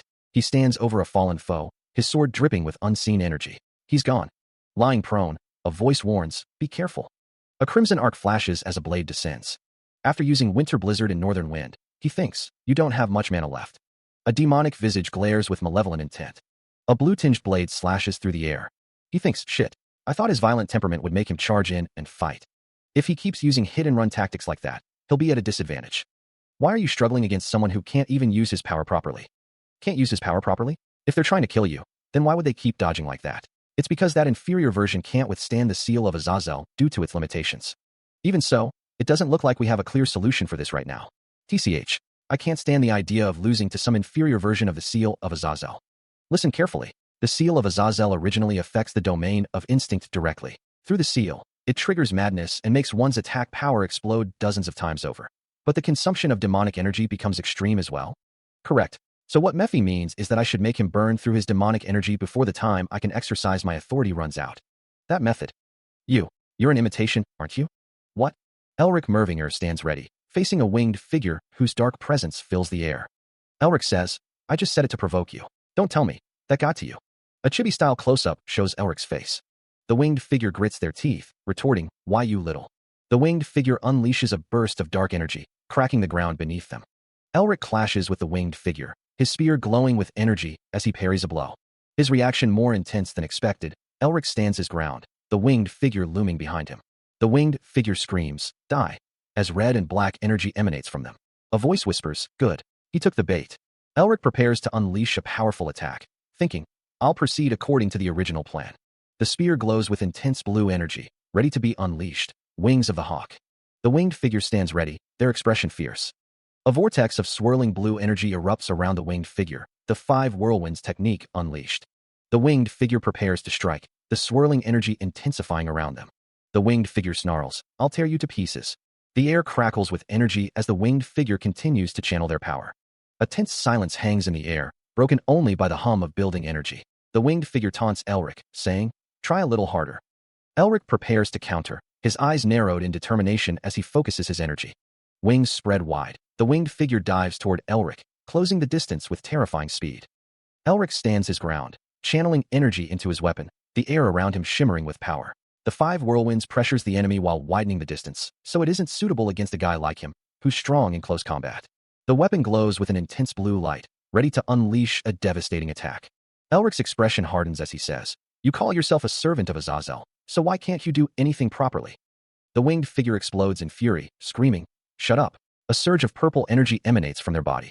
Reacting to an unseen attack, the winged figure recoils, his expression a mask of pain. He casts a binding spell, purple energy crackling around him as he prepares his next move. Chains of pure ice erupt from the ground, seeking to ensnare his unseen foe. Elric says, honestly, I'd like to shut up, too. Purple energy coalesces, forming piercing lances aimed at his target. A hail of ice shards rains down, each one a potential death sentence. The winged figure screams as the magical assault intensifies, the air shimmering with raw power. He grits his teeth, bracing himself against the onslaught. His eyes narrow, a dangerous glint appearing in their depths as he prepares a counterattack. The winged figure says, with this blow, I'll finish this. His eyes glow with an eerie green light. An ice sword materializes in his hand, crackling with frozen energy. He unleashes an ice fissure, the ground splitting apart as a wave of glacial power surges forward. He hovers in the air, wings spread wide, a vortex of icy energy swirling around him. Kneeling, Elric grips a sword formed of pure ice, its edges shimmering with frost. To think he dodged that in an instant. Damn it, that last attack drained almost all of my mana. He grits his teeth, struggling to maintain the northern wind. A cacophony of shrieks echoes as a horde of demons surges forward, their eyes burning with malevolent intent. Only 1 minute left. Even if I kill him, it might still be hard to escape afterward, but running away isn't an option. I have to defeat him with the next attack at all costs. He stands defiant, the ice sword held firm, as the demonic horde closes in. Darkness descends. Demonic energy coalesces in the figure's hand, forming a crystalline structure that pulses with dark power. Crimson light flares in his eyes, burning with a furious intensity. Either way, I'll be dead if I fail again and go back to the organization. A guttural roar rips through the air, a sonic boom of pure, unbridled rage. Wings of shadow erupt from his back, casting the chamber in an even deeper darkness. He pours every last drop of his demonic energy into the transformation, a desperate gamble for ultimate power. The demonic energy surges, twisting and contorting his form. Runes of dark magic blaze across his hand, a testament to the forbidden power he now wields. Fully transformed, the demonic figure vows, and take back the authority that he stole from me. Elsewhere, a figure with orange hair stands ready, a glowing sword held firm in his grip. Darkness. He considers that if he mixes the body-strengthening art into the beak of the hawk, he can save mana. But a voice asks if he wants help, noting that he is short on strength right now. He thinks to himself that he wants to tell him to shut up and just keep devouring the demon seals. But the situation isn't good. He promises to take only his seal. So what do you say, master? It's not a bad deal for you either. Besides, a seal from that Azazel guy or something sounds like it would taste terrible. If you, a Preda born from a lineage that devours everything, obtains the seal of assimilation, he'll be able to recover his strength at a rapid pace. And if the seal of assimilation grows, his predecessence will grow as well, so it's not bad for him either. The problem is, the stronger you gets, the harder he becomes to control. But he's the one in need of help right now. What can you do? He stands, seemingly unaware of the forces gathering around him. A voice echoes, laced with dark energy. It's not hard. The air crackles with unseen power. The voice urges, a siren's song in the darkness. Just relax. A desperate plea rises from the depths, and accept me. Elric Mervinger's brow furrows, a flicker of concern in his eyes. His eyes glow with an unnatural light, a sign of the encroaching influence. He turns away, as if trying to escape the growing pressure. A monstrous visage takes shape, a manifestation of the dark force. The energy intensifies, threatening to overwhelm him. Demonic figures loom, their presence a suffocating weight. Elric Mervinger's eyes widen in horror. What in the world is that? He wonders why he can sense the Demon King's presence from him. A voice echoes, stating that if any more time is wasted, he will be the one in danger. Power gathers in Elric's hand. Elric declares that he will finish this with a single strike. His predecessence was amplified by another level, and all his focus is gathering at the tip of the spear. It feels like he's one with the spear. A voice taunts, betting that he can't block this. Elric prepares to unleash the attack. He begins to gather energy, a swirling vortex of power forming around him. The energy intensifies, dark tendrils reaching out from the core of the vortex. The vortex continues to build, red and blue energies mixing in a chaotic display. The energy reaches a fever pitch, lightning crackling around the swirling mass. Under the light of the full moon, the stage is set. The air crackles with anticipation. The tension is palpable. He stands amidst the swirling energy, preparing to unleash its full force. The accumulated energy explodes outward, a cataclysmic blast of power. Lying defeated on the ground, Azazel gasps, his voice barely a whisper. A demonic entity emerges, its red eyes gleaming with satisfaction. Thank you for the lovely meal. The demonic entity grins, its sharp teeth promising further destruction. A guttural sound echoes. A monstrous figure looms, its form twisted and grotesque. Azazel exclaims, J. Judas? Judas is consumed. Judas was eaten. He's dead. The narration states, look, Merbinger is on the verge of death, too. A figure stands with glowing eyes. The figure with glowing eyes is surrounded by demonic entities. A golden light emanates. The light intensifies. A figure is engulfed in the blinding light. The figure is consumed, leaving behind a trail of blood and energy. A demonic entity absorbs the consumed figure, its form shifting and pulsating with dark energy. Tendrils of dark energy emanate from the entity, its power growing exponentially. A voice echoes, marveling at the power gained from a half-baked vessel. Azazel muses, imagining the power he could gain if he devoured a proper one. Dark energy swirls and coalesces, obscuring the scene in a veil of shadows. Elric Merbinger looks on, his expression thoughtful and calculating. Elric clenches his fists, a determined look on his face. He wonders if Azazel grew this much, and what about him? Azazel stands beside Elric, a satisfied smirk on his face. He declares that he is satisfied as well. Elric reflects, thinking it doesn't look like much has changed, though. He wonders if that was just pouring water into a bottomless jar. Azazel crosses his arms, his expression intense and expectant. A dark voice wonders if it would even show. Azazel reaches out, a sinister smile on his face. He thinks that still, a lot has changed. The green-skinned figure, struggling to contain the power within, remarks on the nature of the mana he is trying to control. It's the kind of mana you have when you're still struggling to handle it. Azazel states that even this amount of power is enormous for him right now. A figure plummets downwards. Elric reflects on the implications of handling even a small amount of mana, noting that it's practically the same as having his restrictions lifted. A figure acknowledges that even with this power, it's still impossible to cause direct harm, but that won't remain impossible for much longer. From here on, clashes with Grigori will keep happening, which means Mephisto's recovery will accelerate accordingly. Elric asks if he can finally end his parasite lifestyle. A voice wonders if it will really end at just that. Azazel's gaze pierces through the shadows, his expression unreadable. Count Winds of the 19th Camp reflects that he didn't expect the barbarians to be this strong. A fierce battle unfolds. A swirling vortex of blue energy begins to form, snowflakes dancing within its currents. The vortex intensifies, the energy crackling with power as it spins faster. The swirling mass of energy reaches its peak, a chaotic storm of blue light and frost. Elric Mervinger looks up at the spectacle, a mixture of awe and concern etched on his face. The vortex looms, its power palpable even from a distance. A figure is now visible within the heart of the vortex, engulfed in its swirling embrace. Blonde hair flashes amidst the blue energy, hinting at the figure's identity. The figure extends a hand, manipulating the chaotic energy with practiced ease. Below, the figure's feet are planted firmly on the ground, bracing against the force. A leather-bound leg is visible, suggesting a warrior's attire. A blinding burst of energy erupts, signaling a shift in the battle. A group of figures advances, their faces grim as they prepare for the next clash. The officer commands his troops not to pursue, ordering them to hold the line and remain on guard. Spears are leveled as the soldiers brace for the next wave. A vast army advances, their numbers seemingly endless. Elsewhere, two hooded figures rest, catching their breath after the battle. An announcer proclaims the return of Lord Elric. A lone figure stands on a high ledge, surveying the scene below. A hooded figure remains shrouded in shadow. Two figures stand amidst the aftermath, the air thick with the smell of smoke and blood. Someone exclaims, noticing the Marquis's injured eye. The Marquis touches his eye, a grimace of pain etched on his face. A voice admits they underestimated their foes. Two figures discuss the strength of the barbarians, acknowledging their unexpected power. He laughs, stating that he cleanly took off everything under his opponent's left arm, considering it a fair trade. Someone questions how he can laugh at a time like this. Elric Mervinger responds that it's just coming out on its own, questioning what they want him to do. A voice laments that the person who did this to the Blue Lion was in the barbarian camp, admitting they were too careless. A man reflects on not examining the situation more closely before announcing that a messenger is coming. A messenger rides on horseback. Two figures stand together, awaiting news. Someone asks if they are from headquarters and if something happened over there. The man holds something in his hands, awaiting the messenger. The announcement is made. The head of House Paffin has been assassinated. Headquarters has retreated after a defeat. The Red Lion's coalition army and the barbarians are marching on the Empire's heartland with an army of hundreds of thousands. A messenger holds a scroll, delivering the grim news. From atop the battlements, a commander with a scar over his eye issued a stark order. From this point on, all units currently operating are to withdraw with the goal of self-preservation. The order was met with disbelief. A soldier with fiery orange hair could only utter one word: impossible. A man in a military uniform stands at attention, his expression grim. Against the backdrop of a burning city, a man in military attire reflects. He states that they had the opportunity to succeed. The man continues, musing on the unlikely alliance between the barbarians and the Red Lions, mutual enemies now united. He thought that even if they were lower in numbers, they were above when it came to power. Elsewhere, a brutal scene unfolds as a figure wielding a sword cuts down another, blood splattering across the ground. The inspector's head was cut off.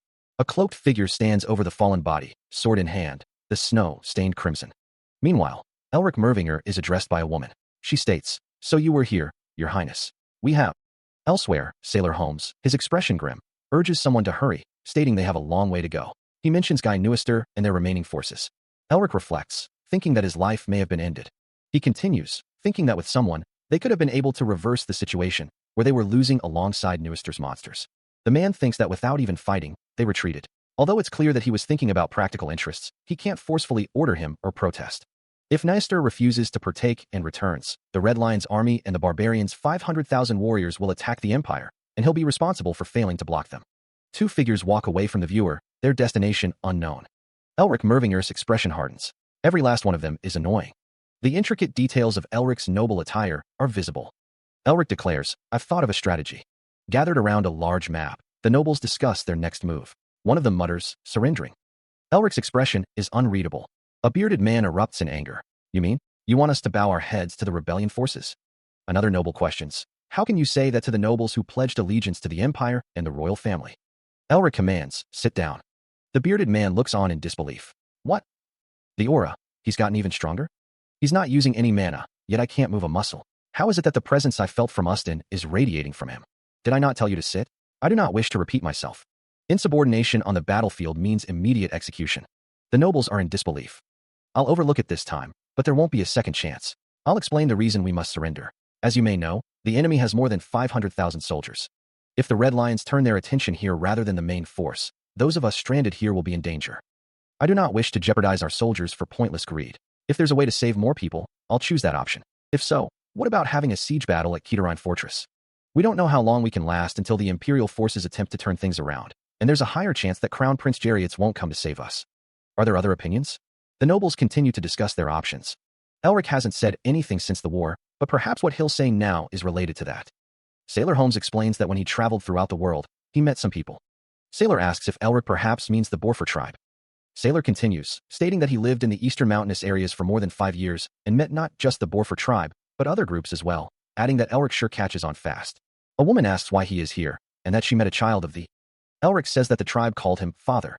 Sailor notes that they must have had quite a deep relationship, adding that, to be honest, the person who did that to Elric's eye, Blue Lion. Sailor asks if Elric knows someone called Badu. Sailor strokes his beard, waiting for a response. Sailor apologizes for not telling him beforehand. Sailor explains that thanks to him, he found a new path, so when they meet again, Sailor clenches his fist. Badu became the chieftain of the Borfer tribe and was planning on heading to the Empire with his warriors. The man with slicked back hair asks if they should depend on the barbarians while Badu and his warriors are gone. The other man confirms, stating that given their history, they'll treat him like a guest. The man with the gray hair and beard looks thoughtful. The blonde man states that all of their paths are blocked, and only enemies can be seen around. The man with slicked back hair thinks it might be better to hide themselves in a secluded place behind enemy lines. A voice says it's good, and that they should depend on them until they acquire safety for their forces. In the Wan's frontier province, Plains, 2 men ride on horseback. Someone asks what Sailor was seen there. The man with long brown hair says yes, someone saw Sarnai talking to him. The man with long brown hair says Sarnai. He can't believe she didn't tell him anything, and that recently, his relationship with Sarnai has not been the same. The man with long red hair thinks it's the same as before. Just as the Empire had trampled on the site of their ancestors, he thought that it was their turn to trample on them. The woman with blue hair thinks that Sarnai has always been a pacifist who spoke of harmony and reconciliation, and that he believed that Sarnai would one day understand his consideration toward the tribe. A towering figure stands over a smaller one in a desolate landscape, the sun casting long shadows. But things are different now. Sailor Holmes, he was the one who took me and Sarnai in 5 years ago, when we were abandoned by the tribe, left with no parents or siblings, and were near death. He gave us power and a dream. So how can I accept the fact that he didn't tell me he was there? My symptoms are acting up again. I need to focus on the present right now, since it's the only thing I can do. Wan's frontier province, temporary meeting place. Which territories exactly can we claim as our own? Where else? We should ask for the entirety of the Empire's east. Then we, the Chinafu tribe, will request for Cat Allen. Territory. We'll ask for the Charles County. Then I'll request the Patiltawi. You planning on taking, chieftain? He states that the Borfer tribe is simply there to repay the humiliation and dishonor their ancestors faced, and that they have no interest in the Empire's lands. Sailor Holmes replies that what they have now is enough, and if they plan on moving to Imperial land after the war, they should give the lands they leave behind to them. Sailor Holmes continues, saying it's an opportunity to get better land, yet they're kicking it away, and thanks them for coming all this way, already celebrating. A figure expresses their gratitude for the support. The chieftain laughs, stating that his head would be hanging from the Imperial castle walls right now, and their people would be laughing at him, obviously. The chieftain says that if it weren't for them, he and his subordinates would have been annihilated. Sailor Holmes remarks that these are the heroes the Red Lion mentioned, and another voice confirms that they are the heroes. A woman says that she knew they were impressive since the first time she saw them, and admires their sturdy chest muscles. A woman comments that something is quite ugly. Sailor Holmes asks if someone is drunk, and why they are turning their head like that. A scene of violence unfolds. A man is shown with a bloody neck. He holds a knife to the throat of a terrified man. This is for the fate of our. A voice cries out, tribe, chieftain, for Batu. And no, the blade finds its mark. A man in ornate armor remarks, you sure have a strong stomach, even when the people on either side of you have been killed. The chieftain devours a chunk of meat, blood dripping down his chin. He sits at a table, bodies slumped on either side. You can still eat meat? The man chews with savage intensity, juice dripping down his chin. A voice declares that it's supposed to be hard to stomach anything when people are dying all around. The man laments that they should have grilled the meat thoroughly, wondering why they would let the blood seep out like that. He states he really can't understand those bastards from the Empire. A tense atmosphere hangs over the group gathered around the blood-soaked table. One of the men states he'll turn a blind eye to the fact that they used their brothers as bait. The group stands together, a shared purpose etched on their faces. A voice says that achieving their shared goal is what matters most right now. A man threatens that if someone pulls something like that again, he'll twist their neck off on the spot. A cloaked figure stands silhouetted against the light. A hand reaches out towards the cloaked figure, an offer or a challenge hanging in the air. 3 figures walk away, their backs turned to the viewer. One woman sighs, finding him so cool. Another questions what's so great about an ignorant and brutish man, adding that the more ignorant and... The woman muses that the more brutish they are, the more fun they'll be as slaves. She smirks, her fingers delicately touching her lips. A man in armor states that their business there is finished, so they'll take their leave. Another voice replies, finding it boring. The woman retorts that his life must be terribly dull with that blunt attitude. A group of people stand outside a tent, bathed in the warm light of the setting sun. The white-haired figure calls out the name, Sagnard. Sagnard's expression is stern as he listens. The white-haired figure explains that it's chaotic right now, but Bada's followers are organizing things well. The woman wonders if that's fortunate, or perhaps regrettable, finding it frustrating. Sagnard is told that those who've been enemies all their lives aren't falling apart into total disarray, and that only when Bada seizes real power over the tribe can they stand against the Empire. Sagnard anticipates that there will be a lot more bloodshed ahead. The speaker reflects on going to war to protect his subordinates' lives. Amidst the ruins of a devastated city, a somber reflection echoes, but I'll end up forcing suffering onto ordinary imperial citizens who've done nothing wrong instead. Against a backdrop of fiery skies, a voice questions, is this really the right thing to do? I can't tell at all. A hooded figure gently pats another on the shoulder, a silent gesture of comfort or reassurance. Gazing towards the horizon, a man wonders what could possibly be waiting at the end of this war. Sunlight filters through the dense canopy of a forest, illuminating the tranquil scene. Elsewhere, a group of figures stands amidst the trees, their expressions unreadable in the dappled light. The forest remains silent, save for the rustling of leaves and the distant chirping of birds. The blond-haired man, surrounded by his companions, senses something. A presence? An older man with a graying beard declares, "You're here." One of the figures calls out, "Sailor." He is asked, "Kakapa shagunida chasha, sailor?" The man responds, "Yaba." He is told to follow him. Azazel wonders what's going on. Azazel thinks to himself that time has changed a lot of things, but he wonders why those bastards are using it. Elric asks, "Dragon language?" He is asked if he means dragon tongue magic. Azazel wonders how those guys could use that. He is told that they are simply using the dragon's language. To be exact, it's a degraded version of it. Worn down over time, it likely settled into its current form. Then does that mean the Borfer tribe had previous ties with dragons? Elric is reminded that they were told they could use this place as long as they stayed quiet and didn't cause trouble. It is said that the soldiers were already told not to lay a hand on the tribe's people, so it should be fine. Still, Count Caliger and Viscount Caranseville are being awfully quiet. Elric knows they aren't the type to quietly back down, but surely they won't try anything until the war ends, right? At Count Caliger's tent, they're trying to offer us up as a sacrifice to the Revolutionary Army. We can't just stand by and watch that happen. I guess we'll have to act sooner than intended. What are you going to do? Just do some training. I've had a bit of a realization. Come out. Looks like you realized your shortcomings during the last battle. Are you planning to train your authority? Yes, no matter what I do, winter blizzard is one thing, but northern wind just won't cooperate. Duration is already a problem, and on top of that, I need to draw out more of the power that the Wraith possessed while it was still alive. A figure in blue armor stands silently. A speech bubble asks if they don't remember anything. Elric asks how he is supposed to understand anything if the other just stands there. A dark figure calls him pathetic. Elric thought their synchronization would go up if he learned a little more about him. The dark figure calls him stupid. Elric is surprised. The dark figure tells him not to handle a loyal retainer or an old vassal like that. The dark figure says that a ruler stands above all others and makes them submit, worship, and feel awe. Elric is silent. Elric is silent. The dark figure says that if you want to build a house, form the habit of looking down from a higher vantage. The dark figure says that then everything will fit into your eyes like a single painting. The dark figure is silent. Elric is silent. Elric asks what he is supposed to ask him then. The dark figure says that's for him to figure out himself. Elric wonders if he won't just hand him the answer. Elric says that still, thanks to that, he thinks he understands what he should do. The figure stands before another, their face obscured by shadow. A voice echoes, questioning, "Hey, do you sincerely think of me as your master?" The two figures stand in a forest clearing, the tension palpable between them. A silent pause hangs in the air. A surge of fiery energy erupts. The figure's face contorts in anger, a snarl twisting their lips. "Huh, you little bastard." Golden energy crackles around a hand, the air shimmering with power. I knew you were only submitting to me because of the authority and Otto's maintenance. A weapon glows with blue energy as the figure smirks. But you're even mocking your master? The figure levels the weapon, their eyes glinting with challenge. Looks like you need to learn proper etiquette first. A sword is drawn, its blade shimmering with cold light.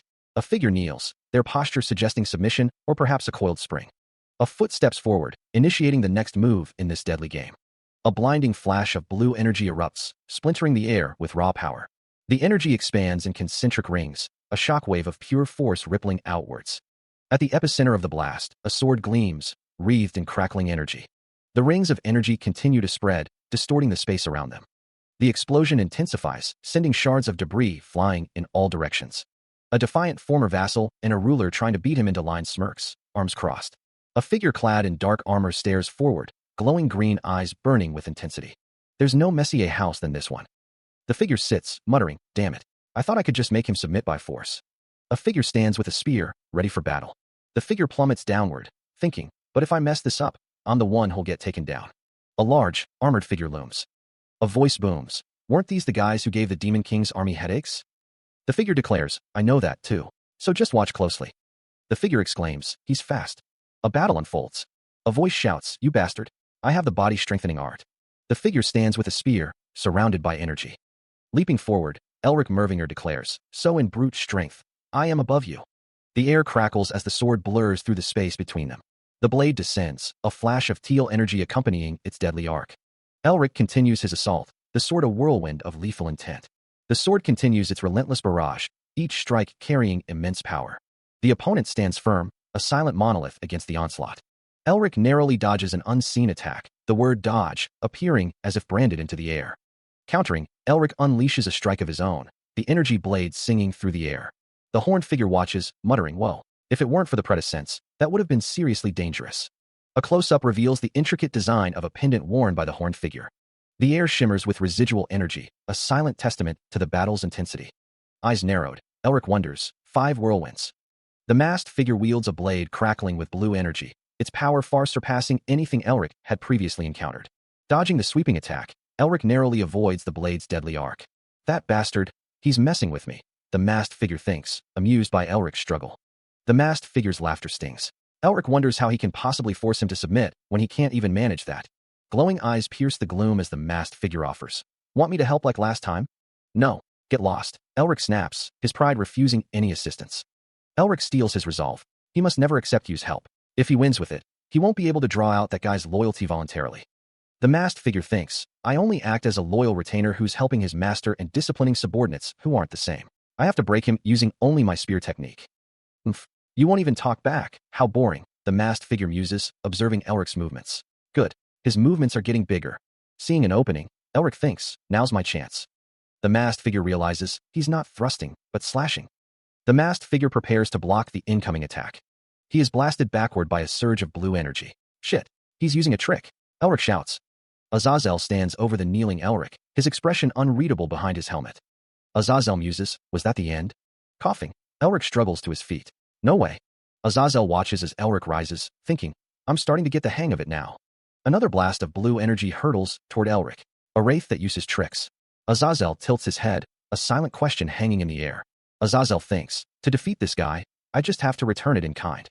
A wave of blue energy explodes outward. Azazel's helmeted face is partially obscured by the energy. Azazel declares, "When it comes to tricks, I'm always one step ahead." Distracting him with the original spear, then seizing the win with another? Azazel, clad in a dark suit, smirks, his red eyes gleaming with amusement. He muses that Elric just doubled the trick he used on him and sent it back. Elric stands with a stoic expression, a dark armored figure behind him. He thinks to himself that the Merbinger bastards sure are tricky. Azazel's form flickers, now appearing in a more natural setting. He observes that Elric looks like he's acknowledged him as his master. Elric is surrounded by swirling green energy, his expression unreadable. The green energy pulses, a disembodied voice musing that this feeling is not possession. Elric stands amidst the green energy, the voice noting that it feels thicker than before, more solid. Elric's expression hardens. He is told, "You did it." Elric and Azazel stand together, the demon looking down at him. Azazel asks if he didn't hear that. Elric looks up at Azazel, who asks what he is talking about, adding that someone told him. A disembodied voice declares that he did that great. Elric and Azazel are close together, their expressions unreadable in the golden light. He recalls a sensation, a memory surfacing from the depths of his mind. A golden light flickers around his hand. Azazel, looming behind him, asks why Elric is making such a face. The blonde-haired man seems lost in thought, oblivious to Azazel's presence. Elric wonders if his grandfather was behind everything since the last arrangement. He realizes that if that's true, then the reason he has no memory of the arrangement connected to spring was his grandfather's intention. He recalls being told not to get greedy and to fully assimilate winter first. If so, what he needs to do is earn the loyalty of the other guardians, too. Elric steels himself. Alright, next. A spectral figure materializes before Elric, its form radiating a chilling blue aura. The spectral figure's armor seems to pulse with an eerie light. Elric prepares himself, his gaze fixed on the spectral entity. He grips the hilt of a weapon, ready for what comes next. Armored figures stand ready, one declaring that there is still a long way to go, so they should deal with this quickly. Elric looks up, his expression thoughtful. A close-up of Elric's face reveals a hint of determination in his eyes. The Borfor tribe village stands as a temporary barracks, bathed in the warm glow of the setting sun. Sitting on his bed, Elric reflects on his progress. After a month of non-stop sparring with the Guardians, he has managed to win more than half of their loyalty. Elric thinks to himself that it wasn't his intention, but thanks to them, he's quickly getting stronger. He wonders how powerful he will be on the day he wins everyone's loyalty. Meanwhile, a demonic entity exclaims that it has found something. Elric asks what the entity found. Elric sits on his bed, his expression curious. A demonic entity tells him not to be alarmed. The demonic entity stands with its arms crossed, a confident smirk on its face. Elric and the demonic entity stand before a massive red dragon. The entity wonders how the tribesmen could use dragon language. He searched the area every day until he finally found it. That's why Elric has been wandering around lately. That's not all. Elric asks what else is there. The demonic entity responds that the Grigori bastards want it too. The demonic entity asks if Elric has ever thought about why the Grigori set up their main force in the eastern frontier. Elric exclaims in realization. Elric realizes that if their objective was Azazel's resurrection, they would need an enormous amount of mana, and if it's mana left behind by a dragon. The demonic entity states that they've got a real shot. Elric wonders if that nest is the Grigori's base. The demonic entity says that luckily, it seems they haven't had it for long either, and that they've only been scouting the surroundings. The demonic entity suggests that they can snatch it first, before they make their move. The demonic entity says that he is already drooling. Elric thinks that he can't leave this place right now, so a summoning circle appears, with the words, "Come out." Holding up a mask that glows with golden energy, Elric declares he'll send this one instead. A summoning effect begins to manifest, the air crackling with arcane energy. The mask's eyes glow with an eerie, ethereal light as the summoning intensifies. The demonic entity, arms crossed, asks if Elric is sharing his vision with the Wraith.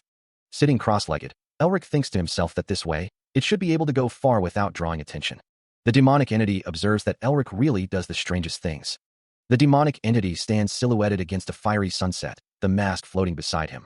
Elsewhere, a city sprawls beneath a sky streaked with light. A surge of crimson energy erupts, signaling the culmination of the summoning. The demonic entity holds the mask, its expression unreadable against the fiery backdrop. A swirling vortex of blue energy tears through the sky, the summoned entity arriving with immense force.